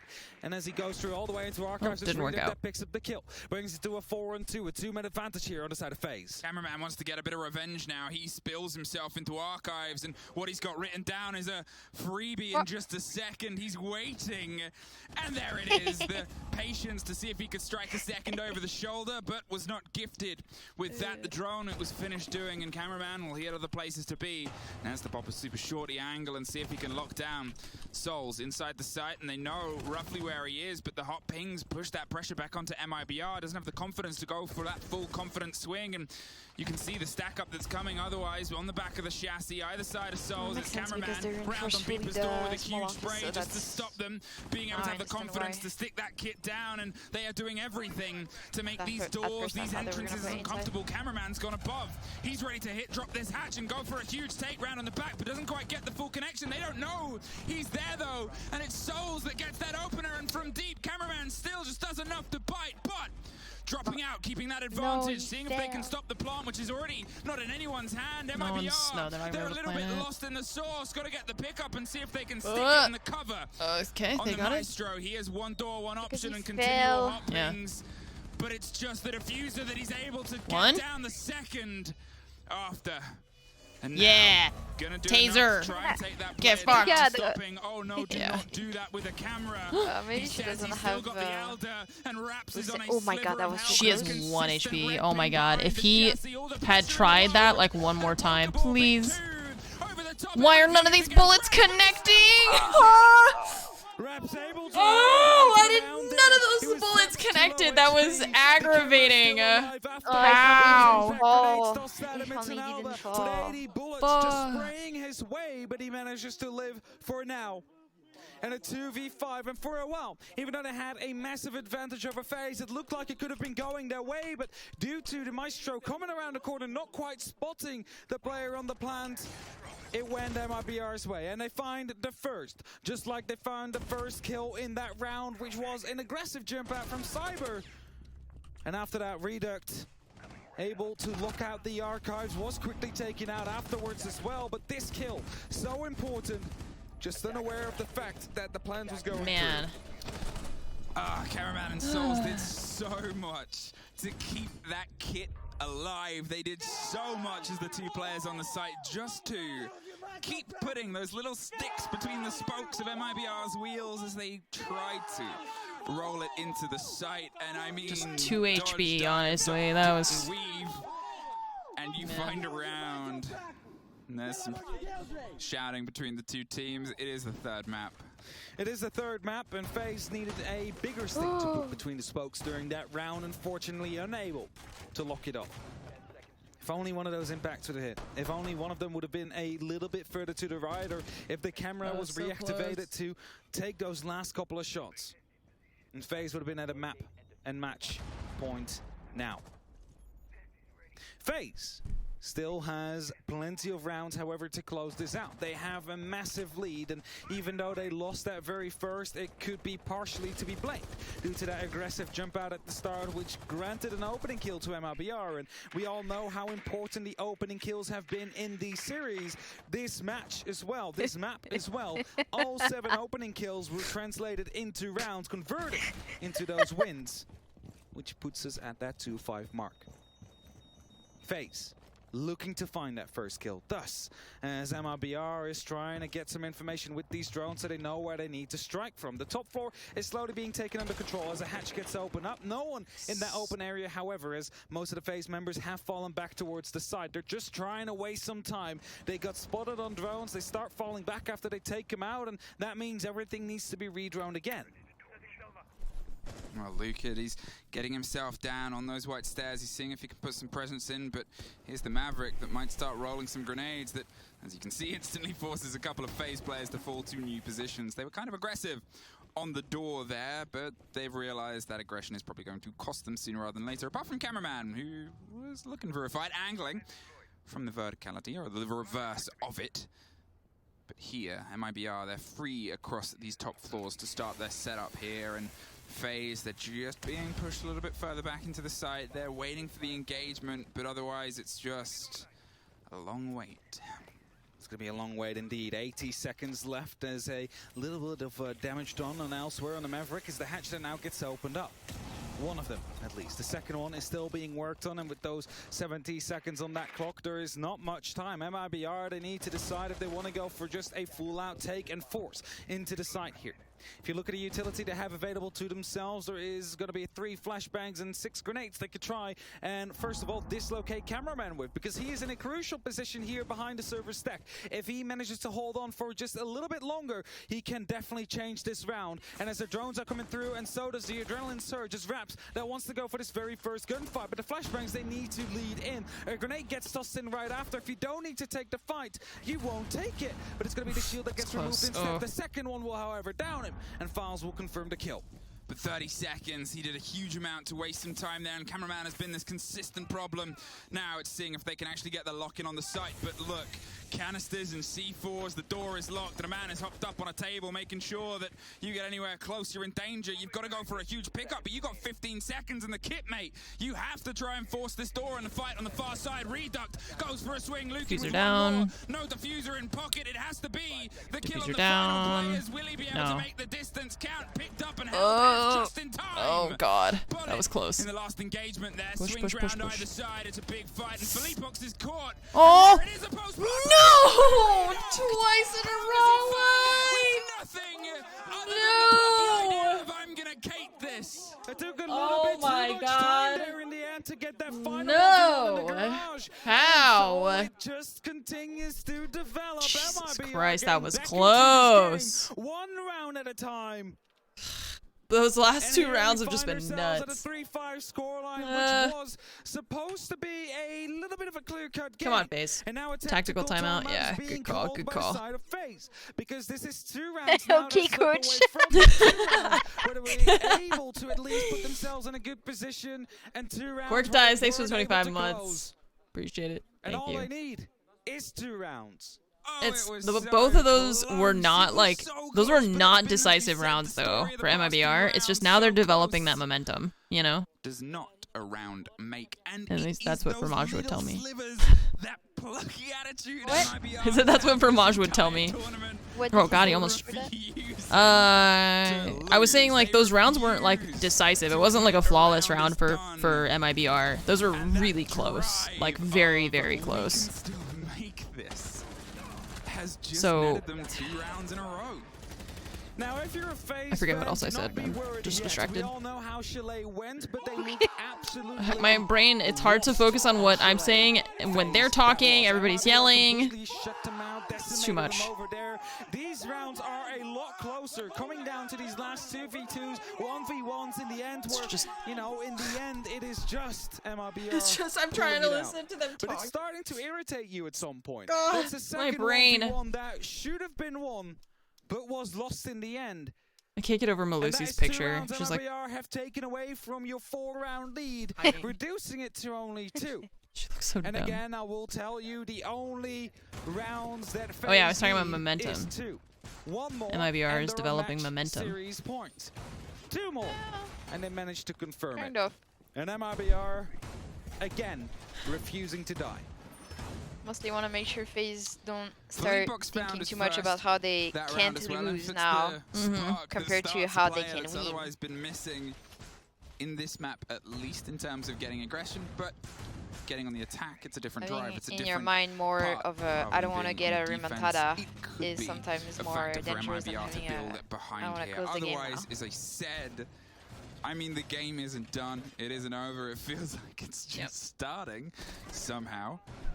And this has been every map. This has been everything that we wanted from this series, because it's 2 teams that have shown Sometimes up. you and must they're not be scared still of losing a showing couple up. of And at rounds the start, when I said I you're wanted doing to see good them because turn into it's like diamonds. you play a different bomb and site. we're It getting makes there. sense that you're losing a couple ones. We are starting to get there indeed. MIBR again wondering if there will Right. be another jump out coming through. Like, don't from any of the don't FaZe lose your clan head. players, but they've tried That's what I that was saying. Like before, they and it didn't quite weren't work out. And they saw their decisive lead of 4 rounds in favor of rounds turn MIBR. into 2. They It's won, got half. but it wasn't a And MIBR slam. on a So bit like of a roll FaZe now. A can tactical just, timeout called, and this is the Twitch drone that if they we don't have, freak out about it, seen so is much like what about you're on the saying, you know? socials. You It just does so much keep your head damage. on straight. If there's things there. If there's things there to get rid of. Yeah, they've picked it back up. Maybe they're going to throw it on a different location there to see if they can take out that disc, that cover of anything long range. But look at this, Reduct already in on the door of Janitors, seeing if he can find a fight, but one was not to be found, so tucks himself in and goes on the drone. Once again, MIBR are doing this big, wide control game. They're making sure that they have an idea of where they want to take and put pressure in. Yeah, okay, the past 2 rounds, the total time left when they go for that diffuser plant is still together under 30 seconds, but it's 2 successes and they can build behind that phase. They've obviously taken their time out. It's the first time this series we've seen a team take theirs off of the back of a loss. Yeah, and that might be a bit of a worry, because that means there is definitely something that needs to be fixed. Now, Magnets are picking up these grenades and deal small amounts of damage here and there, but nothing quite as substantial to the flooring or its protection, as this is a yellow ping to come through. Reduct is hoping to go for a chase, and his FaZe just strikes. Woo, the triple kill, and we haven't seen any of it. Show us a replay. He jumped out. He jumped out, but like they'll show a rape, to see It yeah. was the jump out. He took himself out, whether it was from a window or from the door. Either way, you said it at the start. It wasn't a success for them before, but it was a absolute. That was like, freebie, a feast, God, who was it? It was like, fiesta. I think it was Elevator. Someone got an ace, and we didn't see any of the kills. Cyber heard Philippebox on the front. Reduct is all that's left. Oh my A little bit god. lost here. The diffuser hasn't been able to How? make any presence or growth What into how? the site, and that How game did there. not? You didn't that see the attempt replay? To find the fight a little bit later. They showed it. Oh, Phase, alright. that I think I zoned eponymous out. round, that one that just says you need just one. And that said, they need just one more round. I have your stream on the side and you were looking at your screen. I didn't see it. I was looking at the other stuff that was going on. Pulled off there with the triple kill to follow it up. It was Rita trying to salvage. They're not gonna show it again? It got too quickly after on the site itself. There's too much happening on the screen. This is why when people are like, would you be a caster if they asked you? No. I wouldn't. I I see can't. your face looking at your screen, and Yeah. you're like in the Simpson, the meme with the little monkey. Just one more. Just one more. In a Nothing's happening in series there. for these two teams across the lower bracket. It's not nothing's happening. I was watching the main part of the stream and not in a series the little of window just because the one little more window isn't pops up so just one often more that I map. just like don't Here see it is anymore. now. You know? MIBR from all the times. It's like how you getting don't see themselves back ads. Here is, I believe, Stuff like coming that, into this you know, is the 'cause just lowest your brain, like, possible blocks it seed out. of every single team. They have done huge amounts against that power, against the probabilities and against the year that they've had. And they just need 3 rounds now to keep this game alive. FaZe, obviously, they have been able to come into this with a huge title from the year already under their belt. Ah, they're back in open space. Yeah, they have won This the is a strong previous bomb site, major so if here they in lose this Sweden, one, so I they guess can might just be really mad at like the air themselves. around here or Love a something. bit of Sweden Allows FaZe, them don't to they? play the one even to better get. than they normally do. Although they And can now play it need again an after, extra but round to talks make to me a top lot. 3 of the 6th Invitational 2022. Is this the moment where MIBR's dream run ends? They have been in Sweden the longest of any single player, any single team at this event to date. Is this where their dream ends? Is this where FaZe comes in Then victorious he won't be able to and surprise takes them in away the that main win and top with the 3 rotation. placement in the SI? Yeah, okay. Here it is, Cancel MIBR. Here is instead. that final challenge from all the ones you've surmounted before. And they already It fully starts once reinforced all again of with this big clear, adaptation. this big impression of Good. being able to pull as much of the FaZe players as possible at the same time. Philippebox, he's driven himself close. He's inside Tellers, but Cameraman is elsewhere, and Reduct has been bitten early on, and he has been a big force for the Be able team to throughout open this the map small so office far. fast. There is Philippebox is no wall still denial. curious about what he might find here, but FaZe are offering him nothing. So it requires a little rebalancing, a little bit of a retake and a setup here across the top. They're trying to find Cyber. Locked in on the front desk, ready to check him in and probably check him out just as fast. The pings are coming through and the grenades, they're about to follow not long after. There's a hop over the top of Banana. Escapes the first grenade. It seemed like a couple of traces and Raps as the lock-in. Saw the first go by and I don't think he was quite sure where they were either. Didn't respond to that, indeed. And MIBR, they have a tall ask now because these last 9 rounds, every single time a team got the opening kill, they got the round in the end as well. Of course, they have a trade now. It is back on a 4-on-4. But FaZe need to hold them for 70 more seconds if they want to lock this off. The castle barricade gets opened up here. Astra will be receiving some pressure here. Souls and Cameraman are on the backside, whereas Bullet is protecting the bottom of the square area. It is MIBR that needs to find an opening, and they need to use these heart breachers to open up the hatches if they want to go for a drop. But it's not going to be very likely as long as Astro is in his current position, as long as he's allowed to stay alive. It is the sledge that now needs to open up above. It is verticalities that are being I made didn't even see with rotated to exothermics. electrical, The timer that's keeps good. on ticking down. Should've 35 discreet there. seconds to go. Now, they were so good at locking the door last time here, and this time they've got at least 2 extra players to ensure they keep it locked much tighter. The kit is currently sitting around the top of stock, hoping to hit that hatch, but they've got to try and do a little bit more body work and 20 busy work to seconds. swing round, and the Munition Pillars wins that's out. not good. And Nice. Bullet drifts Important to some kill. freedom. Yeah. They rotate underneath, and suddenly it's only a couple of seconds left. It's just about They have to go drop. single 10 digits. seconds. We are just about to see a There's a hot drop. drop on the corner. Oh, you hatch missed. caught out Oh, by diffuser Astro. down. That's it. Makes the diffuser That's count it. one more. And I said GG's phase. and they ensured they slammed Nice. it shut. GG's. They take this. They 7-3. find themselves moving forward to the lower bracket final. That kill on the ace, which In I mean, pillars, he yeah. almost didn't get it. That was the the important twist in the round. And a massive promise for the next year. MIBR, you did great. Phase. Okay. One tile in Sweden before. Last Two place in more your games groups. separate you from one All the way to the more, lower and this semifinal. one is the biggest you can win. FaZe, of course, happy that they survived, and they will be proceeding to the final day of the 6th Invitational. Of course, there is disappointment at MIBR's side. I always feel but so they sad have for them when shut they out lose. So many tournament Yeah. favorites. Everybody slept on them to some extent, and they Especially have when they're surprised not necessarily everybody. like They showed the whole world. bad, not should bad not be people, but slept you know, on. some And teams they you can feel less leave, bad as you for said, them with because their heads held high. they're like I mean, you can trash all the see time. from our perspective and yours. But those guys are. It is a they're region that all has been pretty good bound people. together by blood, Yeah. sweat, and tears, and a hell of a year of Rainbow Six Siege. And only one of them could progress, but you cannot fault any of these players for giving it their all and making sure. I like Latin seeing them all, America, like, your sole remaining shaking hands and stuff like that. They all look like they're kind of friends and stuff. Swinging that flag. Yeah. Driving themselves It's just like, has had the I like trial you, by but I fire have to destroy you in game. Yeah. Sorry about it. to take TSM That's just It's the way good it to see has to 'cause be. all the way. It's good to see that it's allowed again, because of COVID, we were not allowed to go see the other teams after a game. Which I don't know if I've seen a lot of them doing that. I maybe haven't. they're doing it even though they didn't have the right to. Yeah, like maybe they're not supposed to and they just did anyways.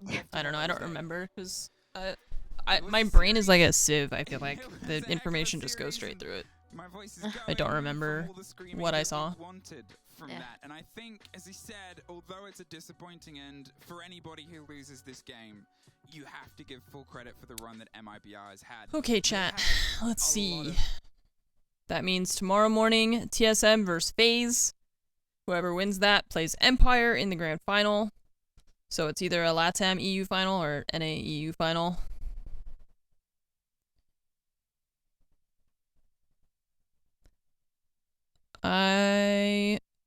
It would be cool for TSM. It would be cool for NA for TSM to win, but it also would be cool for FaZe to win, so then we get FaZe versus Empire. I feel like that'd be kind of sick. Like we've already seen TSM versus Empire, you know? That's old news. I want to see FaZe versus Empire now. It's more interesting. I want something different. I'm happy for Empire. Yeah. Me too.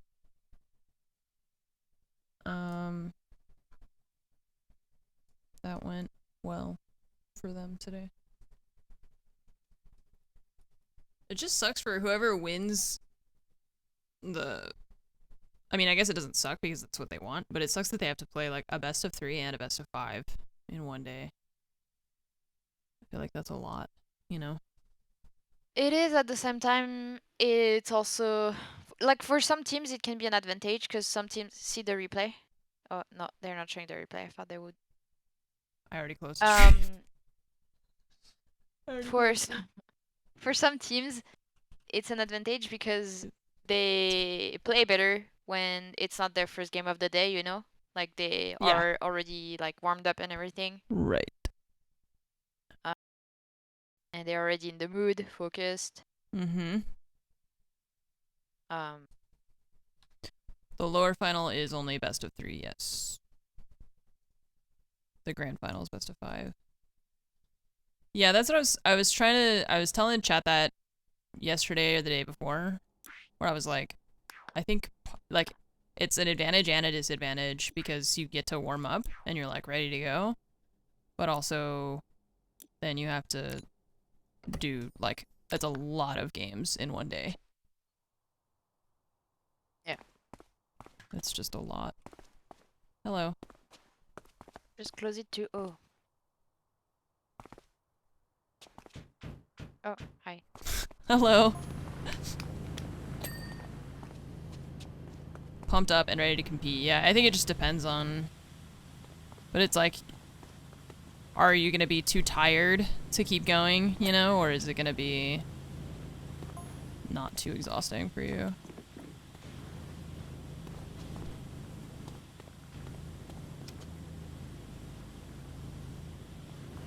What time is it? 1 o'clock?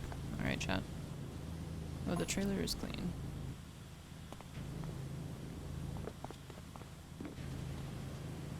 Are you gonna play some Siege? No. I tried. I'm down to play it in the future, but not, like, immediately.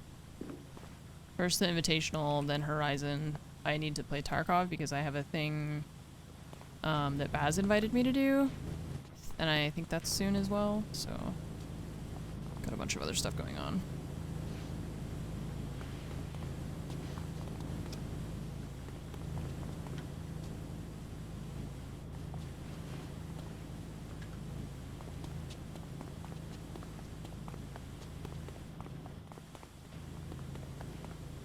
I wonder how long it'll take to play Horizon. It's a pretty long game usually, like the first one took quite a while to get through. So I imagine the same will be true of the second one. Baz also used to play Siege? Yeah, sometimes. 8 hours and you haven't left the first area. Yeah, well the intro thing is usually kind of time consuming. That doesn't surprise me. But I do wonder how long like the rest of the game will be.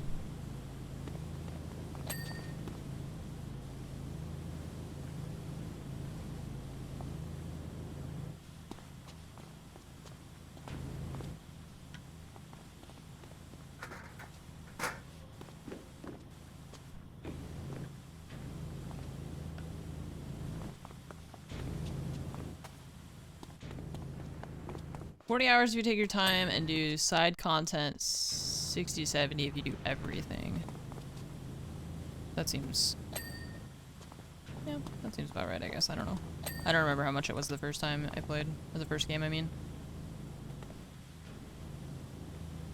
Yeah, I saw some people, they got like a collector series box or something like that. That thing looked pretty cool.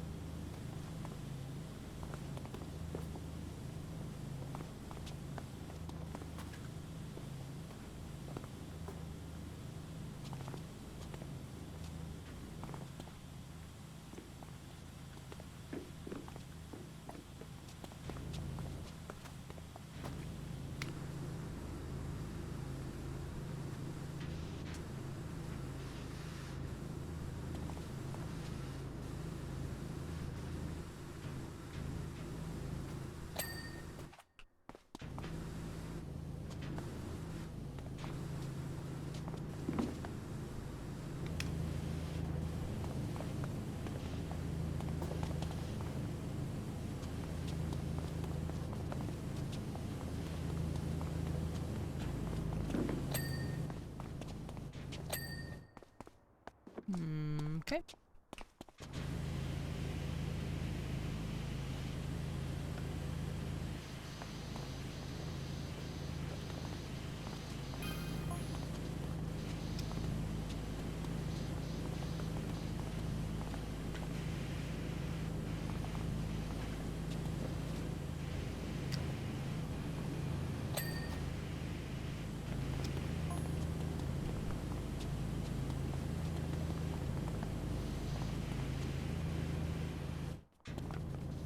Yeah, I never went back to it after it came to PC. I just wish that games would release on console and PC at the same time. And then I just would never buy a console.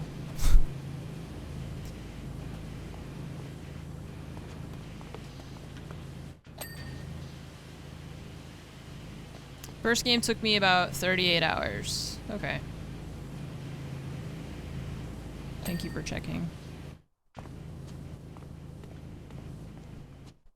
That's probably why they don't release it on PC and console at the same time, but I wonder what percentage of people who own consoles only own a console because of console exclusive games that they like can't, like not, like if they were given the choice, they just wouldn't buy one, you know?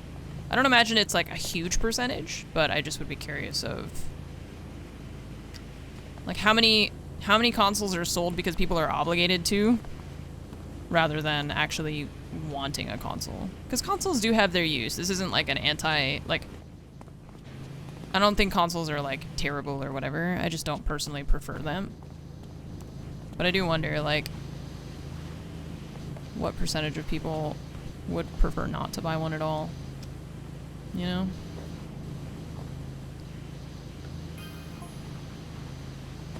Because there's at least me. I'm at least one person.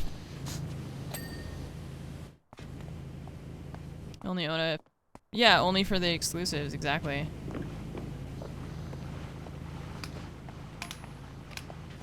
They definitely, like, absolutely they have their use, and I would never say that they are just, like, pointless or whatever. But they definitely are not my preferred gaming thing, you know?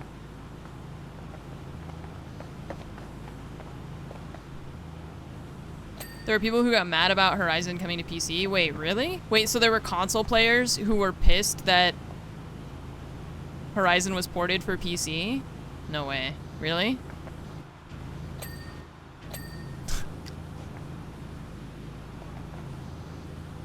Because it wasn't exclusive to them anymore. What? Why? Dude, if they were like, hey, we're gonna put Tarkov on console, then I wouldn't be mad. It wouldn't work because it's too complicated of a game, you know? But if they decided to, I wouldn't be mad about it. Like, who cares? Yeah, why would you be mad? Nobody's forcing you to play it on PC. It doesn't change anything to your own life. Yeah. You know what it makes me think about, right? Like, I don't need to... Nope. No? Nope. I don't know what you're saying. Or should I really talk about that on your stream? You don't have to. I just don't know what you're saying. You can tell me later, or you can text me. Told you my head is a sieve today. Everything's going in one side and falling out the other. Okay, hold on at the top.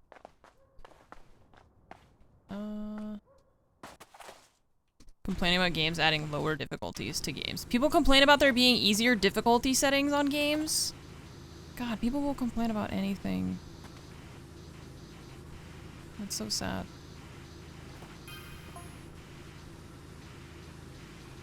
That's a huge thing? No way. Really? But like, for what?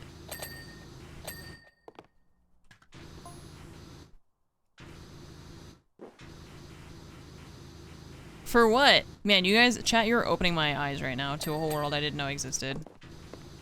Big one was Sekiro, Dark Souls. Oh, yeah, I feel like Dark Souls fans are very intense about their game being, like, very difficult.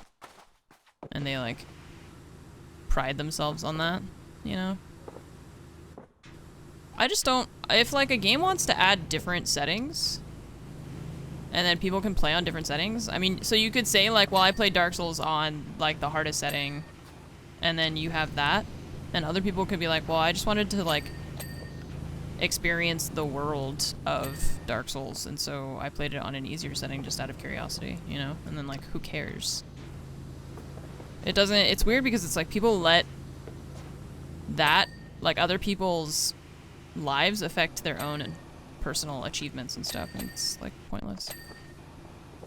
It's just really pointless.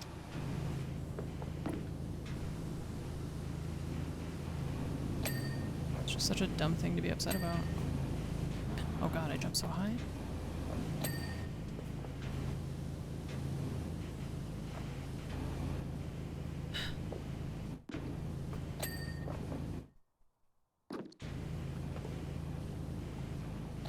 texted you with what I wanted to Oh, say. okay. You do whatever you want. Oh, yeah. No, my chat is good about that stuff, and if they're not, they can leave.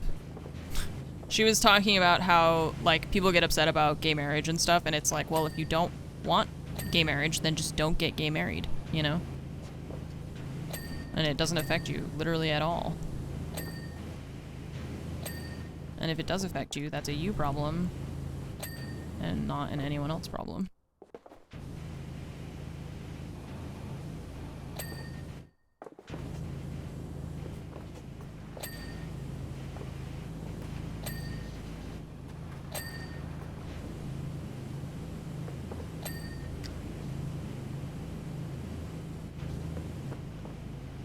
Could be gay in one of the Assassin's Creeds. Yeah. Didn't they then add like they were like, you can be gay, and then they added a DLC that was like, she's not gay or something? I remember people getting upset about that too. I don't remember the exact, like, what happens. They added some like DLC that just completely negated all of your choices or something. Regardless of what you chose to do with your character in the My God! What? Every time I'm somewhere, you come here, so I you're go following on the other me. side and you No, well, everything is done on this side. God. That's the thing. Ah. I'm doing all the little details, so you have like the big walls, like you prefer. Okay, I'm over here now. I'll stay away from you. She doesn't want me near her. It's fine. It's fine. No. I'm trying just not to be like Yeah, bothering you, you know? No, I understand. Door frame. They added a DLC that forced a relationship with a guy that ended up with you having a kid. Yeah, see, so like that I understand people being upset about, because it's like, you gave me the option to choose my character's sexuality, and then you were just like, never mind, fuck your choice. Like, that's pretty stupid. Yeah. Uh-huh. Okay.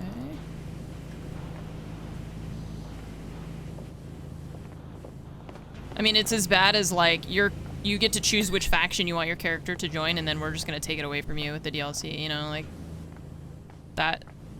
Regardless of how you feel about the sexuality thing, it's like that should be like clearly a bad decision from the devs.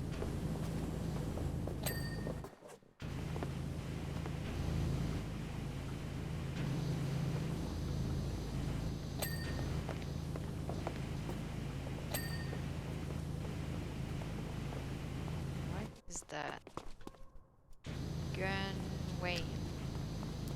Gunwale? What is that? I don't know what that is. I don't know, some boat term that is not used anywhere else. This, okay. Okay. Ta-da! New job available. Hooray! More jobs! What the hell is that?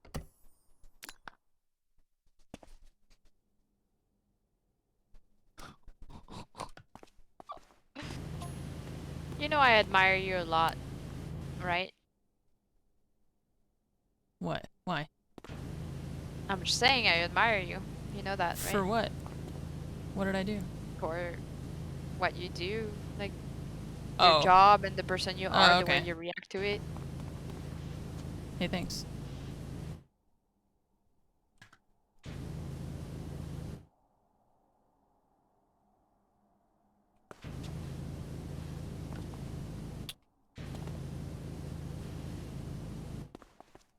You thought she was talking to the monster truck? I really admire you, monster truck. You're great.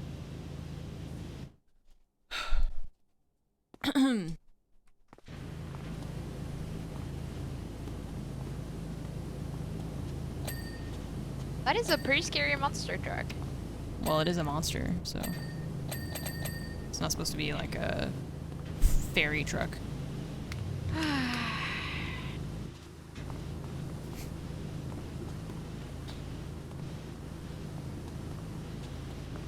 You know? You know what I mean?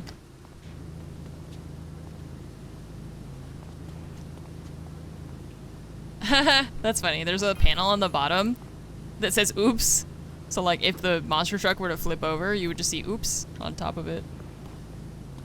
It's pretty funny. That's clever.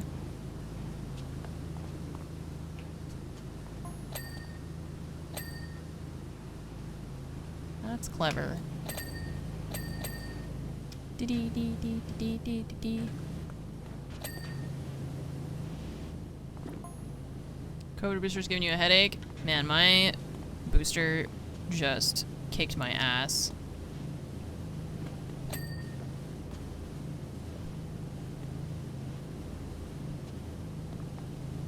I hope that for you it does not.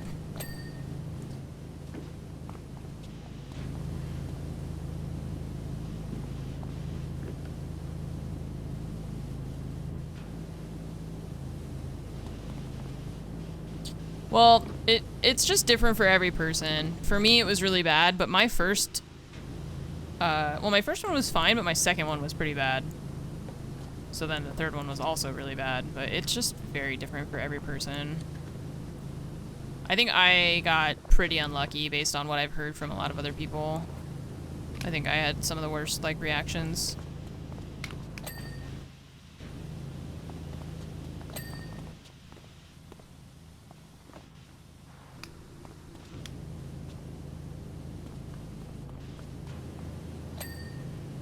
Oops.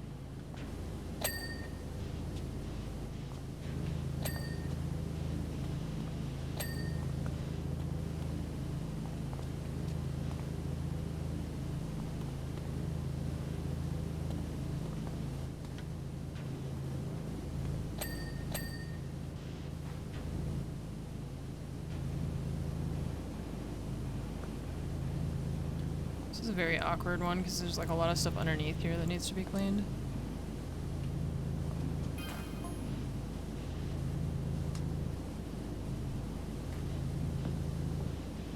You bought an actual pressure washer because you watched me playing this game? That's funny. Well, just don't try to pressure wash your glass windows like we do in this game, because that to me is the biggest thing that's so dumb. Just like shooting jets of water at your windows. Don't use my stream as an example. I don't actually know what I'm doing. I'm just pointing my mouse cursor at stuff. Yeah, this is tough in here.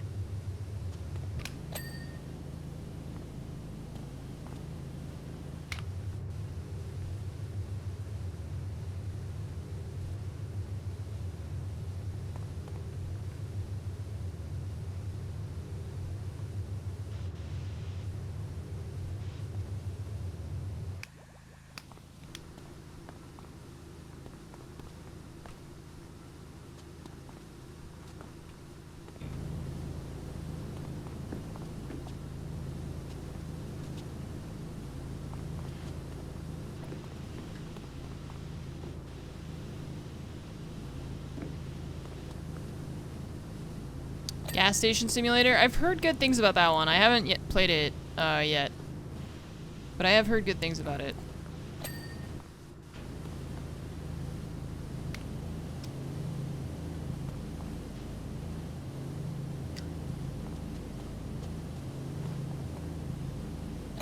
I think I saw Lyric playing that one day, but I didn't watch it too much because I thought maybe I would want to play it sometime.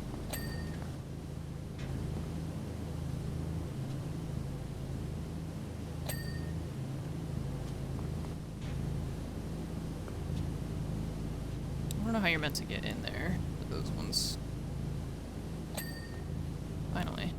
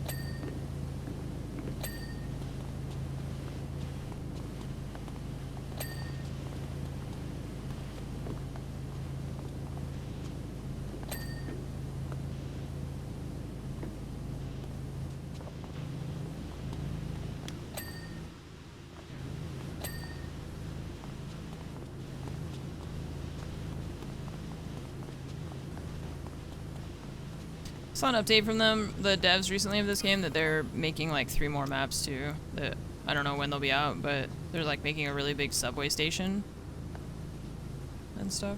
So I still wish that there were community-made maps. I think would be really great for the longevity of this game and just for like more content. But I don't know if they'll ever be able to make that work or not.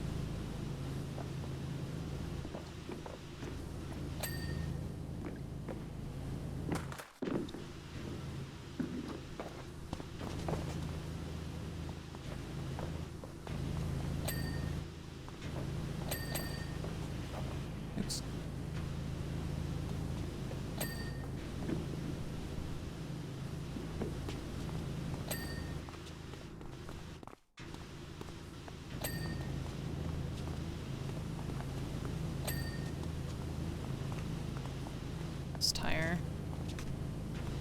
Show me the dirt. There it is.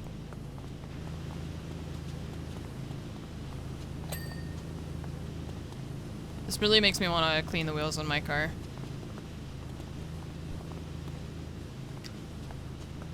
They're pretty dirty right now.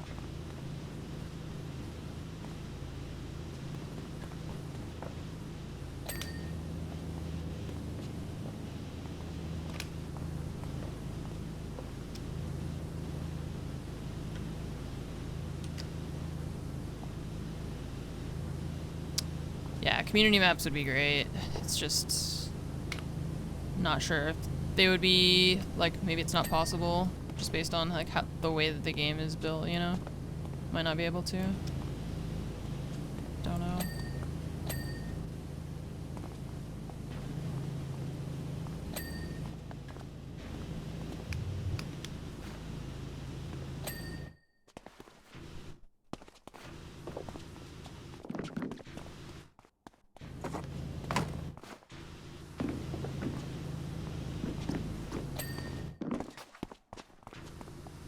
What now? A lot of these, the parts like underneath still, there's a lot of orange spots.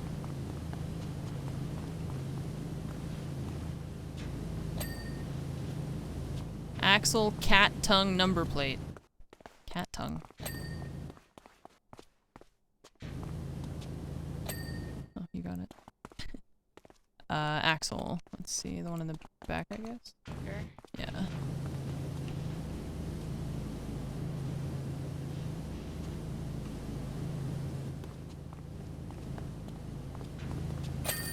Hooray. Eh. Nice. Oh, God. What?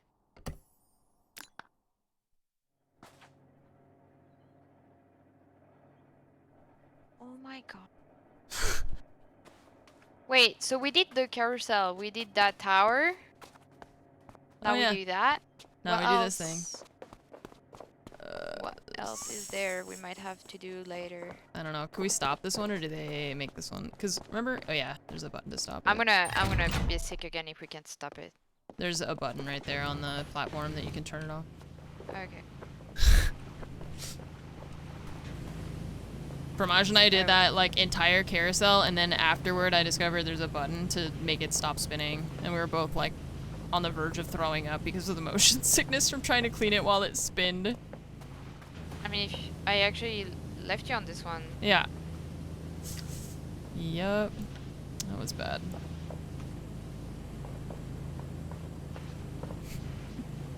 Just didn't know you could turn it off. They didn't make it quite obvious enough for me.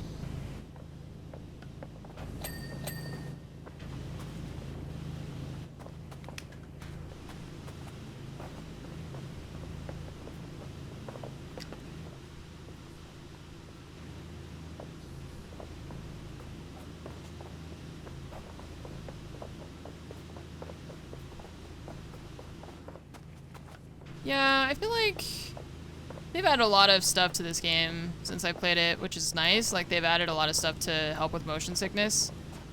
I don't think they, like, anticipated it being as big of an issue as it is. So for stuff like that, I think it would be nice if they added something that was, like, telling you that you could turn it off. That would be helpful. Doesn't surprise me that it wasn't in, like, by default, you know? I guess.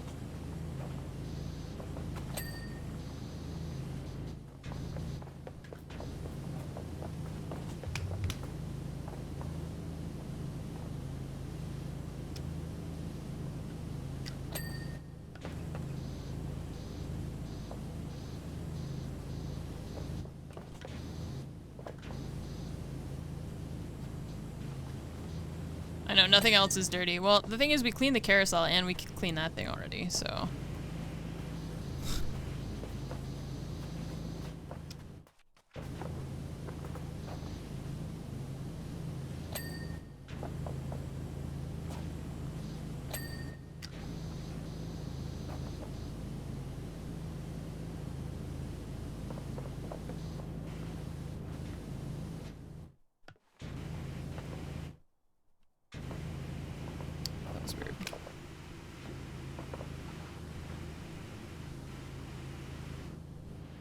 Yeah, I have never heard the term helter-skelter before in the context of like a Ferris or like a ride, I guess. That's new to me. I didn't know that that's what that meant.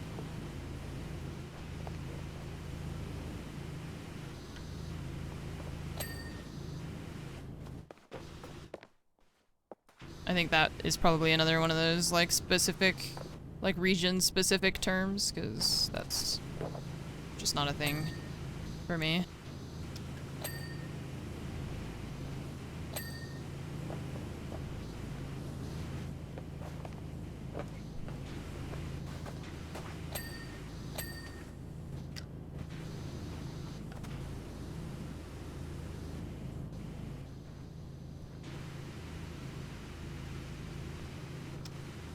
Yeah, I feel like it's a thing.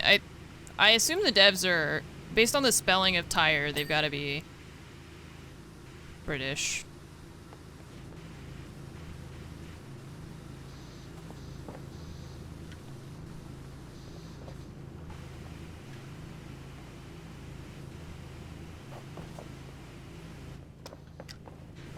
Big wheel.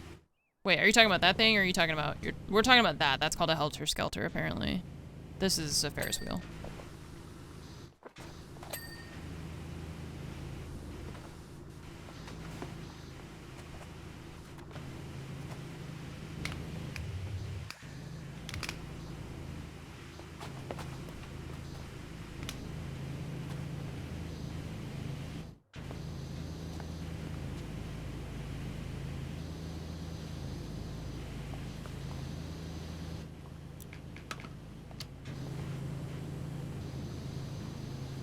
You were just thinking the Ferris wheel?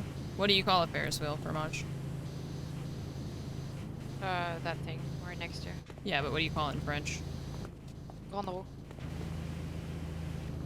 So, big wheel. Yeah, okay. Yeah. That's Why? what Kiwi... Because that's what Kiwi was saying, so I was just asking if it's the same for you.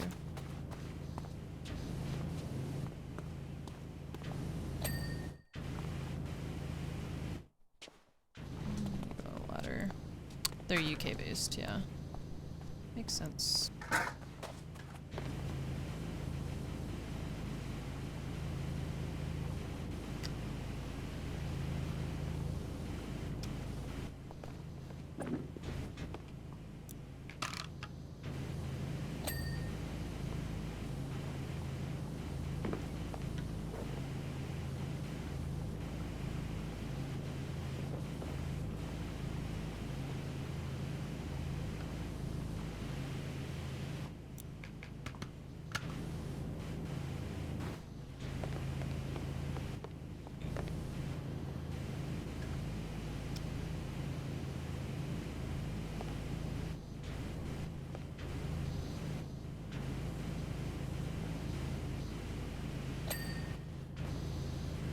You know where I want to go?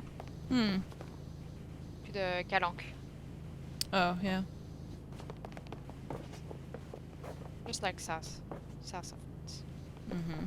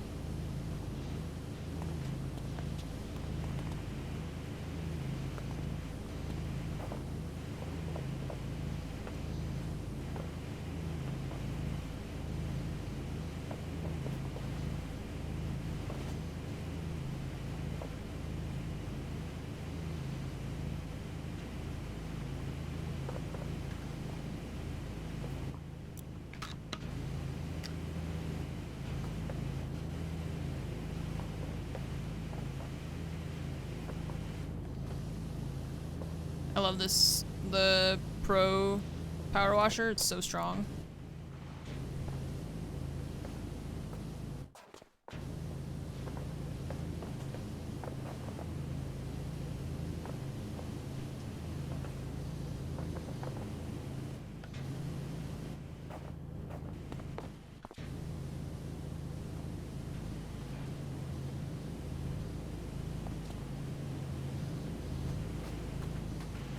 We don't have to use the soaps as much at all, because this thing just power washes it away.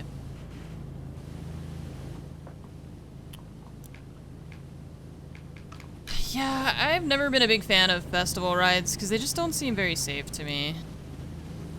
I like going to festivals for, or like carnivals for the food, and just to hang out, and for like the kind of games, you know, but I am not interested in the rest of it.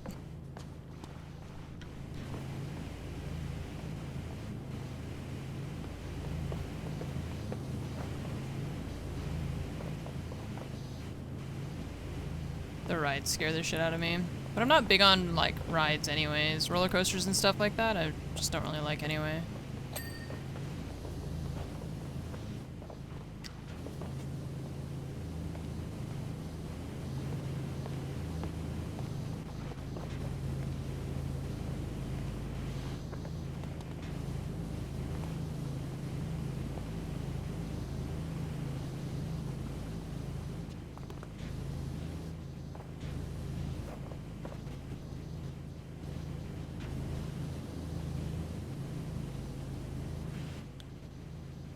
I don't know what that means, Khaleesi.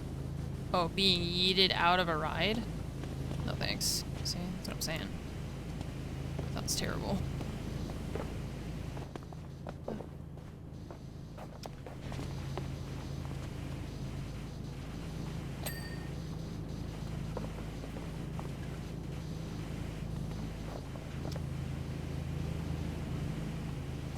I remember reading a story about a girl who went on a ride that was like one of those tower drop things. And there was a loose cable that wrapped around her feet and chopped her feet off. So I just don't like rides very much.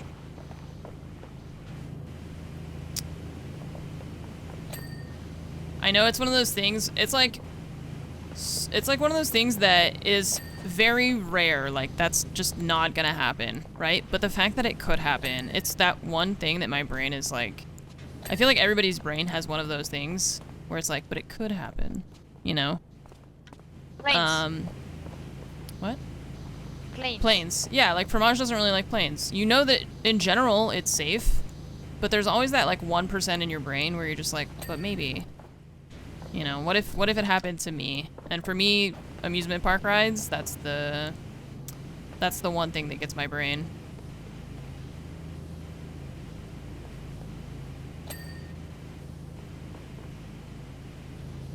Or one of the things anyways. Maybe there's more, I don't know.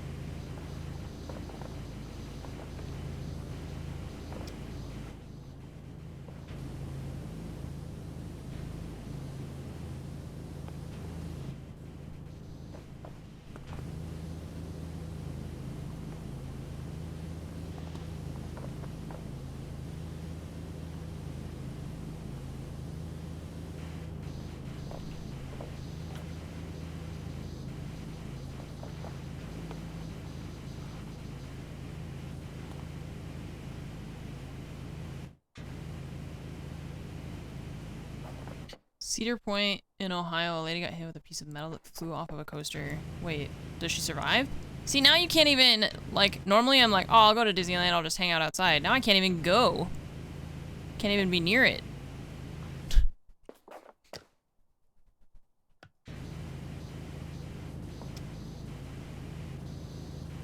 I don't want to be anywhere near it. Get away from me. Damn, that sucks. And it's like, it's so tragic because it's supposed to be something that's like fun, you know, everybody goes to like enjoy themselves and have a good time. And for it to end in like tragedy is really, it's sad. And there's nothing you can do about it either. You didn't do anything wrong. You didn't like, it wasn't like she did anything that was dangerous for herself. What? Not recommended. Yeah, she wasn't like... It's like when people jump in like the bear exhibit at the zoo and then they get attacked by the bear and you're like, well, that's your fault. It's like she's just standing in line at an amusement park. Like, what else is she supposed to do?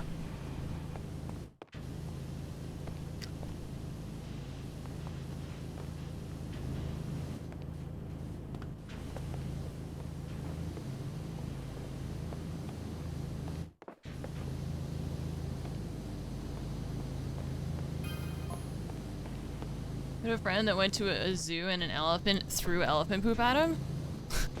It's pretty funny. Gross.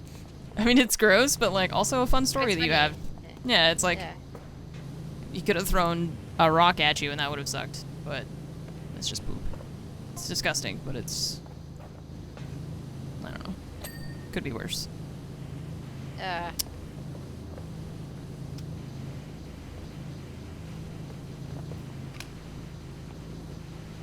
Yeah, better than being like trampled by an elephant or some elephant.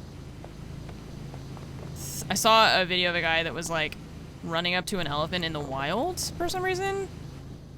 I feel like it's one of those animals that people, like horses, right? People are like, oh, horses are like kind of domesticated, so it's fine. And then they run up to like horses in the wild and you're like, that's a terrible idea.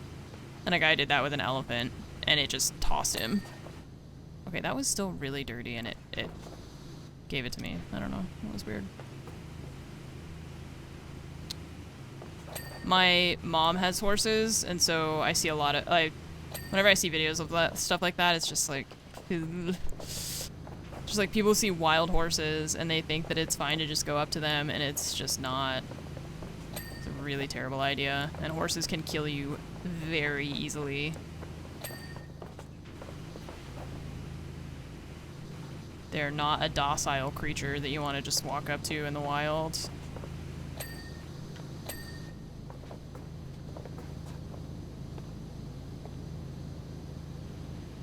Are not friendly.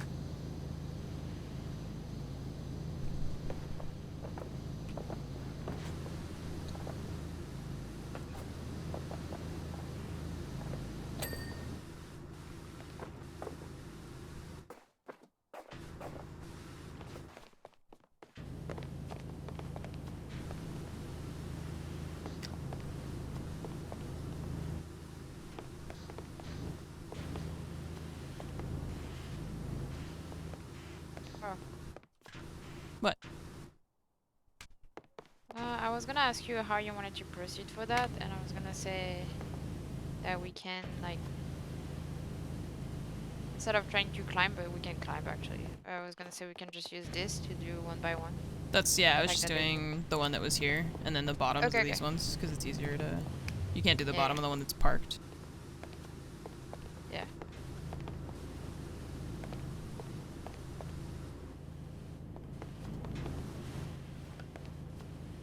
We're gonna have to climb anyway For some of it, yeah.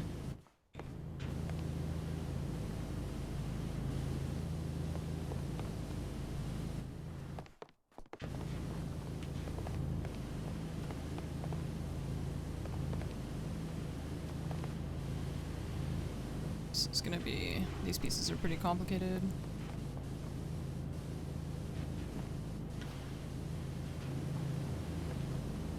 Oh, you're flying!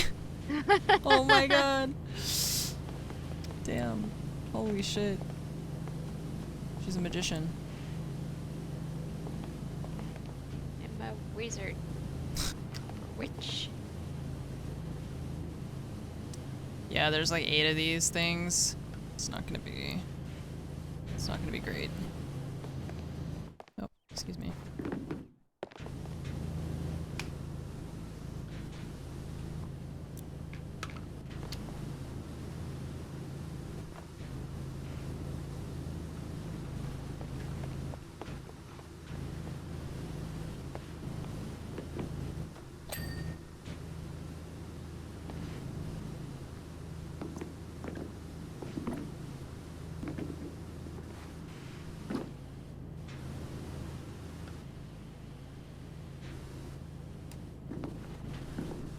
Neat.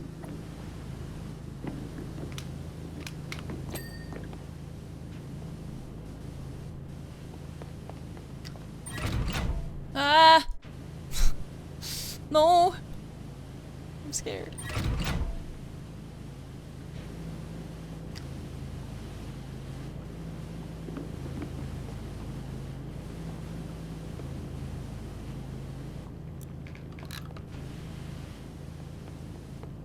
Yeah, you can rotate them. We just had it parked for a little bit.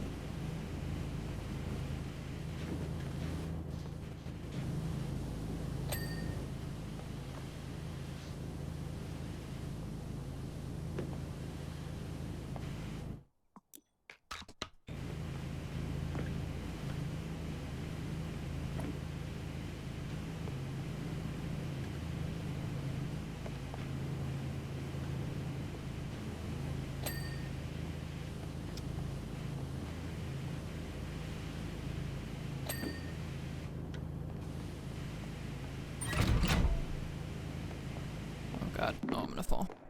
No. Just gonna sit. Perfect.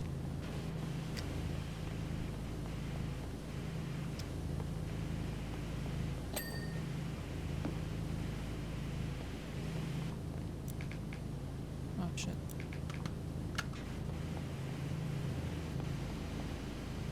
Oh no, you fell? No, I just jumped into the little pod so that I wouldn't fall.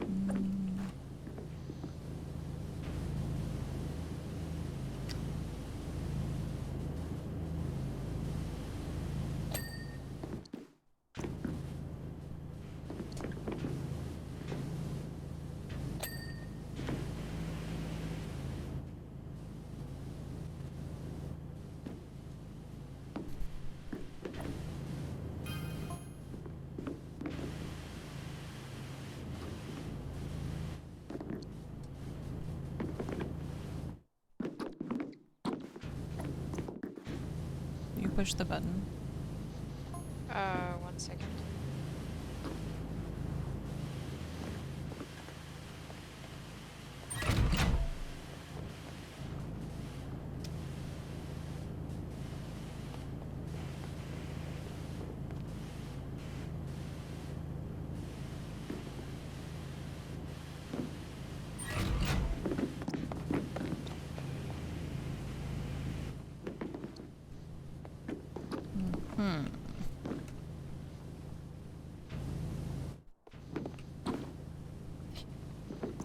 Climb.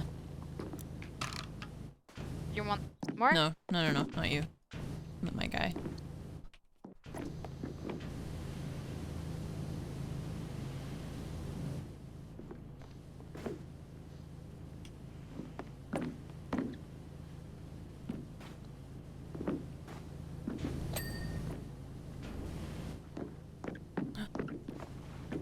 No. Sedge.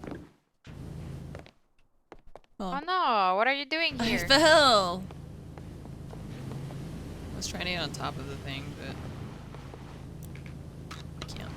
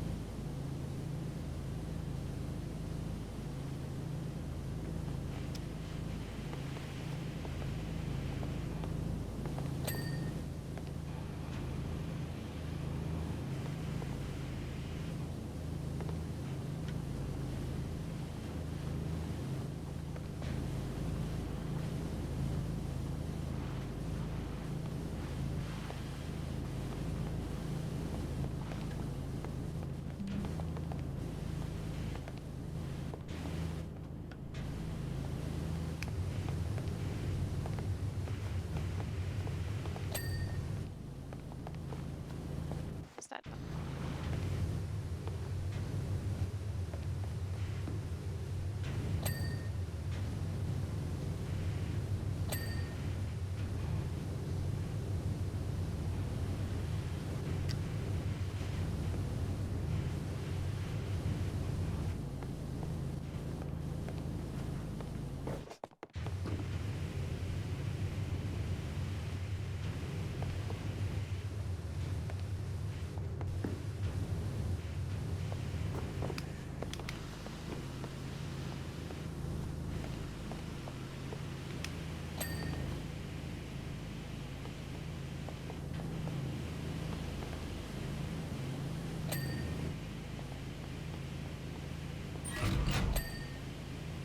Ah!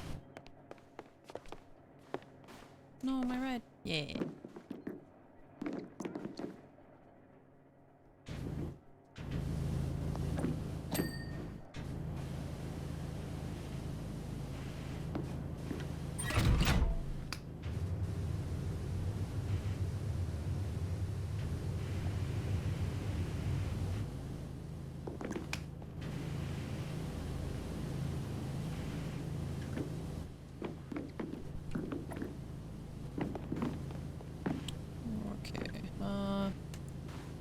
Maybe if I go this way?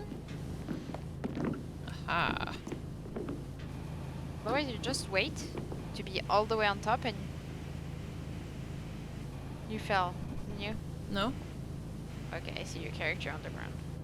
No, it's just the game.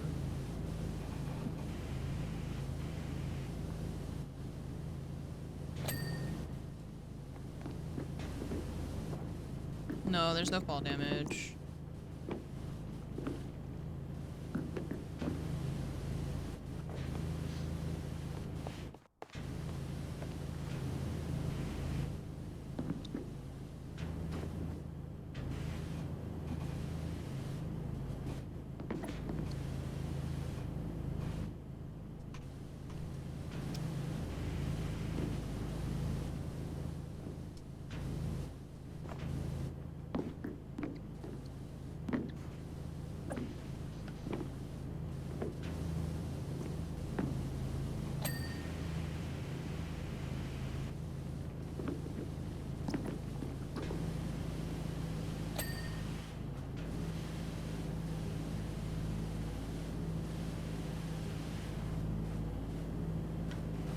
almost clean that.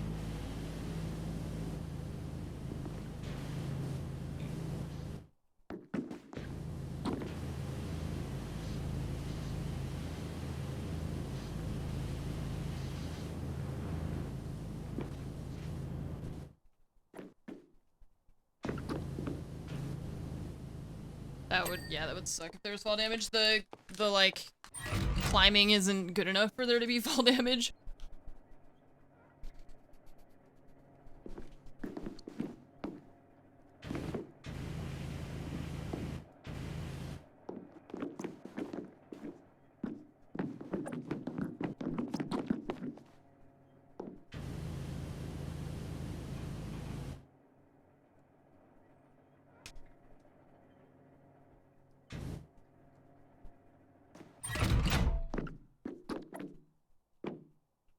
Are you on top? Mm-hmm. All the way? Mm-hmm.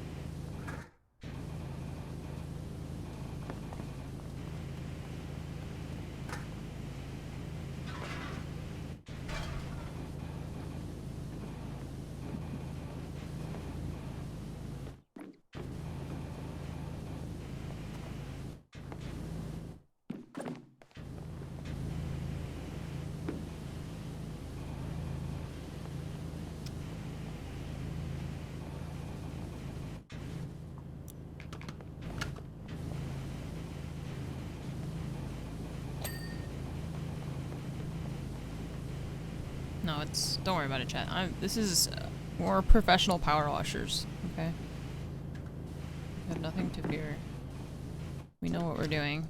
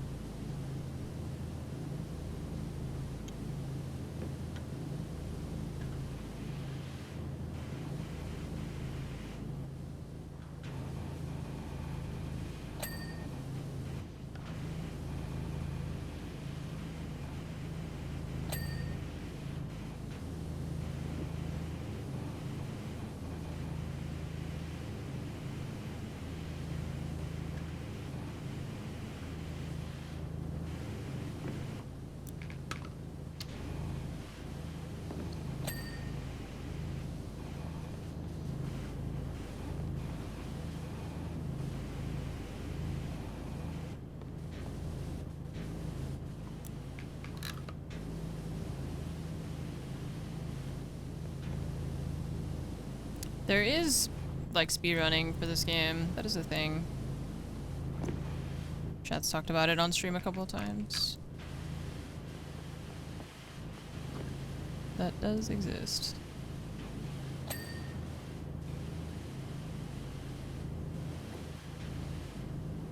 You can also have up to, like, 6 players, I think, in one game. Which would be, like, a lot, I think. I'm surprised that the game... Like, I'm surprised if it would run well with that many people. While trying to clean all the same things, you know.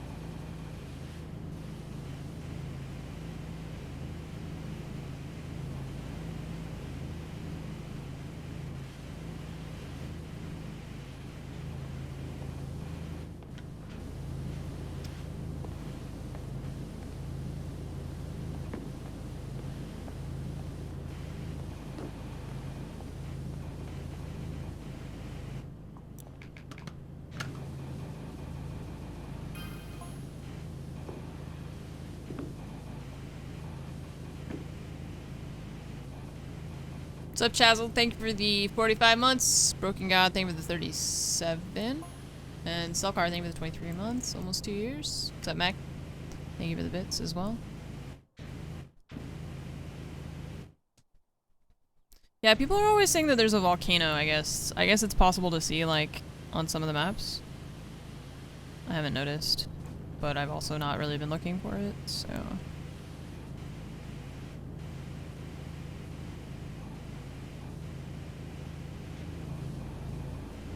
But that would explain why everything is so disgusting.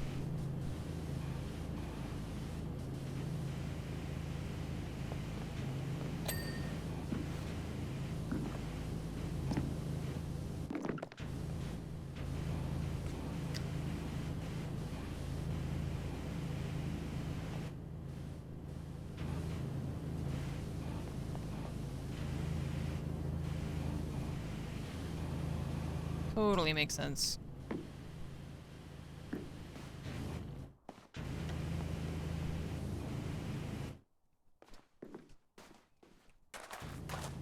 Oh, I flew. Flew. Huh? You flew? I flew.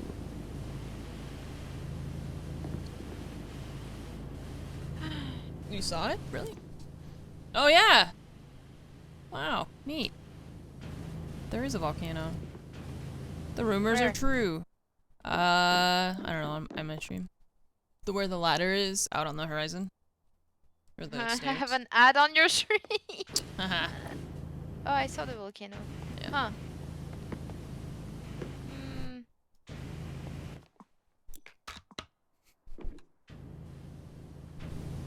Why are we cleaning anything at all? It's still smoking. Yeah.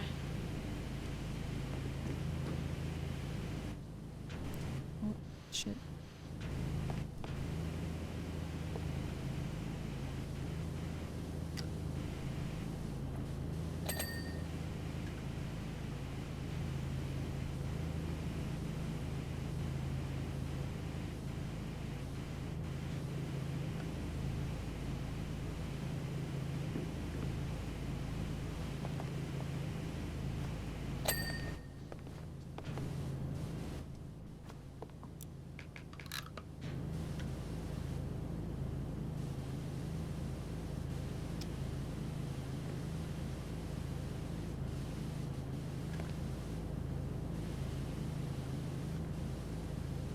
No wonder everything in this town looks like it was set on fire. It probably was.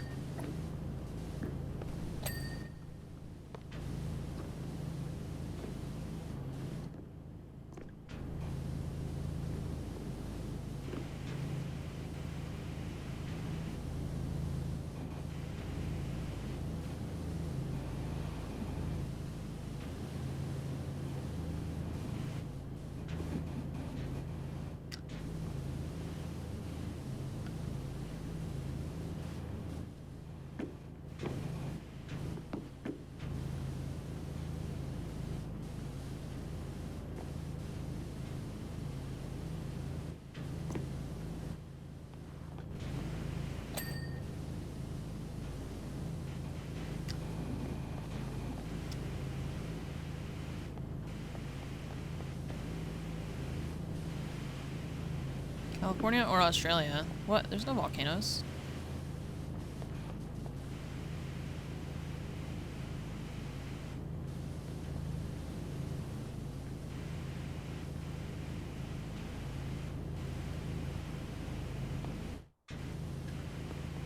That doesn't make sense.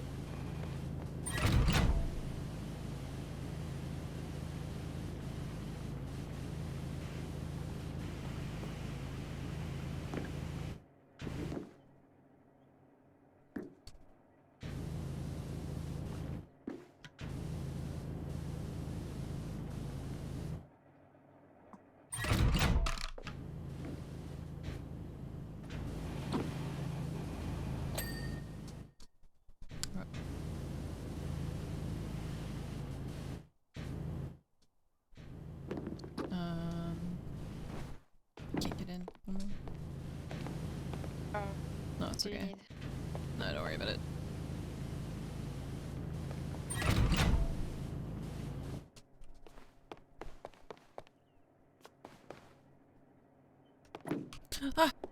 Okay, never mind. You fell? No, I got on the staircase that you put over here. Thank you.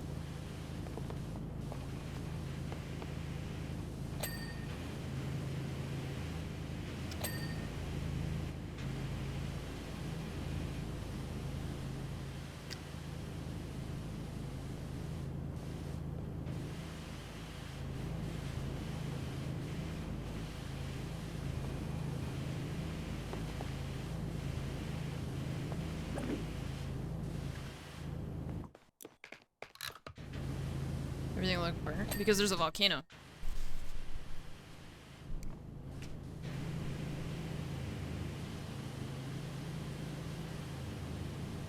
I don't think there's active volcanoes in California.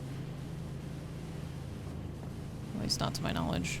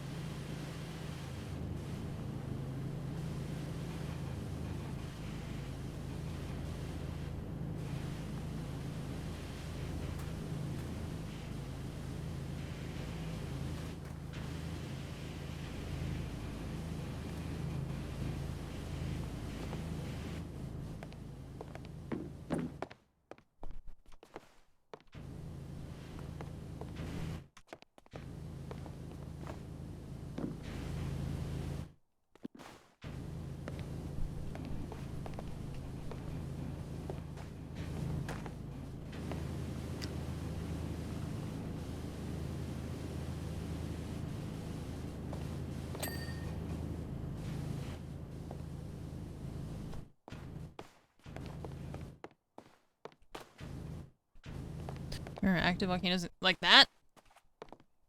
Like that? There's not that. That's not in California. No.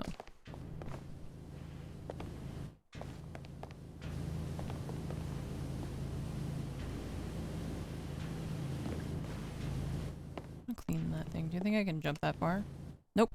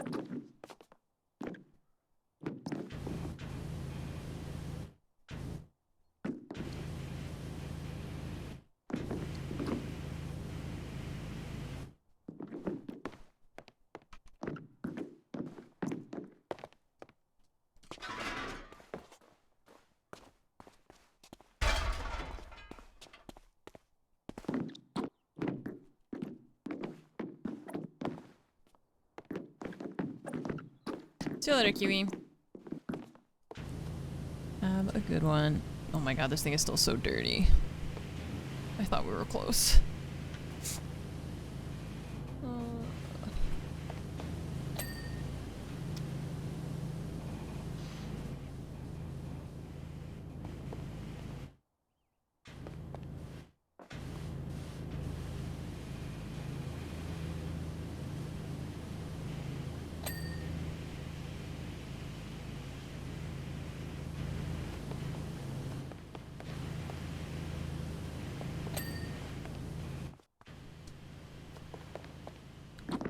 Can afford the super long extension? Yeah, maybe. We'll see.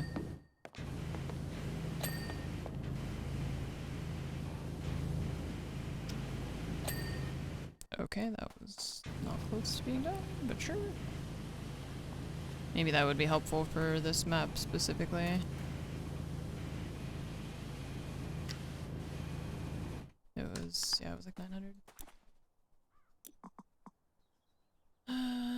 Visa Pro. Oh, 1200.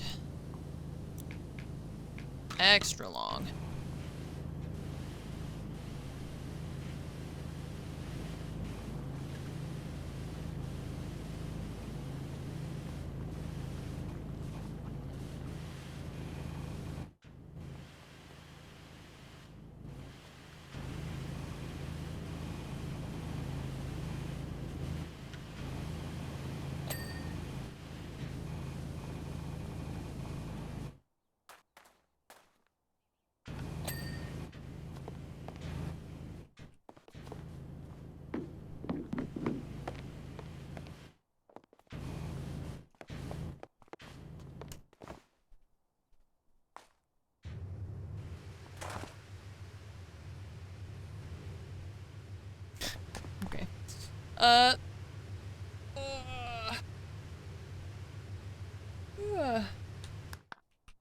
Yeah, the red nozzle probably goes really far, that's true.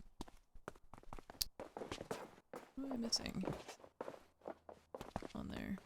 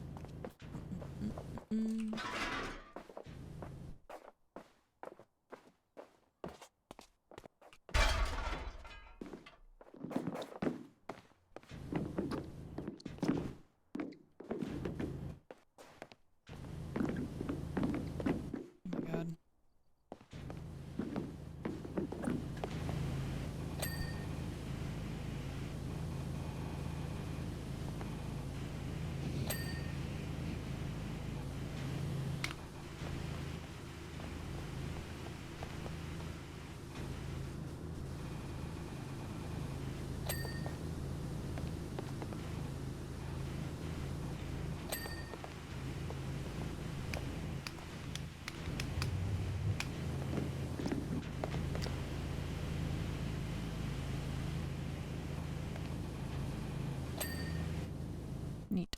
I don't get it. Where is it? I don't understand. Where is it? I don't know how to help you. It was up at the bottom. I kept trying to reach the top and it was at the bottom. This one is not fun. Yeah, it was fun until we started doing the actual, like, wheel thing, and now it's just kind of meh. It's too many little pieces.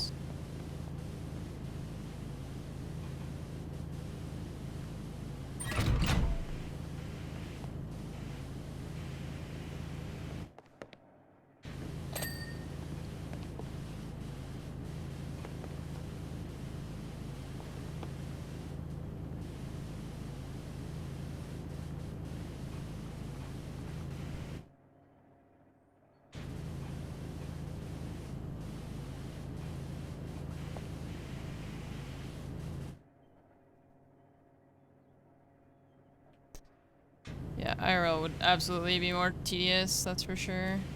I mean, that's why I'm doing it in video game mode and not in real life mode.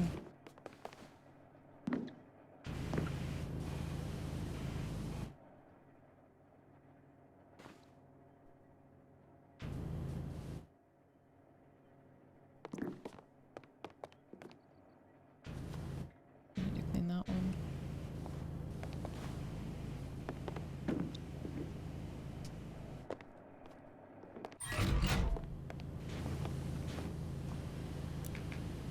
You stopped it? Yeah, because there's these ones that need to be cleaned down here. Oh. And all this stuff underneath, too. That.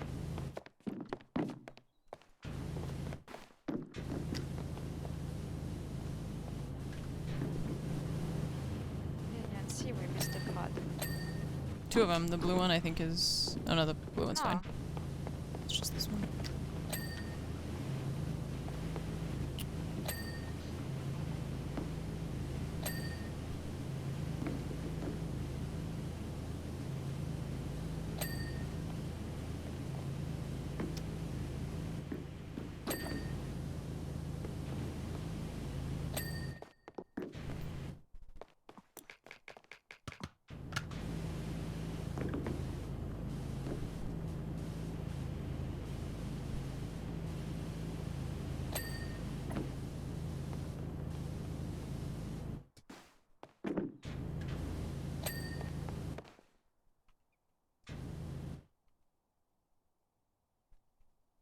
White pod.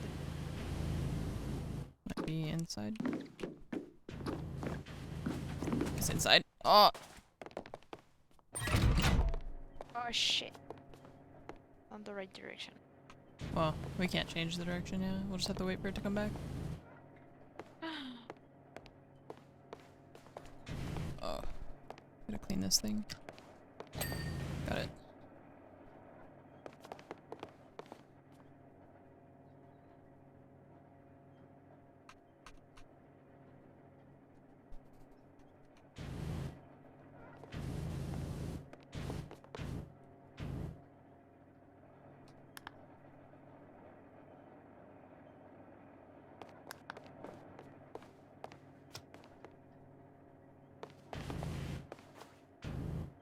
We're missing one of those rear spokes, the red thing with the lights on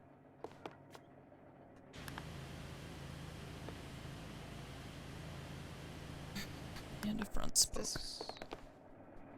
It's this white one, yeah. Okay. I'll stop it when it gets close. Okay. I got the spoke. Okay. Beam.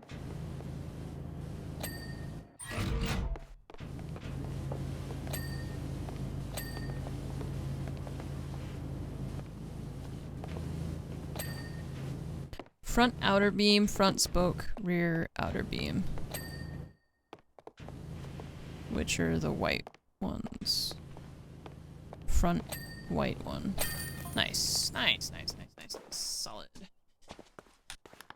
Oh, that one was tough. So lots of those little spokes. It took a long time. Alright. That's it. Those are all the levels. Oh yeah? We beat the game. Sedge.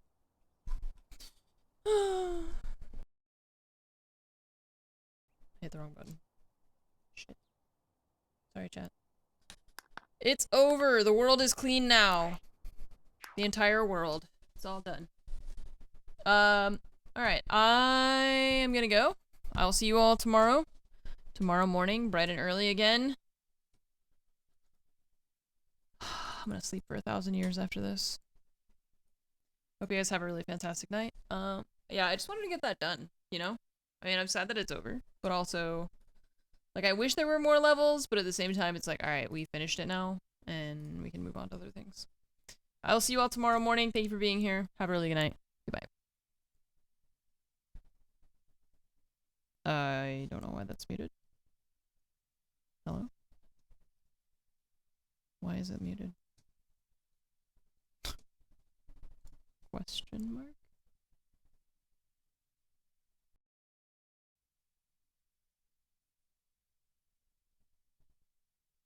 What? Have I gone deaf? Oh. Fixed it. Got it. See you tomorrow.